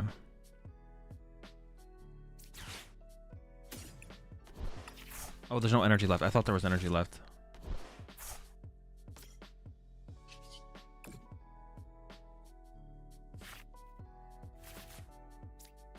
I don't really mind giving them Pokestop. Pokestop's more valuable for me, for sure. Okay, that's fine. Countercatcher's good card. Our Sharp World. So I'm going to go 2 on the active, 2 on the Froakie. Or 1 on the active, 2 on the Froakie. Pop active. And then we can go Greninja, bring up Ursaluna, 120, 120, 120, 120. If we get all the cards. I also need to probably Iona them as well. When do you know when to shuffle the deck? Depends on what's on the bottom of the deck. So like on the bottom of my deck in this situation, it's like it depends what you need for your next turn. So I want this and Countercatcher and Vacuum, to be honest. I want all 3 of these cards. So I shuffled the deck before I drew with Pheasantipity. But if you don't want the cards, then you would not shuffle the deck. It just depends on, yeah. Also depends on what you're accessing your deck with before you would shuffle it. Because like sometimes you like Pokestop first, then shuffle your deck, then draw with Pheasantipity, depending on what's on the bottom of the deck. Or you could draw with Pheasantipity, then shuffle your deck, then draw with Pokestop or something. Or then hit the Pokestop. You're not guaranteed to draw with it, obviously, but... Dude, they already found the dip. I can still do the same play, though. I can just like trap it in the active and pray. Yeah, I can trap in the active and pray, yeah. They're down 4 generators. Oh, wait, can we do this differently then?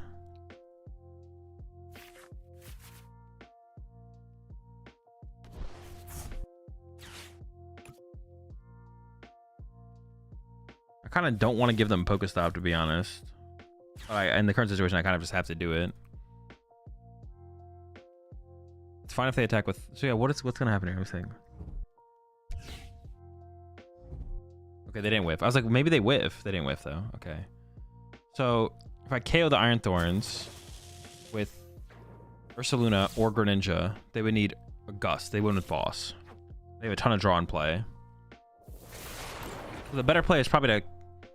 Yeah, they just win with Gust, and they have a ton of draw power in play.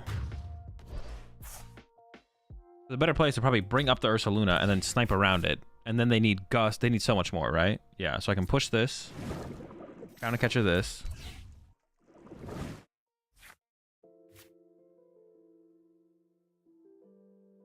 It's in the deck.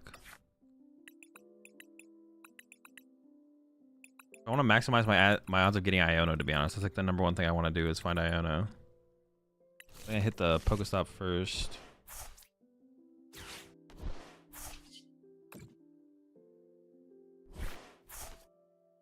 Okay. So what kind of, can I, like, well, the Mew was the only thing I would ever get, right? I could thin Ursaluna out of the deck, I guess. I only have one candy left. I discarded so many candies. Maybe I should have done that differently. I need the stretcher as well for the, I need so much. Holy smokes. Yeah, just grab the Ursaluna. Maybe should I, well, if I get Ultra Ball, I could have burned one more, to be honest. Iono. Okay, so I can go.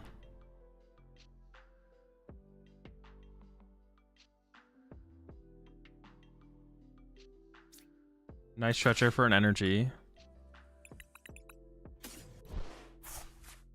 This would be a legendary comeback. I can take away my own Pokestop from them. I should have played one more of the Nest Balls, to be honest. I should have played one more of the Nest Balls to thin out of the deck. And then Iono into Candy Greninja. Come on, one time, give me the Candy Greninja. No, no. All right, well, we whiffed. So let's hope it's stuck. Ah, so close. Sucks. Sheesh. All right, well, my next card has to be the candy, right? Or no, I could still whiff, but I could Iono into it, Garen. No, but I don't have the next card better be the candy. Just attack with Moon? No. No, I'm still losing the prize right if they eventually find a Gust. They should have attached active there. They actually misplayed. Okay. Dude. Oh, come on.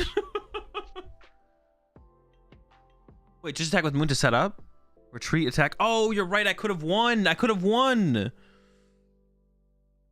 Energy and discard. I do have energy and discard, but I have to attach it active. You're right. I could have gone punch with Moon and then next turn bring up Pheasantipity, KO Moon and Pheasantipity and Ursaluna with the Greninja. You're true. You're right. You're true. You're true.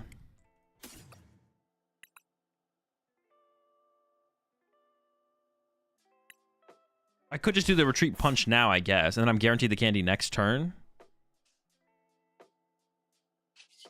Is that the correct play?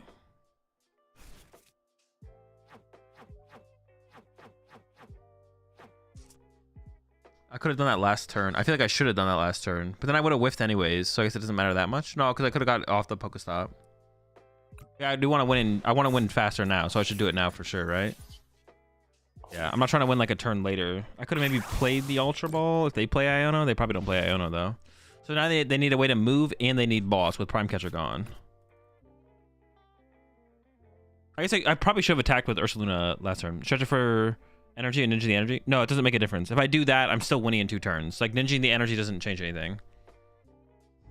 There's no reason to do that anymore. Now I top deck the candy. Okay.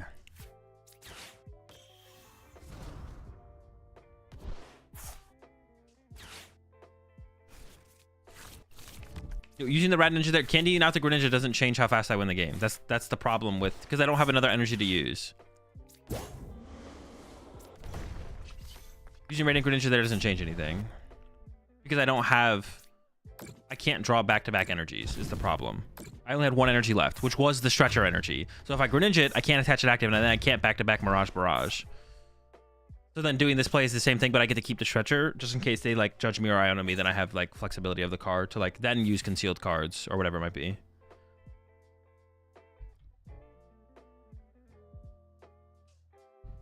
But then theoretically, I should have attacked with the Ursaluna 1 time sooner.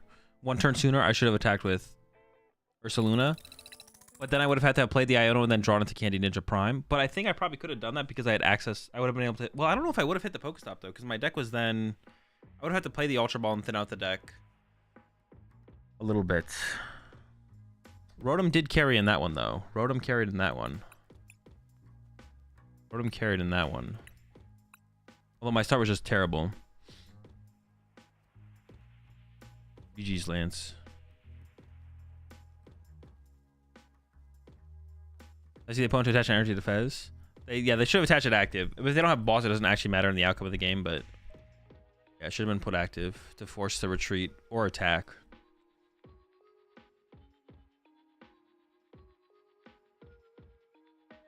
What do you do when Greninja and Froakie is priced? You should attack with something else. I mean, it's like matchup based. It is like matchup based, but it's matchup based. Well, yeah, it's matchup and situation based, but yeah. It's about to be another insane Rotom angle. Well, I mean, I would like a Palkia. Can I get a Palkia though, please? It's not a Palkia. Oh, I can get. Oh, hold up. They opened Rotom, so they're playing a slower. Could it be stall? I'm thinking about actually retreating to my Froakie if it is stall. I don't even want to use Rotom here because I don't know what they're playing. I'm like comfortable enough with this to just do this. I'm scared of it being stall. Should I retreat my Mew to Froakie? They shouldn't. If they're playing Rotom, they're not playing anything that could kill my Froakie, right? Yeah. I don't think it's like Dragapult or. Yeah, they shouldn't be playing anything that can actually kill my Froakie.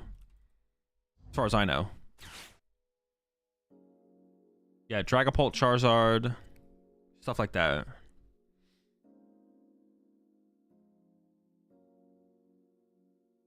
Wrong, it's Turbo, Rotom V, and V-Star. Ah, shoot. Generator, turn 1 scrap shot, GG. We don't have like a super aggressive turn, but K-Win the Rotom is fine here, I guess. And maybe we can get Candy Dusknoir off. Oh, it is Dragapult. That's really good for us. If it was Charizard, yeah, Charizard is the matchup where you need the more aggressive line, to be honest. Where you want like the turn 2 Radiant Greninja play, because once they stabilize, it's tough to deal with Charizards. But against Dragapult, it's so much harder for Dragapult to stabilize to a board state where they just like you can't, where you like, oh, it's Pidgeapult. Alrighty. Hold on, they got Squad. Duskull? Dreepy? I just gotta try to evolve my Duskull here, I guess. Oh, they're running this thing away as well. Dude, they're terrified. I guess that's fair. 1 prize card instead of 2. It's gonna be way harder for them to have Candy Dragapult thing next turn now, though. Ooh, maybe I shouldn't have given him Pokestop, to be honest. I mean, I kind of want it, but I don't know if it's worth giving it. I'm actually gonna hit this first. In case I hit something to combo with the candy. I don't hate taking the Duskull there either, but I should probably value the Palkia a little bit higher. Just attach active for the potential of the Mirage Barrage. Ooh, Dusknoir 1 time. Ooh, I could vacuum it now, but it's not worth the candy, I don't think. I would have vacuumed their Force Seal Stone if it was active, but they used it last turn, so.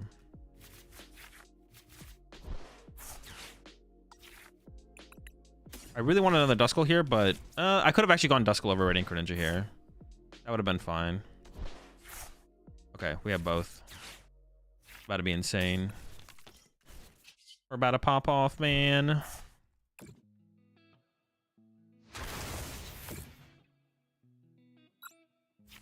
I'll probably just get the Dusknoir, right?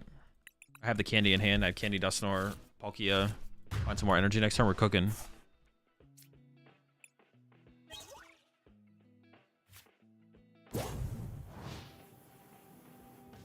Can I just win the game next turn? I can, right? That's so cringe. We do need a lot, but I could win next turn. I could win next turn. Okay, I didn't give him anything too good. Nestball's not gonna... Well, that could be Pheasantipity, I guess. But that's like another liability on the bench. I don't think I really care if they put a Pheasantipity in play at this point. Yeah, I don't think I really care about that. Actually, will Charizard my first meta deck? Did I mess up? No.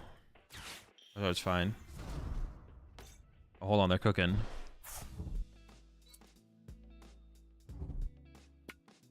All right, my Duskull is dead. Oh, maybe not. It's probably dead. They probably have it. I'd be shocked if they didn't have it. Now am I scared, though? Now am I in trouble?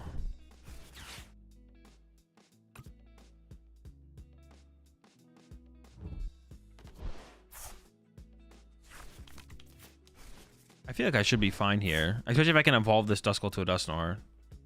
I'm assuming they have to go punch my active plus 60 on the Duskull. And then I can just go Mirage Barrage. And try and draw 3 prize cards. We'll see.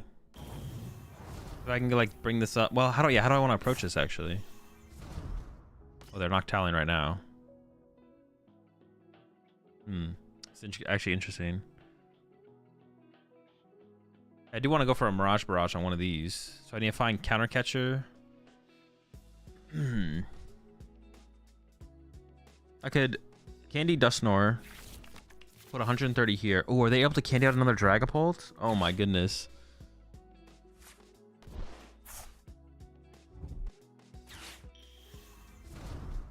I still need 5 prize cards, but they're like out of. Oh my gosh, chill.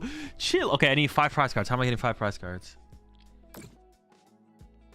I can go KO Dippity, KO Noctowl, and the question is, can they get rid of their Rotom? Right?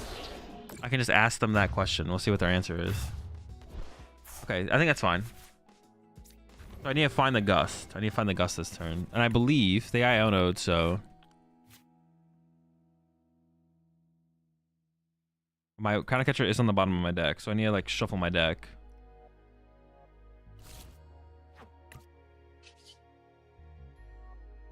I'll start with this. Okay. I don't think I'm. Well, I could bench Duskull again, but I don't have any plans to.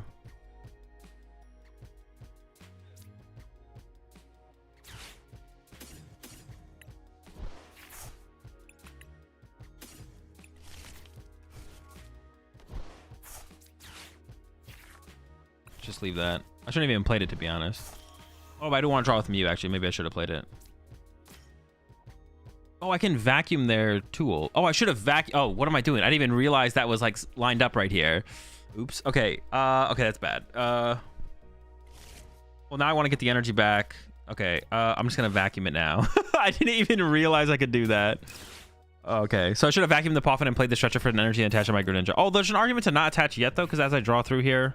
No. Definitely a bad sequence there. Oh shoot! I'm out of energy. Okay. Okay. That's bad. That's bad. We can still get there though. There's 3 Night Stretchers left. Okay, we're chilling. We're chilling. I need to find the Prime Catcher and the Counter Catcher are the more important cards here. Keep thinning. I mean, I could bench Duskull next turn, possibly. If I really want to make them chase my Duskull. Alright, draw 3. We did get an energy with the Night Stretcher. We might need Mew to... maybe not. Just keep my Ionos. Just disrupt them. I need a Gust here. I need Primer Counter. Ideally Counter.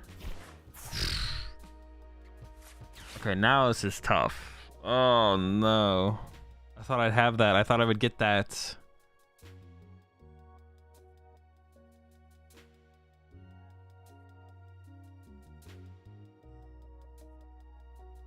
Oh my, I don't know what kind of like liability removal they have.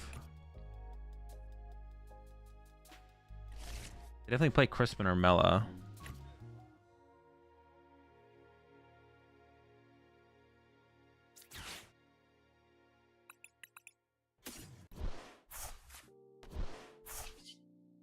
Maybe I just punch their active with my Palkia.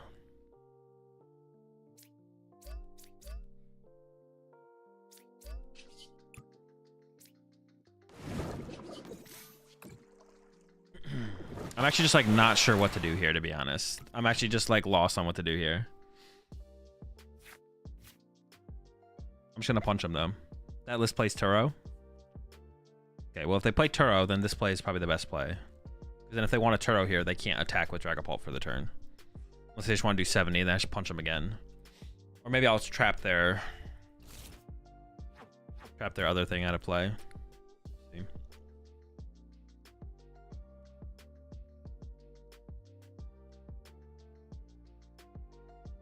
Four prize turn next turn if you get Gust.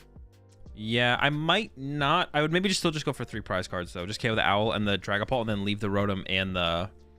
Maybe just want to leave the Rotom and the Pheasantipity in play, to be honest.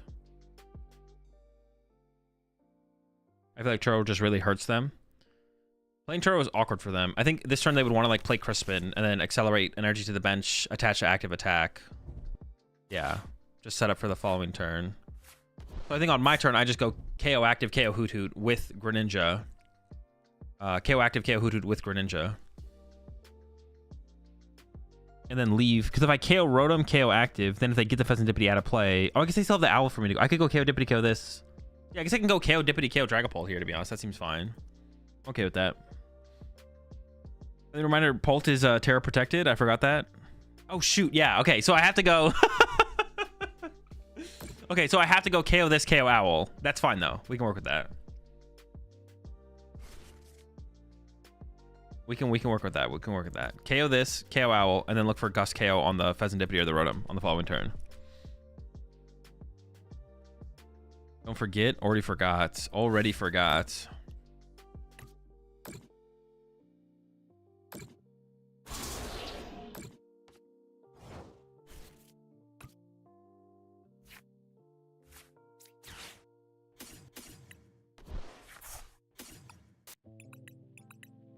Double stretcher. Okay.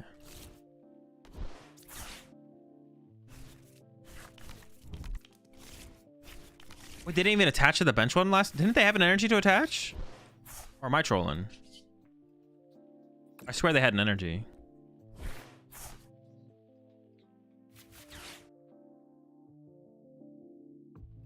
Crispin only got them one? Oh. Do I just like knock out with my active here? Or do I retreat?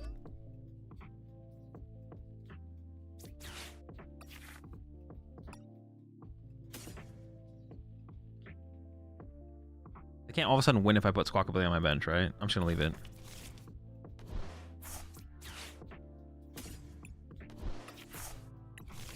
I almost just want to take this knockout with my Palkia. Oh no, but then they could play Manaphy down, right? Do I want to avoid them benching Manaphy?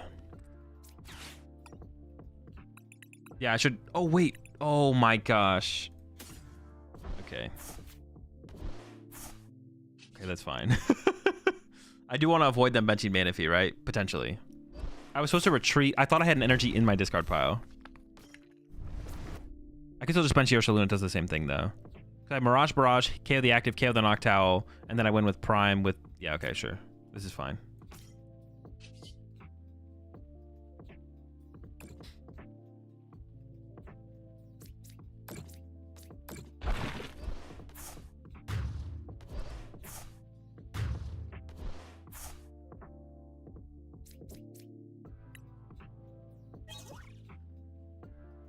See, that's the thing with the Palkia. See, yeah, what I was going to do is retreat the Palkia and then attach the Palkia. But honestly, this play might be better anyways, to be honest.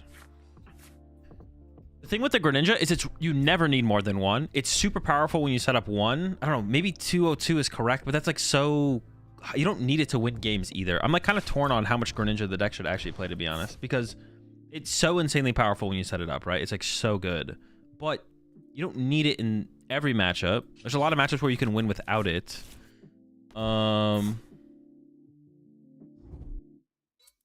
So we'll just watch the latest Uncommon Energy video. Can you address the allegations you made about Raging Ball being good? What did I say? 102 might be right. I don't know. 101 maybe is just all you need, to be honest. We have Heavy Ball. That already mitigates our prize card variance by a decent amount. Like, maybe that's just enough as is. Yeah. Maybe that's just enough as is. That's enough mitigation. All right, Iono. It is possible for me to whiff. If they punch my active for 70, can they win on the next turn? It is possible I whiff here, but I'm going to save most of my deck here, especially if I hit the Pokestop. I just need Prime Catcher to win. Dude, this deck is so good. It's so good. This deck is so good. Oh, so they can punch us for 70 and then next turn attack. Okay, they can win on the next turn. Yeah, Jet Headbutt, 70.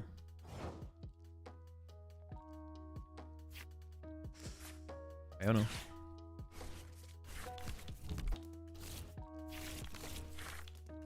Every time, baby, let's go. It was, I actually, no, it probably wasn't guaranteed, but it was close to guaranteed. Leave it as if it's prized, it's prized. Yeah, that's how I feel about the Greninja in here. Super good, but I think I do lean towards leaving it at if it's prized, it's prized. Yeah.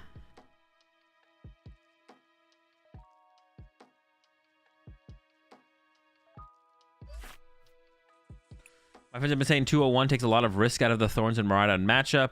Getting 2 down guarantees the Ninja next turn. But that's the thing, it doesn't guarantee the Ninja next turn. This deck does not function that well under... Well, Miraidon's one thing. Miraidon is one thing, to be honest. The Miraidon thing is one thing. Iron Thorns, though, our deck is very heavily reliant on like the potential of turn 1 Greninja or concealed cards, yeah. Like, yeah. The Thorns matchup seems tough. It's not even so much like having one Froakie. It's the fact that we probably can't even get to our Greninja sometimes. That's the problem, I would say, more so than anything. But I have limited experience in the matchup.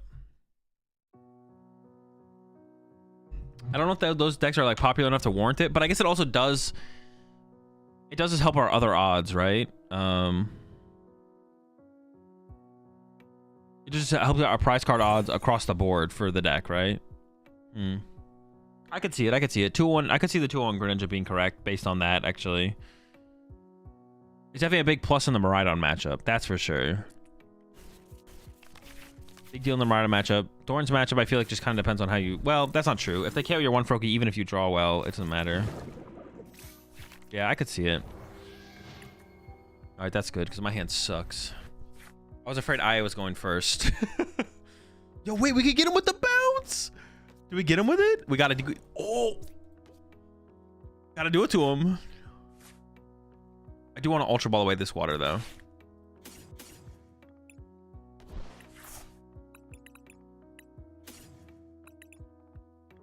I think I lean towards just grabbing the Palkia. It's like the most... Yeah. I could have stretched an energy back there. I just really don't want to waste a stretcher on energy there. We'll draw into an energy here. Okay, chill. My goodness, this hand sucks. Let's try bouncing. We need a prize card here off the bounce. No! It's fine. No draw power. Sheesh. Alright. I don't think I ever grab... Like, I'm never grabbing Squawkabilly off that Ultra Ball. I'm never trying... Oh, it's Charizard? Okay. Oof. This is gonna be rough.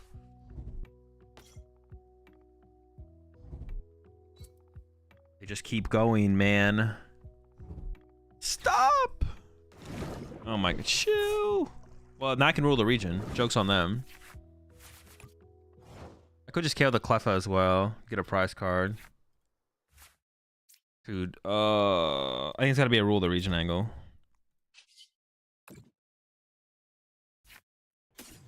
Yeah. It'll be tough though. We'll see how this goes. No Ultra for Rad Ninja? No, I didn't really need Rad Ninja there. I just need Palkia, because if I have Palkia, I can do whatever I want next turn. Yeah. Rad Ninja's like, okay. Oh, is that all they have? Bro, you know we're cooking them this turn. It's over. That's it. Pack it up. Are we good with that? Okay, hold up. I do need a little bit of help here.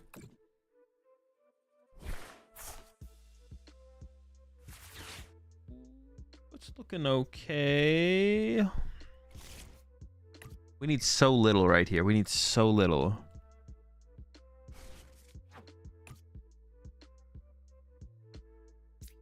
Hang on. I think I pop this first. Oh wait, did I? No, I didn't have it quite yet. We're close. Yeah, pop this first, see what the prize card is, and then we'll reevaluate the rest of the hand.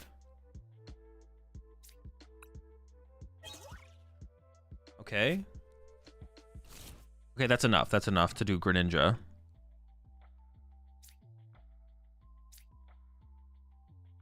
Question is now, where is Greninja? In the deck.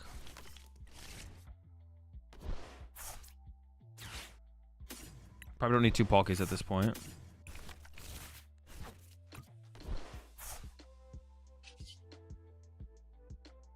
I would prefer to do the play with Greninja, though, I think. Not available to us yet.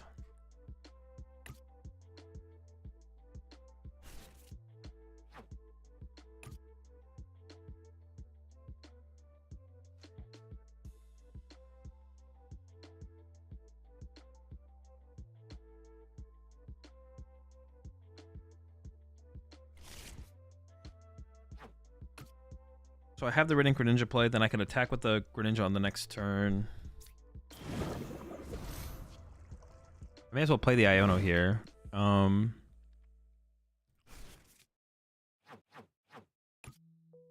don't have a switch. I'm probably not going to get a switch. I probably have to hard retreat my Palkia no matter what. So I don't think I prize anything with the heavy ball. Like is there anything to get with the heavy ball? I don't think so, right? No. Okay. How many candies do I have left? 3, okay.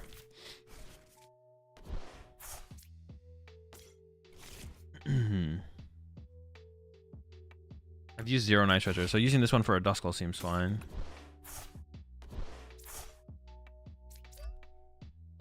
That way I can threaten the bigger play. I guess I always have this Cleffa hanging out on the bench as well that I can take advantage of. Okay, now I can do it. Ooh, now, oh my gosh. It's pretty good. It's pretty good. Oh no, I messed up. Oh, it could have been so good. Instead, it's so mid. It's so mid. Dude, Greninja's not water type. It could have been insane. Now it's just whatever. My bad. I got the play. I got the play. I threw it all away.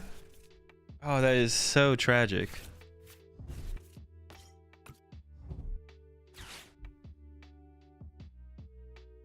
My bad. No Manders? You're cooked. Get out of here. You're done. Oh, shoot. All right, hold up. It's pretty good. So on purpose to not let us see the cool shit. Cringe. Yeah, we literally had back-to-back Mirage Barrage set up. I could have Mirage Barrage, and I had the possibility of secondary Mirage Barrage.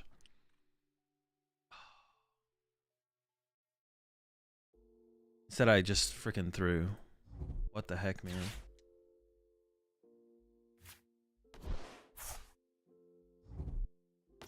I got 1 Charmander down though, so I think we'll be okay. Yeah, I literally would have just won this turn. I can still win this turn. Oh, hold up. Hold up. Oh. Oh no. How consequential will the throw be?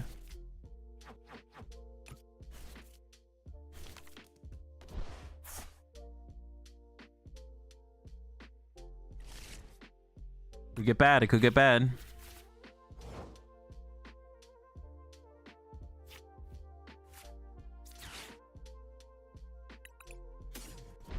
Ooh, it's another stretcher gone. I have 1 stretcher left. Oof, clean. I just KO the Charmander here still, right? I could KO the Pheasantipity, but I want that like extra turn. And honestly, I think I just want to open up my bench again. I kind of just want access to a Pokestop because I have Irida combo with it. I think I'm just gonna get a Pokestop here. More options. Gives me access to Mew. And just like more cards for the setup for the Dusknoir combo alongside the Irida. Ultra Ball's pretty good as well. I don't hate it.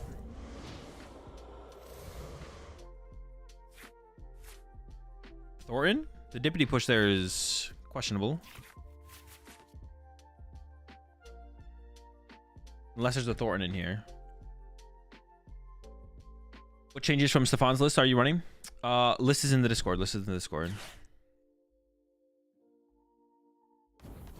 Oh, wait, they're cooking.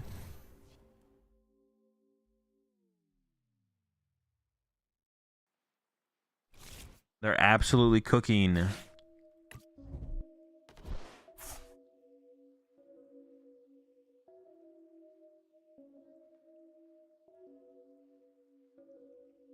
There's no Rotom in the Discord? Oh, I guess I changed the Rotom card. I'll put the updated list after this game. Do they have they need a Defiance Band though. Or they could have, well, no, but if they have Dusknoir here, it puts me down to 1 and then I just need Dusknoir. It doesn't sound very good.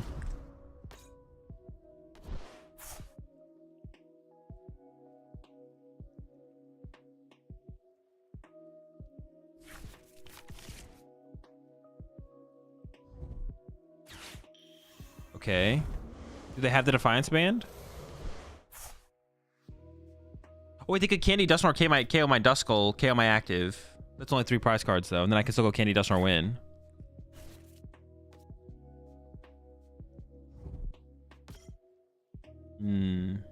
Did they forget that they just used Thornton? Oh, 4 Seal Stone, 4 Seal Stone. Oh, combos. What do they get off this, though?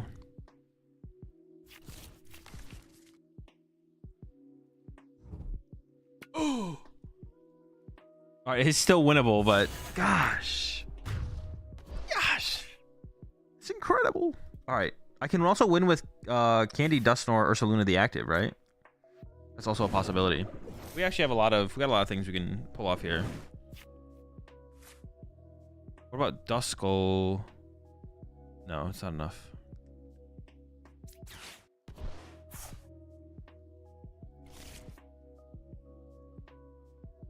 Irida seems like a decent card to keep around. Oh, I could Dusclops, Dusknoir, Luminion. True. Shoot, how do I sequence this then? Because I want to keep the Irida. Wait, do I just have game? Oh, I literally have game. Huh. That's so cringe.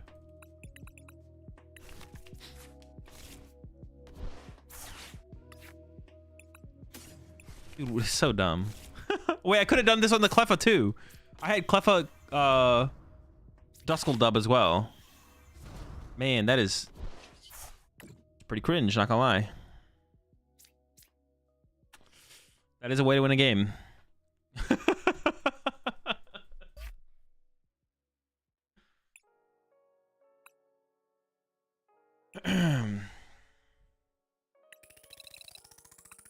Hazel going to my second tournament next weekend. I thought about entering with Serena EX deck. Honest opinion, what do you think about it? It's a bad deck.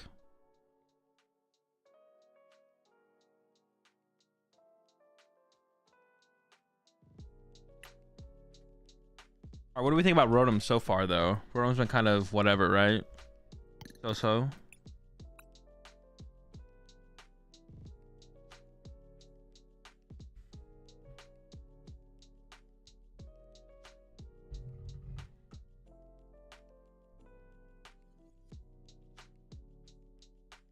Rotom Draw saved you 1 game.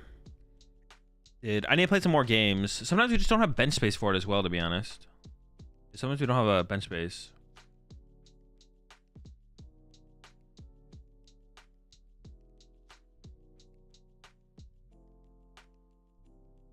Orange come.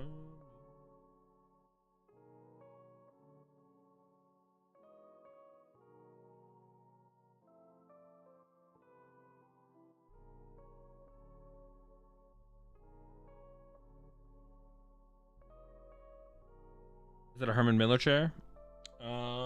No, steel case or steel whatever. Steel case, I think so.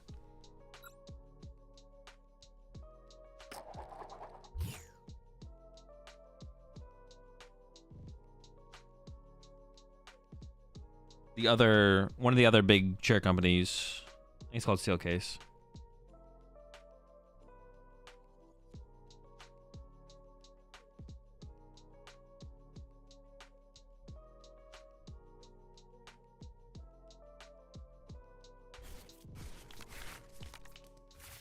Actually, it was looking really bad, like the initial drop, but you know, Pokemon search isn't bad, but is a mulligan.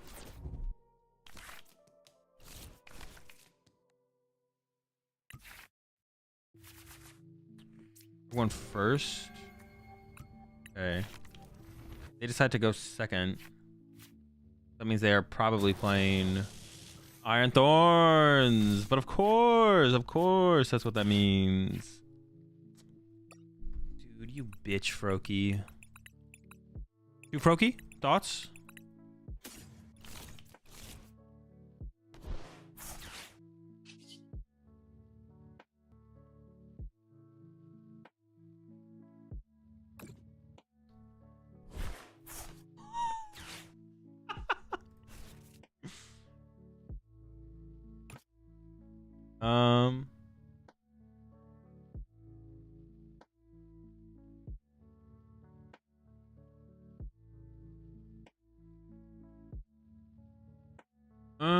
How do I approach? I mean, double dust to get 2 prize cards on this would be pretty good next turn, to be honest. We could like play towards that, I guess. Just pass for now, I think. Yeah, I'm comfortable with just passing for now. 202 Frog, get Rotom out of here, and then something else, maybe Vac. 202 Frog? I'm not against... Dude, the Frog is kind of fresh. I kind of like the vacuum, but I could try cutting it. I kind of like the vacuum, though. I like being able to take away Pokestop from, like, more aggressive decks at the end of games. I'd be down to try no vacuum for a little while. Yeah, 2-2 Frog.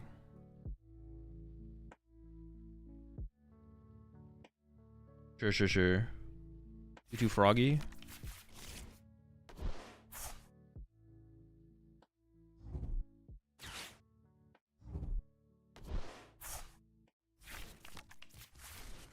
Just watched the ETB deck building video, and I have to say I love the idea. Glad you enjoyed the content. Also, have you seen the upcoming ace spec that will be synergistic with Palkia V-Star?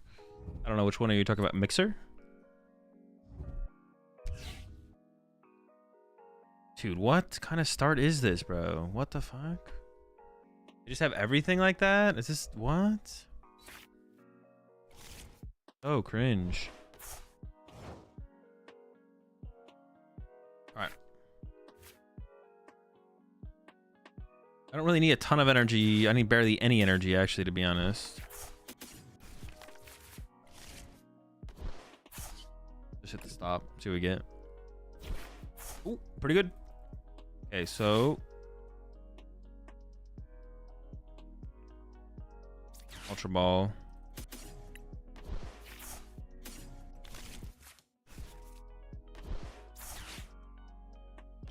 Can they do 160? They could with this one.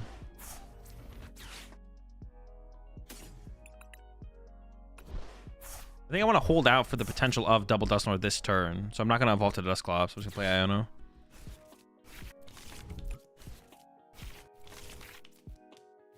Oh, so close. Shoot, if they get basic, they would need double tool basic lightning. I don't think they're KOing this next turn. I don't think they're gonna do it. I don't think I got it like that. Should I set up for some genome hacking? Maybe I should have been doing that turn 1, just like manually attaching to my Mew. Sure. Are we hacking the genome? All right, we'll chill. They need basic lightning and double tool. It seems pretty unlikely.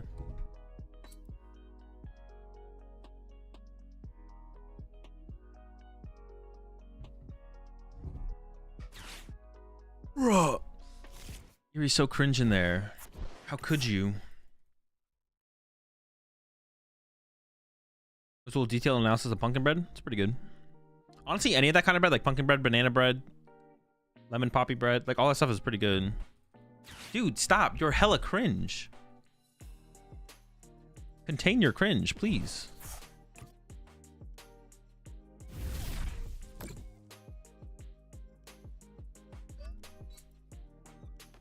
I can just go KO that one, I guess.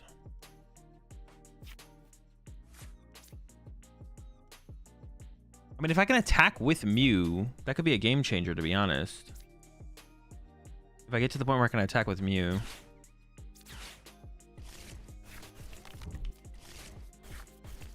Oh, I should have popped this first, right? I trolled. I should have popped this first for sure. Palkia on the bottom.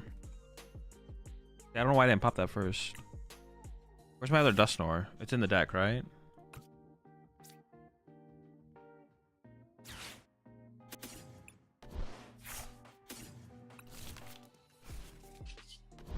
I need Heavy Ball. I forget if I shuffled in between Ionos though, so that maybe would change. Dude, where's my Heavy Ball, man? But if I can attack with Mew, then I feel like I should chill. Like right now, I can go like Cursed Blast on the bench one. I should have popped this before and pushed up the Mew, because now they get one more card to work with.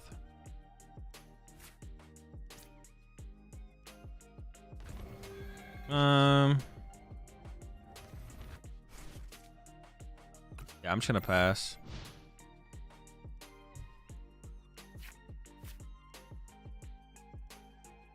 Have I tried Pokemon TCG Pocket? I have not, no.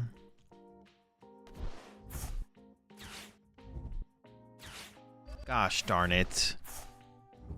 Oh. Untold levels of cringe. All right. That is like the possibility there is the penny. But it would have happened to like my Mew attack anyway, so it's kind of like the same thing, I guess. Oh, do they not realize I can KO their active here? Or maybe they have a double in their hand. Maybe they don't, though.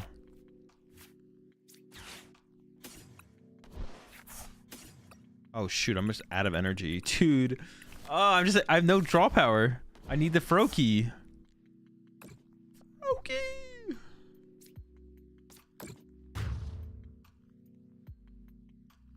Goddamn frog. How many stretchers do I have left? A couple. Genome Bonk.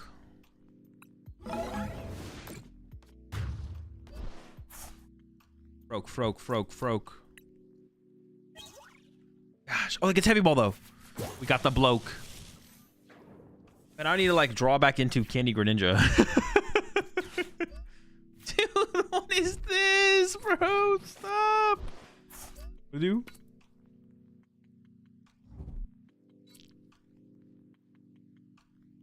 No crushies? No crushies? Shoot, second thorns.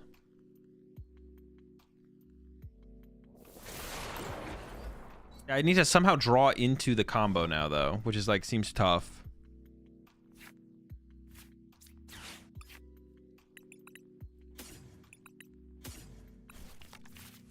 I don't think it's happening, to be honest.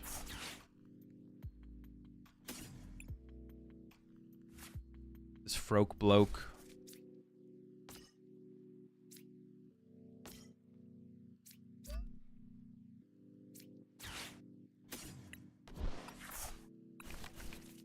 I need like top deck Iono. Like the only thing I can think about, yeah, the only thing I can think is like I need a top deck Iono.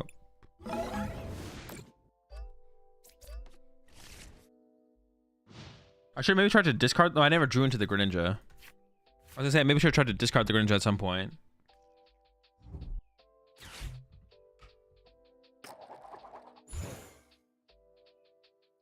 That's fine. Top deck Iono. Or if they judge me, just judge me one time. It's a broken 3. Trust. No.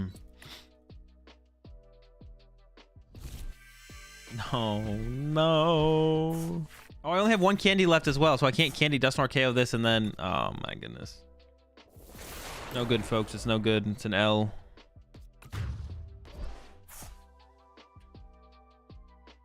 Tried. Could have played better. Definitely made some mistakes.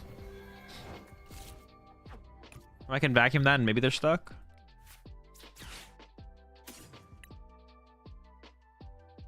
Oh, that doesn't really do anything though. Because, yeah, it doesn't really do anything. Both of them only have 2 energy.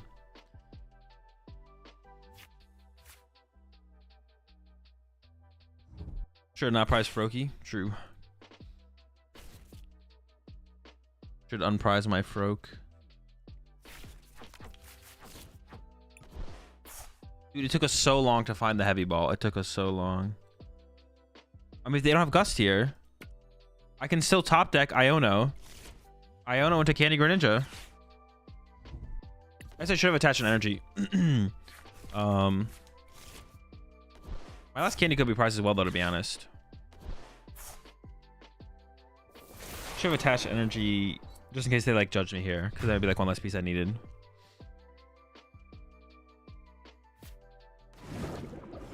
I don't know. Or Pokestop, I guess. Pokestop get it there as well.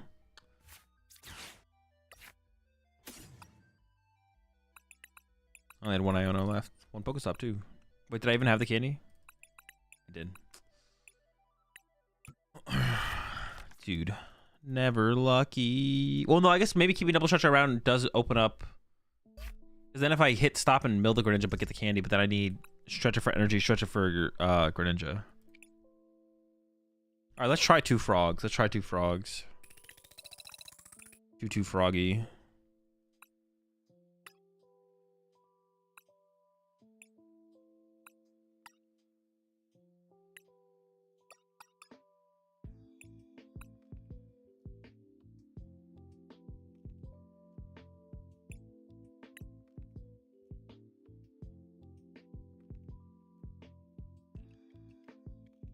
How long till the tournament? 24 minutes.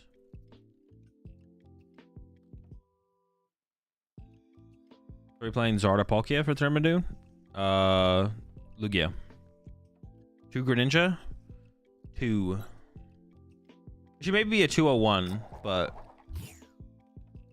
I'm going in 2-2. Every deck this format, no? Yeah, probably. The deck's pretty sick, to be honest. The deck is pretty sick.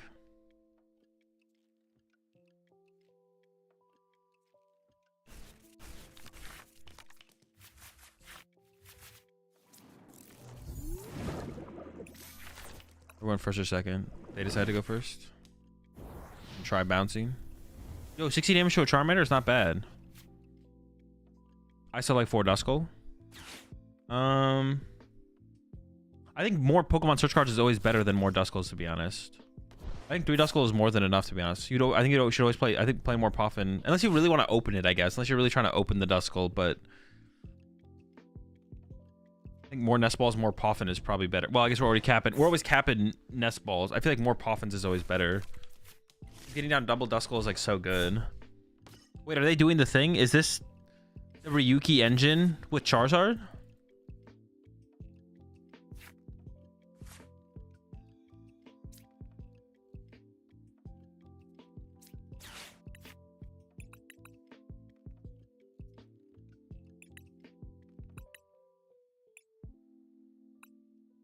Probably just get the Palkia, I think. That enables all my guys.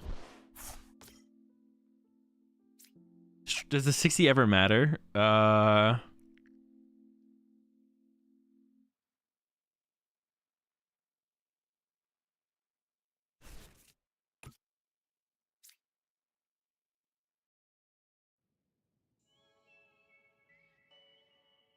could just discard this one, to be honest. I do need to get energy in my discard pile if I can't find Greninja.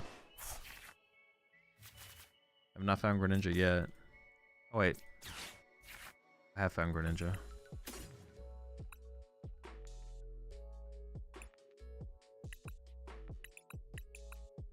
Putting like 2 Froakie in play feels pretty bad, to be honest.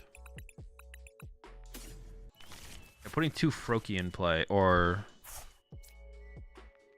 Yeah, I was gonna pop him for another Duskull, but I don't even know how much I like that, to be honest. I should have played that. Duskull, but my hand sucks if I don't top deck. I think I just end turn. So this shouldn't have been a Poffin. It probably should have been a Vessel, to be honest. I should have got Vessel off this instead of Poffin. Because yeah, I don't want another basic hero. Because what if they whiff Candy Charizard and don't take a knockout? I mean, if they hit Candy Charizard, that's pretty bad, to be honest. But this should have been a Vessel for sure. But if they do take a knockout, then this can become Dippity, I guess, and then we go from there. But I mean, if they get a Charizard out here, that's kind of I'm in trouble.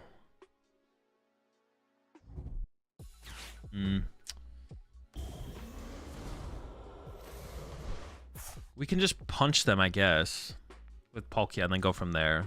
Yeah, that'll be the play. We just like slow it down, punch with Palkia, see what they do. But I don't have energy established. That means I lose all of my. That's so bad. It's so bad.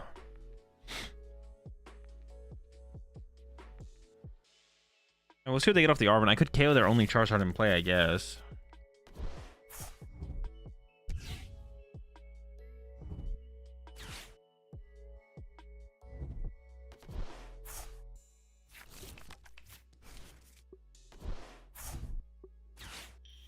Jeez. Alright, so there's gonna be a Palkia punch fest. We're gonna punch this Charizard, we're gonna punch this Charizard, and then we're gonna clean him up after that. Gonna be the play. Slow it down a little bit. Chill, chill, chill. They only have one card hand. They didn't get 4 Sealstone either, so either it's prize or it's just in their hand, I guess. It's fine though. We'll make it work.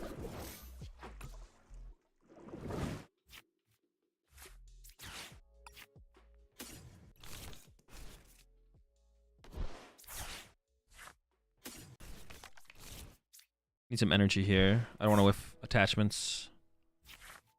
Okay. I could mill an energy. No, let's just conceal cards first. It's fine.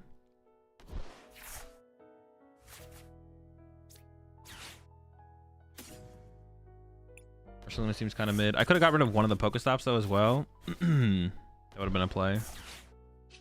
I guess giving them Pokestop as well is kind of iffy. Pretty good.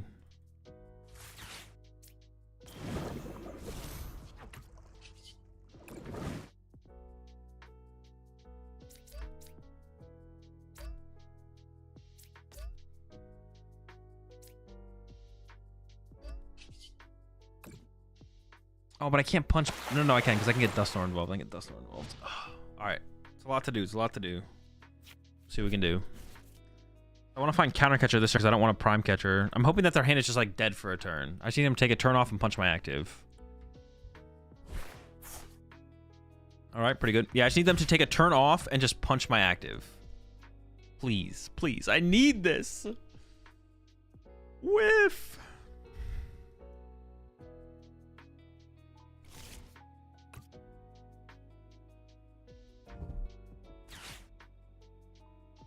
No, my Froakie, no!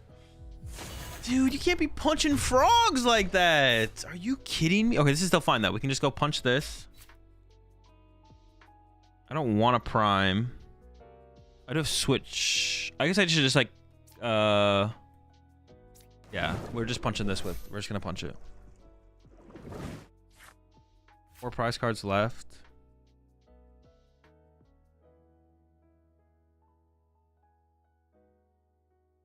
Should I just get double Duskull in play? I feel like it should be a double Duskull angle now. They made it this way though. This is their problem. This is their fault. Is there another one left? There is, yeah. They draw 2 prize knockout. I can't use both, but that's fine.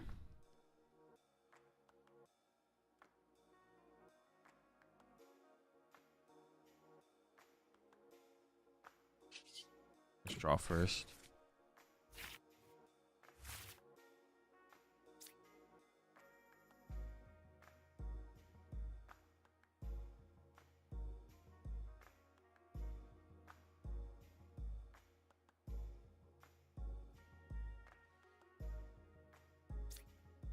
I just want Iono. I have 4 Iono left. Mill 3 Iono. Pretty good.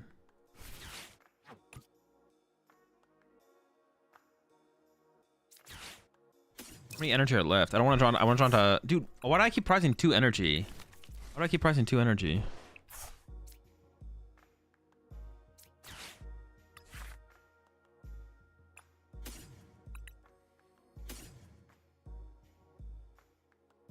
Oh, I have the counter catcher play now, though.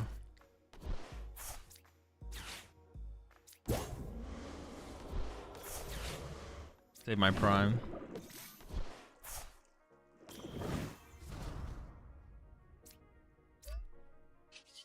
Punch. All right, we'll see what they have this turn now.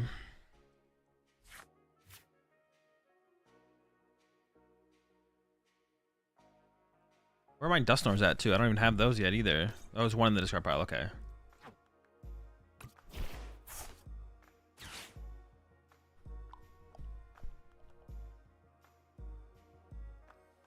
Dude, somebody's so cringe. Dude, if we win this, it's just gonna be cringe. We're just gonna go. Oh my gosh.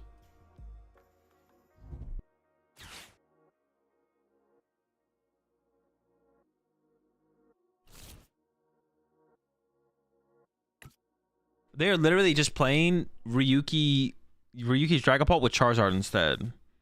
As far as I can tell. It literally, well, maybe not exactly. They have Thornton in here, but... Prime Catcher? Dude, you rat. You freaking rat. You're not allowed to play that.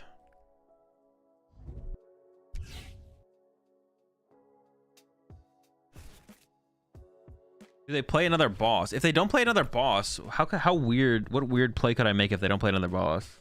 Oh, they have 4 Seal Stone this whole time too. Oh my gosh. Are they playing Nor? They are playing Nor, yeah. Yeah, I thought we had them like locked up here, to be honest.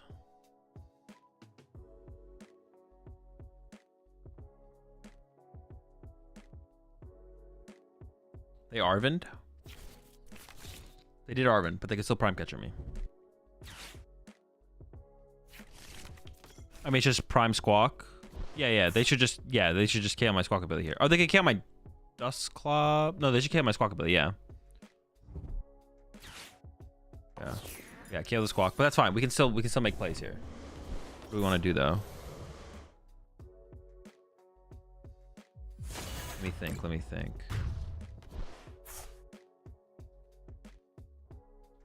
Does my play literally have to be just ignore the bench one, KO the active? That feels so lame.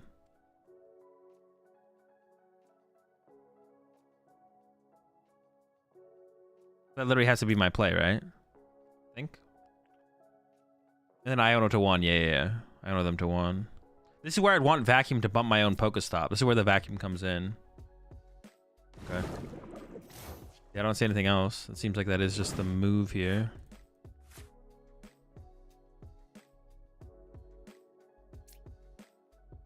Is the Mew in here? In there. I guess maybe I could have held that, to be honest. Iono in the deck. I think it's technically correct to go Pokestop. Actually, we're getting pretty low on the deck. I think it's correct to go Pokestop first here. I should burn a candy, actually.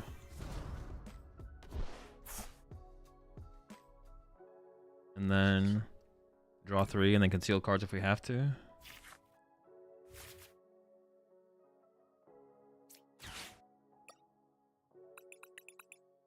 Can I thin out another card? Is there a Pokemon in there? No, not anymore. There might have been. No, there's not. Okay. I was getting a little scared.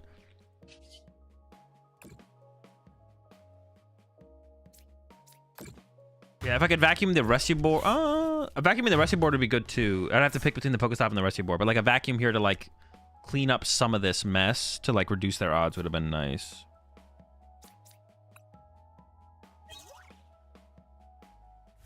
Okay, so now I just want to like play as much as possible so I'm like guaranteed to draw the Prime Catcher.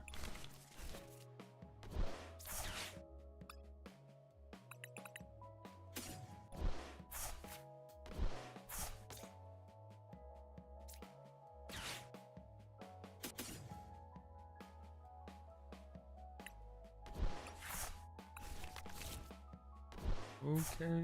We'll knock out the active so I can kill the Rotom with Prime. I prize 2 energy. So I could also like threaten if they have like a Thornton or a Turo play. I should threaten Moonlight Shuriken still. I have a good chance of getting energy off my prize cards.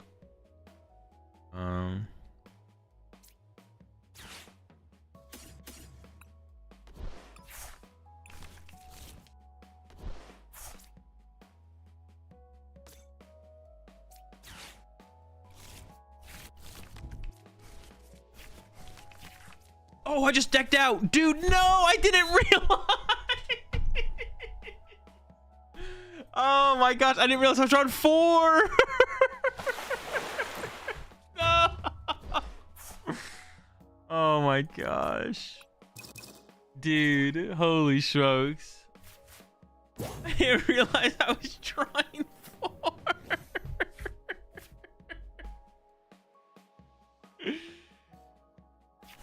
Oh. Well, hopefully they show me if they had the game or not through something else. Oh, maybe they didn't. Who knows? I think they still could have hit Pokestop, so they definitely still could have had it. Oh my gosh.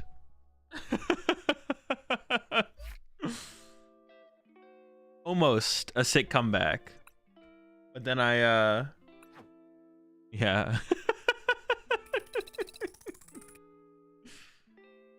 Why did you grab energies instead of basics to one-shot the Rotom? Wait, what do you mean? Alright, still a good game. I mean, it really makes me want that vacuum back. And that's come up a lot. I want the vacuum back. I want the vacuum back. Because that comes up a lot when we're making those comebacks. We need, like, being able to, like... I mean, they had a rescue board in play, which isn't going to happen that often. But just my own Pokestop being in play. I want to be able to bump my own Pokestop in play. Then we just got to cut back on the Greninja. I mean, we could do a 2-1. Maybe go back to the 1-1. I don't know. Now I'm kind of...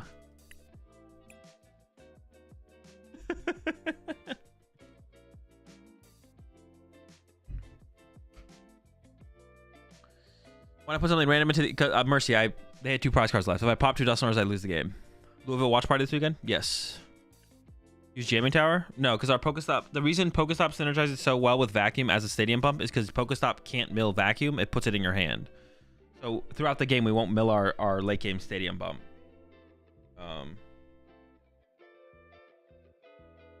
That's why you play Vacuum as like the help there. Drop a stop. Or 102 and rely on Heavy Ball perhaps for the Froakie. I mean, getting the Froakie initially, like, I'd rather have like a second Froakie than second Greninja, I think. For the matchups that it's like super powerful in, but then also just like for setting it up as well. Reducing prize variables, but like getting the basic initially is like a big deal. So far, I have not missed the trekking shoes. The biggest thing was adding the 3rd vessel. More access to energy more aggressively has been nice. I honestly would like an 8th water. I would still like an 8th water. Still wants Rotom IMO. I don't know about the Rhodey. Rhodey's like okay. Maybe 3 Ultra's enough? Nah, the card's too good. Yeah, I kind of want an 8th water, to be honest. Kind of want an 8th water. We could cut the Froakie for the 8th water, I guess. I don't know. Rhino then? No.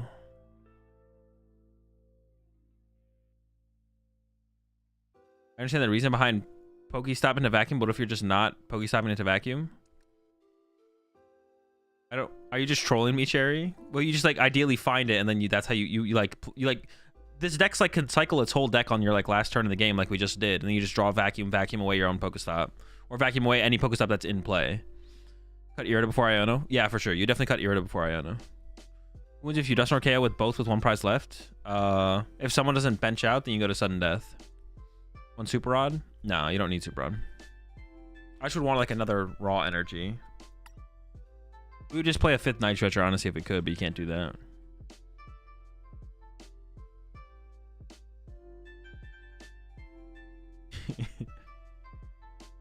No trouble about vouching for Jamming Tower? No, Jamming Tower is just bad Vacuum. It literally is just bad Vacuum. We're just gonna mill it with our Pokestop too often. We're gonna regret everything.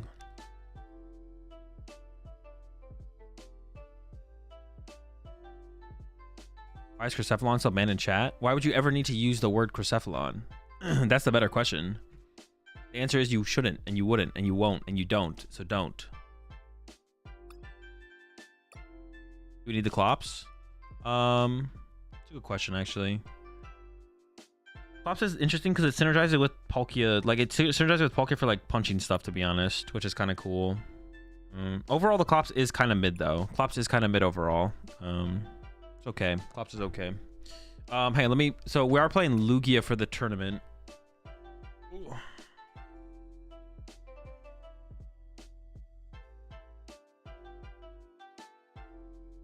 Wait. Oh, I'm over here.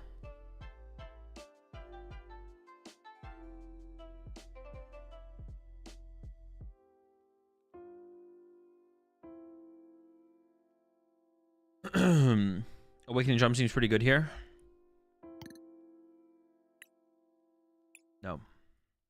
We are playing Lugia though. More Poffin equals more Duskull. This is true. I think I would add more Poffin before I added the 4th Duskull. Unless we're really trying to like increase our basic Pokemon count, so we open Duskull or Froakie, which are definitely our best starters. Our best starters are Froakie and Duskull, to be honest. Well, Froakie's like situationally, but Duskull is probably our best starter overall. Duskull is definitely our best starter overall. Why Klefki over Flutter? Because we're trying to shut down their whole board, not just their active. It's not just for Thorns. It's not just for Thorns. It's to try and just be disruptive across the board. And we'll see what kind of value we get out of it tonight. Maybe none.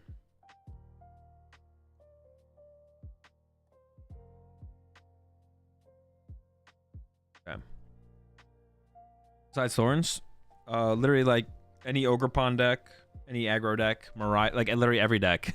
Not every deck, but a lot of decks. Like you can get it in the active turn 1 against Drago, or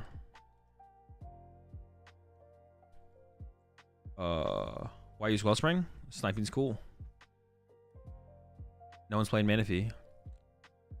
Sniping's cool and no one is playing Manaphy. What do I want to say about the Palkia Nor deck? Oh, okay, yeah. Also, the I am going to post. I'm going to post the Palkia Dusknoir deck over on my Metafy group. So if you want any further insights from me about the deck, I'm going to post it over there with a breakdown. That's available in Tier 1 access. Also in Tier 1 access, you gain access to the weekly AMAs. Tier 2 access, I will be posting a matchup breakdown video with the Palkia Dusknoir deck over there as well.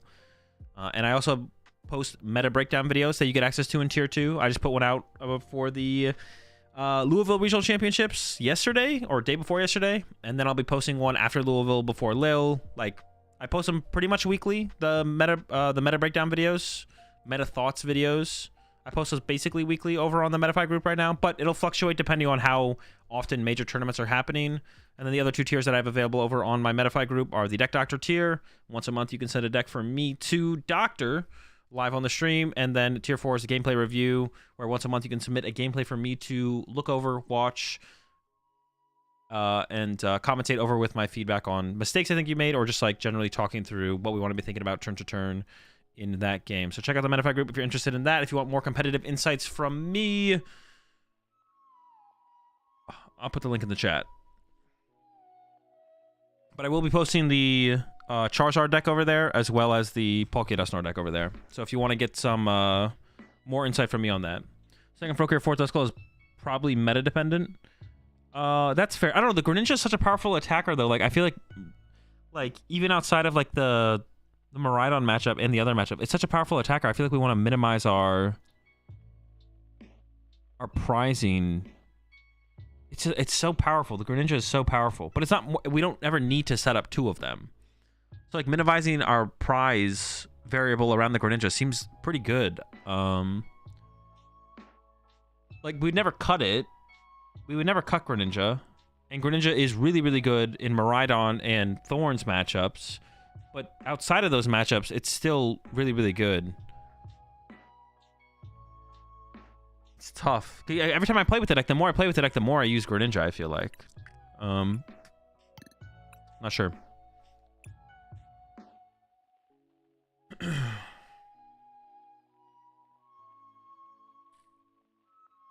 If you prize Skull when you only have 3 total, you can be equally screwed. But it's like way less likely to impact it, right? You only need like 2 skulls on bench almost ever. You have to prize like 2 skulls. And I gotta make sure I submit this list.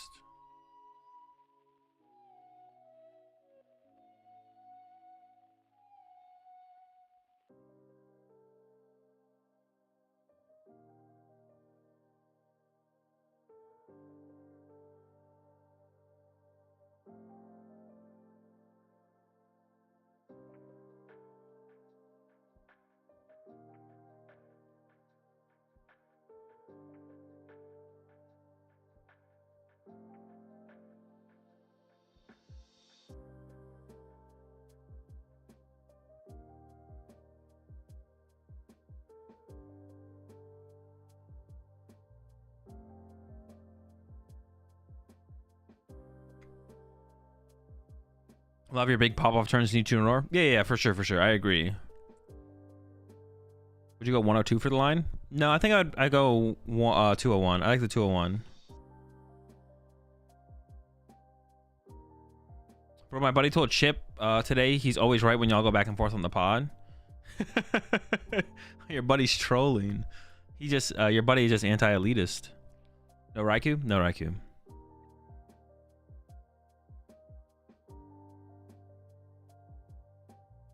Anti-elitist. no logic. Just if you can be anti-elitist, you be anti-elitist. It's cringe. Second counter catcher could be clutch too. Feels I don't know, you don't need a gust. I feel like I'm stressing gust though. I don't know. Like I'm stressing energy a lot. That's why I want to up the that's why I upped the vessel count. It's like whiffing a manual attachment feels so bad. But if you like attach, if you get like a Palkia for 3 plus don't whiff a manual attachment, everything feels so much smoother. Wait, gouging fire round 1. What? Wait, is the friends list supposed to be... Is the friends list fixed now, or is it supposed to be fixed next week?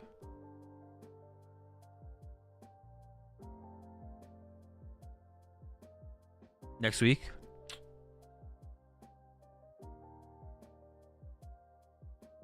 Squawk away, counter catcher away turn 1 and are just short of a win. That's fair. I mean, yeah, but that could happen with anything, right? You could just like squawk away any important card and you're just like, get screwed later. Right? It is just a one-of, right? Other things you have multiple of, so you can like work around it a little bit more.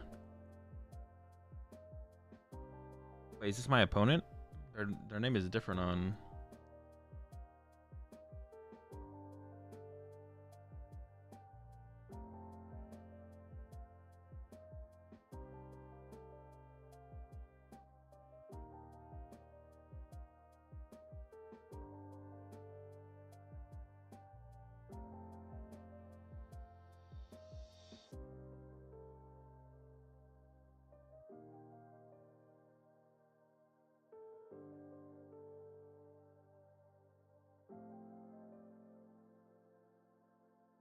Is 1 energy retrieval for Vessel crazy?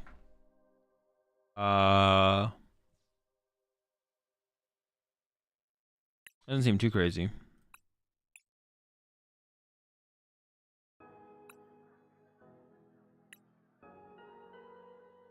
Are you streaming Louisville tomorrow? Yes. If so, what time? When it starts. I think the stream starts at 9 a.m. West Coast. I'm actually not sure. It might start at 8 a.m. West Coast, but then it might start at 8 a.m. West Coast, but it won't. The round won't start until like 9 a.m. I think. The schedule is out there somewhere. Let me see if I can find it.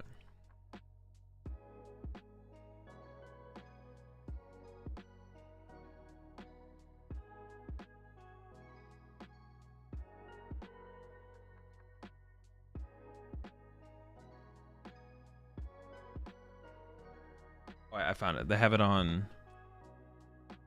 They have it on the YouTube channel. They have the lives scheduled.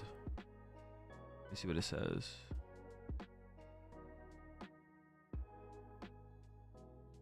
"9 a.m. my time." So it won't start till like 10 a.m. Won't start till like 10 a.m. West Coast. So I'll start up my stream between 9 and 10, depending on when I get back from the gym. Yeah, depending on what time I get back from the gym, I'll start up my stream. So between like 9 and 10, I'll start up my stream. But it starts on 9 a.m. on their stream. But they usually have like a pre-show thingy, shenanigans. Stuff like that.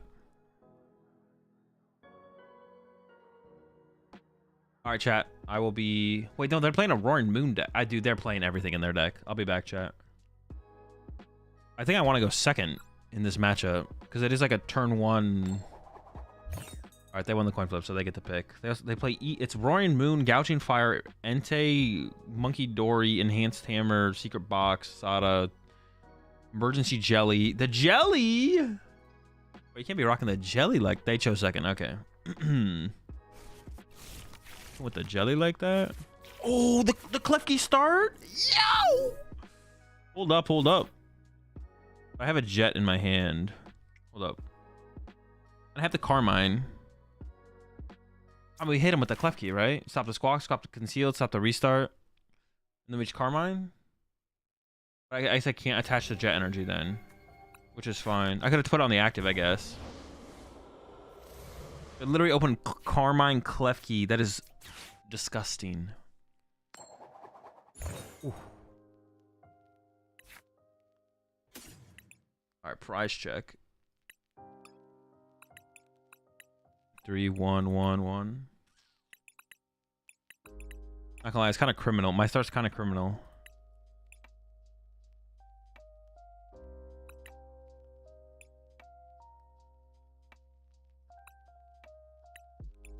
I guess I should attach active in case I want to retreat it. Yeah. I have a jet in hand, so I press a double turbo and the V guard. 7, 8, 9, 10, 11, 12, 13, 14, 15, 16. Wait, am I playing 16 or 17 energy? Shoot, I don't remember. Prize an Iono. No boss prize.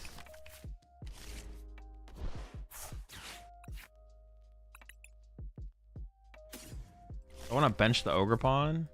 How good is Ogre Pawn against their deck? It doesn't seem that good. I'm gonna attach active so I can like potentially retreat this into something and then like use Luminion, I think. Not this Luminion, but... Oh my... Yo! It's pretty good. I do lose my rat. But... Alright, Klefki, you gotta do your... There's no reason to play this Klefki if this Klefki doesn't do work. Literally no reason. This Klefki's gotta do work here.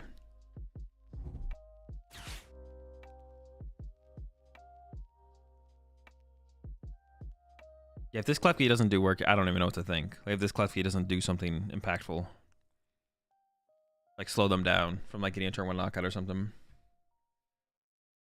playing a double Squawkabilly build as well.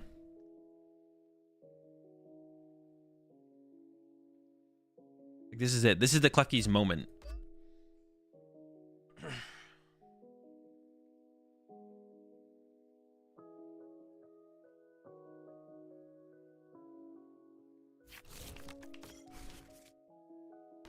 Guardian Fire is kind of big. I mean, so are Lugias, though.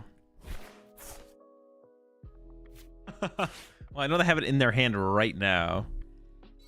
That's something. I think I go for a Weird Ear knockout here. Is like ideal. Yeah, Weird Ear KO.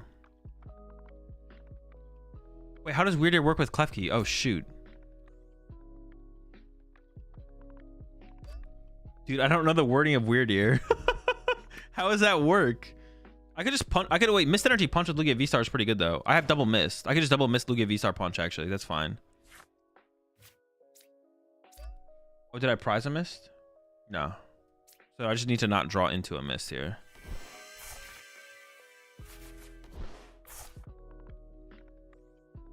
They only play the 1 E-Hammer, right? Yeah, it seems like the best play to be honest. How does that work with Weird Ear? Because I could just Weird Ear KO this. I don't know how it works. I don't know how it works. I don't want to... Well, hang on. Let me read Weird Ear here when we go load up some energy into play here. I could get the rat back.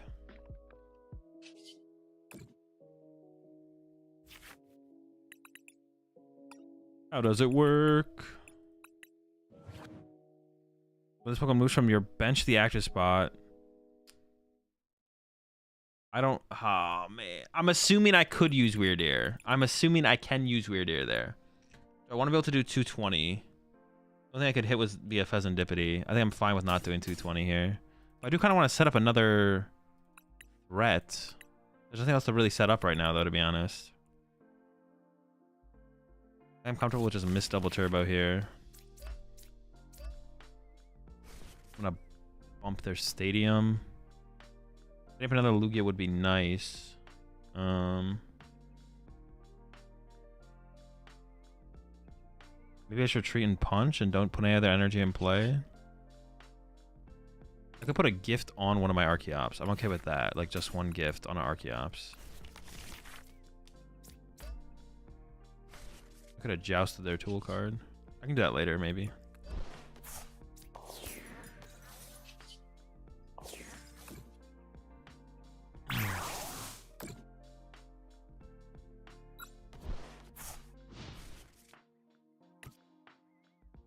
All right, we'll see what they got this turn.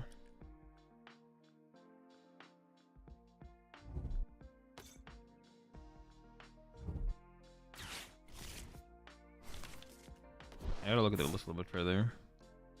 Is it just gonna be a pass? Oh, that's pretty interesting sequencing if they're just gonna pass. Retreat to Fluttermane pass? Sheesh. They are cooked. Oh no, they have to activate Sada. I mean, they're still cooked. So last card in their hand is Enhanced Hammer, +3. Yeah, E-Hammer +3. I can jet up Iron Hands here though to knock this thing out for 2. We'll be in a pretty good spot. And then I can Weird Ear this and then KO this Lugia. Sounds good to me.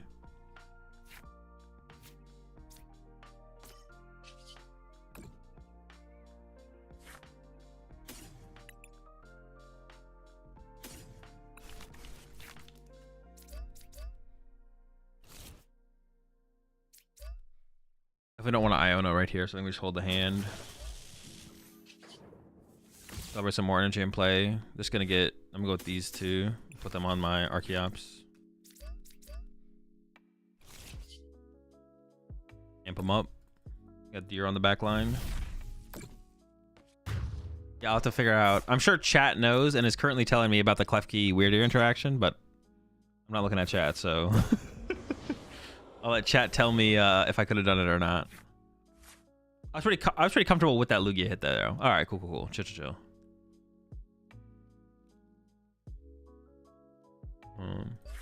All right, can I do it?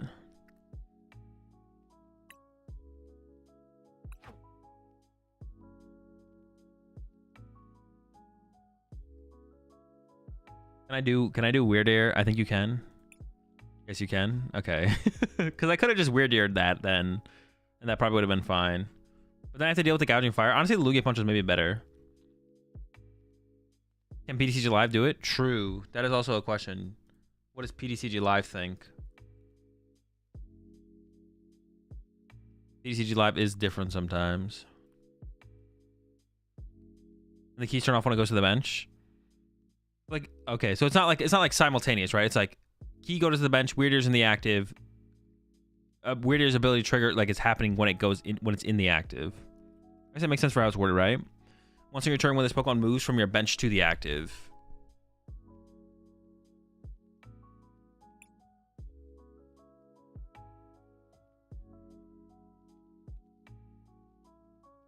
That was such a disgusting start, though. We opened Klefki, and then we had Carmine in the hand and hit heads on Aroma.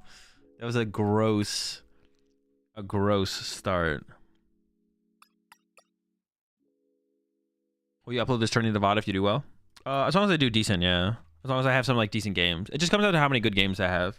If I have good games, I'll upload it to the I'll upload it as a video. The VOD, the stream VOD always makes its way onto YouTube, no matter what, but all right, there's still 17 minutes left in the next round, so I'm gonna take this time to go make my dinner or whatever I call this meal. So I'm gonna go make that right now, and I will be back in a little bit. So I'll be back in like 5 minutes or so, 5-10 minutes. What was that, a win? We did win.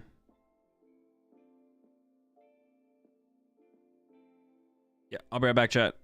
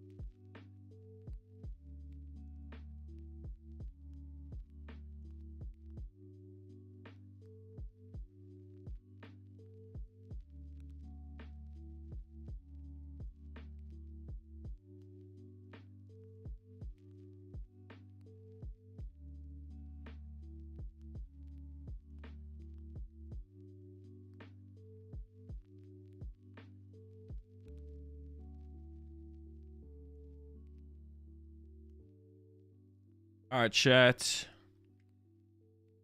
Appreciate 3 months there, Noah. Appreciate the tier 1 there. Niche, welcome to the pack.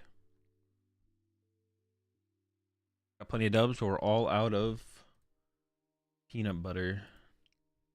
I got 5 minutes till the next round. Let's take a look at the... I'm gonna go how I think it's gonna go. If I press this.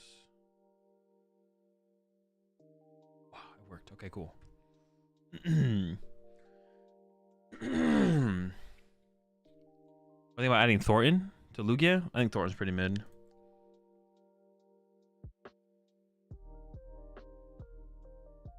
What are we looking at metagame wise? Terrapagos, number 1. Raging Bolt, number 2.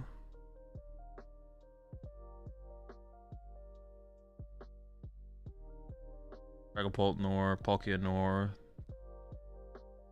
Drago. All the usual suspects. Nothing crazy, nothing wild. Yo, Cloth though coming in at 4%. Chill. The heck y'all doing?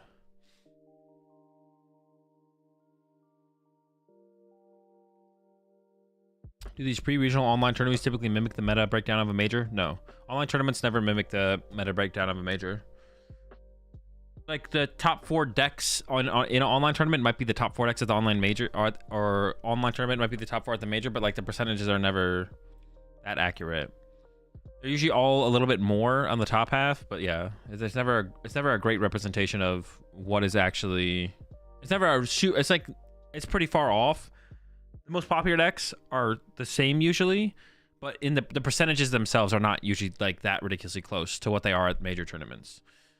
But like Terrapagos being like the top 4 decks there were Terrapagos, Raging Bolt, Dragapult, Dusknoir. Like Charizard is super low. Charizard's at 4%. Charizard might not be that popular at Louisville though. We'll see. Mid deck. There's more jank online. Yeah, there's more jank, and then more people just like trying new stuff.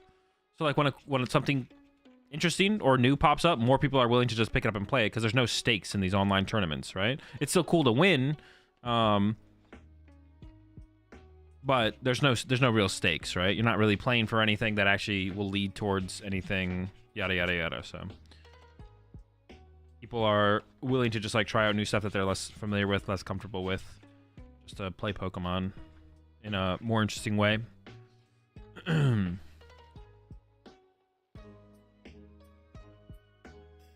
try my Serena EX deck, I beg you. I mean, you can DM it to me, and then if I think it's cool enough, I'll continue from there. But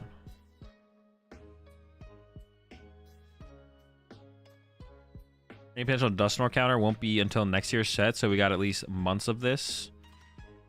True, honestly. If there's ever if they are gonna print like a card that stops it, I mean they could just give us like a mana fee that effectively stops it, right? But yeah, probably wouldn't be till next year.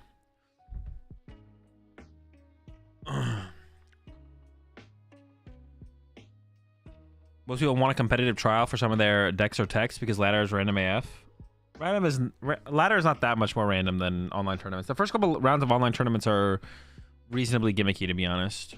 Also, you could just play more games. So like that, yeah. Like sample size, you could like play like maybe 2 or 3 ladder games per one online tournament round. Like that's a pretty big difference. So it depends on the decks, of course, but you could also do both. You could like in between online tournament rounds, you could like, you know, queue up on ladder, but I think it's pretty comparable, and I think like the evidence is stacking up in the ladder's favor from the results of players. Like Henry Chow even said that he thinks ladder is better than online tournaments, stuff like that. So yeah, the evidence has started to stack up in favor of the ladder. And historically myself, I have said that I think online tournaments are the best form of practice, but I can definitely see where ladder actually has the edge just because of volume of games. And as you climb into Arceus and higher into Arceus, like you're just going to play against more and more meta decks, right? Like, and better players, so. Gastrodon stops Dusknoir, but it's a stage 2. Gastrodon is a stage 1, but it only stops benched stage 2 Pokemon, which means all they have to do is push Dusknoir in the active, knock it itself out, and then push up a Duskull Candy into Dusknoir, do it again, and then push up the attacker. I'd say tournament skill level is a little higher than ladder. Specifically top cut. Yeah, but you have to like get to top cut, right? So when we talk about volume of games you get to play, it definitely makes up for it or gets it pretty close. Ladder versus online tournament. Like, yeah. Quality quality of games in Top Cut is higher than most ladder games, though. Yes, but like it's the quantity. It's quantity versus quality. The quality, like the chance that you hit a decent game on ladder is not unreasonable. So if you play 4 ladder games for every one online tournament Top Cut game, even if they're not as high, even if none of them reach the quantity can become more efficient, right? More effective. But there's a possibility that if every one of 4 ladder games is of the same quality, then that's still beneficial, right? The fact that it's open deckless make it less useful for tournament prep. That's also, I didn't think about that argument, JT or TJ, but that's also a good argument against it as well. It is open deckless, so that does kind of that is a knock on online tournaments versus ladder. Yeah, that is fair. You definitely think about the game differently in open deckless versus closed deckless for sure. Unless you're me who forgets the list that your opponent's playing, but I started playing PTCGL and Pokemon TCG in general when Stellar Crown was released and got to Deoxys rank, and now I can't wait to build my deck in real life. Glad you're enjoying it so much. Yeah, the game's pretty good. Community's pretty sick, so hope you're around for a while. Ladder's nice because you get to see a lot of different scenarios that can pop up in matchups. That as well, yeah. I've heard people crap on Arceus tier for not meaning anything, but they are wrong. After you start playing people above 1700 or so, the game gets difficult. Ladder is great there. I mean, yeah, just like achieving it doesn't mean anything. There's like nothing. There's no rank to put on it because you can't see how you compete against other people. Like, yeah, just like if you want to get better, like playing the ladder is a good way to improve at the Pokemon TCG. But like, don't worry about your rank or like, yeah, like because people ask me like, stupid questions like, when you get to Arceus tier, is that like roughly what you can expect to play as far as like people at regional championships in terms of skills? It's like I don't know. It just doesn't matter. Yeah, it doesn't mean nothing. And as you climb up higher in Arceus, you're gonna play against better people, which is good because then it'll be better, higher quality games. But like thinking about it and overanalyzing it doesn't matter. Just get on the ladder and try and win as many games as possible. Try and play as many games as possible and win as many games as possible. Like thinking about the rank and achieving a rank and stuff like that is just like super irrelevant.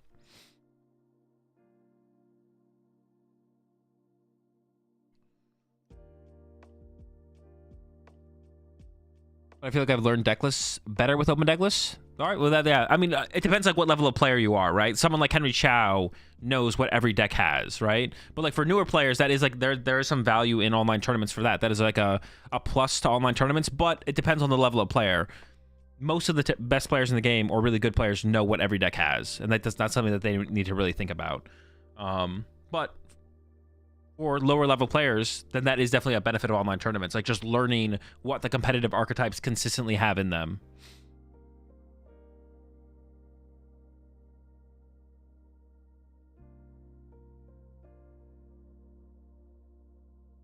I usually just sit down and theorycraft how to best improve for a few hours. That seems better than actually playing games.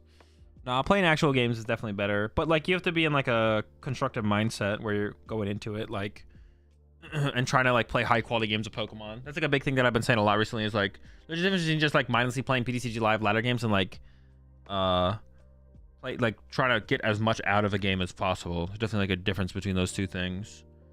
For sure.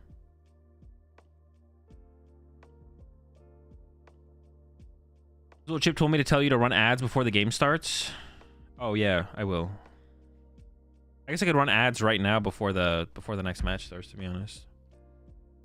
That way ads don't interrupt you guys in the middle of the match. Hang on, let me get my ad thing.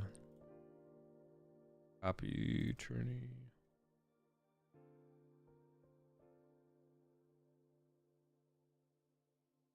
Release the ads. All right, yeah, release the ads so that way they don't play in the middle of round 2. DM like in Discord? Yeah. If you're ever gonna DM me anything, always do it in Discord. Don't DM me anywhere else. You can if you have to like DM me on Twitter is like fine, but prefer all DMs that are sent my way to be done through Discord. It's just easier for me to actually respond to stuff and keep things organized if I need to.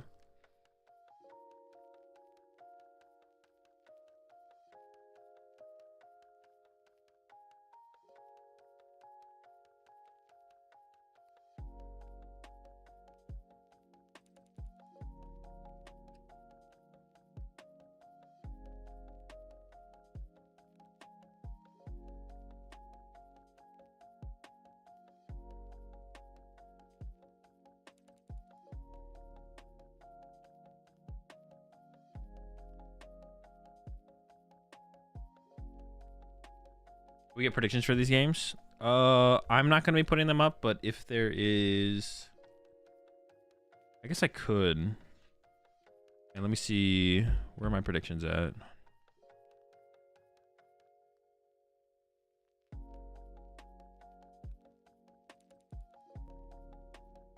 Was Dusknoir legal at Worlds? No. Wait. Yes. Wait. Was it? It was, right? Dusknoir was legal at Worlds. No one played it, though. Yeah, no one played it at all. It should have been played more. Wait. Yeah, it was. It was legal, but no one played it. Well, that's because like Dusknoir decks are not that good into Regidrago. Yeah, like Dusknoir decks are not that good into Regidrago. Because it's really hard to like completely take over the game before Regidrago gets to play the game, and then they like completely lock you out of Dusknoir. Also, if they just go first, they completely lock you out of Dusknoir. Like the Dusknoir decks are like okay against Regidrago. Going first is like a big deal.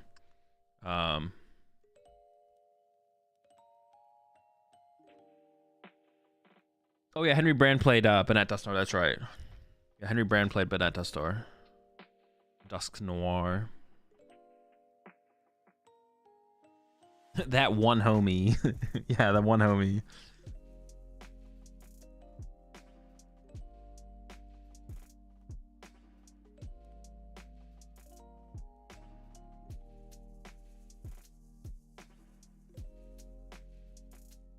And let me try and get this.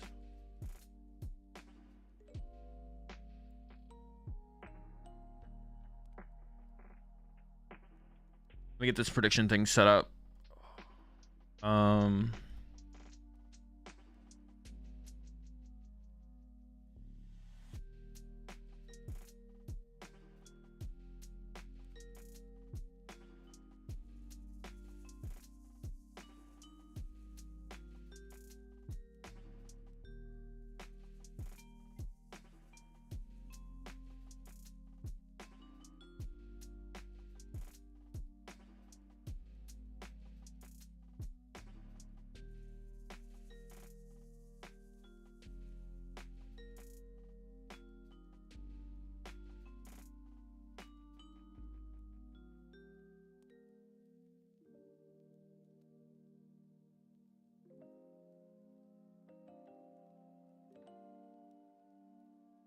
Okay, I should have it set up.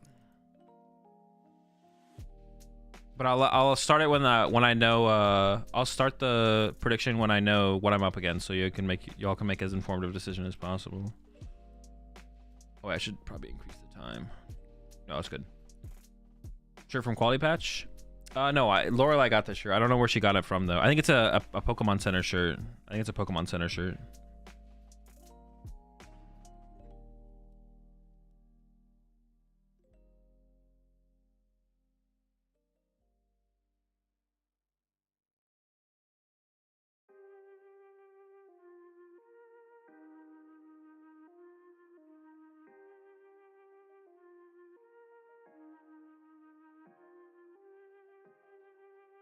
We got a few disputes on who won. Oh, what's up, Doom? Disputes? Like people are saying that people are saying they won or didn't win. Dude, do people actually do that? So there's a match out there currently in your tournament, Doom, where player A is saying they won and player B is also saying they won.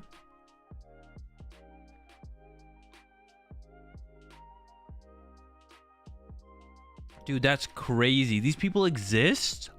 Dude, online gaming is definitely different. I thought the Pokemon, you know what, honestly, I really thought that the Pokemon community was built different. But like online tournaments showed that online gaming is online gaming, and people are gonna be scumbags when they get the chance.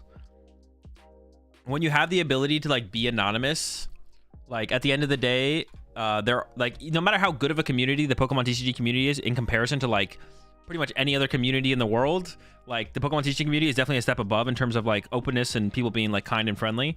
But online gaming is online gaming, man. Like if people are gonna be scumbags, humans are gonna be scumbags like when the opportunity presents itself.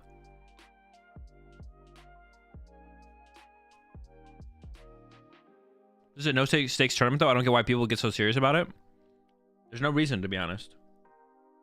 But yeah.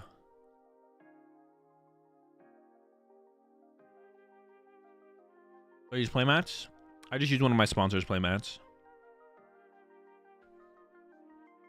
Although I have been using some of the playmats on Quality Patch Designs for my IRL deck profile videos.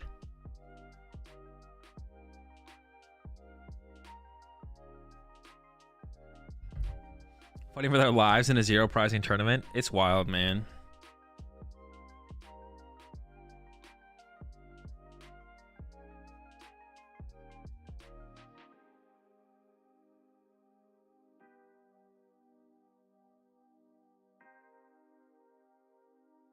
My thoughts on Colch's Tenacity and Terrapagos? It seems okay, but I've only actually played with Giovanni's build, and Giovanni didn't play it, so I haven't tried it.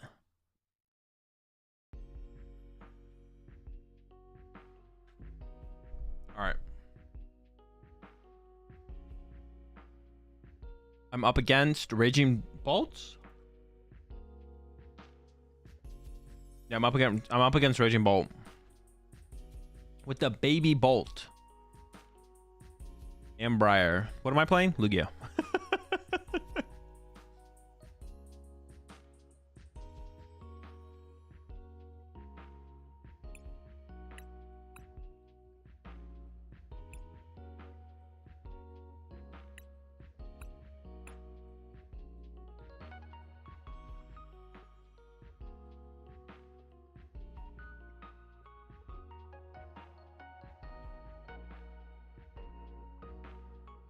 The Baby Bolt, wireless open, honestly, because of what we just said. There's people literally losing the match and then claiming they won the match. Imagine if there's closed deck lists. Imagine what people are doing with closed deck list tournaments in online tournaments.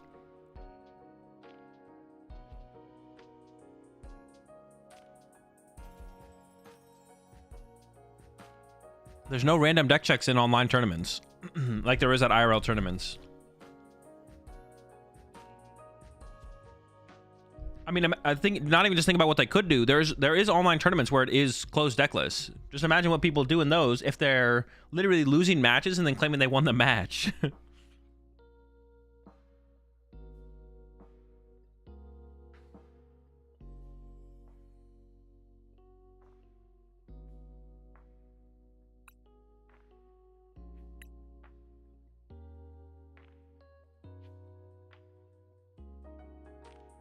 All right, big tournaments coming up. It's gonna be best of one, but it's gonna be best of one for day one. Which decks do you think will do well? Just whatever the good decks are.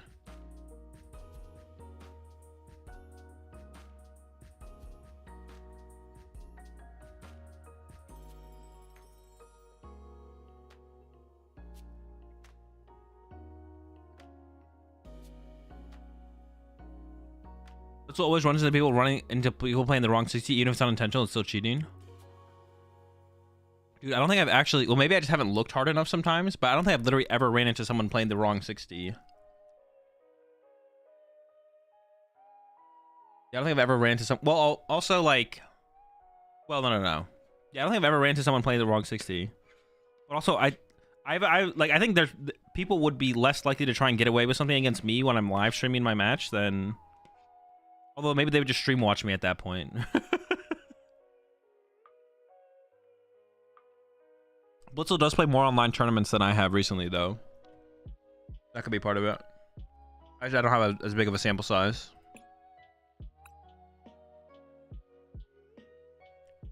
Wait, did the prediction go through? Oh, did I not start the prediction? Oh, I didn't start the prediction. Oh, there we go. Prediction started. Will I win or lose this round up against Raging Bolt with Baby Bolt?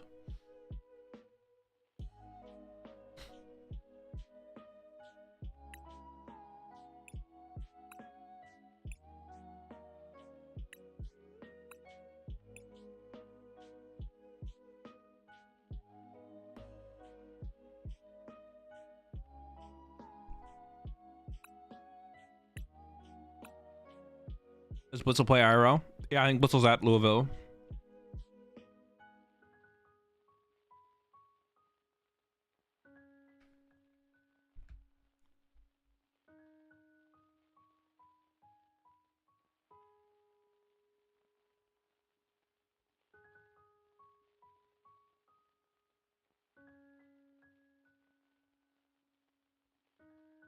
I guess I should add tie to the prediction, but ties literally never happen in online tournaments.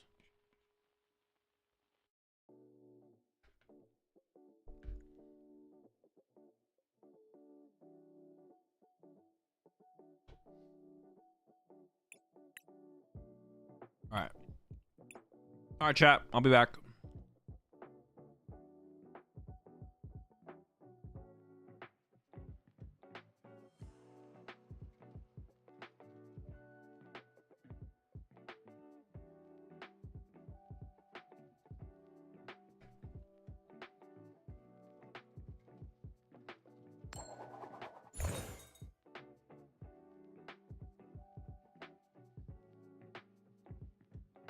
Oh, that's unlucky. That's unlucky.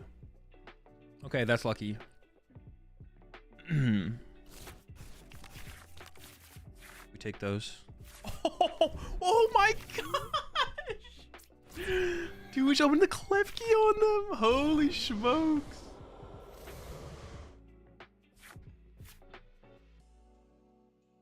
My hand's like not that ridiculous though. It's like okay, top like a chop, and now we're talking.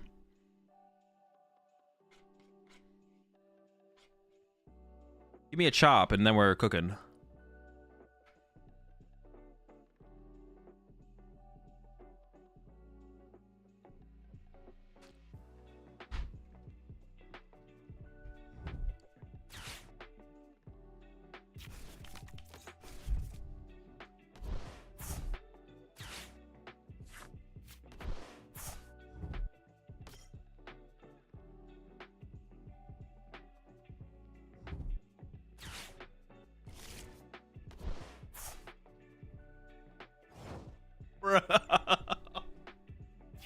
No chop. All right, I can't have it all. I think that's fine. I mean, boss is pretty important, so I don't want to give up too many boss. Some prize check in here. Prize and Archeops. V-stars are here. Dippity. Oh, I didn't cut Pheasant Dippity. I was gonna cut Pheasant Dippity. Wait, do I have the right deck list submitted? Now I'm like second guessing my deck list. I hope I didn't mess up.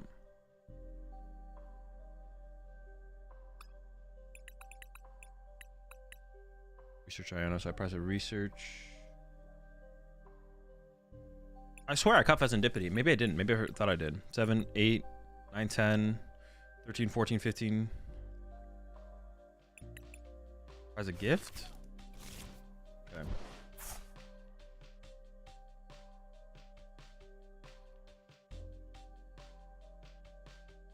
No, I do have Pheasant Dippity in here. Okay, I swear I cut the Pheasant Dippity. Okay. I'm playing 17 energy, though. Okay.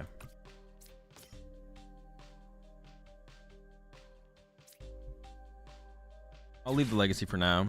Ioning them does not feel great, but obviously I don't have a choice, so.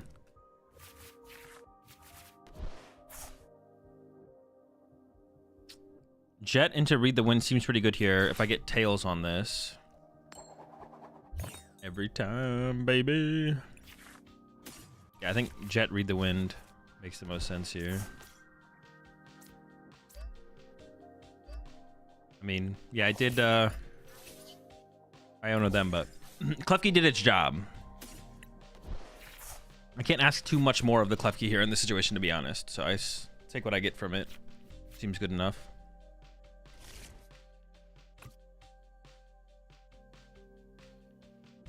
We'll see how good of a turn they actually have this turn. Good of a turn they have this turn. But no, my deck list is correct, it looks like. I thought I cut the Pheasant Dippity. Because Pheasant Dippity is one of the cards I was talking about that feels kind of mid. But it looks like I did not cut it. It's fine.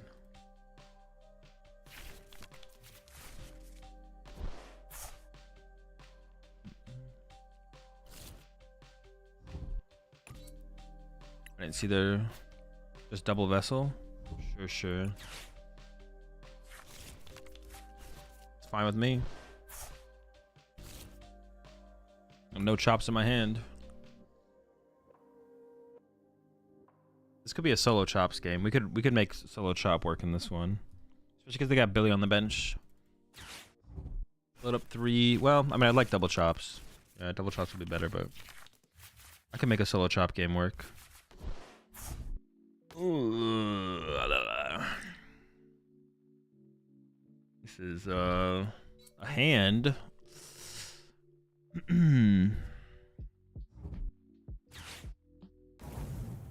With that burst roar.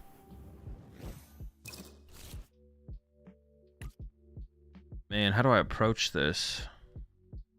Double turbo energy are pretty mid unless they're comboed with the weird ear. I could go bench weird ear, attach double turbo, I guess.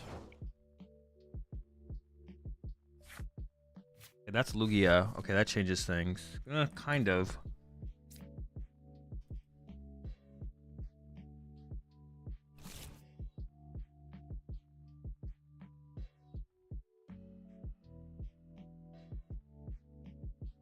How do I approach this? How do I approach this?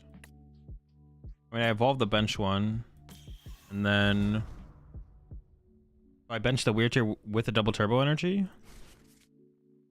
I could do that.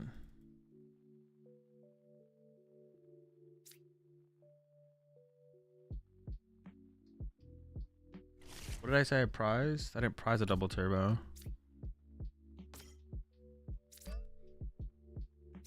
Okay.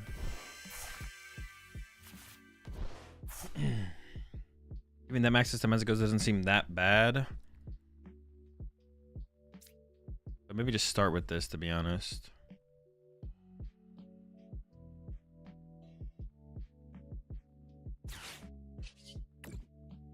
If not, we'll go into the capture aroma and then we can ultra ball if we have to. Okay. But I can just hold everything for options.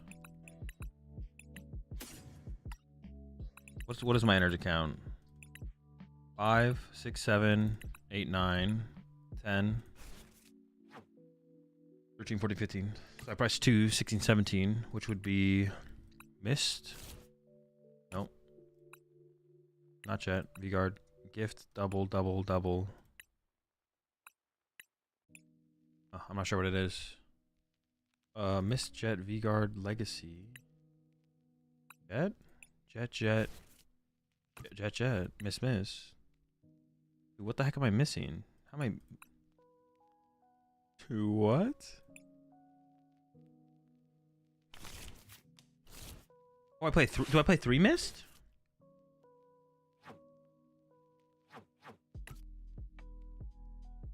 Dude, now I'm tripping again. Did I actually mess up my list? Oh, I do play 3 missed. Okay.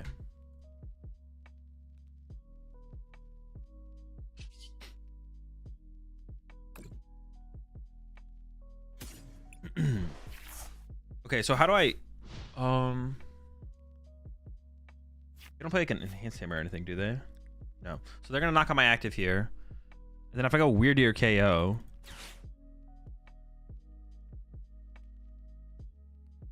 I can even put a legacy on my weird ear. If I have 3 double turbos...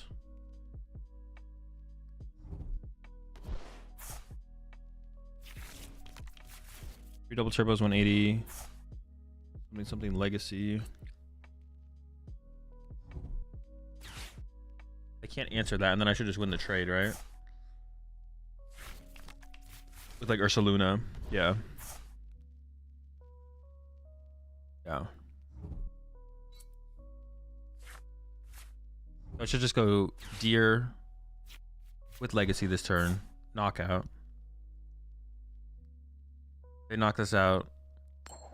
They knock this out. They knock us out. They go down to 3. I just have to make sure when I go down to 2 prize cards. Oh no, my Klefki. They could briar me. They could briar me. Because they can go knock out this Lugia.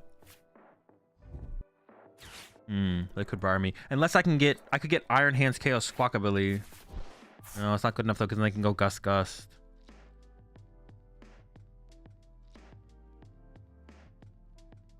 I guess it depends where their grass energy are on their ogre pawns on this next turn. I'll probably just hold my boss here and just go punch with weird ear knockout, and then I'll look for a potential boss play on the following turn. I'm not like miscounting with that too, right? They go down to this, they go down to...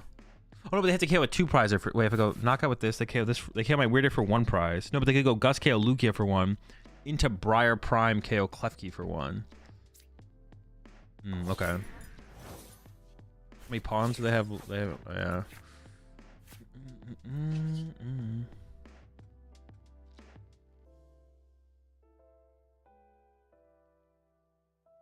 If they KO my active Weirdeer. Okay, if they KO my active Weirdeer. Look at their discard power real fast. Their Iono's gone, but they still have Palpad. If they KO my active Weirdeer. 2. And I could Iron Hands the Squawkabilly with Legacy. Oh, but then they just KO Lugia and I lose. I can't do that. Oh.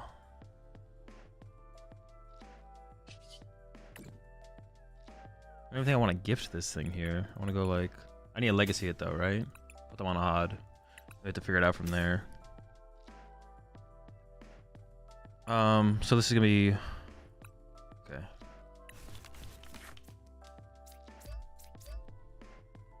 Maybe I will get a gift here, actually. Maybe I can thin out my hand enough where I can like actually get value. So I can go like gift V-Guard or something. Because right now I'm doing...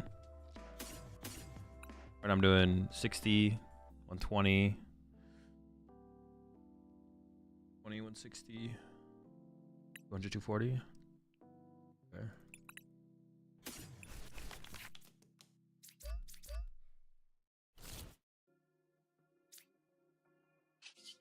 Okay.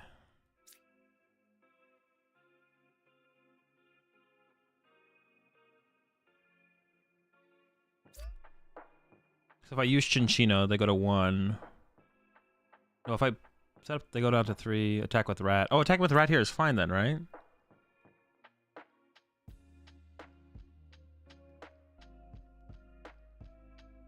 Go down to 3. They kill my Rat, they go down to 2. But Lugia's never gonna have enough energy on it where they could actually take it 3. Wait, no, go down to 2, then KO my Klefki. Oh, no. Wait, hold on, I was gonna trade out. They go to 3. They knock out my... If I go knockout for 2, they knock this out. I go Chichino, go down to 2, they knock out. No, so my Rat is fine to bench. Grab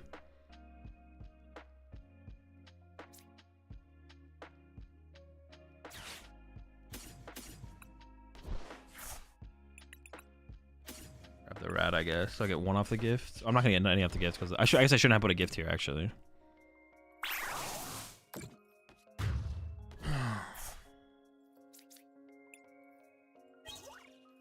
1, 2, 3, 4. I should have saved this. I should have put the double turbo on the Minccino here, though. I mean, it'll be fine, I think, but I should have put the double turbo on the Minccino. Okay, so now they go knockout. They go down to 3. Oh no! If they KO the Weirdeer, they have to go Gus KO Lugia this turn. Okay. No, okay. So what they have to do on their turn, they have to go Gus KO Lugia this turn. I shouldn't put the energy on the Lugia. I don't want to put the energy on the Lugia. They have to go Gus KO Lugia this turn, right now. And if they Gus KO Lugia this turn right now, then they then need to go... I draw 2. Huh. Maybe I could have done the Iron Hands play then? If I left the Weirdeer with no... If I left the Weirdeer with no energy on... Now I'm like trying to rethink through this. If I didn't put the Legacy on the Weirdeer, and then they went KO Weirdeer, go down to 2, then I could have put Legacy on Iron Hands. No, and then gone down to 1, but no, but then they just KO Lugia and they win, so I can't do that. I have to force the Legacy now. I still have to force the Legacy now. Okay. And now they KO... If they KO this, they go down to 2. If they KO this, they go down to 3. If they KO my active and go down to 3, I just win. Because then I just go Rat, knockout, and the game's over. How many boss do I have left?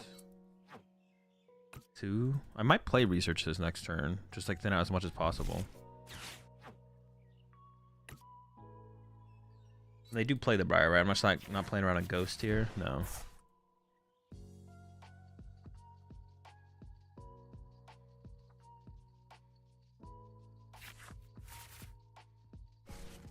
What does their recovery look like? 1 Night Stretcher that they've used. So if I KO Pheasantipity, maybe I should have KO'd Pheasantipity last turn then.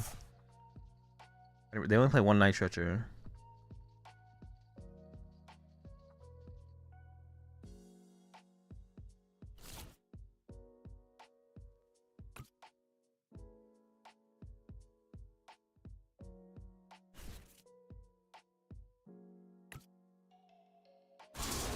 Okay, so now they're down to 3, and now I just win, right? Now the game's just over. Yeah. They could win by killing my Lugia, but I'm not going to attack with my Lugia. Yeah, so I just have to go attack with Rat, and the game's over. Rat with the carry. Ooh, another boss top deck, though. They can Iono me next. No, they can't really reasonably Iono me next turn, actually. They could Iono me plus attack with Ogre Pawn. If I just put Ursaluna on my bench, it doesn't do anything then. I just try and bench Ursaluna, I guess.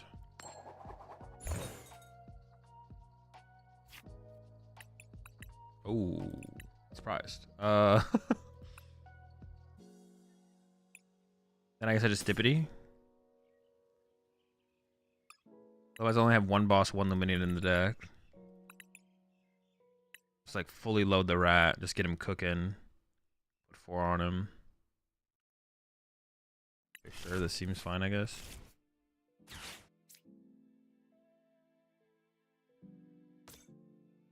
Trying to make sure I'm not like setting myself up to lose here. Oh wait. How much is the snipe for? They could do some cheese. Oh shoot. How much can they get on this? Attach plus Sada? Only doing 90 though. Okay. I just need to leave. Okay.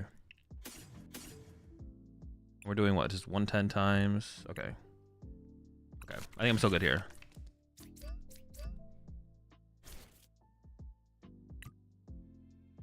I just gotta leave the jet in there. Fine. Rat is stacked. Not messing around.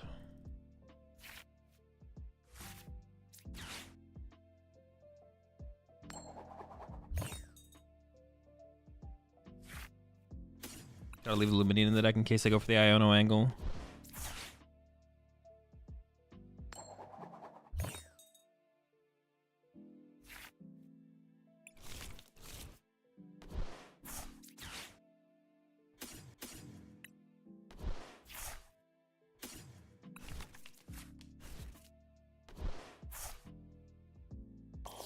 Oh, wait, I don't have another attacker. Oh, wait, did I just troll?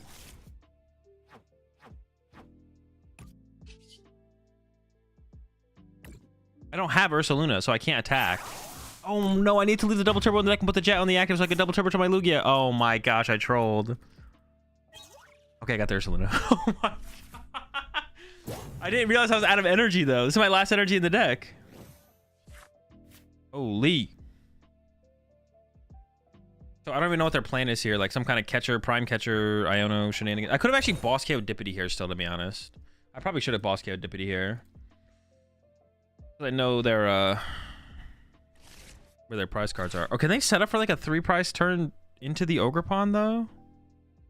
Dude, they could actually do some cheese here. They could do some insane cheese with this card. As long as they can find Iono. Obviously, because if they don't find Iono, I just have game, but... Maybe I shouldn't have benched the Dippity because I need to keep the possibility of using Ursaluna here open, actually. That's possible. I need to leave the double turbo in the deck and put the jet here. I need to do that because then I could double turbo here and this KO's Squawk. I messed that up for sure. And I probably should just KO Dippity, to be honest, because that reduces the odds of them actually finding the Iono this turn, which is like the only card that I think I'm afraid of. Because they could go like Iono, Thunderstorm Burst here, and then load up here, and then Gus KO this with Prime Briar to win. It's a lot, but they could do it. I shouldn't have benched Dippity because of that. I should have let my bench range open so it could become Luminian or something. Okay, but that's not Iono, so we just win.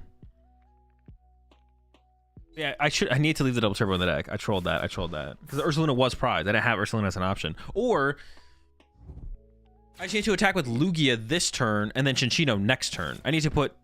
Yeah, I just need to attack with Lugia this turn.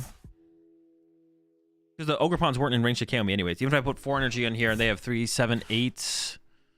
Yeah, they couldn't get in range anyways. It'd be only 3 max. Plus 4 on my end, so that's 7. Plus that's 30 plus, so 8. They're still 2 energy short. So I just need to attack with Lugia and save the rat. Was the other thing I need to do. Definitely some mistakes here. I was kind of just like playing like Ursaluna existed. They need to attach active though, didn't they?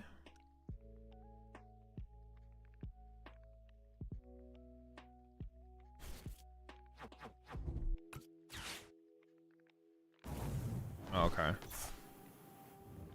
Sure, I guess.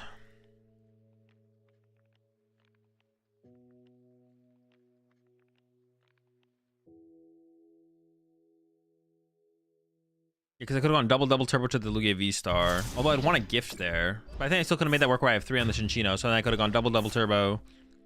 Or even do the 200 KO Squawk and then have Chinchino on the back line. Oh, but I guess this isn't another attacker. But they have to chase my Chinchino, which I guess is fine. Yeah, sure. Man, I was stressing about the Briar. Big time. Big time Briar stressing. Chilling though, we're chilling the whole time.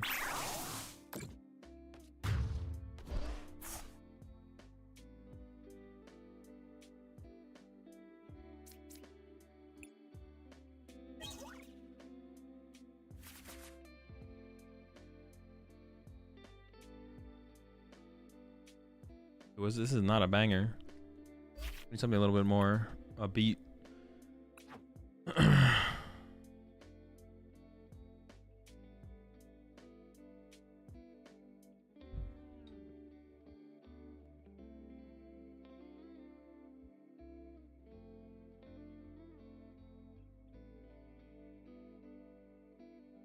How lucky was I to pull that bear off the prizes? The luckiest.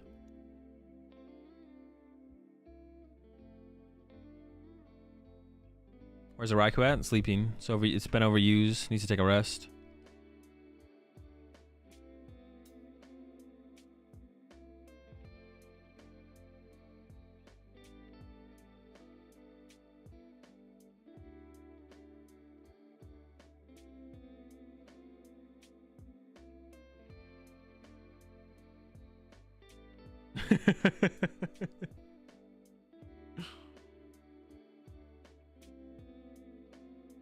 Okay, but why were you stressing benching the rat? Didn't you already have plenty of 1 prizes in play with the chops?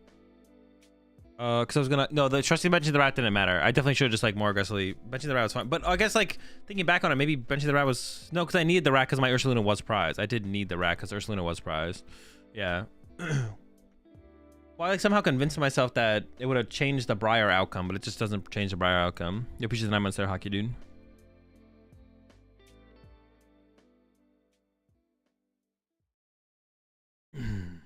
Didn't get punched for not thinking about Luna being prized? Yeah. That's why checking prize cards is important. What do you do if the game glitches and won't let you pick a card from search in an online tourney? You lose, usually. Yeah, whoever got the glitches just loses the round. Wait, well, I mean, if you can't pick a card, as long as you can still progress the game, then you're fine. But if it, like, fully crashes your game, then you just lose. But you just have to pick a different card. Or don't pick a card. Does Agent Box want to go first or second? Probably first.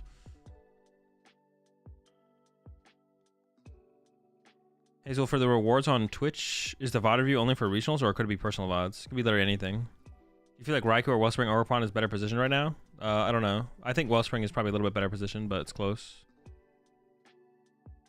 Definitely close. Honorable thing to do is reset. I mean, it depends how much time you have left, to be honest. If there's not enough time to play out the match, then, like... Depends how much time is left. If there's, like, 5 minutes left, can't really reset. Can't hold up the whole tournament.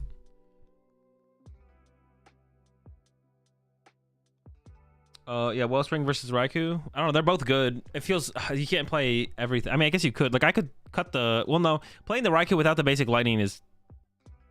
Playing the Raikou without the basic lightning doesn't feel that good, though. I feel like if you want to play the Raikou, you want to play the basic lightning. But I guess you could play it without it. There are like, nah. Playing Raikou without basic lightning feels pretty mid. You said you're going to cut Fez. What would have been your add-in? I don't even know, to be honest. Because when I was making changes to the deck, I thought Fez wasn't there. Could add the Jack back. We could add the Jack back. We could add 4th Research, 3rd Iono. 3rd Nestball seems pretty meh. Maybe a Great Ball. Yeah, Fez has always felt pretty mid in Lugia, to be honest. I've never felt like it's felt that great. So that's why I was open to cutting it. It feels kind of meh, but...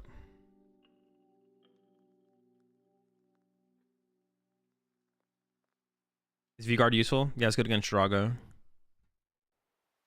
And it can't really it doesn't really matter ever in mirror. It can matter, I guess, sometimes in mirror, but yeah, it's for just for Drago.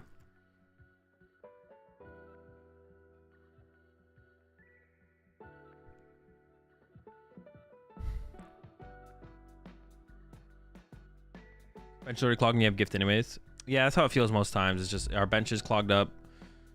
Our bench is already like we already have a bunch of stuff on our bench. We have gift. Like it feels like the draw power is like unnecessary. Like yeah. I guess there's gonna be those moments where like gift doesn't trigger and then we're gonna be happy we have it. I don't know. It just doesn't feel like it comes up that often though.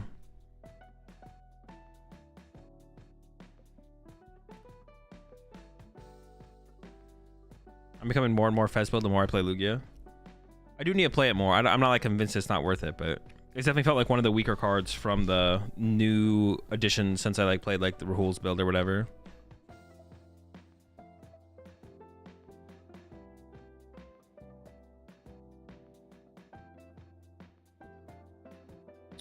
So I'm affected by the Hurricane Milton and had to evacuate, airport closed, etc. I missed my opportunity to play in Louisville. Am I able to reach out to the TO to get a refund, or do I chalk it up as a loss? You can't get refunds anymore. They don't do refunds. Hope you stay safe though from Milton. Yeah, going into this season, I think they chalked like because it's just one organizer doing all the tournaments in America and Canada, and they don't do refunds anymore. I don't know if every TO did refunds last season, but yeah, the refunds are chalked. Do you think Ancient Box is underrated this format? No, Ancient Box is terrible. Why would you ask me that question? What the heck? Yeah, Gaming Gen. Yeah, Gaming Gen. Gaming Gen doesn't do the refunds.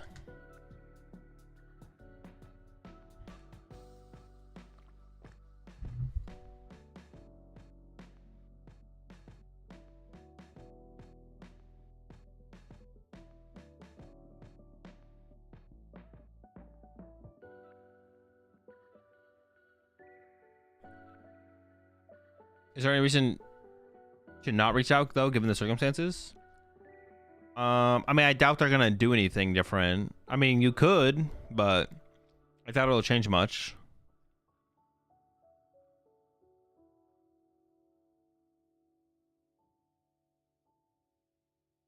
Yeah, I mean, you could and be like, yeah, I was affected by Milton, so I don't want to do a chargeback and they get blacklisted by the TO as a consequence. Yeah, I definitely wouldn't do a chargeback. I mean, they have their terms and stuff set up. It's like their thing. I mean, you could reach out to them and be like, you know, the hurricane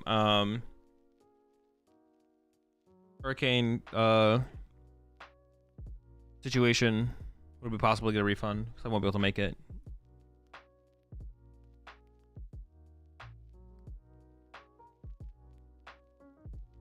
I guess like a hurricane is definitely a different situation. Which it would be reasonable for them to refund people who are affected by the hurricane, to be honest. They'll ban for a chargeback for sure. No, I don't think they will. You miss 100% of the shots you don't take. True. Yeah. You miss 100% of the... You don't get your money back from 100% of the chargebacks you don't try and charge back.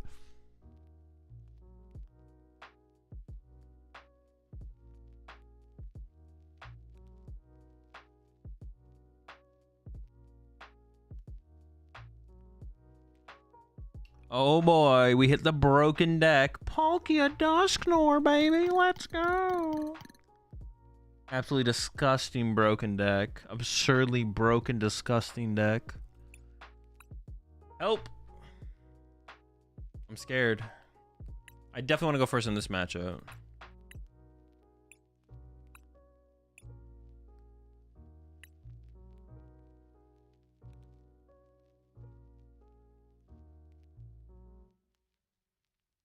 We're broken the Pagos Dusknoir. Pagos is not how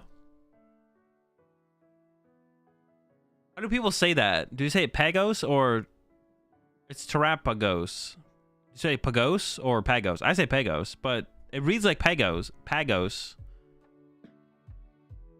Terrapago. Is it Pagos? Just say Turtle. All right, Turtle.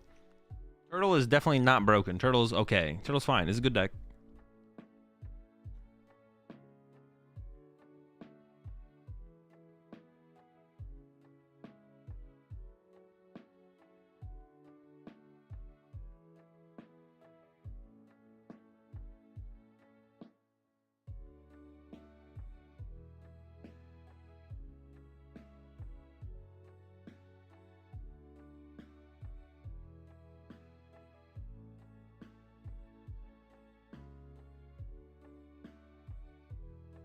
many rounds of Swiss do we have? 8? Or is it 7? 6?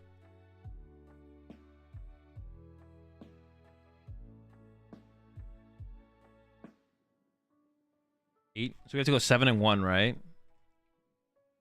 Make cut.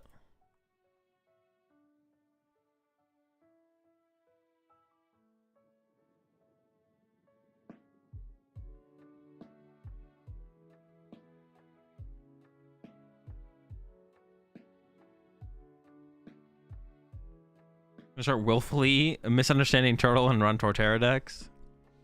This is the turtle they mean. Torterra Dustnor? Kind of broken. Get Pidgeot in there.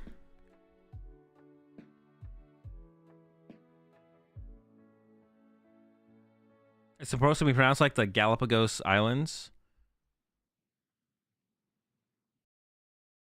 Galapagos? Is that how you say that though? I don't even know if that's how you say that.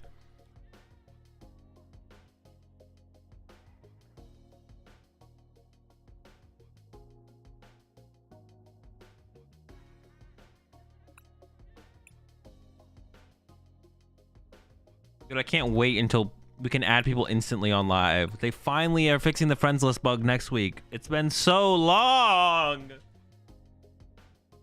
Galapagos? Ah, yes, the Galapagos. Or no, Galapagos. Ah, yes, Galapagos. Oh, it's Terrapagos.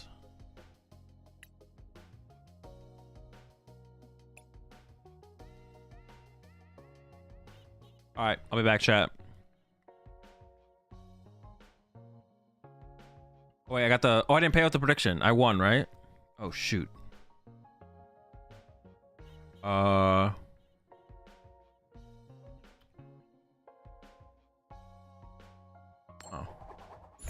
Let me figure out this prediction real fast.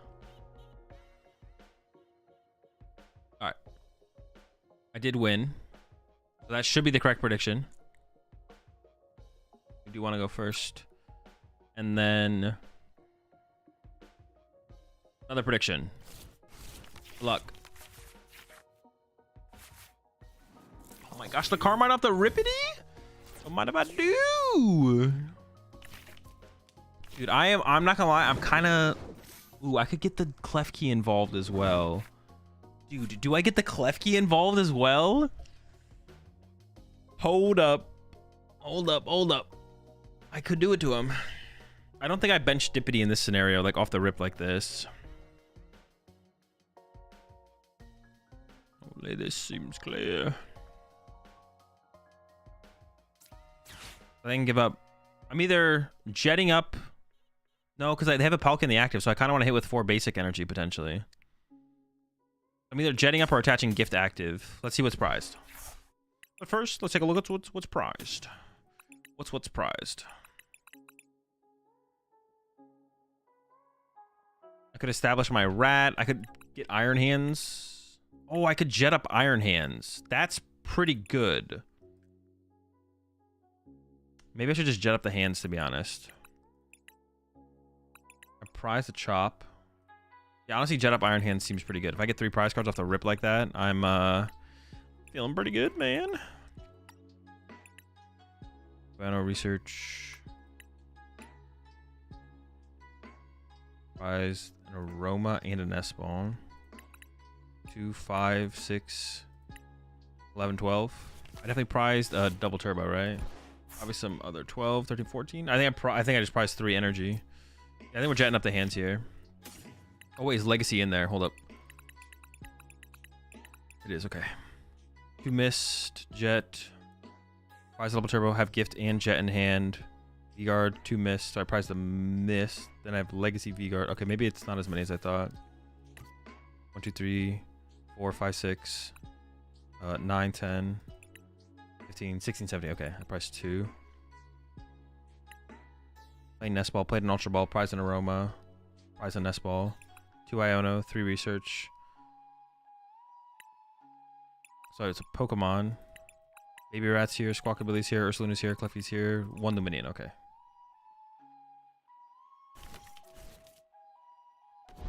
Although jetting him up feels a little bit weird. It's like a little bit aggressive, I guess. I don't know. We'll figure it out. putting down Chinchino a bad thing in this matchup? Probably not. Minchino. I could just Squawkabilly here. There's a high chance that they do Iono me, so I would get the rest of my Archeops in my discard pile. Maybe I just commit to it. I think I just commit to it. They do play 4 Iono, so there's a high chance that I get Iono'd here.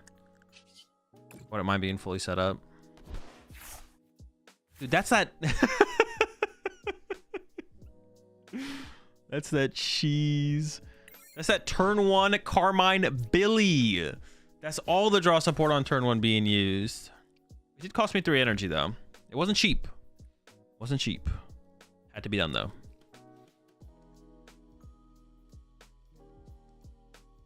I guess like maybe the Chinchino is questionable on whether or not I should set that up, to be honest. It seems correct to set up, but... If they don't Iono here, our hand's pretty sick. Yeah, if they don't Iono here, our hand is pretty good. No complaints. We'll see how their turn goes.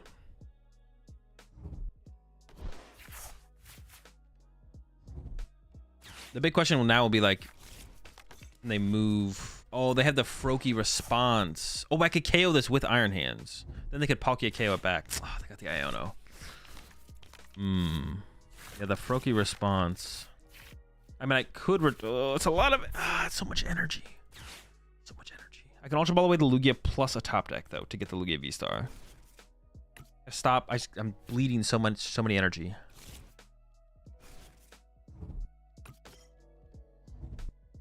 Ooh. Ooh, they're dusking. They're not playing around.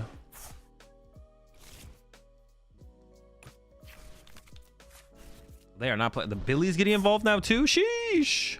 They're drawing some cards. Are they digging for, like, the... There's 3 Iono down. Was that worth it? What are they trying to... I mean, what else can they see this turn that's that good? They could get Switch or Prime. Are they, like, that all in on Switch or Prime here? Didn't they Ultra Ball for the Billy? They got Ultra Ball for second Palkia. Yeah, they could just Ultra Ball for second Palkia instead and held an Iono, and there's Iono next turn. Interesting.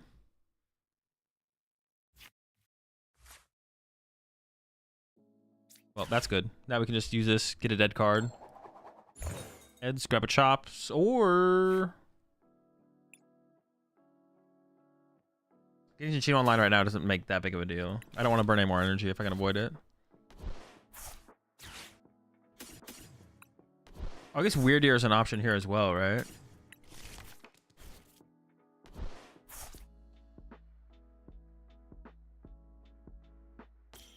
If I KO this and then KO Squawk as well, they can't...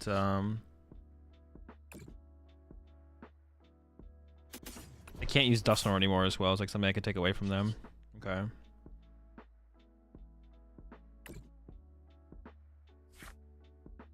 Grab these two, and then I'm gonna manually attach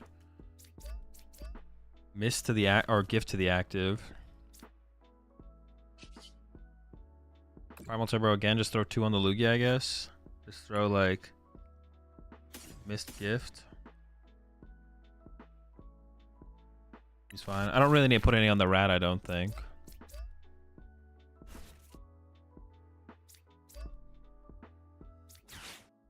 Amp it up. Greninja's they're only out now for like a playable... Oh, my boss. I mean, that's all I need for the rest of the game is boss, so feeling pretty good. We are down 3 Iono as well, so we might just not get Iono'd here anymore. Okay, so if they pop a Dusknoir next turn, I win with a Billy KO. They're not in a good spot. It's a pretty bad spot. The hands for 3 is that's pretty brutal. Pretty good for me, though. What do I get? Chops, Luminia, and Nest Ball, I think.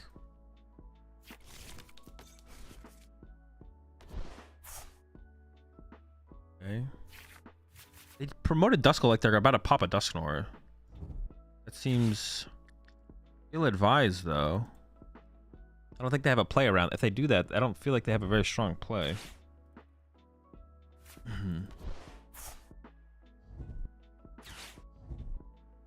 Seems like a bad play. I don't know. Because they also have to like go Greninja KO this, right? We have to assume that's gonna be happening. So they're gonna What? They're gonna Dustin my Minchino, KO my hands, and hope I don't have Lugia boss KO on the Billy? I guess. I feel like maybe you could just... Ooh, oh wait, hold on. Are they cooking? I didn't think about this. They're gonna double Dustin my Iron Hands to not trigger the gift. Iono me to 1. Ooh, wait, hang on. Maybe they are cooking. Maybe they are cooking. Okay, okay. They leave the rat alone. Okay, actually, this plays better for sure. If they actually have Candy, Greninja, and Iono. They only have 1 Iono left still, so... They also need Greninja. They also need... Well, they want Greninja, I guess. They don't need it. That's a pretty good play, though. I'm not gonna lie. That's a good play. I like it. I like it. Makes sense.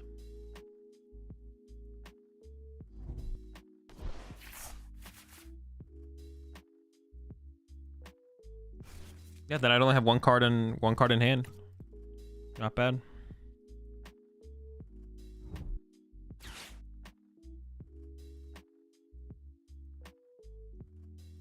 Okay, they do get 2 prize cards here. What am I pushing here? Probably just push Lugia, right? Because that's the least valuable thing for them to hit.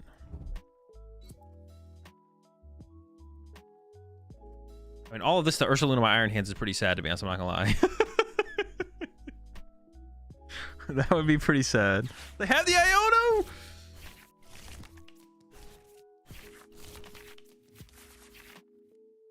Jet Aroma. What other energy do I have? 15, 13, 1, 2, 3, 4, 5, 6, 7. Maybe I should try to leave some of these in the deck for the Chinchino, actually. Maybe I messed up. 7, 8, 9. I think I have 3. If I get heads on this, I think I win with Chinchino. If I get heads, I win with Chinchino. If I get tails, I get Lumini and I win with boss. Okay. Oh. They got my rat, though. They got my rat. The rat's going down. Okay. Head. I don't win with heads anymore. I do win with tails. But I can just like push a Lugia and punch this and bump Pokestop if I don't win. So let's see what we get. Can't complain. Can't complain. And there's a tails, folks. So that's a dub. Plenty of boss left.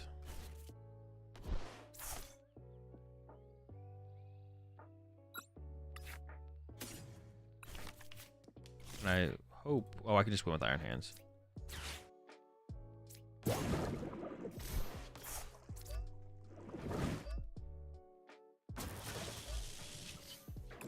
Cook that frog. Cook that fraud. Didn't it show up when it was needed most?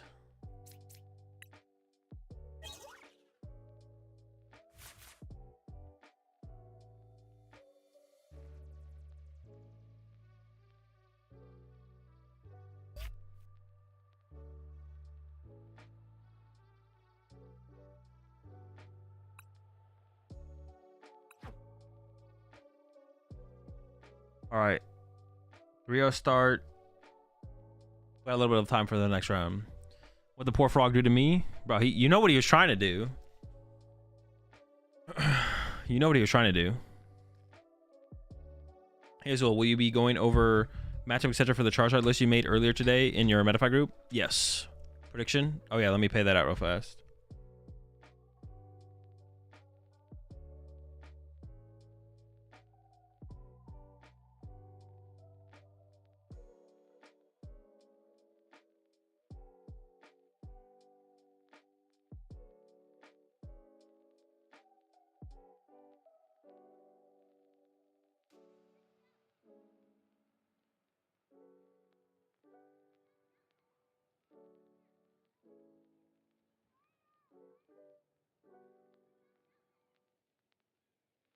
The Carmine into Billy Wamba was sick.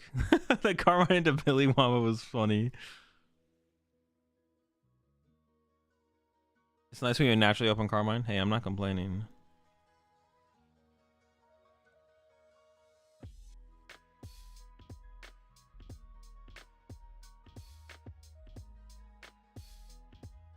I'm not complaining.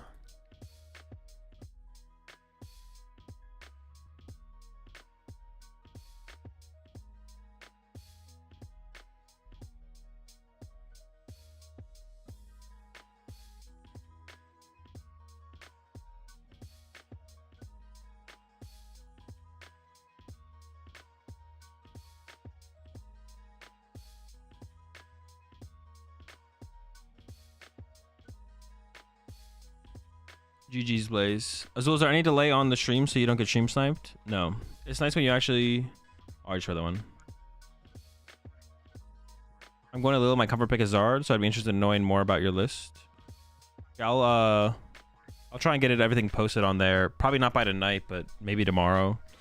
After watching Louisville, we'll see. Got a lot of stuff to catch up on as far as like YouTube videos and stuff goes. Dude, the more I play Lugia, the less I think Lugia needs. I wonder if we can just rock it with like, what if we don't play Klefki or Pheasantipity or...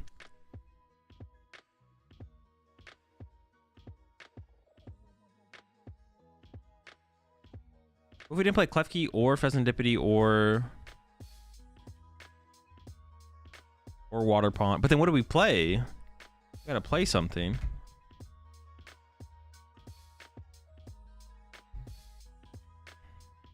Klefki's for what? Klefki's for like any aggressive deck. Like if I can comfortably get it in the active, it's just good.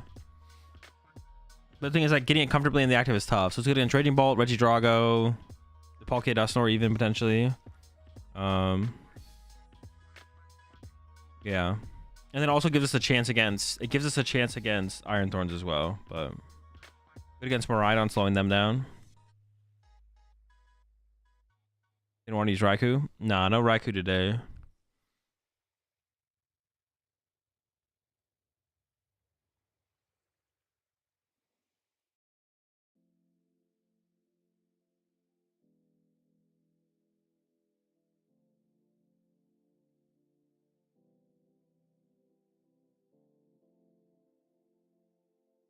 But yeah, that's like the thoughts.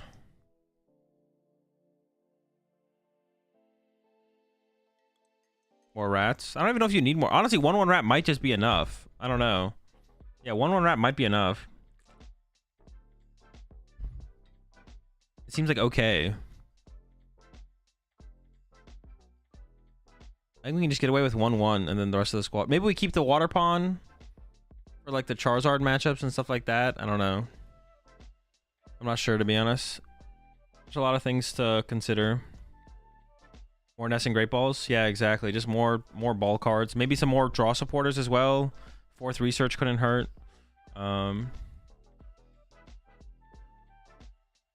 Yeah. Appreciate the 10 months there, Ultio. Do we normally gust around a second Pult with a second rat? Gust around a second Pult without a second rat. Oh, yeah. I mean, you're usually never setting up 2 rats in that matchup anyways. They're either killing your rats before you get to use them, or they're killing your second rat. You don't get to use 2 rats in the matchup to begin with. Like, yeah, even if you play 2 rats, you're not using 2 rats. What's the win con to Thorns here? Klefki in the active, and then set up Ursaluna. If we can get there.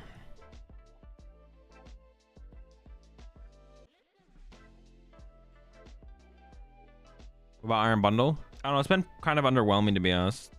Iron Bundle's been pretty underwhelming. By the time we're set up, it feels like we don't really need it. We have enough attacking options through the active, and then we also have like 4 bosses orders. It feels a little bit underwhelming. It is good against stuff like Dragapult, though, to be honest. So that'd be like a reason to bring it back, I guess. Because you can always force something off the bench, and then you can like hands or Water Pond. Unless they have 2 Dragapult set up, then they just push up the other Dragapult. Or if they push up Rotom, you can't with Lugia, stuff like that. What is Lugia's main weakness? I don't think it really has one. It's just a good deck. You don't really have any like bad matchups. All your matchups are fine. Does Lugia even have like a single... Well, I mean, besides Thorns, but like Thorns isn't like a meta deck. Miraidon? Miraidon's actually not that bad because you have Rats and Legacy. The Miraidon matchup actually isn't like terrible. Well, no, it's pretty bad. They have double Iron Thorns, right? As long as they have double... Or my bad, Iron Hands. As long as they play double Iron Hands, it's actually... It's tough. But it's actually not terrible because you have Weird Ear as well. Like, you have Weird Ear and Ursaluna for aggressive responses.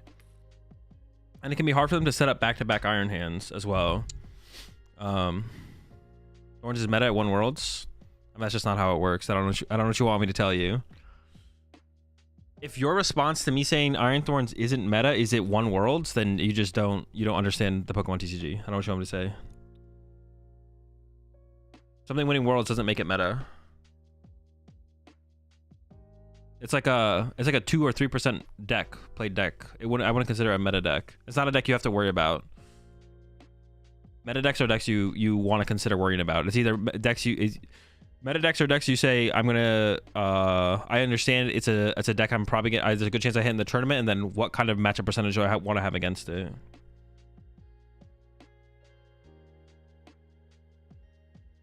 I saw a tweet about you being a giant IRL. How tall are you? I'm not that tall. I'm 6'2", which I guess is tall, but I'm not like that tall. What do you like more, Palkia or Lugia or Palkia Dusknoir? I like Palkia Dusknoir more as a deck. Like, I would never want to play Lugia at a regional championship unless I thought there was like, it was like, I think Lugia is already a really good play, like at Louisville, but I don't like playing the deck. I don't like playing Lugia. Lugia, I like major tournaments. In online tournaments, there's no stakes, so I don't really care as much. But yeah, Lugia is a really good play. I just don't really like the way it plays. I don't like the feel of playing it, so I'd much rather play Palkia Dusknoir.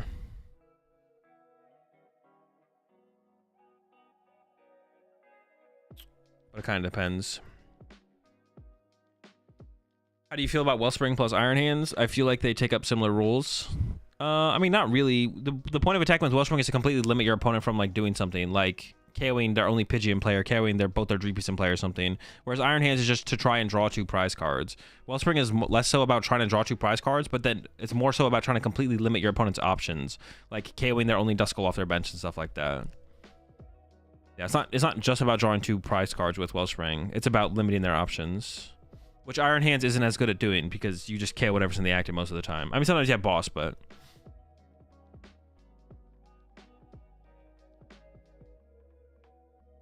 do I think LeBron knows how to Nessie? Maybe. It's possible. Probably not.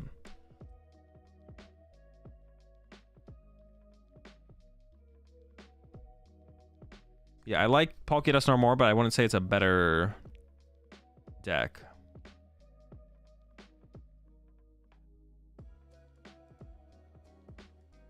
Will Lugia play the discard 5 Apex after it releases? Probably not. Probably not, no. Maybe. You could play it, but then it would require you going like, you have to play like Lumini, like you'd have to go Luminian for, you could play Arven then. I mean, it's worth testing for sure. What would I play if I was going to Louisville?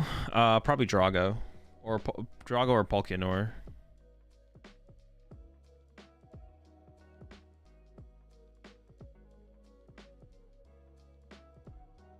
Yeah, the Lugia probably is better without Mixer. Because Mixer's like not that easy to find. If it was easy to find, it would be one thing, but you have to like literally Luminian, and then you have to play cards that aren't that good in Lugia, like Arven or Irida, which yeah, both are not very good, but so it's like mid. Legacy is too good. Yeah, also like the prize trade, the one less prize card is so good, to be honest. It's so good in Lugia. It's so good. What do you think would happen first? You scoring on LeBron or him beating you in a game of Pokemon? Definitely him beating me in a game of Pokemon, I think. I think that would probably happen first.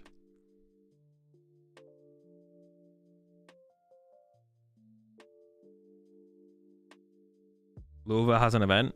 Yeah, this weekend. Starts tomorrow. Do you think Charizard is going to be a decent option next set? No, probably not, unfortunately. What did you play in Worlds? What deck? Stall at Worlds. Can anyone beat anyone in Pokemon eventually? Anyone can beat anyone in Pokemon eventually? Yeah. Surely one score on LeBron is easier? I don't know. I'm pretty bad at basketball. I will be restreaming Louisville, yes.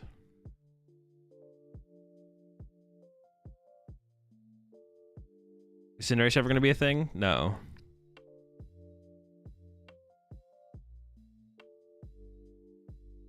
Squawk and Carmine. Sometimes you open Luminium, but you want to turn 1 draw.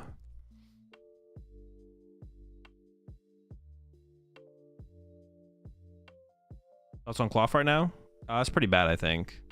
Like, you got a bad Lugia matchup, a bad Drago matchup, a bad Dragapult matchup. Yeah, I think it's pretty bad. It's good against Raging Bolt, but Your Charizard matchup is like okay-ish. Do I watch anime? Yeah. How do I get off the Snorlax addiction? Oh, you don't need to get off it. Deck's fine right now. You been working out? I have been working out, yeah. Trying to be consistent with that. That's like one of the reasons I'm like taking a break from events. I just want to get my fitness goals. I want to achieve my fitness goals. Traveling all the time makes it tough.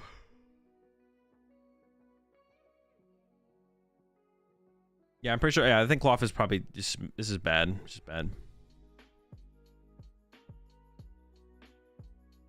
If you go to challenge, what would you prefer? Drago or Lugia? Drago.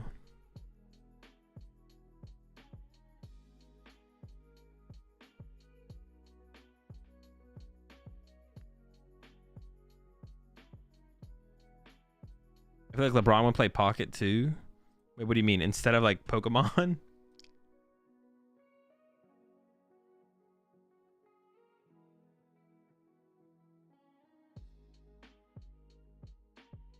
Speaking of Snorlax, what do you think about the ones running Blood Moon and Diancie? No clue. It's interesting. I don't know if it's enough to beat Lugia, but it's an interesting addition to the deck. I mean, if it beats Lugia, that's pretty cool. If it doesn't, then that's not as cool. But it depends if it beats Lugia or not. Or if like the Ursaluna is for something else besides Lugia. But obviously the Diancie is just for Lugia. What do you think? Secret Box and Bold? Oh, and Bolts? Raging Bolts? It seems bad. It seems like Prime Catcher's just way better. I think it's like Secret Box falls off so fast. Like, if you don't find Secret Box like by turn 2 with Raging Bolt, it's just useless the rest of the game. But Prime Catcher's always good. It's good early, it's good late, it's just always good. It can be a little bit worse than Secret Box for setting up, but that's like about it. I mean, I guess like Secret Box, you could play 4 catchers instead, I guess, but that seems kind of late game versus Iono. I mean, Prime's better because you might not have enough cards in your hands to actually use the Secret Box. Also, you'll be in situations where your opponent's going to be forcing you to have to try and find Gust, which means you're going to want Secret Box. Do you think you're ever going to outgrow the game? Like, eventually one day you'll decide to part with it to pursue a new hobby or career? I don't know. Maybe. I don't think about stuff like that. Does this Panther have any legs versus the meta right now? No. Mid deck, garbage deck, trash deck, 30 HP Fiddle, literally cringe. What the heck? 30 HP? Back in the binder.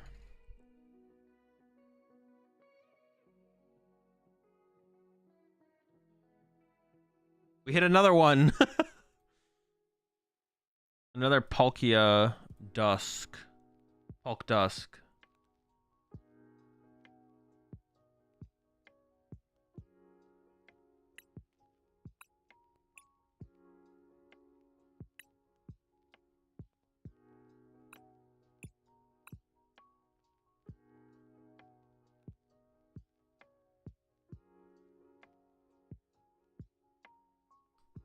Today in my country we have a cup, and I'm between Bolt, Guardy, Dragapult, and Charizard. What would you play? Dragapult out of those 4.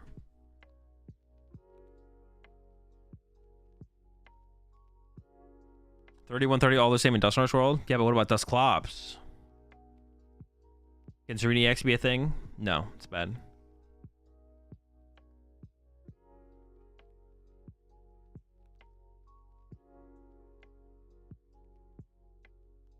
Mid deck.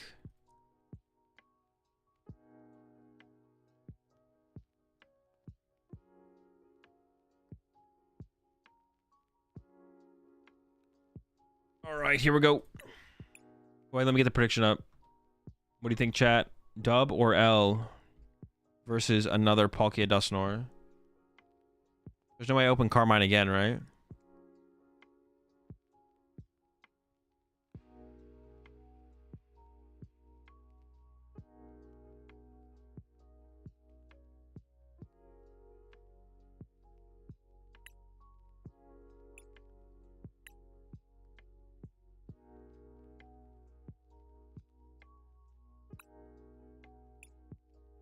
All right, I'll be back, chat.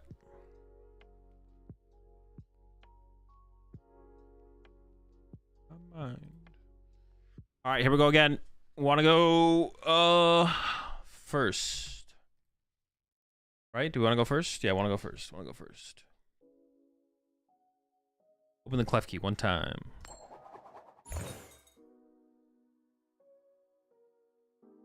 Oh no!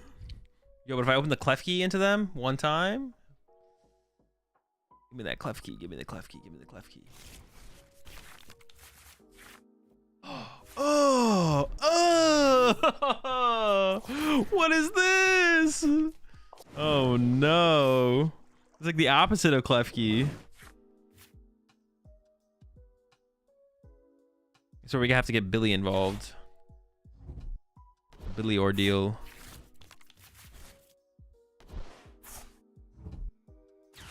We'll see though. Maybe they're living off that Moonlight or the concealed cards.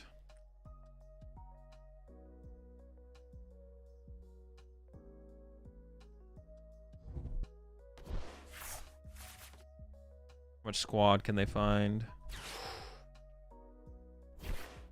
Oof, 2 Ultra Balls, bro. They are cooking over there. Well, it's not terrible for them, that's for sure.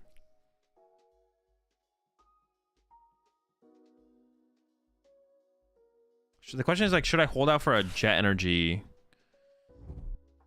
Should I hold out for a Jet Energy to try and read the wind here? Or because I think I have to get Squawk, probably, right? I could hold out for a Jet. And I have to discard 3 energy so I can try and read the wind. Might be worth it though, trying to hold out for it.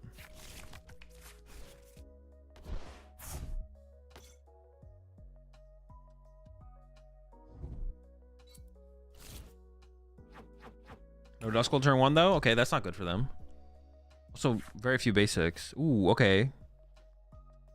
An improvement. It's an improvement. You'd love to see it. Start with a nest.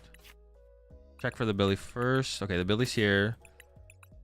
Alright, so Fez hands, Ursaluna's in the active. 2 Lugia, so I prize a Lugia V. Rat, pawn, 3, 1, 2. Oh! 2 chops! 2 chops! Boss is in hand. Prize of research. Alright, Carmenano, chillin'. I have all that Pokemon search in my hand. 5, 6, 13, 14, 15, 16. Prize Legacy. No, dude, of all the energy to prize. All right. Ooh, it's gonna be interesting. It's gonna be interesting. Ratline's here. Deputy's here. I'm missing a Pokemon, I think. Weirdeer? The deer is also prized. Okay. Okay. Man, it's gonna be. I gotta find that Chops and I gotta get in the discard pile. It's gonna be tough to do.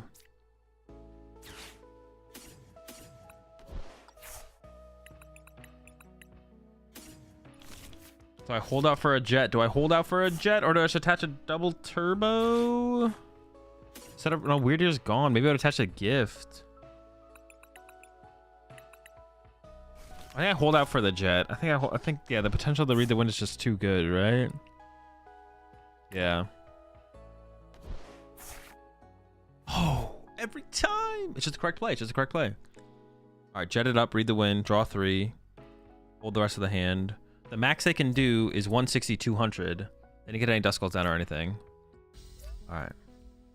When you play well, you get rewarded.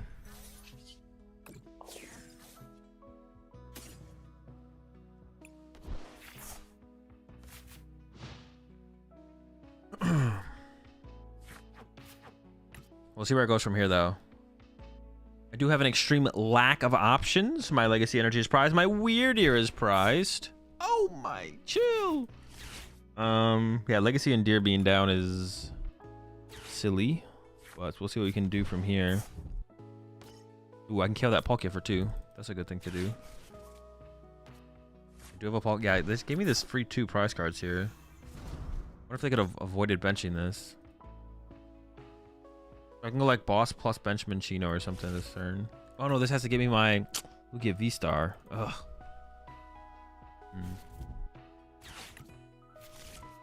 Stretcher for a water to concealed cards. Okay. Unless they have like switch, I guess.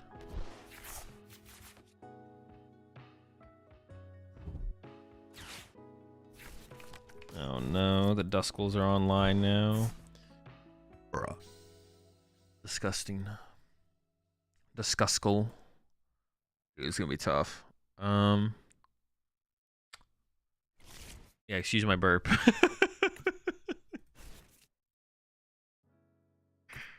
I could bring up the Palkia and Pheasantipity snipe around. That's probably like too cheesy to begin with, though. That's too cheesy to do like right now. Do they ever Moonlight Shuriken? No, they're not going to Moonlight Shuriken. They're just going to retreat. So I think I just boss KO the Palkia for 2 before it evolves, right? I just need to get these 2 prize cards. Got to get them. And then ideally bench a Minccino, but I don't think that's going to happen. Just have to find my V-Star. Ugh. I should have no options on my next turn. That's terrible. I should probably have to Ultra Ball away Water Pawn and Dippity, I think.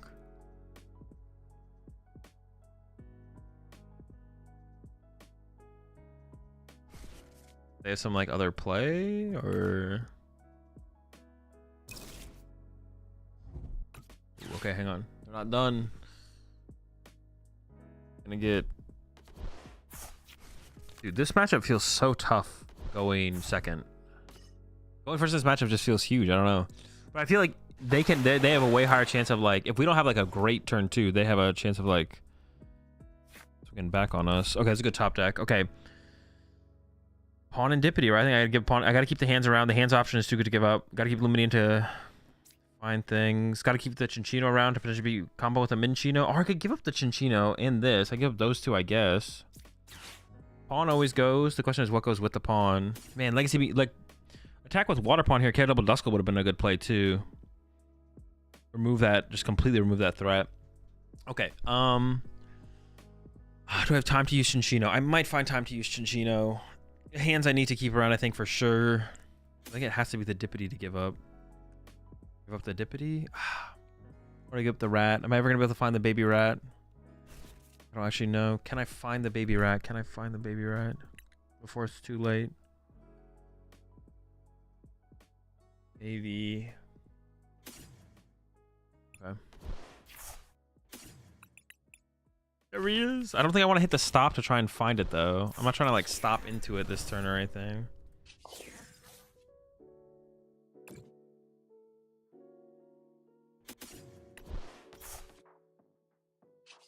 I'm going to put gift.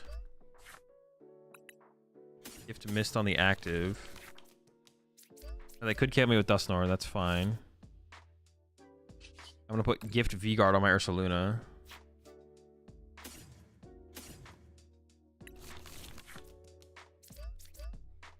Maybe I could put V-Guard here. I don't know, that'd been interesting, I guess. I almost forgot for a second that I was gonna go KO this thing. Like, wait, are we punching the active here? That seems miserable. No, we got the boss. Get rid of their stadium. We pray. Help. Need some squat out these prize cards. Okay. I need that deer, though. I need that deer. Legacy's I don't hate the legacy. Is that a reason that I should have kept the Water Pawn around, actually? So I can like aggressively go after their Duskulls? Maybe. But then I would have to give up what, the Cinccino? Maybe the Cinccino's just too slow at this point. Maybe Cinccino's just too slow. That's definitely possible. Will they get Dusknoir? Alright, here we go. Andy Dusknoir. So when they KO my active here, I have to push a chops, right? That's so miserable, though. It's so miserable. I'm gonna go Dusknoir KO my active.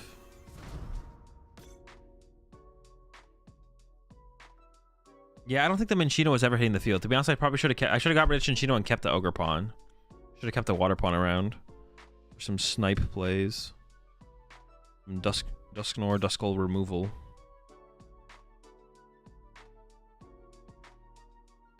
That's what I should have done.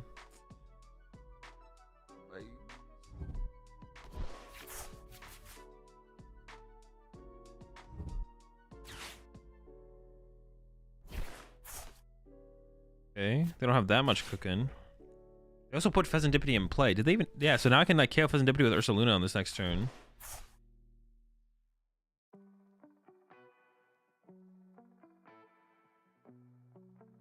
Yeah, I should have got rid of the rank. Should have kept her on the. Damn, I'm definitely regretting that right now.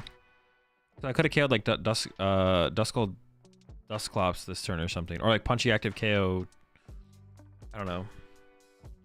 Now I feel like I have to go Lumineon for boss to KO Dippity, which is still a decent play, but I mean, we'll see what they do. Okay, they are blasting.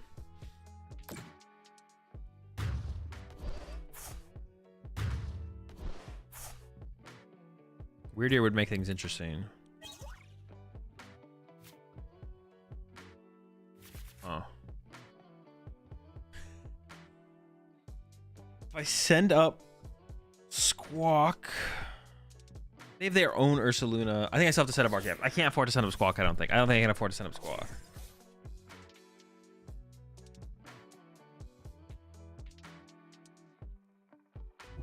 I gotta sacrifice a Chop. Gotta sacrifice the Chop.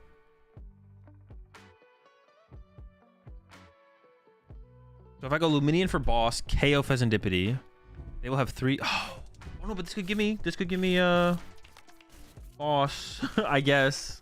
Please. 4 Ultra Ball. I have 2 Ultra Ball left. I could hit the stop, then go into Mezagoza. That Iono is unfortunate. Because hitting their active here is just so mid. I guess I can hands them, though. They're punching my Ursaluna. Okay.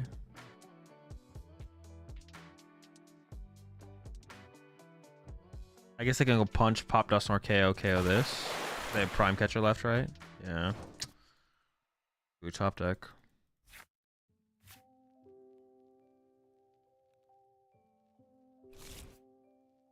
So what's on the bottom of my deck?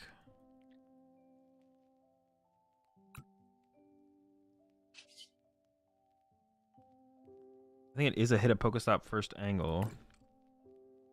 Ultra Ball. Ooh, we got an Aroma.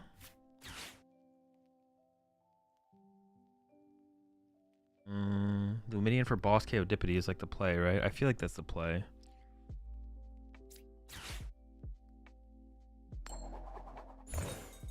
It's not good. It's not good. It's not very good.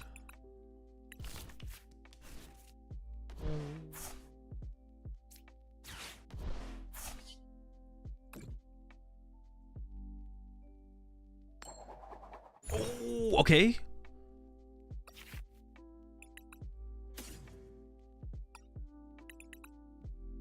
My last boss? That's not supposed to happen, man. Not like this. I have my own Ursaluna though, right? No. So I need one more active. I could put the Legacy on the active. If they KO it, they get less prize cards. Okay.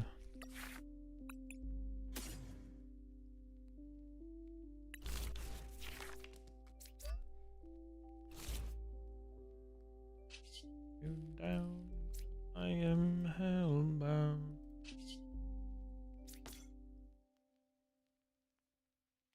Well, maybe I should have done that differently though, actually.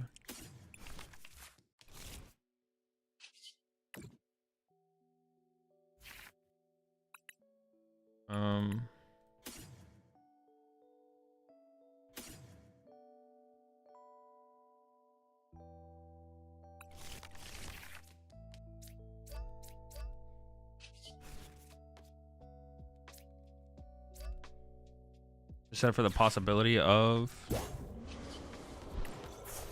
I can also attack with this for a turn as well to like set up for a 2-hit on something. Or no, I can like boss win with this as well. But I have my last boss prize. No. Hold up. Am I out of boss?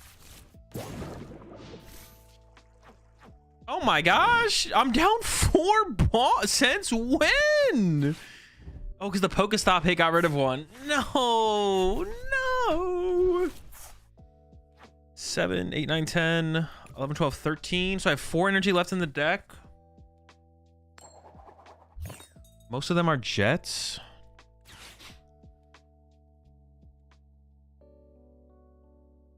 Oh, that's so annoying. Maybe I should have held the Legacy. Maybe I goofed with this Legacy placement.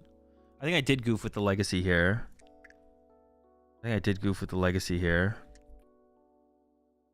I should have... I can win with Weird Ear on this coming up. But I think I definitely goofed with that, to be honest. Legacy placement. I didn't need to put legacy here, but it does give me time. But I don't think the time matters. I should just left the legacy in the deck. I don't think the time actually matters. I should have just gone like 2 and 2 on each of these chops. And should have just left the legacy in the deck. Because yeah, time doesn't matter if I don't have a boss. Time only matters if I have boss. But I don't have boss, so time doesn't matter. Oh, I got a jet. Got a jet. I may as well punch this, right? If I whiff, I might as well punch him. Yeah, sure. So if I just get heads on Mezagoza. Or another Mezagoza.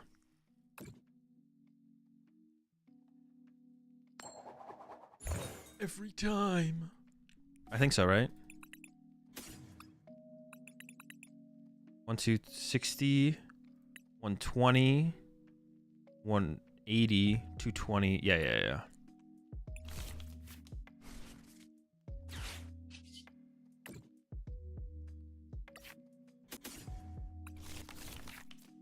Actually, I think I could have got there with... Oh, wait, maybe I could have got there by retreating one as well, though.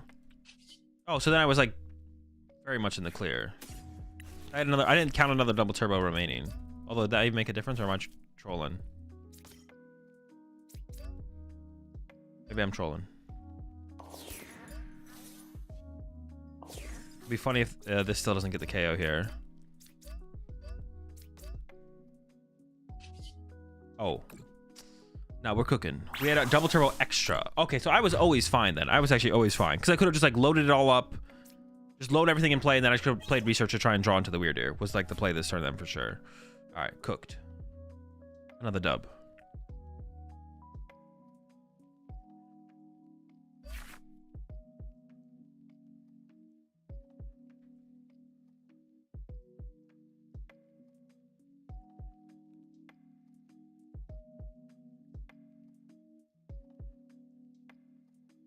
All right, I'm back. Another dub, chat. Another dub. Oro start. This man keep getting so lucky. That's not even lucky. That's not even lucky. I could have just hard retreated. I just didn't think I could until I didn't do the math. We think will be the most played deck tomorrow? Probably Raging Ball, because Charizard's probably gonna fall off, but it might not be a ton.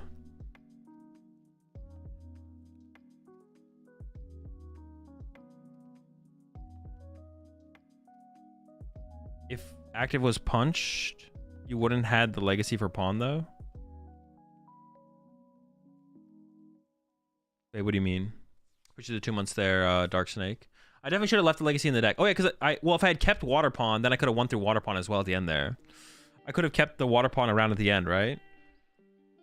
Like if I had kept Water Pawn over the Cinccino, which I think I should have done. I should have kept Water Pawn instead of Cinccino. Then I could have actually won with Water Pawn at the end there.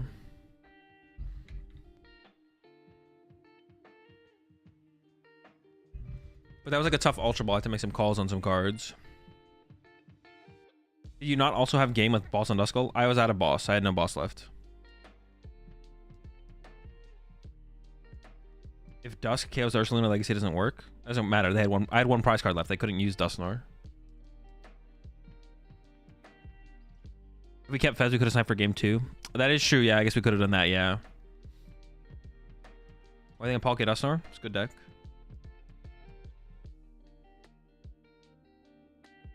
Yeah, there's definitely some other things there's definitely some other choices we could have made for sure. Other choices that could have been made, definitely.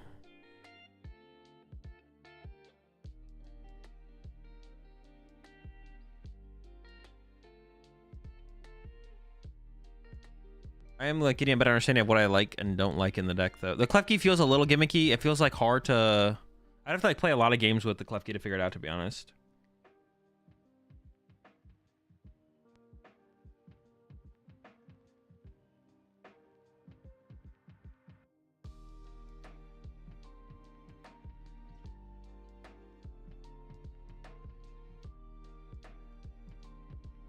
I'll go to Squawkabilly in this. Pretty good. Squawkabilly's pretty good, yeah. I mean, we just used it in that game. You want something. You either want to play Squawkabilly. You either play Squawkabilly Nest Balls, or you play Great Balls, and then you play Carmine. I play both. Play the Billy and the Carmine. Yeah, you play one or the other. You play Squawkabilly and S-Balls, or you play Great Balls and Carmine. Just that turn 1 extra consistency. But I think the Squawkabilly is correct. I think Squawkabilly plus S-Ball is just correct. I think Raging Ball will have a poor conversion rate today too again. No, it'll probably be fine. I mean, it had a fine conversion rate in the last tournament. Baltimore was just kind of an anomaly. But like Dortmund, it was fine. It was like 17 to 15, which is like reasonable for the most popular deck. Key is 4. Just putting in the active against aggressive decks. Same thing as like why Guardy plays it. It's the exact same reason. Just to slow stuff down.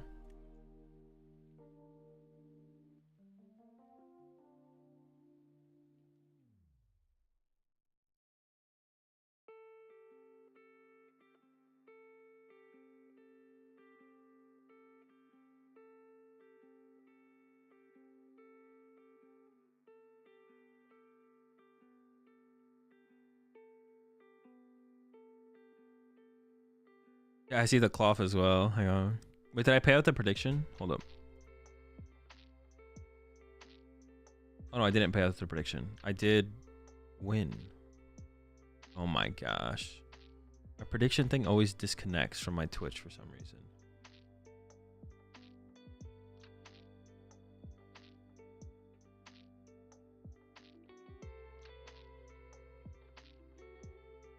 Wait, maybe I did pay it out. Oh, I did pay out the prediction. What the heck?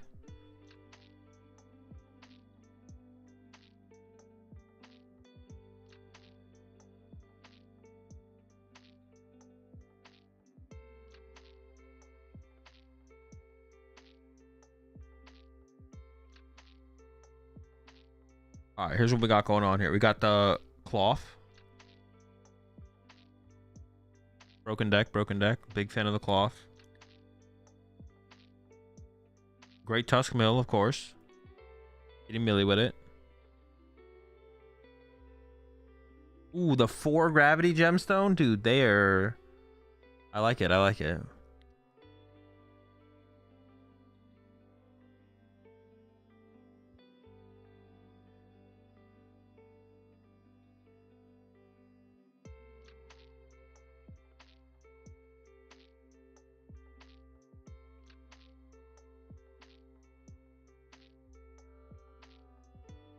Moon. Is it just Turbo Moon?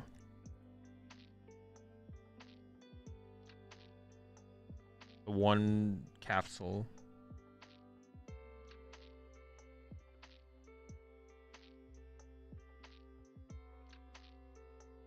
Loyal 3? They're doing it?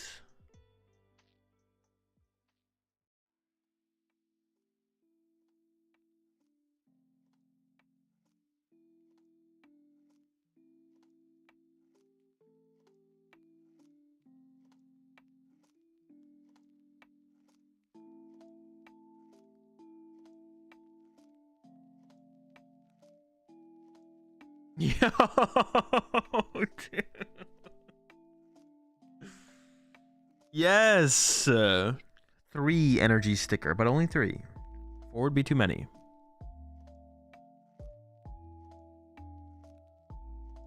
Can't play 4 energy sticker.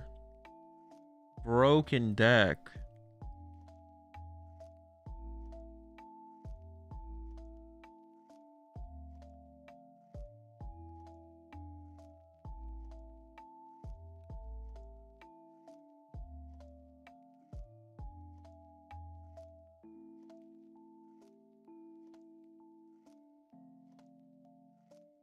What elo do you consider decent and ranked? I'm new. It just doesn't matter. Just play and try and win.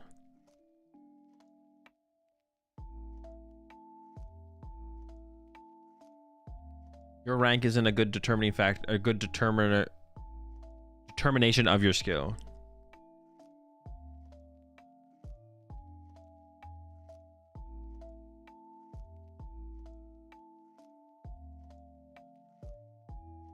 Is not a good determiner of your skill. Or an irrelevant determining of your skill. Yeah, I don't know.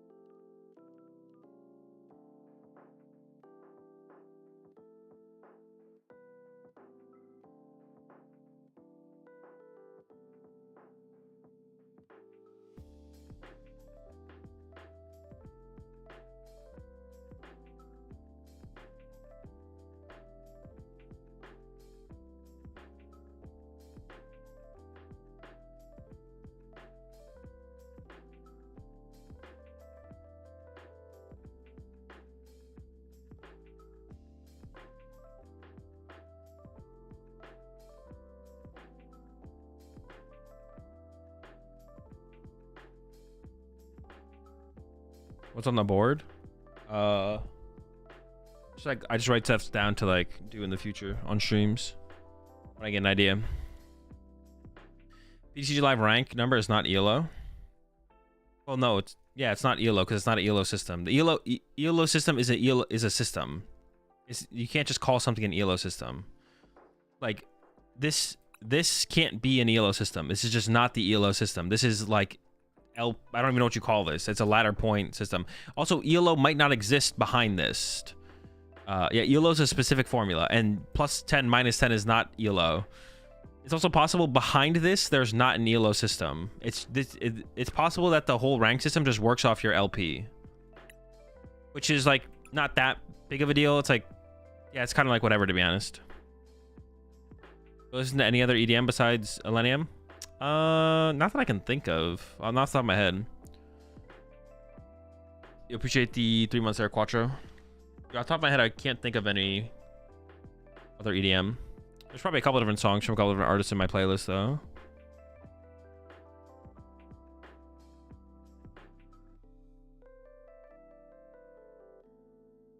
Yeah, if there is ELO attached to the PTCG Live ranked ladder, it is hidden, but I don't even know if we know if there is or isn't.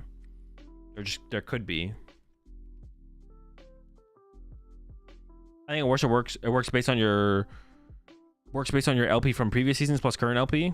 It's probably just current LP, which is also fine. If it only works off current LP, it's not like that bad. But like ideally LP wouldn't be a thing, it would be ELO.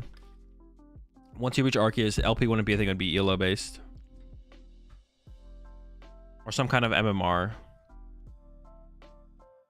Wait. I guess, is that technically MMR? But he uses skill-based matchmaking? Maybe. It's kind of unnecessary, though.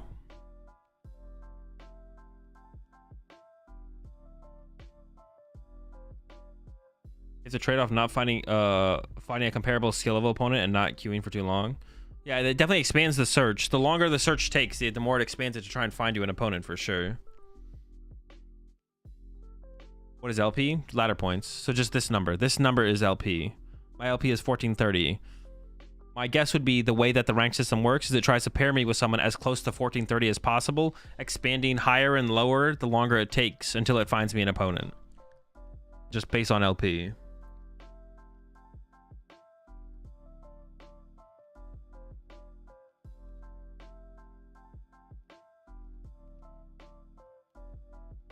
Double turbo on a jet. What is this? Terrapagos, right? Oh, it's cloth. Alright, I'm up against cloth. Honestly, do we want to go second in this matchup? I don't want to get donked. I maybe just want to go second in this matchup and set up.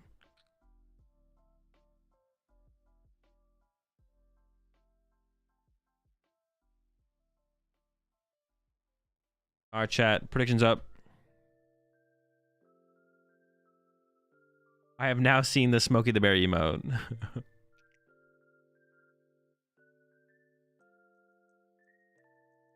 think it's with Little Petch going first. I mean, not really. I don't think I could open would be like Chinchino.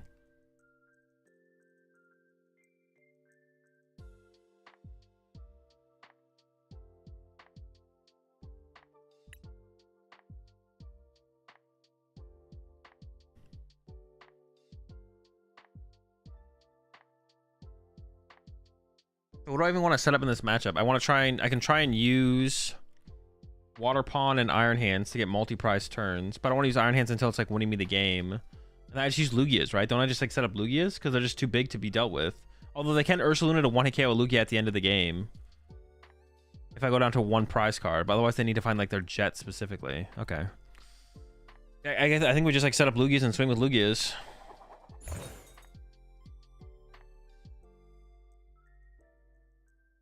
I could also just like chase their brutes 3 times and run them out of future booster cap or ancient booster capsules possibly. All right, chat. I'll be back.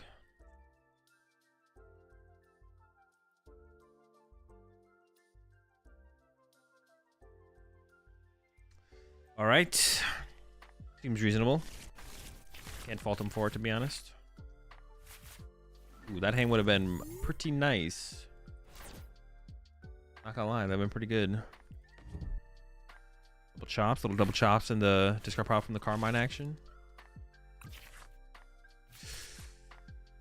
It's pretty bad. Not gonna lie, it's a pretty bad hand I got there. Oh boy. Not digging this.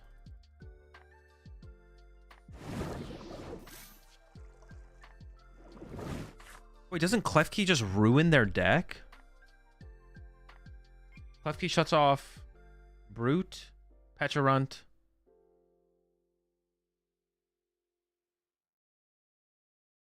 Can't even use the Iron Bundle. I think I'm Klefkiing them here, right? For sure. I get a chop.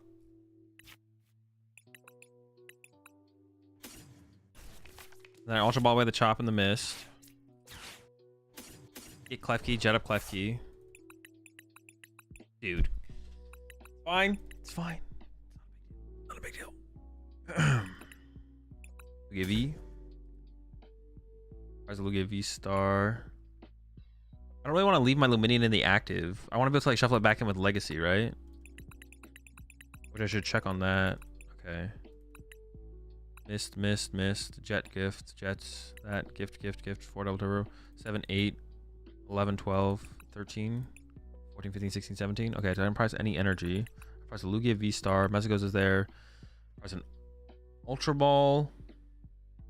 2 Capturing Aroma. Klefki. That freaking Klefki. They can't one-hit a Lugia, right? No, there's no way. They could one-hit a Luminion. I don't want to... Wait, can they one-hit KO Lugia? Not with that resistance, right?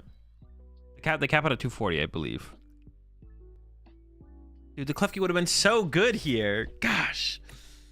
All right, it's fine. Not even worried. Not even worried. I can put my Luminions back in the deck. Oh, you know what I could do? Dude, if Klefki wasn't prized, I could just loop Luminion around Klefki. And they'd have to bring this up and punch it for 10. Dude, that would be broken. Dude, if Klefki wasn't prized, this is an auto win. We just loop Minion around the Klefki. Oh my gosh, it would be free. They can't beat it. Can they? They have Electro. They could beat it with Electro. They could actually... No, because they can't use Brute. They can't Brute. Holy smokes, the Klefki just makes this an auto win. Oh my gosh. But it's prized. Oh my gosh.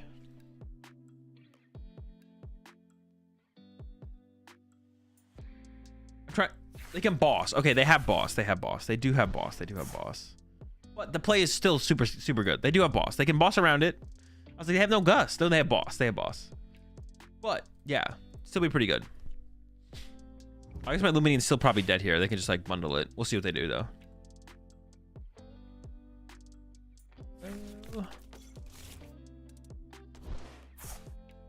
We'll see how good of a turn they have.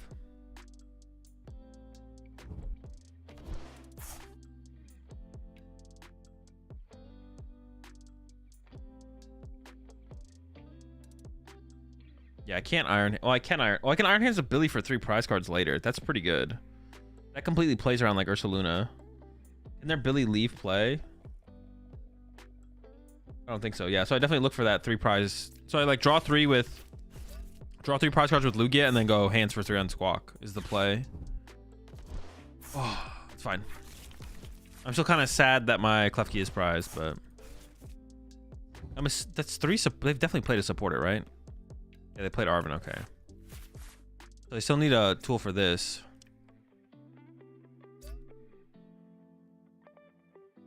Yeah, if they just get a tool, they do KO my Luminion here. Before I get to shuffle it back into the deck. No! Never lucky, bro. What the heck? Alright, it's fine. I could theoretically solo chop it. Are they gonna Iron Bundle? Or are they just gonna punch my Lugia? They definitely should Iron Bundle because I can just shuffle this back to the deck. I don't think they want that. Okay, yeah. It'd be kind of crazy if they didn't do this.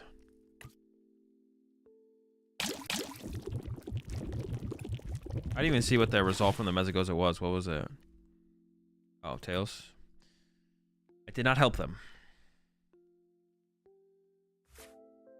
Does that matter? Doesn't even matter, right?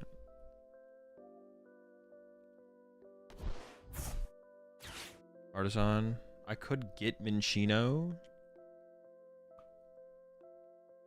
It's kind of just like a free prize card though, right? It doesn't sound very good.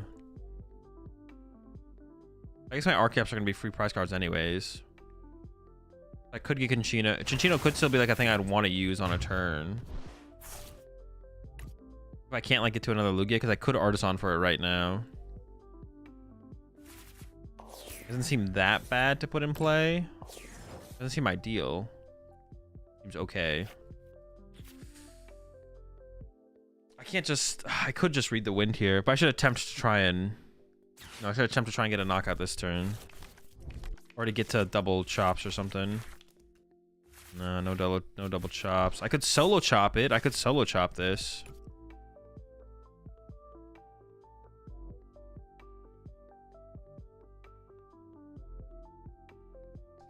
Do I go for a solo chop? I could.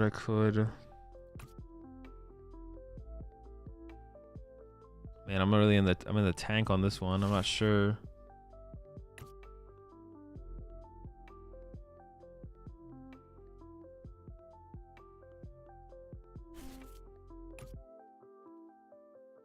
Well, no matter what, I gotta play this. I'm either getting an Archeops or I'm getting Lugia and I'm going solo chopping. Solo chopping it up.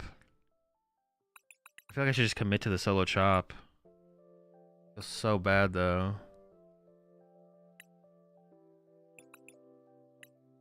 Like, the Water Pond is actually a really good attacker in this matchup.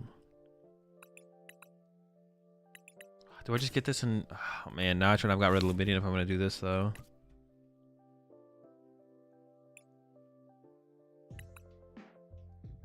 Shoot.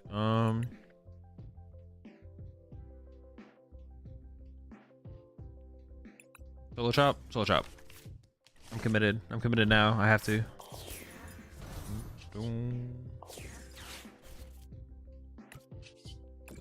Not sure if it's correct, but I'm doing it.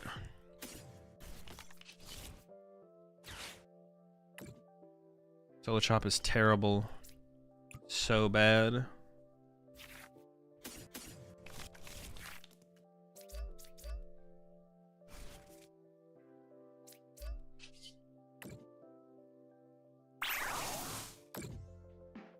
I should not have gotten rid of Luminion because now I can't do the Klefki play if I get the Klefki off the prize cards. Oh, okay. It like feels a little bit better that I didn't get it because of that. So what does this do again? They're doing 170. Okay. Plus poison 180. So they could KO my Water Pond with a Mochi, right? I would die to that with a Mochi. Okay. This is tough. I will see if they get an attack off here. I guess that's like a question mark as well. Will they even get an attack off?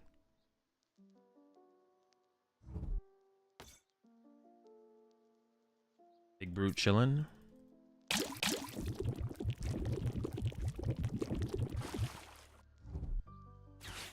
A running? They have nothing? This would be a good Water Pond angle. I can get rid of the Brute and this. And they're down how many switch cards? 1. Start with this. It's a good Water Pond angle. It's a good Water Pond angle. It puts me in range for that hands play I was setting up for.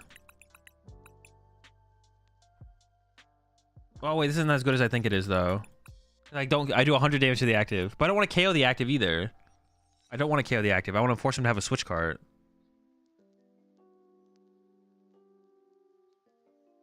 Maybe it is still a good Water Pond angle. Alright, maybe it is still good. It's still a good Water Pond angle.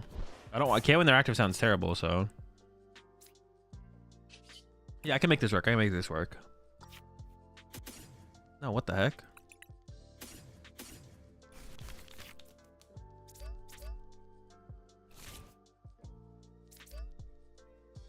I can shuffle back the Jet and the... For some reason, I thought it did 120 active, so I was like, oh, we do 120, 120. Pretty chill. Not quite.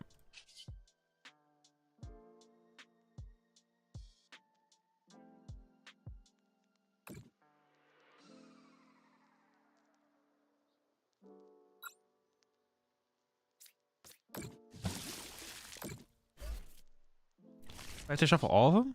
Oh, it's shuffle 3? Dude, I thought it was shuffle 2. Dude, I just don't know what this card does. Oh, left key. No. Well, now I don't have like a shuffle pivot, so I can't even do anything with the clef key.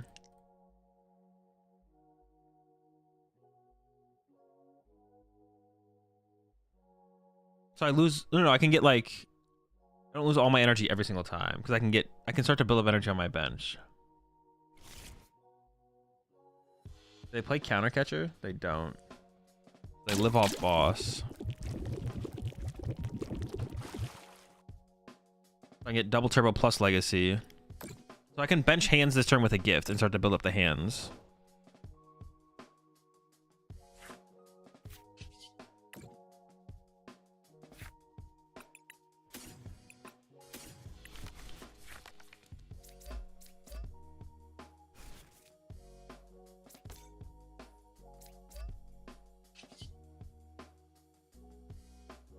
I want to save the boss. They play Iono. They do. I don't want too many liabilities in play though, but maybe this is fine at this point. Yeah, maybe it is fine. Yeah, it seems fine. The Pheasantipity seems fine here. Oh shoot, I messed up. I can't Iron Hands because I can't. No, I can because I can go attach, active, retreat plus accelerate 2 to the bench. Okay, yeah, never mind. All right, we can Iron Hands next turn.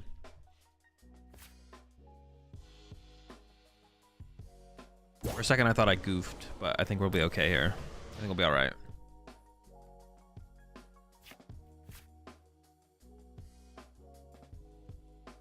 We just had to solo chop it. Solo chopped him up.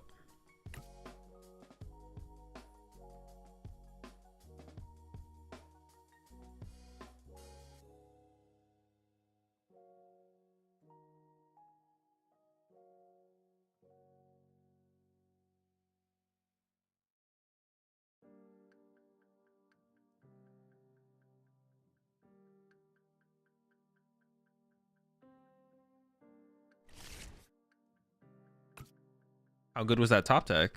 It's got him cooking. Oh, they're thinking about what's a boss. Shouldn't matter though, right? Everything is one retreat.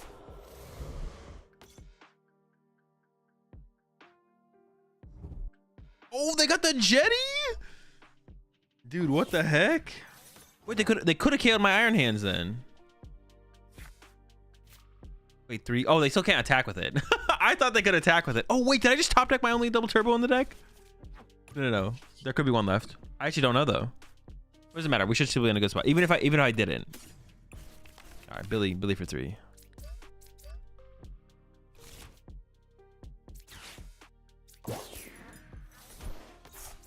That literally went through my head before the turn started. I was like, I think the only way I lose here is if I top deck. Oh, I guess I could have top deck Legacy as well though. I could have top deck double turbo or Legacy and that could have got awkward. That's a dub. That's a dub. Run it up.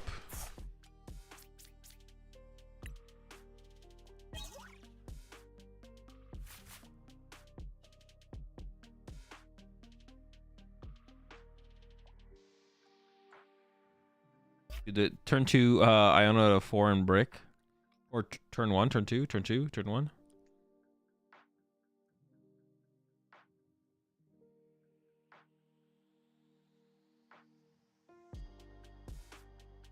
Espresso 1.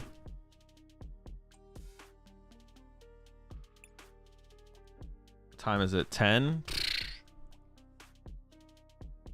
we got 3 more rounds of Swiss? Bro, this tournament is kind of an investment for sure.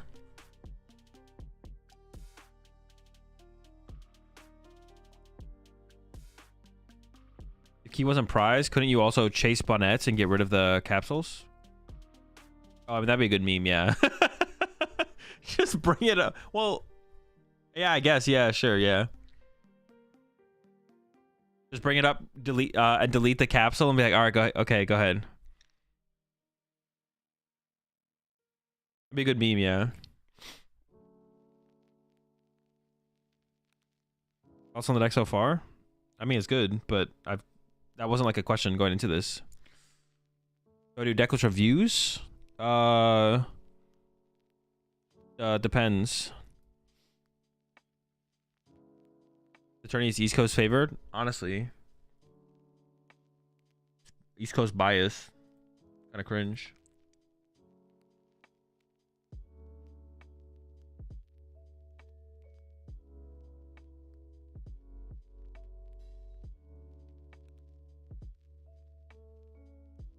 Orange is free with Klefki? Nah, still unfavored for sure. If you use Sparkling Crystal on Wellspring Ogerpon, you can still do the bench damage with 2 colorless energy, despite the card says. Yeah. Translation error. Yeah. It's 1 a.m. on the East Coast. Oh wait, true. What the fuck am I thinking? Never mind. It's not East Coast bias. It's West Coast bias. What do you mean East Coast favored? It's so late. Yeah, never mind. Dude, I was tripping. I thought it was the other way around in my head for a second. I thought East Coast was behind by 3 hours. I'm tripping. Literally tripping. Literally tripping.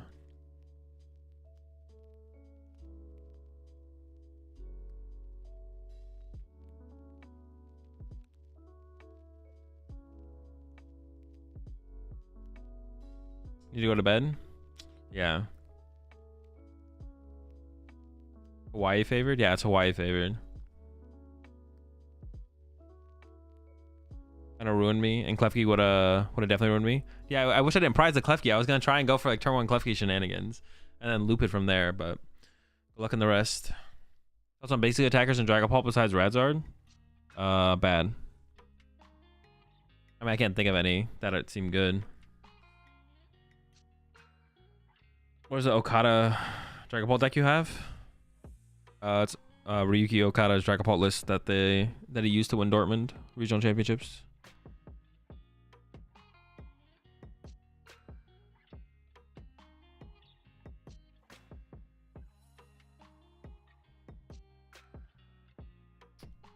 Azul, how old are you? 30. Is it actually mistranslated? The rules usually dictate what you do as much of the card text as possible. Not having the third energy should not prevent you from attacking. Maybe it could just be worded better. I mean, it kind of sounds like you have to shuffle 3. You may shuffle 3 energy attached to this Pokemon into your deck. If you do, this attack does 120 damage to one of your opponent's bench Pokemon. Yeah, because it says if you do, but if you don't shuffle 3, then how would you be able to trigger this? It's kind of like, it's like Prime Catcher, right? What the fuck?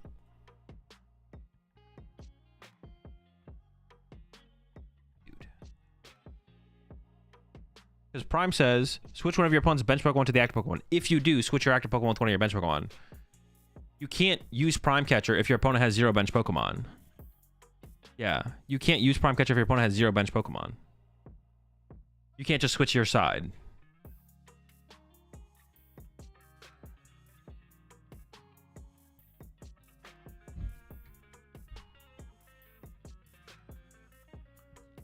Could I put my deck list in the dump chat in the Discord? You don't have to play with it if you don't want. Just looking over it would be awesome. I mean, you can message it to me on Discord and I might get back to you, but no guarantees. Yeah, definitely DM it to me on Discord. Don't just put it in the don't just put it in the Discord server because it'll get lost and I'll never see it. The translation could have been worded much better. Yeah, yeah. Like the way this is worded, if you compare this to Prime Catcher, you should not be able to do that with Sparkling Crystal.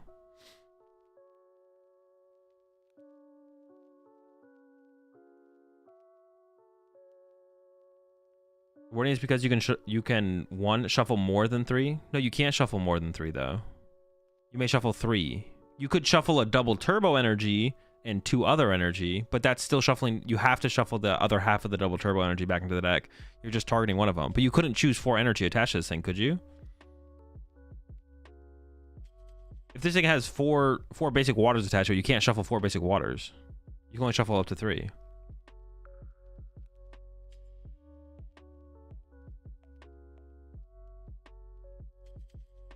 The card in Japanese says something in the lines of, if you made this choice. So it's basically just like I want to shuffle energy, and it's like, okay, shuffle as many energies as you can, which makes sense. I'm not saying like the ruling on the card is wrong, or that's not how the card should work, but this isn't. I feel like this is a bad. This should be changed theoretically. This text I feel like doesn't work. Whatever way they rule it is whatever.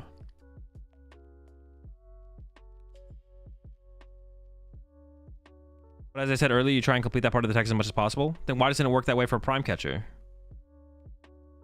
Why can't I use Prime Catcher to switch my side of the field? But if my, like, say my opponent only has an active Pokemon and I have an active and a bench Pokemon, I can't play Prime Catcher.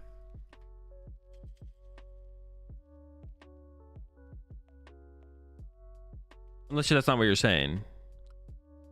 I agree that the way they ruled it is fine. I don't have a problem with how they ruled it. I'm just saying the wording is bad. The wording is like incorrect.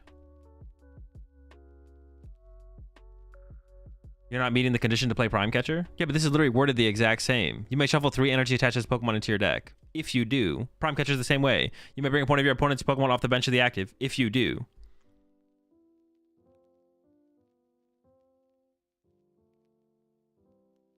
It's not you may shuffle up to 3. It's you may shuffle 3.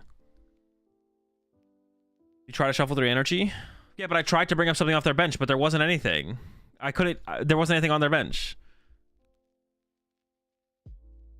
So then I guess I can't bring up anything off their bench. I'll just switch my side then. It's not a translation error. It's worded incorrectly in both languages. Yeah, that makes sense. You have energy though? But it's not an up to. It's a you may. Shuffle 3. Pokemon, they word stuff with up to when you can pick up to. It's different because there's like no action we're being forced to trigger beforehand that we could do. It's wrong in both languages. Isn't that just the card text then? No. If they intended it to be different, Blue, then you should go by what the creators of the game intended, not by what's it called.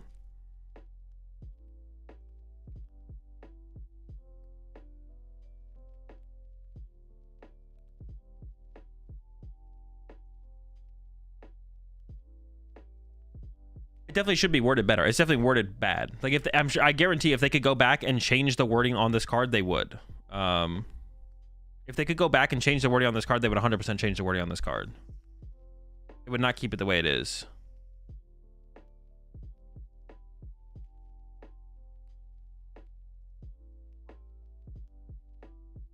It's not very, like, you could word this in so many different ways that would make it very obvious what you can or cannot do with this card. Up to doesn't work, changes the card, how the card works. I didn't say it has to say up to. I'm just saying up to exists. I'm not saying we have to add up to the card. I'm saying up to exists in the Pokemon TCG.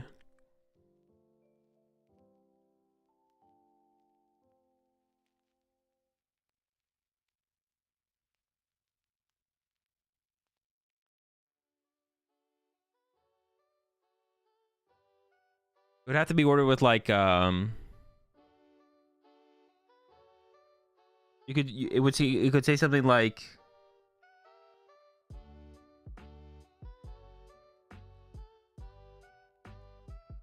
how would they word it? How would they word it? Okay, now I'm struggling to figure out how to word it. I'm not saying they should add up to this card, guys. That's not what I said.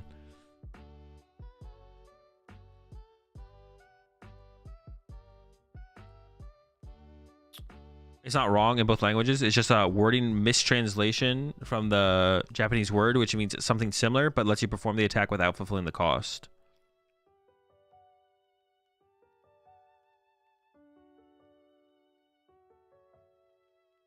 If you do up to is pretty self-explanatory, and Yuga is different in Pokemon. No, it's the same thing in Pokemon. It's pretty self-explanatory. It's pretty self-explanatory in Pokemon as well, but this card just isn't worded very well.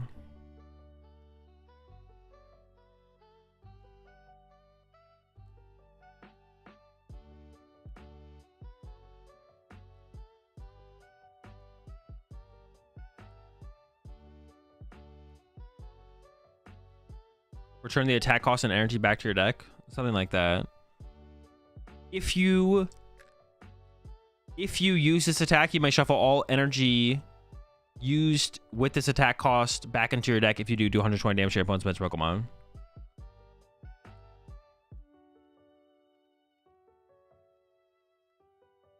You may shuffle 3 energy attached to this Pokemon, or as much as possible. Yeah.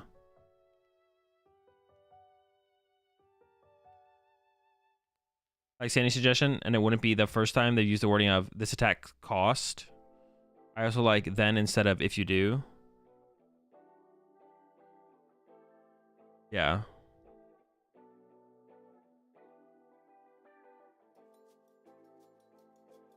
Free energy cards would probably be the best wording. Well, no. The problem with it is when you combine it with the developer, the creators of the game want you to be able to use Sparkling Crystal with this card, like be able to go double turbo Sparkling Crystal, Torrential Pump, and then shuffle just back the double turbo energy and do 100, 120, which is fine if that's the way the card is intended to be able to interact and be played with the other cards in the format. That's fine, but the wording doesn't indicate that that's what's possible.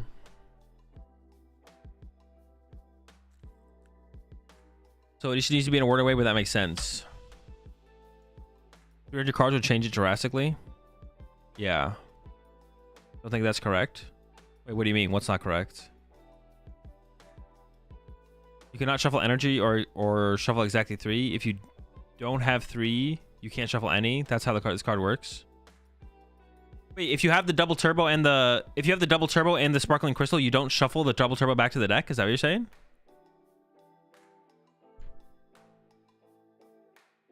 If you have Sparkling Crystal and double turbo energy attached to Ogerpon EX and you do the extra effect, you don't shuffle the double turbo back to the deck?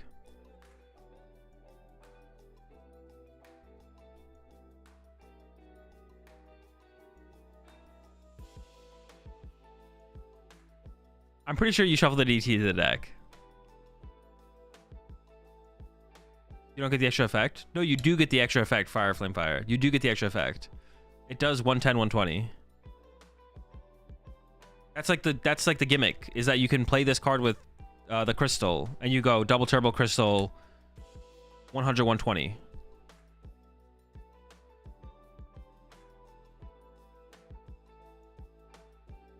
Wasn't there a ruling that you just do as much as you can, shuffle DT and still snipe? Yeah. No, I'm fine with the ruling. I'm just saying the wording is poor because you would never think you could do that from reading this text. You would never like attach Sparkling Crystal and double turbo energy to this Pokemon and be like, yeah, I can do that with Torrential Pump. Pretty sure that's wrong, but I'm not going to argue. It's not wrong. This has been like discussed on Twitter and everything, Fireflame. Like this is not it's not wrong. That's how it works. Like it is. That's how it works. There's nothing to argue about with here because it's just like a fact. Like this has been already talked about in the community. We hit the mirror match.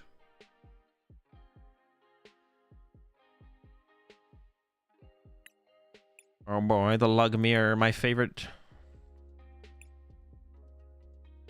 We're just discussing the wording of the card.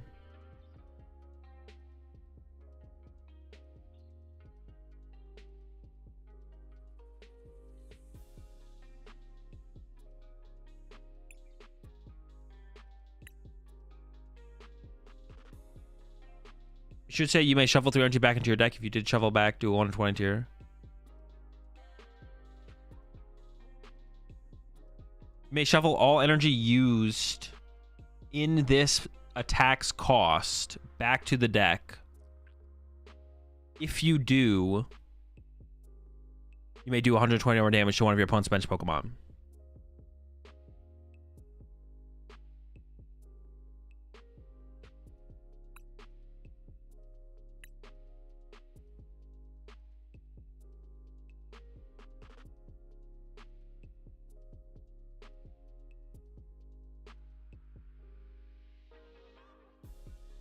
Yeah, this attack's cost would fix the issue. Yeah. You may shuffle all energy used in this Pokemon's attack cost back to the deck. If you do. If you shuffle energy into your deck this way, 120.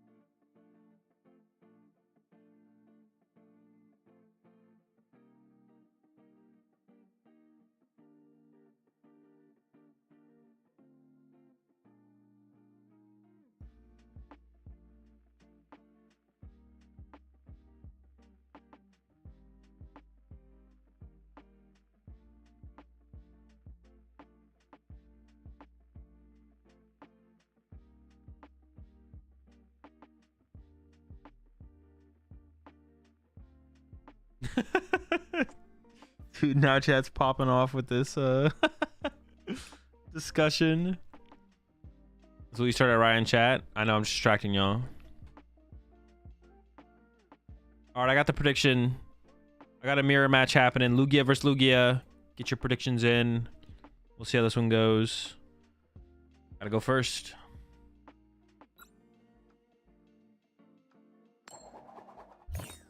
No.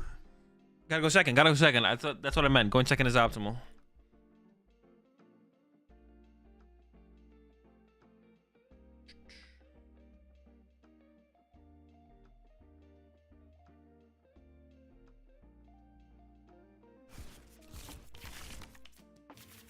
Chops.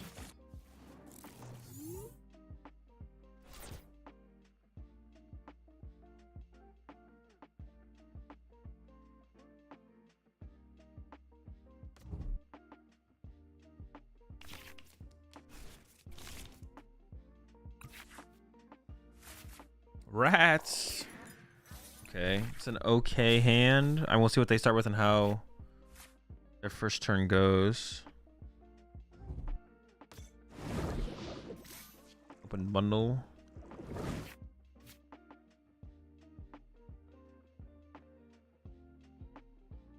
I opened my lone rat. I don't know. This is tough. I could go get chops, Ultra Ball chops for Lugia V, jet it up, read the wind, and then just pray that they don't have it. Yeah, I could do that. I'm kind of leaning towards that, to be honest. I'm just gonna go for it. I'm just gonna go for it. They did nothing turn one. Let's just do it. Oh wait, what am I gonna read the wind here? Okay, maybe this doesn't work the way I thought it was gonna work. I have nothing to read the wind of. Oh, smokes. Yeah, I kind of trolled. Dude, losing 2 Lugia V-Star feels pretty bad as well. All right, hold up. Dude, why did I think I had like... I thought I had like one more card in my hand than I actually do. I still have my last Lugia V-Star in the deck. I mean, they didn't really do anything, so I don't really want to Iono them. They could have like research double chops, but who knows?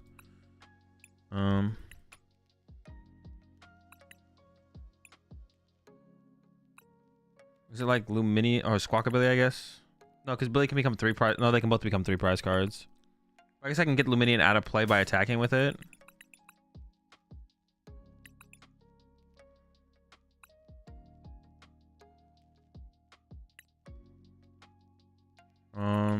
Maybe I just Billy here, actually.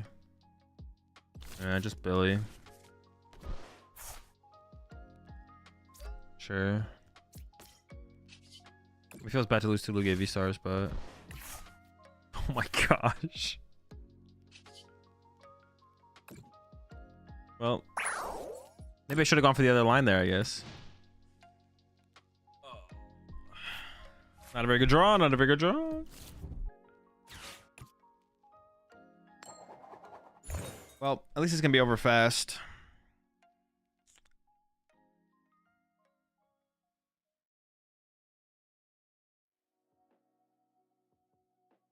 I mean, we could always... Oh, no, I can't even top deck. I didn't even get a Lugia V. I like literally can't even top deck here. Oh, it's so bad. What do they get, heads or tails?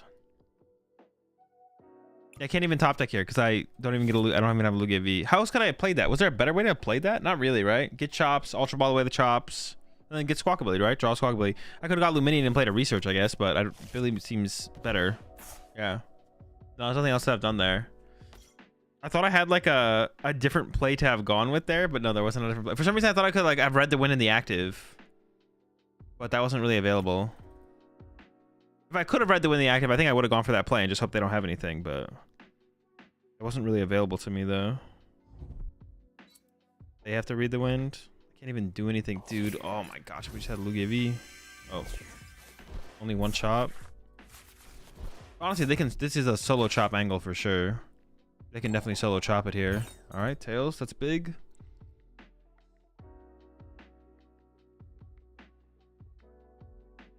It's a big time solo chop angle. They have plenty of time to like build up energy and stuff. So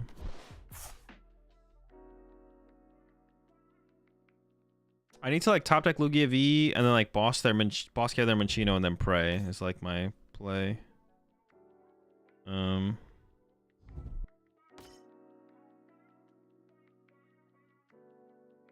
They even have a chops to read the wind with.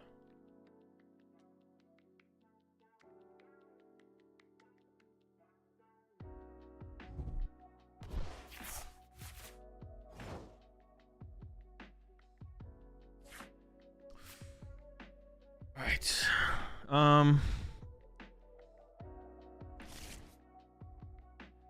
They lost 2 boss there. All right. A little bit late. Do I have a gift?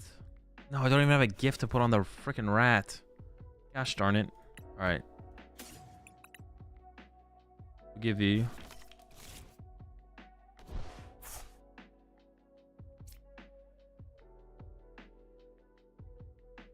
They do play the weird ear. How many energy are they down? 0. This could matter later. I should probably put the jet here.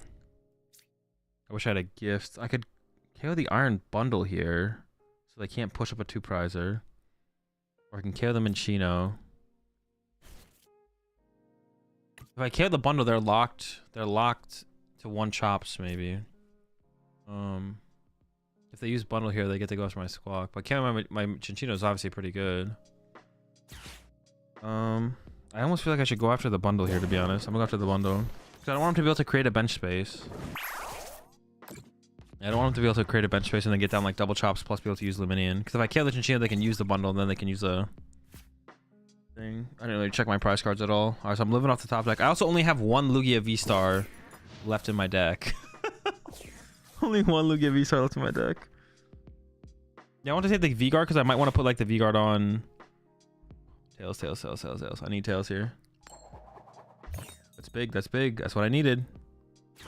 That's big. All right, winnable. It's winnable all of a sudden. Depending on what their hand is, of course, but could be one of those hands, you know? Be one of those hands. Yeah, I might want to put like the V-Guard on like a Pheasantipity or like Water Pawn or something. Oh.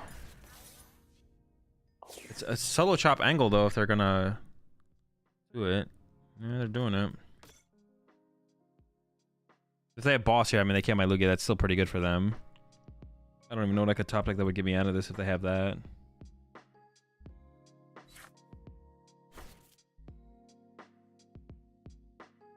I gotta hope for no Gust. Luminion also works here for Gust, obviously. Ugh. Alright. That's gonna be tough. I don't think I can come back from this. Yeah. The other play I could have done was not take a KO and then put a V-Guard here. That feels so bad to... I could have... Maybe just punching their active and putting a V-Guard here was better, though. I punch it for 30. I don't know if that's worth it. But I could have protected my Lugia.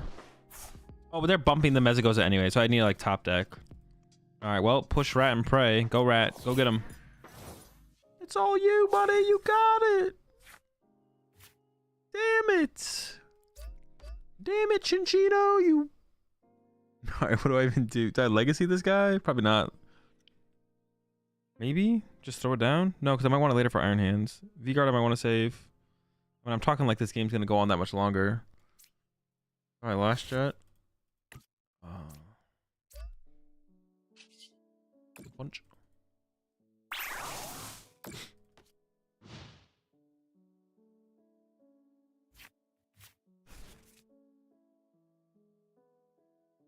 I have 1 Gust left.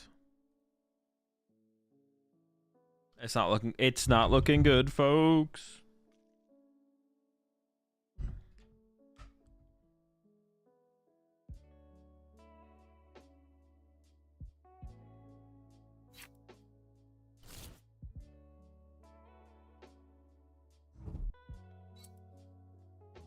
Oof. And they get to ship the Luminium back to the deck. Not that it really matters, but just create the bench space. Get like hands next turn or something.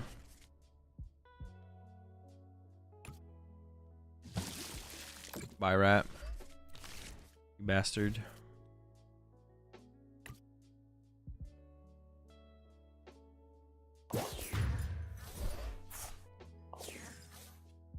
Okay, so I need like top deck like I don't know. I need top deck like an Iono.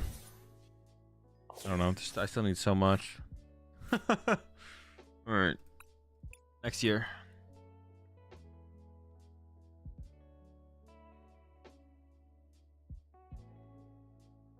The fastest rat in the world.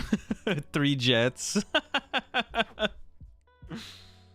Blood Moon can make a comeback on the solo chops. There's a possibility. What if you hold the boss instead of looking for a bundle? Hope for their solo chops and try to Gusky the Chinchino? Nah. No. I just need the prize card. I need a card to work with. I still lose to, so I literally would have still just lost a solo chop there no matter what. Like they solo chop and then I would have lost to it still. I just need the card. I need the card and hope that they don't do anything at all next turn. Yeah, not much have been done there. Never lucky.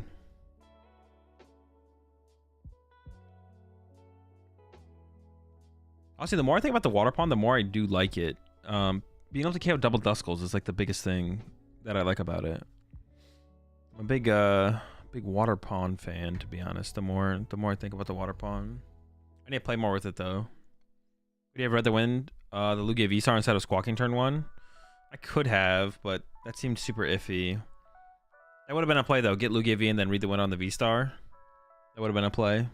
Get 3 cards, hope. Off the draw. But if it was like the same 6 were lined up, then I still just lose. That would have been like a play. I thought I had like a little bit cleaner of a sequence out of the hand to do that, but I didn't really have a cleaner play. I didn't really have like a cleaner play out of the hand. So I think going for the Squawk was still correct, but didn't work out.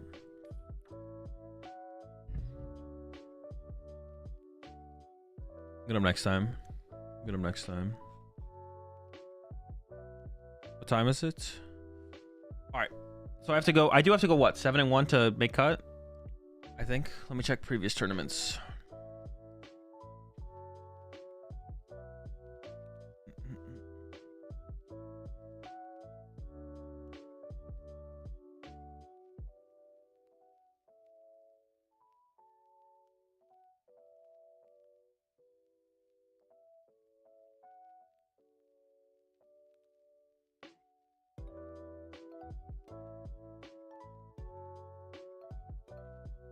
This is with 7-2s made cut, but that's with 9 rounds.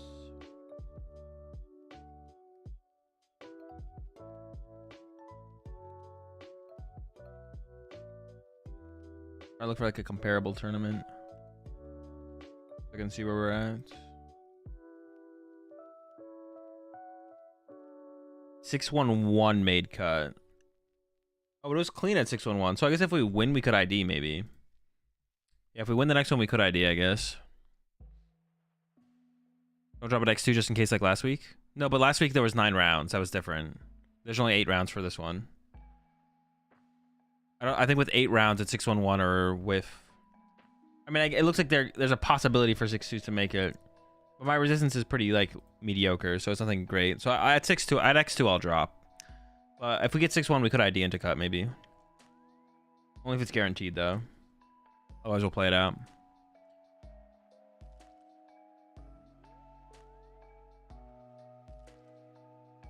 If I recall correctly, hand had 1 chops, 2 Ultra Ball, V-Star, and Energy. Ultra Ball, 1 chops plus energy for Lugia, jet it, and read the wind. Maybe that would have worked. But what would I have read the wind on, though? It's either Lugia, V-Star, or the Ultra Ball. Oh, hand my L. Wait, did I pay out the prediction? I don't know if I paid out the prediction.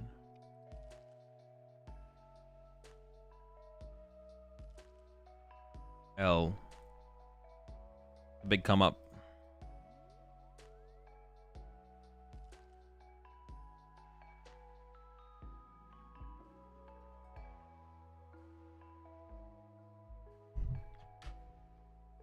You got a few energies. You overextended. You Ultra Ball chops plus energy for chops, then Ultra Ball chops energy for Squawk. Yeah, but like, what would I have had read the wind on if I didn't get the double chop play? Hold 1 Ultra Ball and then read the wind on what? I might just be able to draw 6 with Squawk there and still have my supporter option open.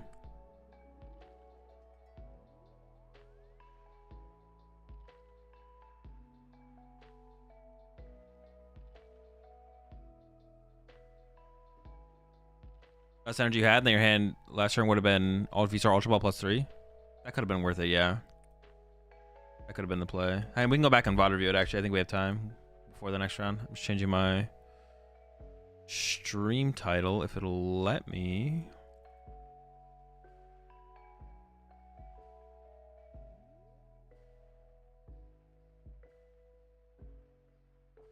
Holy smokes, is lagging. How do you feel about Weird Deer? It's pretty good. Definitely would play the deer. You need it as like a backup rat, effectively. Oh my gosh. Why is this lagging so bad? Yeah, it's effectively like your backup rat. It's like rat 2.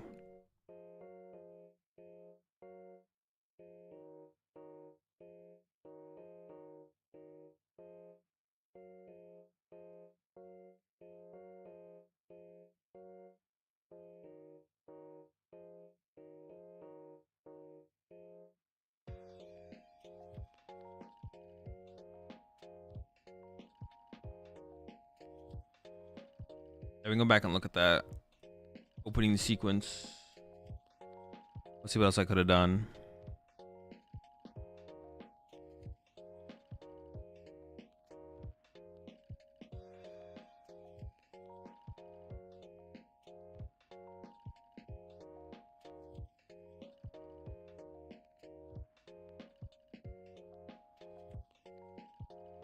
What was my hand? Okay, so this is my hand. So I could have gone Ultra Ball away at Chops. Okay, so yeah, I guess I could have done this. I could have gone Ultra Ball away Chops plus Lugia V-Star. Get Lugia V, jet up Lugia V, and then I could have read the wind on the mist, and then I would have had V-Star Ultra Ball in hand. And that would have been like a fine hand to hold. Yeah, I could have done that. I thought I had one more card in my hand than I did though. And I thought I could play it.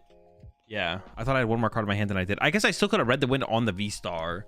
I could have got double Chops in the discard pile and then read the wind on the V-Star. But I think the correct play was Ultra Ball away Chops and V-Star, get V, jet up V, read the wind away on the mist, and then hold V-Star Ultra Ball for next turn. I think it's correct. But when I just like went through the sequence, I was like, oh, I can do this fine. And then I looked at my hand, I was like, wait, I'm short a card. I don't have... By the time I played the second Ultra Ball, I thought I had like one more card in my hand. I was like, wait, I don't have...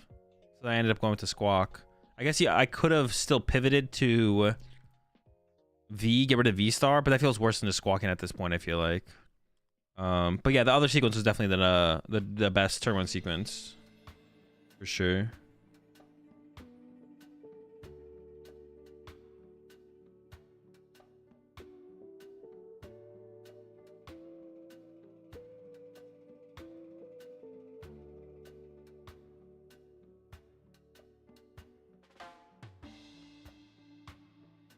If you have patrol cap on the rat, it's a rat with a hat. True. Appreciate the 6 months there, King of Slums.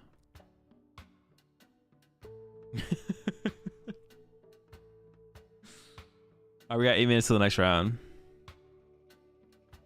Why not just hold the hand with Lug on board? I mean, I literally just... What do you mean? I don't know what you mean. Not reading the wind? Because we don't have enough stuff to like make a play next turn if we don't read the wind that turn. We have no cards.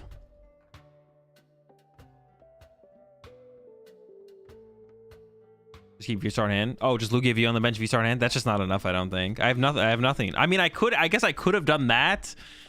I guess if I'm hoping they don't have like that explosive of a turn anyways, I guess I could have done that. Double Chops, and then I have V. I just literally have V-Star, and then hope for a top deck. But I guess at the very least, I have double Chops next turn. You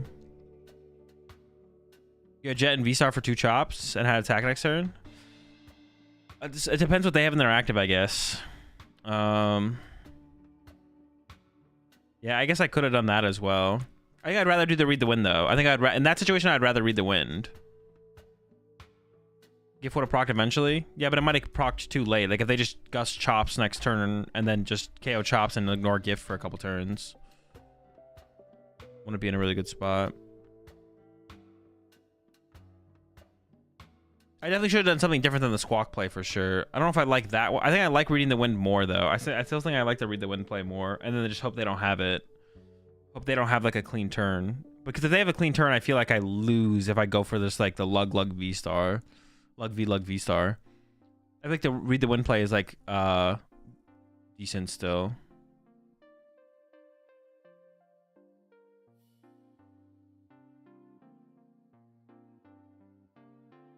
I mean, you read the win. What did it say?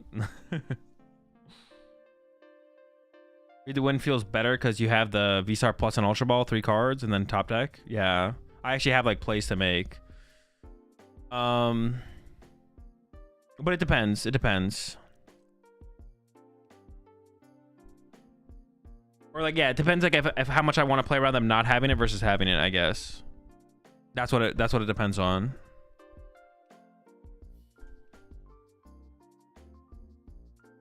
But I was kind of like betting on them not having it, right? On like not having like double. Well, but they don't even need double. They could have solo chops. Maybe they did have the solo chops play anyways, right? Oh no, I had one more turn. I used Squawk. I passed. They passed. So I would have been able to like take the initiative on the like the prize trade. I guess that's what I'm hoping for no matter what. But if I'm hoping for that no matter what, well, I don't know. Do I hope for a top deck or I hope my opponent doesn't play the game next turn? I think I hope they don't play the game next turn. I go for the read the wind. Yeah, I should have gone for the read the wind play. At the very least, you have V-Star 1 chops and discard, and then Ultra Ball for Luminance. Plus, I own our research. Yeah. No, I agree. I agree. That's what I should have done. I just got caught up, and I thought I had one more card in my hand. I thought I could do that play while getting rid of both chops and having the V and the V-Star. But then at that point, maybe I should have just read the wind on the V-Star and just had both chops. And then after I made the miss sequence, though, I should have probably just read the wind. After I made the miss sequence, I probably should have just read the wind on my V-Star and not done the Squawkabilly play. That probably was the better play. Yeah, they played like no cards the turn before. They did, but it doesn't mean that they don't have potentially like research, right? They could have like researches and chops or something. I think they had research, but they didn't have any chops. Or they had 1 chops, right? They had 1 chops, I think. Maybe? I don't remember. Alright, we just gotta win the next one. We'll be fine. Win the next one and then ID.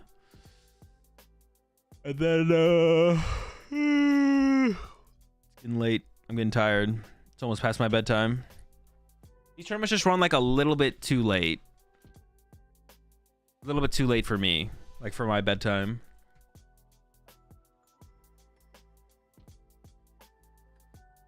Otherwise, I would be chilling. Coward.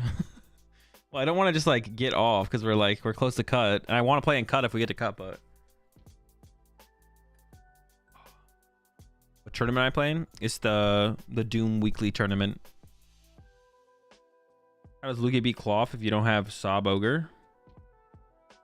You just attack them with Lugias. They can't want to KO Lugia. So you just like try and run through all their attackers, guss up 2 prizers, stuff like that.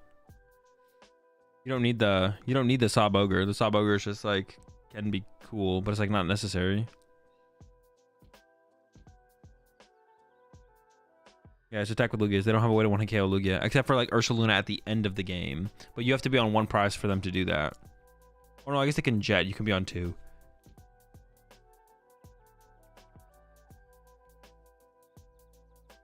Also, just boss KO the brutes.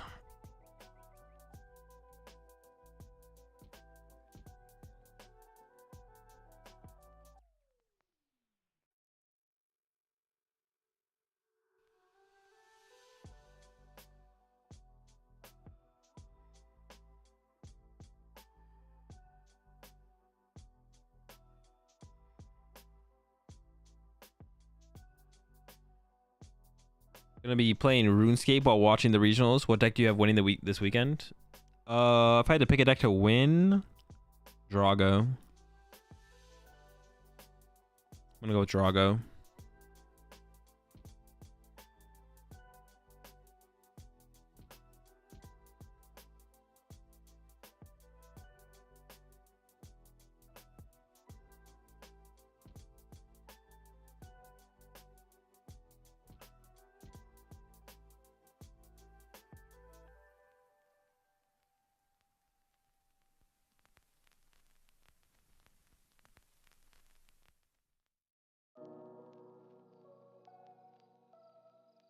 Yeah, this tournament feels like it's unplayable for for East Coasters. It starts a little bit too late. Quite a bit too late. Alright, we got 1:45. Next round's coming. What will we be up against? Actually, I guess we can take a look at what's doing well.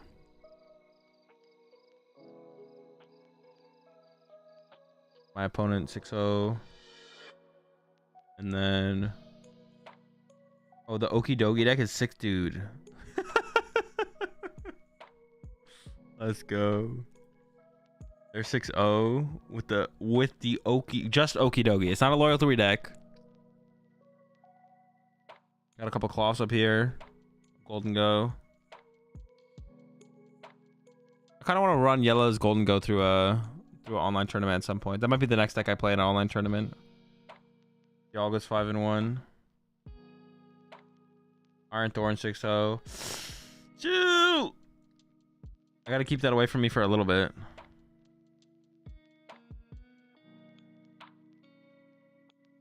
Gotta give me a little time before I have to hit that, maybe. Another Lugia. Raikou build. Looks like the Rahul build.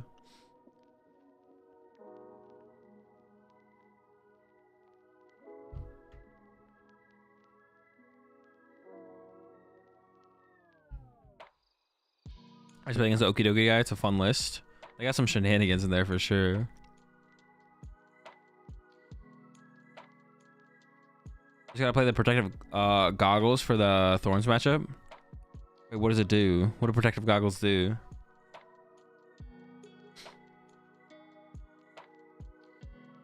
All right. Wait, we're just like, what are they playing? Dragapult? All right.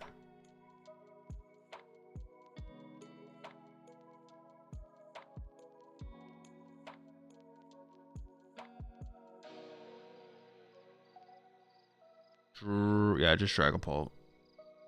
Sinnoh. Gammo.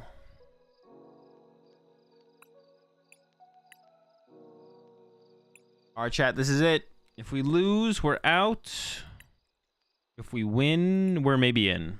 We might win the other one as well, though. If you were to play Original tomorrow, what deck and deck list would you take for you as the strongest right now? I don't know. I'm not going to Original tomorrow, so I haven't thought about it. Are you sure we out if we lose? Sure enough that I'm going to go to bed, yeah. I'm sure enough that if we lose, I'm going to bed.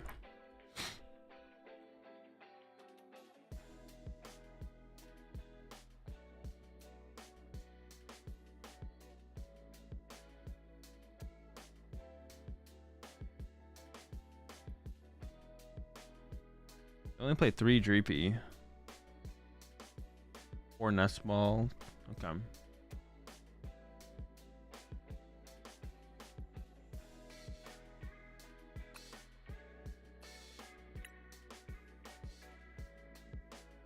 All right, chat. Get your predictions in.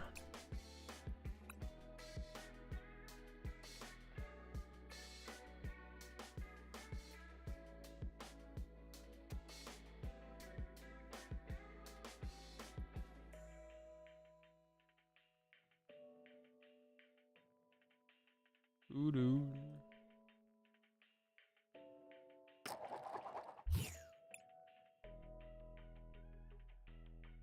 I do want to go first. Show me the chops. Show me the double chops Ultra Ball. I haven't had one of those yet. Yeah, it's pretty close. It's pretty close. No complaints. No complaints. Actually, I need another chops. Am I gonna get it though? Who the heck is this? Okay. Solo chops. I have to go to Lugia V here. Okay, what is priced? First Klefki, Lugia 3-3, 1-1. 3, just discarded 1. Less. Klefki is there. Pheasantipity is prize. Hands is in the active. Ogerpon's in my hand. Oh my gosh. Carmine, double research Iono. That's all my prize cards. That's it. We found them. Okay, sure, whatever. Cringe. All right. I don't mind hands being in my active, so I'm gonna touch the gift for now. I'll bench the Lugia V, obviously, but I'm gonna hold the pawn. If they Iono me, I wouldn't mind this going back to the deck.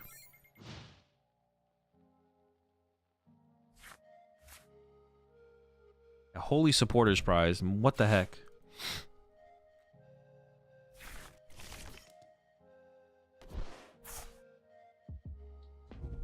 I could possibly Torrential Pump next turn. Oh, I guess I'd probably take out an active in one of the Duskulls, right? Save the hands for later. I mean, my best top deck here is Crispin. It wouldn't be a terrible play this turn, to be honest. Get an extra energy on the other 3P and then go from there. Yeah, Chops is my best top deck here by far. We want to be chopping it up.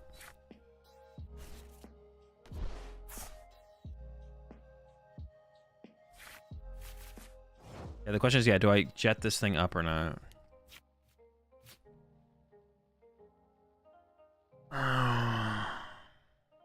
Do I jet this up and try and attack with it? Or do I just attach probably active, to be honest. Or actually, no, I don't attach it because I could draw into the legacy.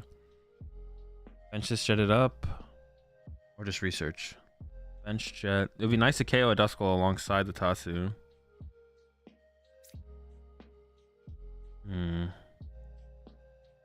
If I draw into the legacy, I'm also stumped. I could just bench research, I guess. Sure.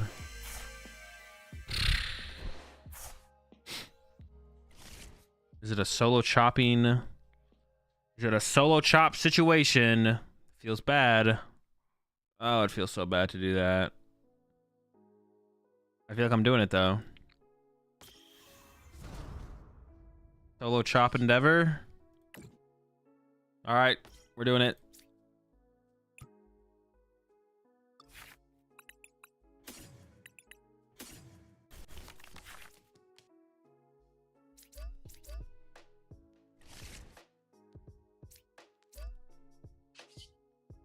We're amping them up.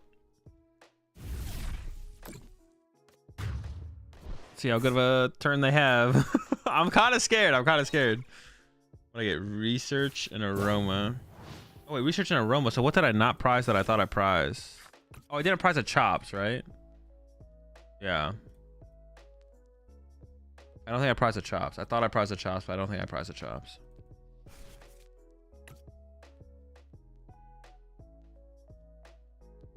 Let's see what they can actually put together on this turn. The deputy being prize kind of sucks. It's something I would like to set up this turn. Oh boy, they could have quite a turn this turn. My Chops could die. Chops dying is not good. Especially because I don't have an energy in hand, so I can't go like attach a Lugia, boss, KO this. Also, they could find Temple of Sinnoh, which would also be bad. Because I don't have an answer for Temple of Sinnoh here either.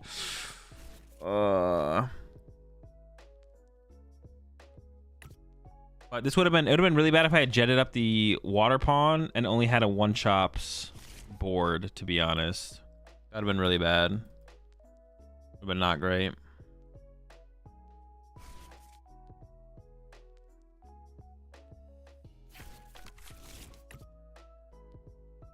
See how good of a turn they have.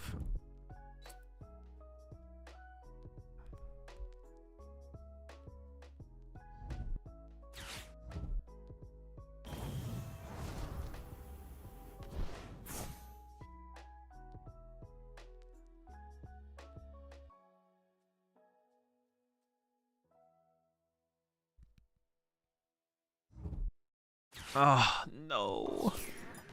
Not my chop. So bad. If I top deck energy, we're okay. But otherwise, I need like another double turbo to make my Lugia. I guess I could get Ursaluna. I could get Ursaluna online, I guess, as well. Top decking energy is like ideal, though. I want to top deck an energy. This does make their price trade like a little awkward.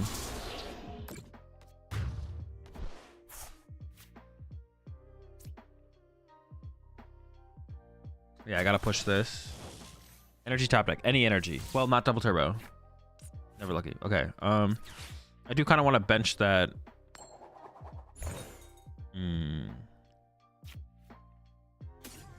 I do kind of want to bench Ursaluna. Or is it going to get stuck? If I bench Ursaluna, does it just get stuck here? I kind of feel like I need the threat of it, though. I don't know if I should have taken that Chops, because now my gift isn't drawing very many cards. I don't know if I was going to draw very many cards with it anyways, though.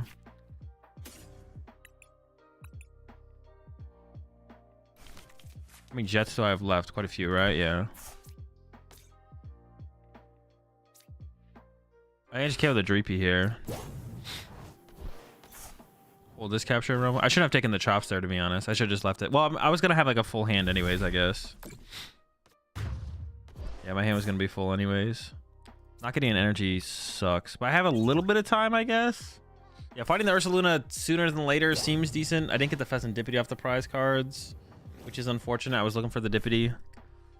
Okay, I assume they're knocking out my hands this turn. Dippity would have been nice. Okay, so no Sinnohs happening this turn. I don't have a double turbo, so well, I can't. Double turbo doesn't even work.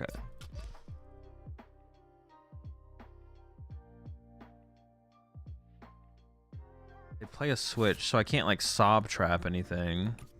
I just needed an energy. I had no energy. I just needed one energy to put on my Lugia last turn. I just needed an energy.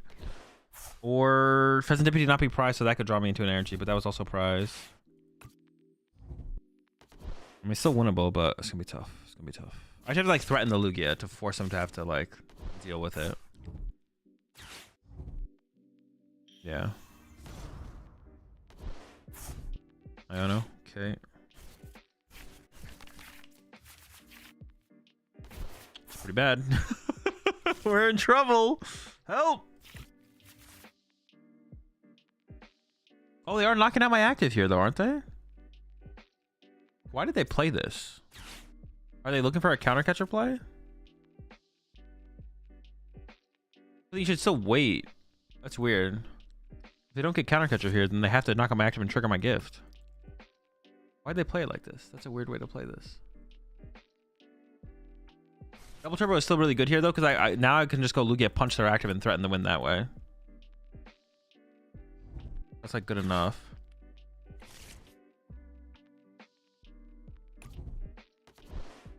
I feel like they need that Dreepy, because they need to like set up another Dragapult here, don't they? Because otherwise I can just punch it 2 punches with Lugia. Oh, wait a second. Wait, what can they do with this? That's a lot of damage. Well, they can't pop both. Why is that even that big of a deal then? You can't pop both. Did they think they could? Maybe they messed up.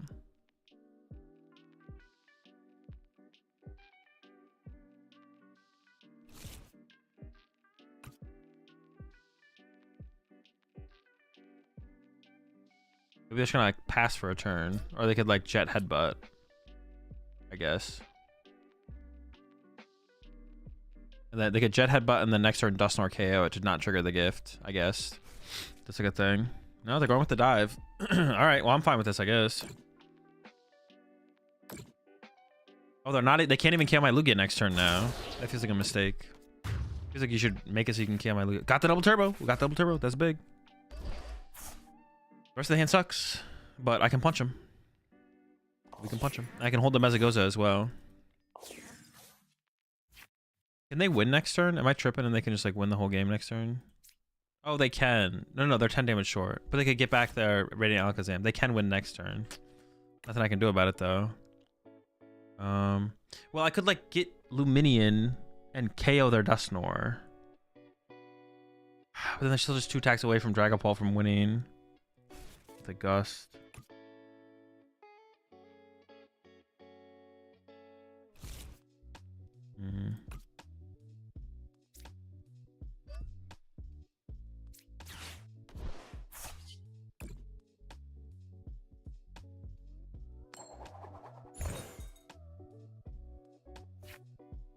I could go Luminion for boss.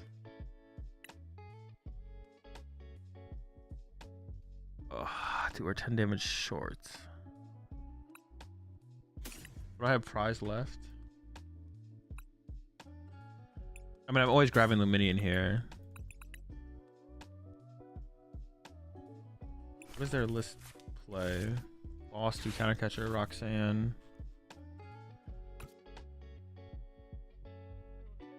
So if I don't, they can go 200. They have to go counter catcher this and stretcher. They need counter catcher and stretcher or boss stretcher.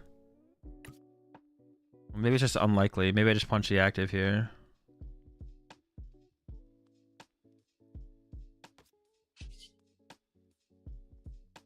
Yeah, maybe I just punch.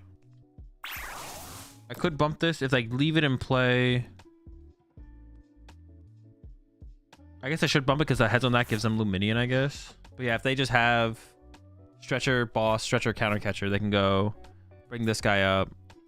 130 here from this guy. Spread 6. You know? Oh, that's my last stadium.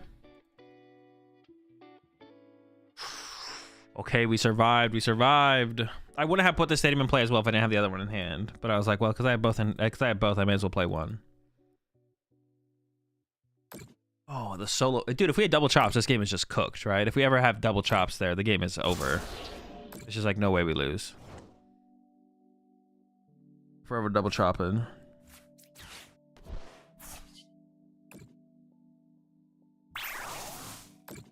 Dub.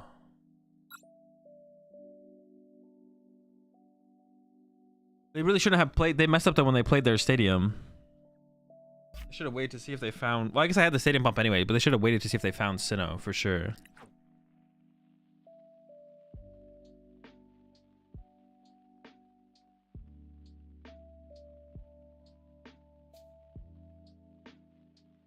All right, chat, I'm back. We got one more round. Just praying for no counter stadium. I mean, yeah, at the end there, that was the only out there was pray for no counter stadium. But oh yeah, we got one more round. Let me see. We might be able to ID. I'll wait until I see the last round results, then we can maybe ID. And then we're guaranteed cut, or we might need to play it out. We'll see. Hoping for no counter stadium was a fair play. Yeah, it was okay. I missed it. How do we win? They just didn't have. They had nothing. GG Splatty.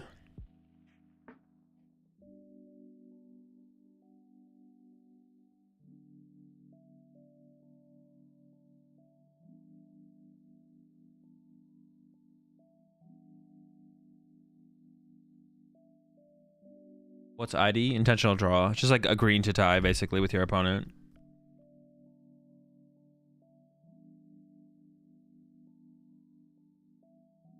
Mess up with 2 dusks and can't pop them.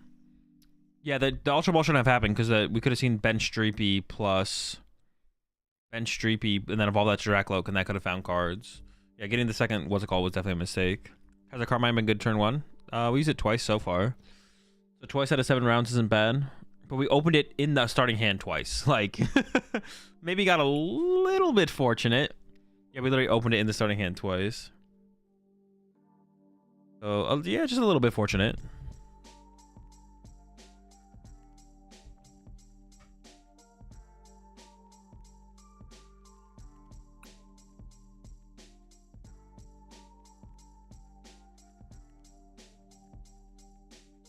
The correct damage placement for Dragon Ball was always 30 on hands. The rest on Water Pond every time. Pop Nor and it KOs it for game. Oh, that's also true, yeah. The damage should have been consolidated a little bit more. It got spread a little thin. Yeah, it got consolidated.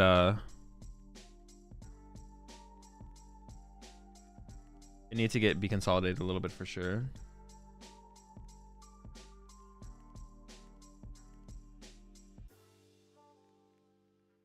That way you can play towards the... When did I bench the Water Pond? I benched it before I researched or something. Yeah, because I was like, if I can get it... If I can jet this... Oh, maybe I just shouldn't have benched it, though, because I was most likely going to be attacking with hands anyways. I shouldn't have benched the Water Pond, to be honest, the more I'm thinking about it. Well, I should have never benched Water Pond. I was always going to be attacking with hands anyways. Doesn't make any sense to have it on my bench. Yeah. Doesn't make any sense.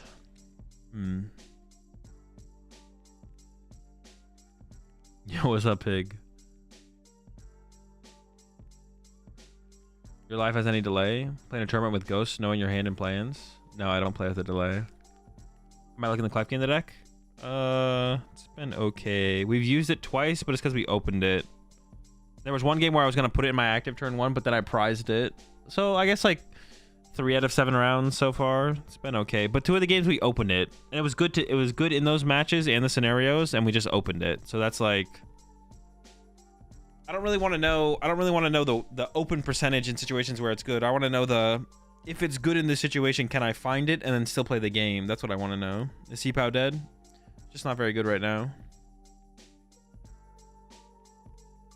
Visual editing the uncommon energy videos is like 50% harder than editing for Mahone. There's definitely a little bit, is it because of what we send you, Pig, or is it just because of the difference in the videos? Which is the 4 months there, Rip. For anyone who in chat who doesn't know, Pig is the editor for the Uncommon Energy channel. The real Pig Sheffer in chat is the editor for the Uncommon Energy channel. A big shout out to Pig for all the editing. Just as your Zard recent lists, you are right. Nor consistent Zard is better than Nor. I'm always right. Change 1 Ultra for a Vacuum. Vacuum, Catcher plus Vacuum is too good against Guardy. Alright, well, put the Ultra Ball back in and cut something else. Don't do that. I lost to the mirror match. How did the Okie Dokie deck lose to Thorns? Enhanced Hammers, I think.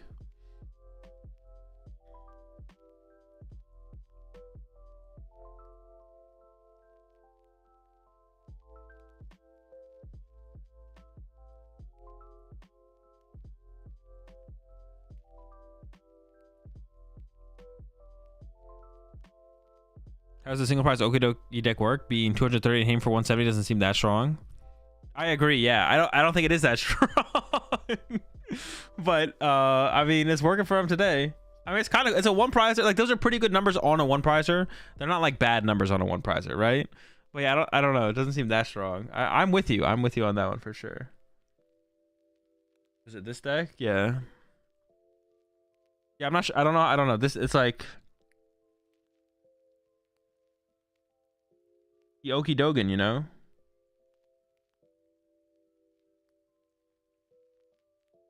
$230, $170. It's all right. It's all right. It won a city league in Japan. That's why I was curious. Yeah, I don't think it's very good for sure. Yeah, it's definitely not good. We gotta dissect Okie Dokie, really figure out how it's been winning. Today we're breaking down Okie Dokie. We're really gonna dive in deep today to figure out what makes this deck tick. Is it the Okie or the Dogi? Of course, probably the MVP of the deck has to be the Tatsugiri. Radiant Greninja, the most broken Radiant Pokemon ever, one of the best Pokemon of all time. Iron Bundle's kind of sick, and we got the closer in the Ursaluna. It's powered by Energy Sticker, of course. Flip a coin if heads attached to basic energy if you're just about to one of your bench Pokemon. So as long as you hit heads, the Okie Dokies be swinging. Could even be swinging. Dude, how is there not 4 of these in here? It tilts me that there's not 4 Energy Sticker in here. If we're gonna play Energy Sticker, how do we not play 4 of them? Like, if you're gonna, how do you not have 4 of them in there? Oh shoot, he became kind of tanky with the Bravery Charm though. What are we looking at? 280? Damn, Doki big. Little Bravery Charm on there. Luxurious Cape.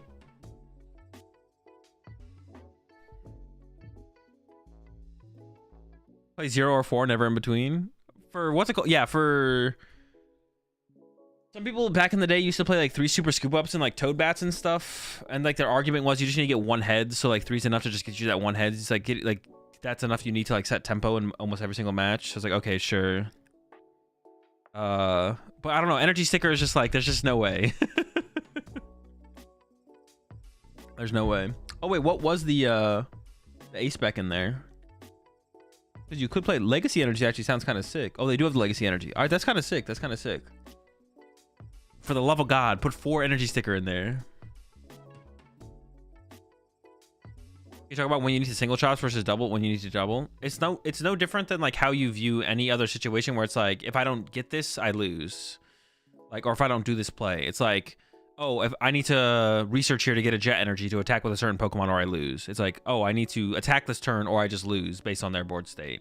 Or sometimes you're in a situation where it's like they could have enough to answer your board state, but you have to be like, I don't think they're gonna have it. I'm gonna go for double chops or something like that. Like, you think Lugia should lose to Pulp because they try and KO double chops in one turn?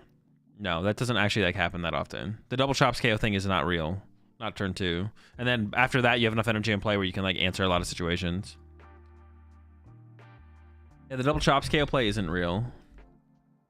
Like it's not like something you go into it and you're like, well, if they go first, they're gonna. Well, no, if they go second, they're gonna turn 2 KO both my chops after I get them out. They just like that's not like a play that they actually get. They want to get it, and if they do get there, they will do it. But for them to have Candy Dragapult, Candy Dusknoir, Counter Catcher attacking with a Dragapult is unrealistic. And also, depending on how many energy you get in play, they sometimes can't do that. Because if you just have Iron Hand set up with a Lugia on the bench and they have a Rotom on their bench, they just like lose the prize trade on board still. So they get 2 prize cards and give you 1 after you drew 2, and then you can just go, okay, knockout, knockout, I win. So in that case, they would still lose. So they can't, they sometimes can't even give you that. They have to like pressure your big attackers. Otherwise, you just get away with too much. I'm the one playing the Okie Dokie deck in this tournament. I don't want 4 stickers. Bruh. There's no way. What you want and what you need are 2 different things. You might not want 4 energy stickers, but you need it. I don't care how much you think you don't need it. Or how much you don't want it. Yo, Wug Mill came in 9th at a City League. Mill boys are back. Don't put too much, what is it? Don't put too much, what's it called, into City Leagues. They're just basically like League Cups. Same thing. But there's 1 match left. We gotta figure out if we can ID or not here. I don't think we can ID. Let me see. I believe it cuts to, I believe it does cut to top 8. Yeah, it cuts to top 8. It's not asymmetrical. Currently, where's this match that's not finished yet? 7 7 7 7 7 7. Oh, is it finished now? No, there's still 1 match not finished. How do I see it again? Pairings. Okay, it's not a relevant match. So 1 2 3 4 5 6 7 8 9 10. Yeah, we can't ID. I have the lowest resistance. I don't have the lowest resistance, but I'm on the lower half, so we should play it out. We should play it out.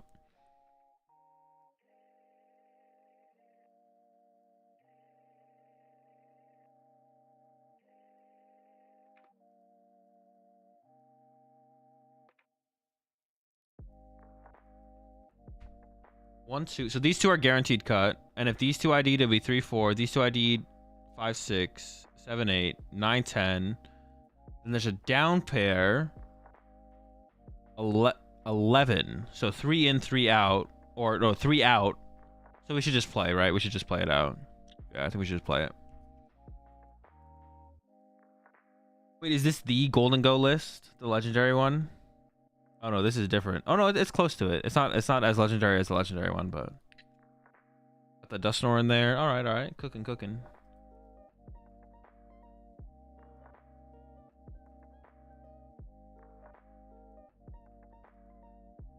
Closs resistance, holy hell. 72. Yeah, mine. I don't have the worst, but mine is like under 60 always feels sketch. I feel like that's the number is where it feels sketch. So if everyone plays it out, if I could ID, hoping everyone else plays it out. Like if my opponent wanted to ID, me and my opponent could ID, and we hope everyone else plays it out. But I think I'll just play it out. Just try and guarantee it. I'm not gonna try and make a call on what other people are doing, or hoping what other people will do. Is Doom the online tournament with the most entrants? It's up there with Late Night. Like they're comparable. Definitely comparable.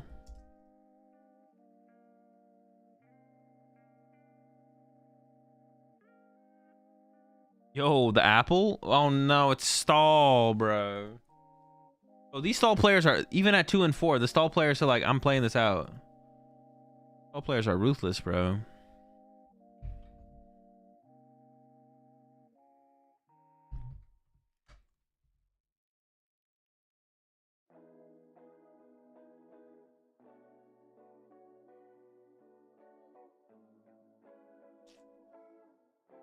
We could have been, well, I don't know what I would have played the last round. We definitely could have beat the Lugia Mirror if I had played better.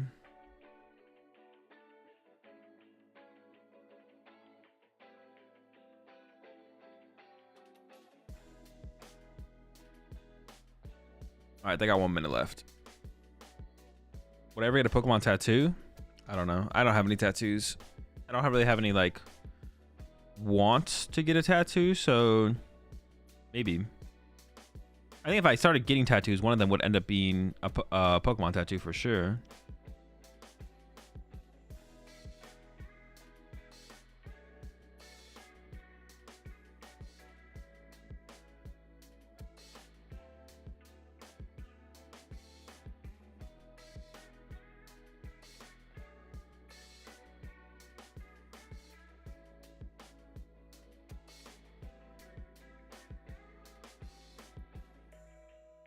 Maybe a Nessie tattoo? Nah. No Nessie tattoos.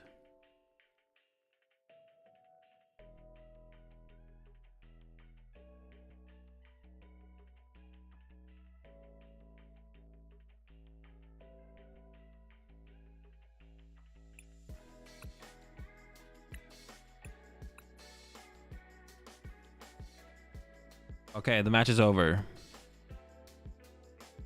All right, I hit 4 double color. I hit Terapagos. Okay, we're playing.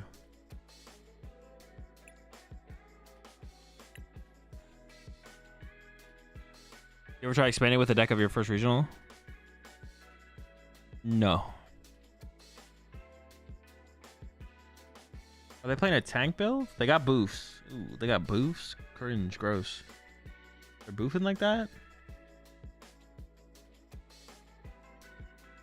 Oh, they got some stuff in here. I'm kind of scared. They're kind of cooking a little bit here. Boofs. Dusknoir, of course.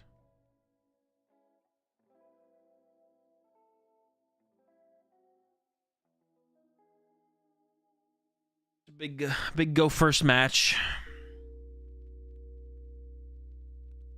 They play like Penny and stuff too. That's so annoying. They play Penny and Palpad.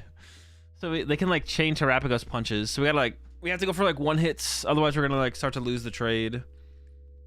They do play Briar. Yeah, we have to like go for 1 hits or we're gonna start to lose the trade. Oh, wait, is this just Tor's list? No, it's not, because they have a 202 Pidgeot. I'm pretty sure Tor played a 101. It's kind of close to Tor's list. It's got Turo and Penny. Cringe. Yeah, we gotta be Gussin out here then. And they got the boofs, dude. And you got the boofs.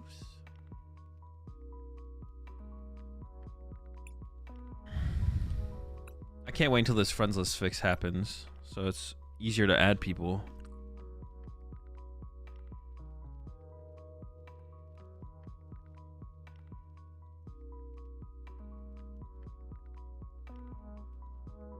Or faster to add people.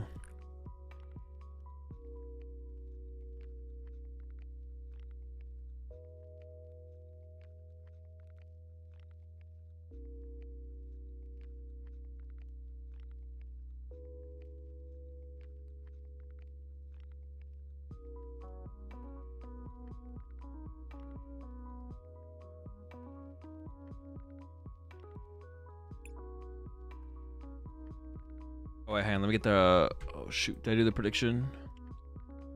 All right, predictions up, chat.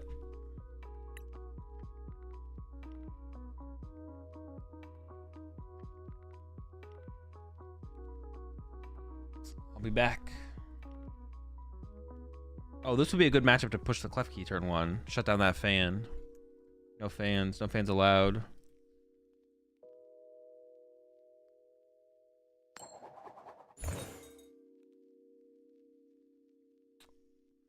It's fine if I open Klefki.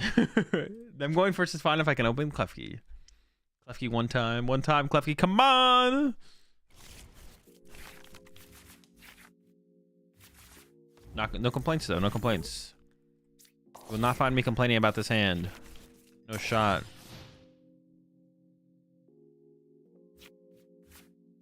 Dingo's got it in hand.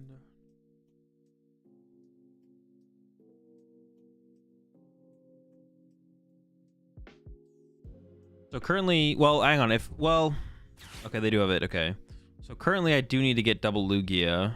Damn, them just getting 2 prize cards off the Rippity like that is a lot. I guess I should also bench Minccino as well. Losing a boss also feels pretty bad because I feel like I'm gonna have to do a lot of gusting in this game. So losing a boss here feels really, really bad, but I have to give it up. But yeah, I guess if I can get Minccino, I'll get Minccino as well. I have the possibility of KOing the Pidgeot or the Terapagos with that. Seems fine.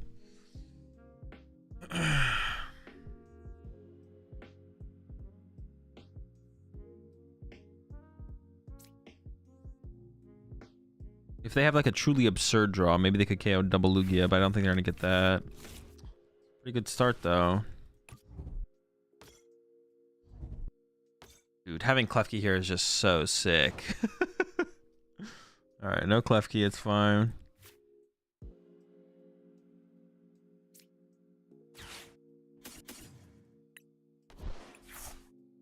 I guess I have to give up on a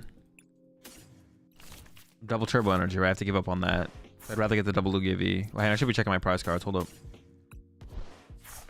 Shoot. Ursaluna, Hands, Fez, Klefki. Rats here, Pawns here. I prized a Lugia V. I discarded a double turbo. My bosses are here. I have research in hand. All my supporters are here. 3 Aroma, so I prized an Aroma. I played 2 Ultra Balls. I'm playing a Nest Ball, so I prized a Nest Ball. I prized a Mesocoza. 1 double turbo, so 2 gift are my last 2 prize cards. 2 gift? What? Pretty good card. Alright. Grab this thing. Got a second Lug V to protect myself. Yeah, us going first would have been insane as well.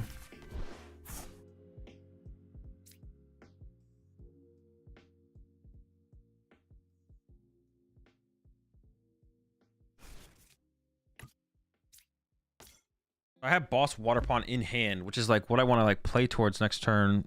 If I need to read the wind here, I think I'm just gonna play this. If I get Lugia V-Star, I can read the wind away on the research. I almost want to no, I shouldn't have benched the Water Pond because if I get Iono'd here, I'm losing all my bosses anyways.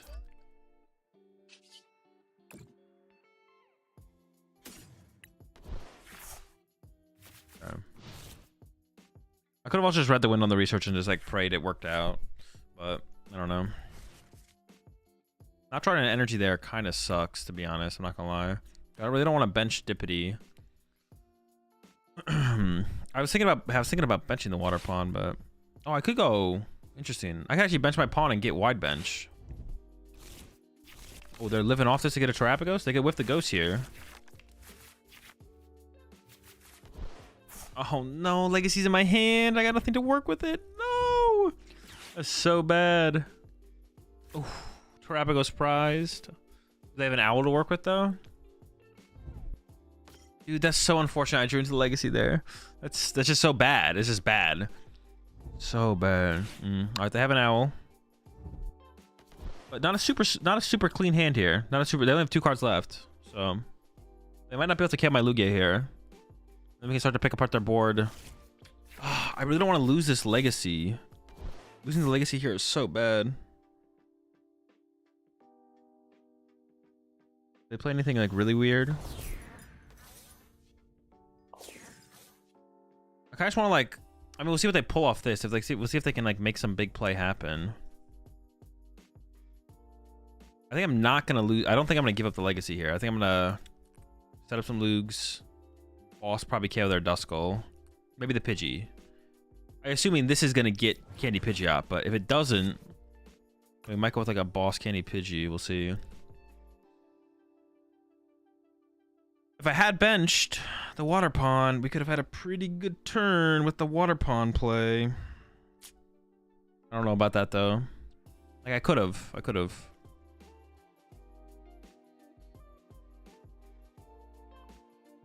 But we can still use the Legacy in other ways. If we can't get value with the hands or the Water Pond. The Water Pond is what I'm really trying to get value out of. Is this literally just Ultra Ball? Is it Ultra Ball for second Owl?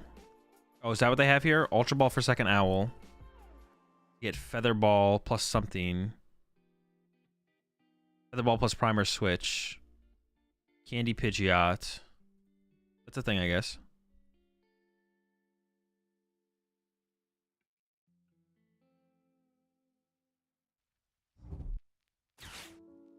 That would get them there.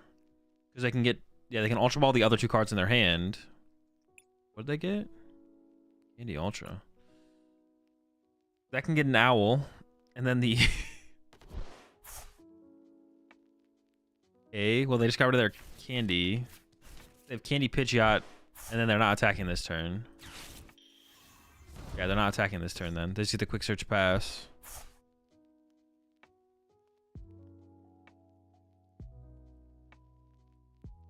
So I guess I should boss the Hoot Hoot or the Duskull. I'm actually not sure which one's higher priority, to be honest. I just don't know. I don't know which one's a higher priority. Both seem pretty good. Bumping the Stadium's pretty good. I kind of lean towards going after the Hoot Hoot. They're probably just going to grab like a draw supporter here to work with going into their next turn. Bumping the Stadium is kind of nice as well. This is where we'd want to, like, I don't know, Iron Hands would be pretty freaking good here. Or, I mean, we could still top deck that. Or Water, honestly, Water Pond. Water Pond KO Hoot Hoot plus the thing. That seems incredible. That seems really, really good. Take away, like, all their options on their next turn. Save my Legacy Energy for later. I need to top deck an Ultra Ball or an S-Ball. Ultra Ball Research plus Luminion. Aroma also gets there. Mezagoza also gets there. Hey, we got some cards that get there. Oh, let's have a look. What do we got? That's good. Wait, hang on. We have a couple different plays we can go for here now. I think it's got to be the Water Pond play, though, right? It's got to be the. I feel like it's got to be the Water Pond. KO the Hooded, KO the Duskull. Make them think about what to do from there.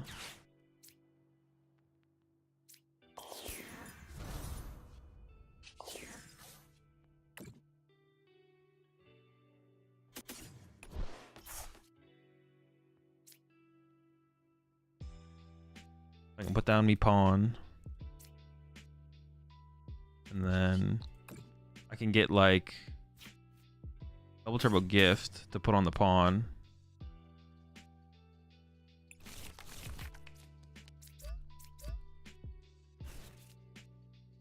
And then I can get double turbo gift to put on the Lugia, I guess. I can retreat it. Or double turbo miss. It's not dying anytime soon. I mean, that removes some... I feel like this has to be the correct play. It might not, to be honest, but...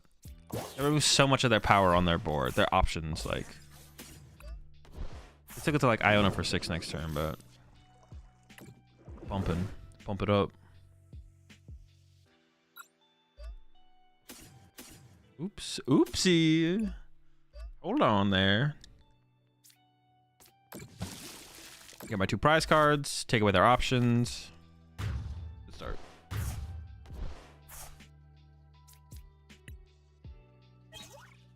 Gift to Meza. Also, it was nice to get the Mezago to replace their stadium. Because that's like another piece they have to go find now is a stadium. Because like that's what the thing with when I don't use Tempest Dive is then their stadium sticks for an extra turn. But this gets rid of it.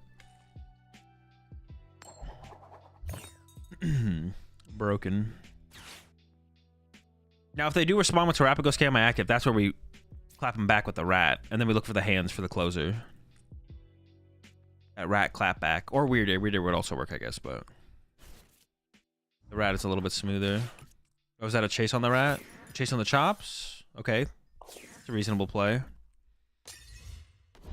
I was a little bit scared of this. I'm not gonna lie. What happens if they chase my chops? We're seeing it live. Okay, I like seeing Dippity hit the board, though. I can chase that for 2 here. Yeah, I like seeing Dippity hit the board. I have a lot of ways to get my last 2 prize cards now. I can just go boss KO this. This can accelerate 2 energy here. I'll go Luminion for boss on this. I'm okay with that. I'm okay with that. Also, hang on, they have 5...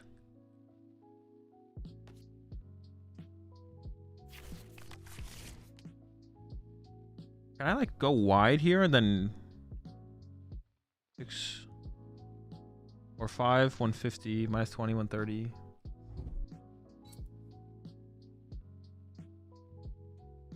They need a stadium to actually KO this, right?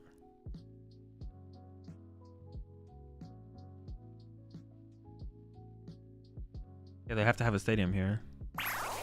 Goodness, that's not very good. Oh my gosh, golly. Oh my gosh! Off the top? Hold up. I would rather KO their active here though. Once I get the heads on the Mezagoza to get the rat. No! Alright, fine, we'll KO the Dippity.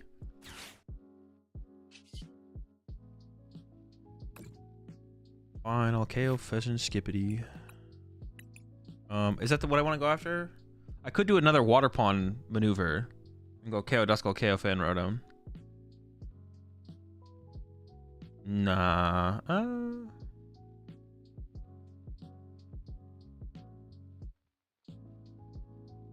Oh, maybe though. Maybe I do that actually. The more I think about it. Yeah, I think the more I think about it, the more I want to do that actually.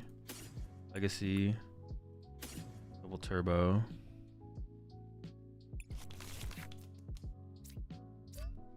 I don't want them to be able to use this Dusknoir actually. I'm gonna load up this Lugia to be able to KO the Dippity later.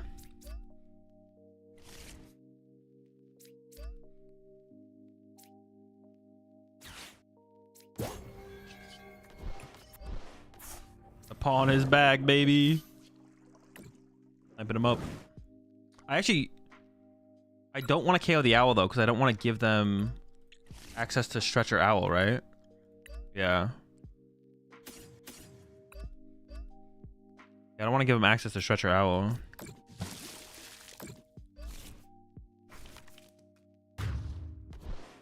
Doesn't sound very good to let them have that.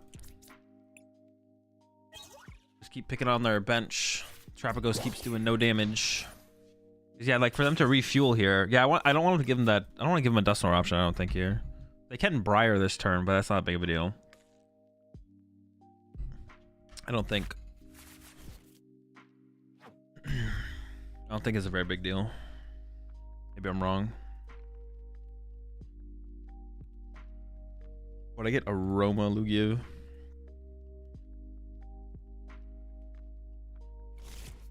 I wonder if they whiffed the Stadium Double Turbo combo or they chose not to do it. But giving me two more use of Archeops here is just so bad for them, right? They shouldn't do that. Yeah, if they could have killed the Archeops there, they probably would have.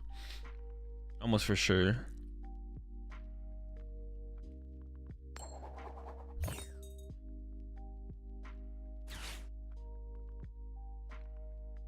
Almost certainly.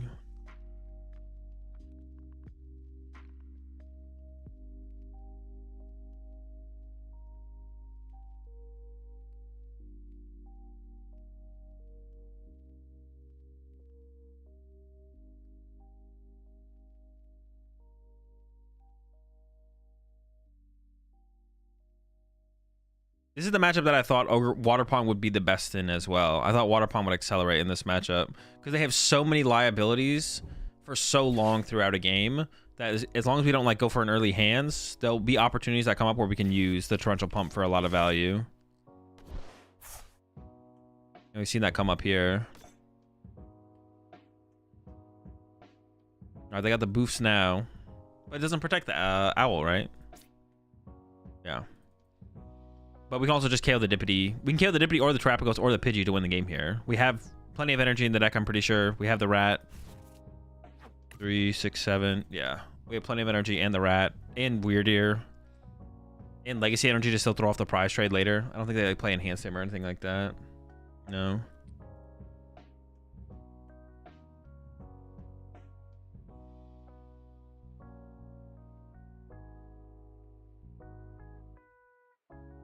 I mean, I guess they can go for some kind of like penny cheese where they just like send up Terrapagos, punch my active, and then like hope I whiff off the pen. Oh, the Iono here. I only have one boss left. Not boss. I can always win with the Mezagoza heads though.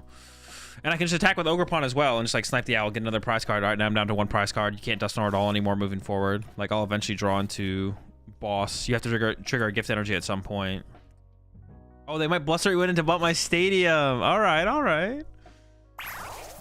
Big cheese, big cheesin'. What happens if I sob that?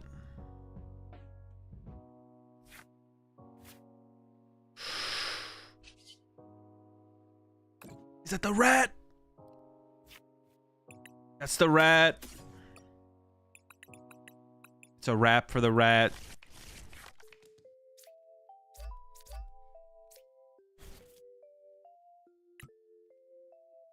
I could have like sob trapped that, to be honest. I think that's what I would have done here if I didn't have game. I would have gone for a sob trap.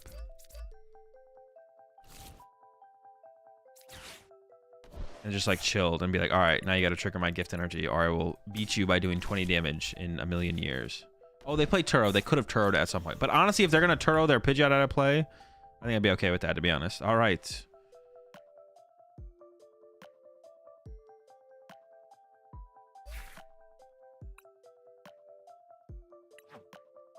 We win the winning in.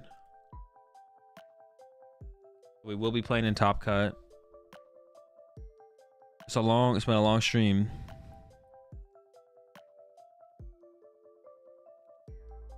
Long one. We are in Top Cut now.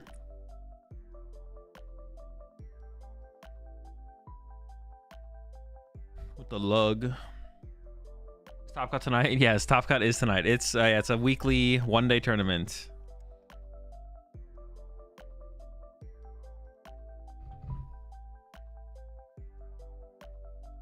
What's the best fries?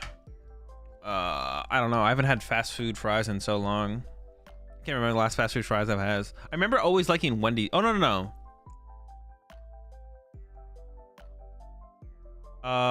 It's probably Five Guys. Probably Five Guys. You wish you had 2-2 rat instead of 1-1? Or does 1-1 feel enough? I don't really have any complaints about the 1-1, to be honest. 1-1 has been like fine. Yeah, 1-1 has been fine. Has Pheasantipity literally been like pretty much useless? Pheasantipity's been like almost completely useless. The changes I kind of want to make is it'll be like minus Klefki, minus Pheasantipity. Squawkabilly's been okay. Carmine's been okay. I kind of like the idea of keeping both those. I think Klefki goes for sure. And then maybe Pheasantipity. Pheasantipity has felt pretty mid.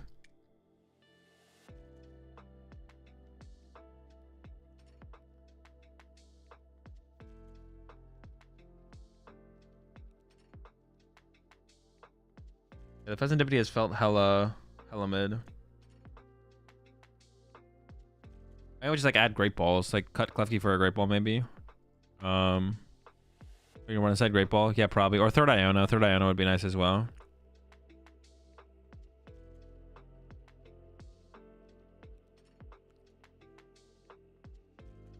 Is Bundle ever worth a worthy replacement? I don't think so. Bundles, I feel like Bundle's pretty mid in Lugia. I feel like it's pretty mid. Just play 4 boss. Oh, you prize the Feather Ball? Okay, that makes sense. The research was definitely tough as well. No pieces.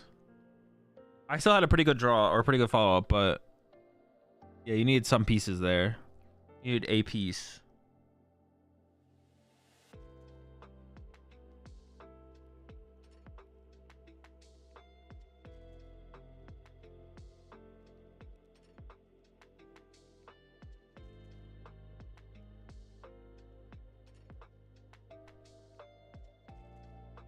Carmine plus Squawk is pretty good.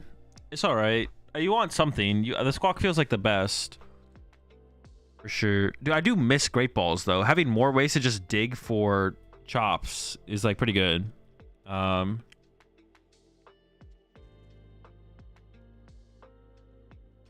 goes with a top deck and heads was clutch. Definitely wasn't bad.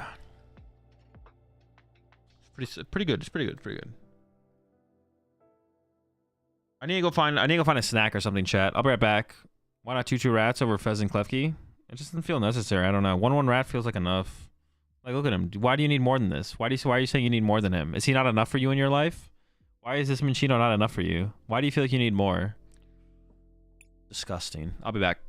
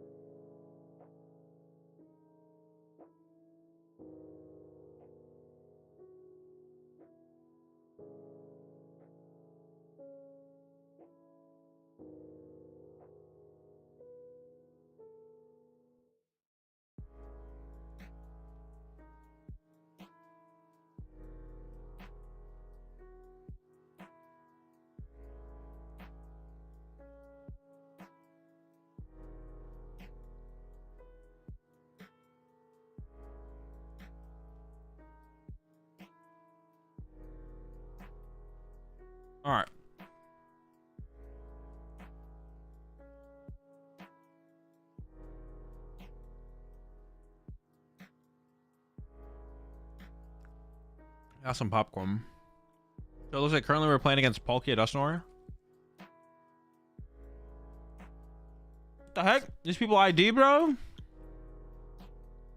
And then Dialga got punished. Never ID. Actually, the people with the top 2 resistance, it was probably fine to ID.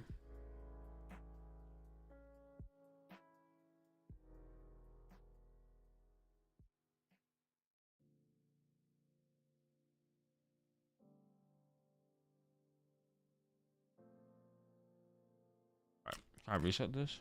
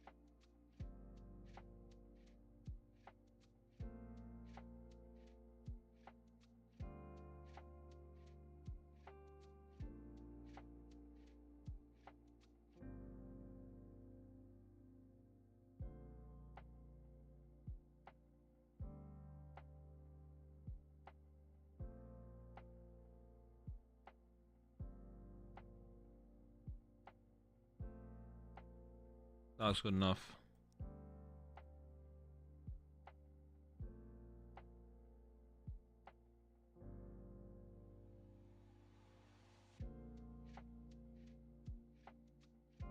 Alright.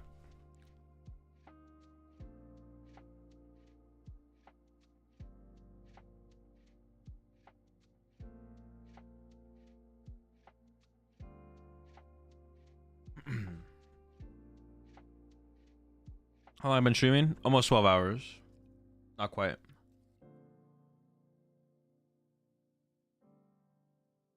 What am I eating? Popcorn. Yeah, it looks like we're playing up against Palkia Dusknoir. This shouldn't change at all. It's 10% difference.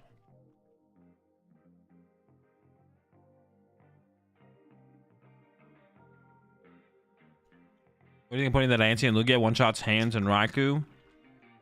They're not ready for it. I mean,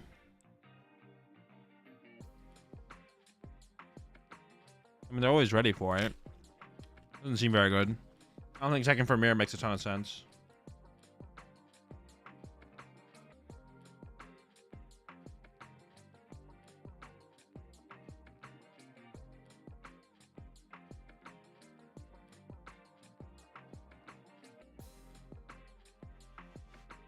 How's the Tropico's Dusknoir matchup for Lugia? Seems fine.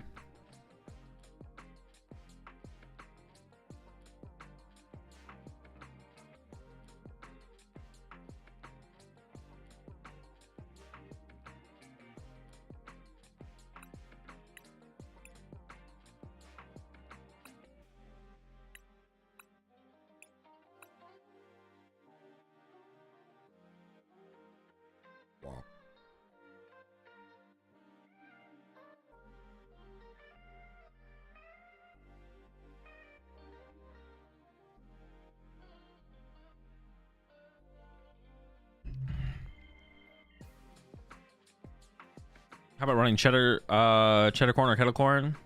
We just sticking with consistency or on regular popcorn? I just had regular, but I have some cheddar or cheese. I don't know if it's cheddar. Well, it's always cheddar, isn't it? In the pantry. I just stuck with normal.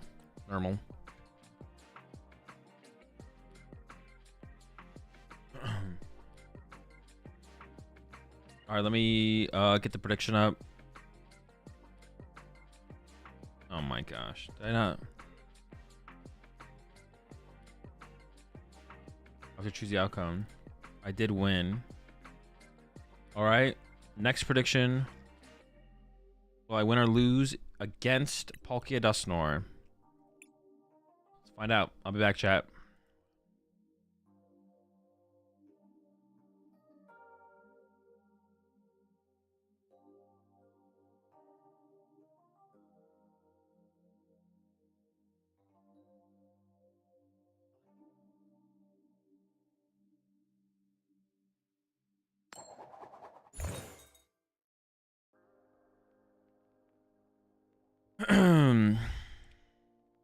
Yes. I did have to think about it for a little bit, but definitely want to go first.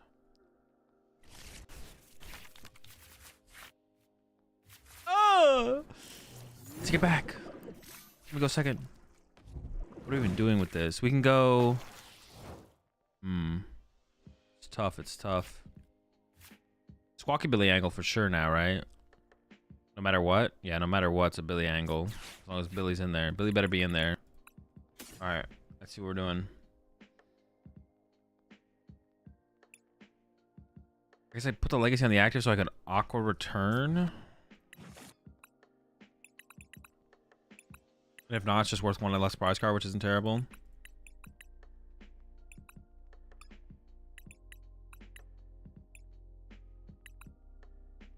I prized research.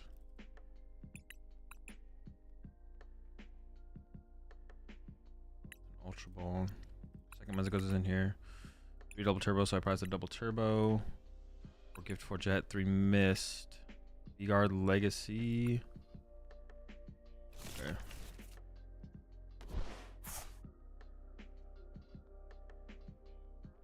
My V-Guard energy is pretty good as well, but it's not as good as the legacy energy, right? So I should attach legacy active. Yeah, maybe that's just correct. Might just be correct. I don't know if I'm gonna send it back to the deck.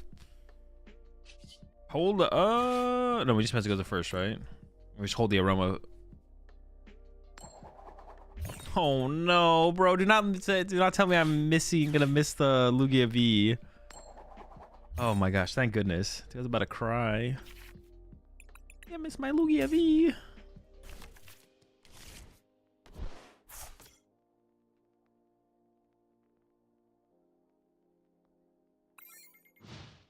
What if they're gonna try bouncing? I had 4 jet, 4 gift, 3 mist. I don't know what my double turbo count. Oh no, it's 3 double turbo. I got rid of my V guard. I didn't want to get rid of my V guard, but goodbye V guard. Wasn't my choice. It was not my choice.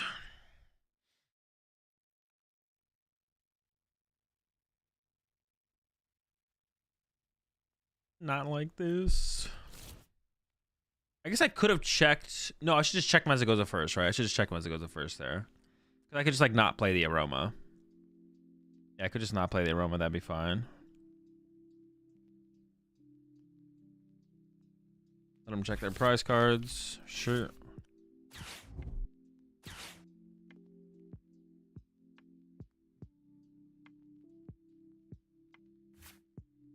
The Billy. Okay. I do have a boss on hand, so if I do get heads up as it goes, if they don't replace it, or if I top deck V-Star or Ultra Ball, I could go for like a Gust on a Palkia here. Something like that. We'll see though. I assume they must have something else. Yeah, I assume they must have something else in their hand here if they're like playing it this way. Aqua Return on the Froakie is like also fine though. Like, depending on what I top deck, like Aqua Returning the Froakie is like not a terrible play, because the Greninja is like getting my energy back is good, and then Greninja is kind of scary. Okay, so they have a good enough hand where they are not using Squawkabilly now all of a sudden. Okay, is it an Iono? Okay, they did draw an Iono, which I'm honestly fine with. Aqua Return KO Froakie, I think I'm okay with that. Like Aqua Return KO Froakie, push up Lugia V-Star. Push my Lugia V-Star. But I do have KO on the Palkia V with Lugia, which is also pretty good. But I have to put a second Luminian in play. I think I just take the KO on the active. I might even push up Squawkabilly. I don't even know. I'm actually not sure how I want to play this at all, to be honest. Yeah, I'm actually just not sure how I want to play this. I kind of want to regain access to my legacy energy, but they're gonna run it away to just what, a Duskull, I guess. That is annoying. So how do I just go aggressively boss that? Luminian for boss, jet this up, knockout. And my bench is just stuck. Then they get to Greninja, and then I have to go into the Aqua Return. I don't hate it though. I do lean towards that being the best play here, to be honest, but I'm taking away the Palkia is pretty good. It forces them, they have to find the Greninja to like, and it's like a harder thing to find. What is like a good option? I do have Ultra Ball in my hand. I think I am just gonna go for the Lugia play here. Grab Weird Ear. Yeah. It feels, my board looks terrible, but yeah, my board looks awful. Holy smokes. Oh, I forgot I discarded my Chinchino there, to be honest, I'm not gonna lie. Look at this. Look at this. This is disgusting.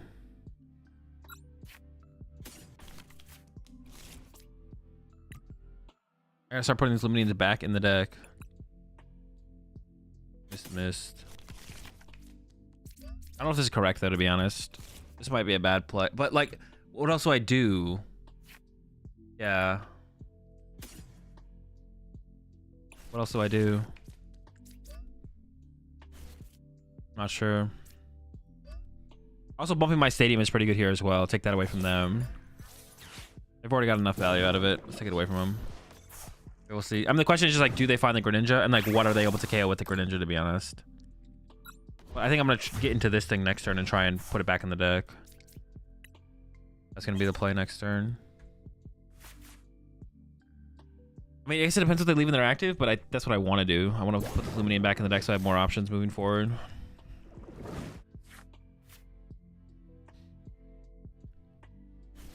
Oh, they're obviously playing for Candy. Obviously playing for the Candy Greninja. Will they get there is the question.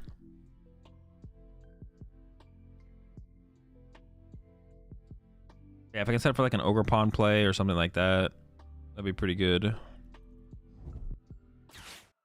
Set this up, send it back. Where am I gonna load up my other Primal Turbo Energy, I guess would be a question. I want to like get a bunch in play for the potential of... There's a counter catcher. Went for a Chops. Okay, well now that makes it awkward to send this thing back. I don't know if I can... If they KO this, I don't think I can afford to send this thing back to the deck. I don't think it's something I can do. Oh, they did get a Palkia now, though. So if I could get a boss, I could just boss KO Palkia again. But I'm down double Luminion, so it's unlikely.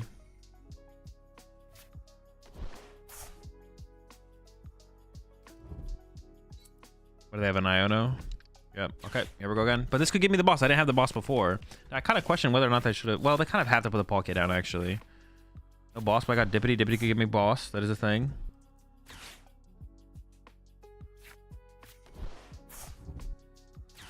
All right, that's for Dippity. They still have Pokestop as well. They haven't used Pokestop either.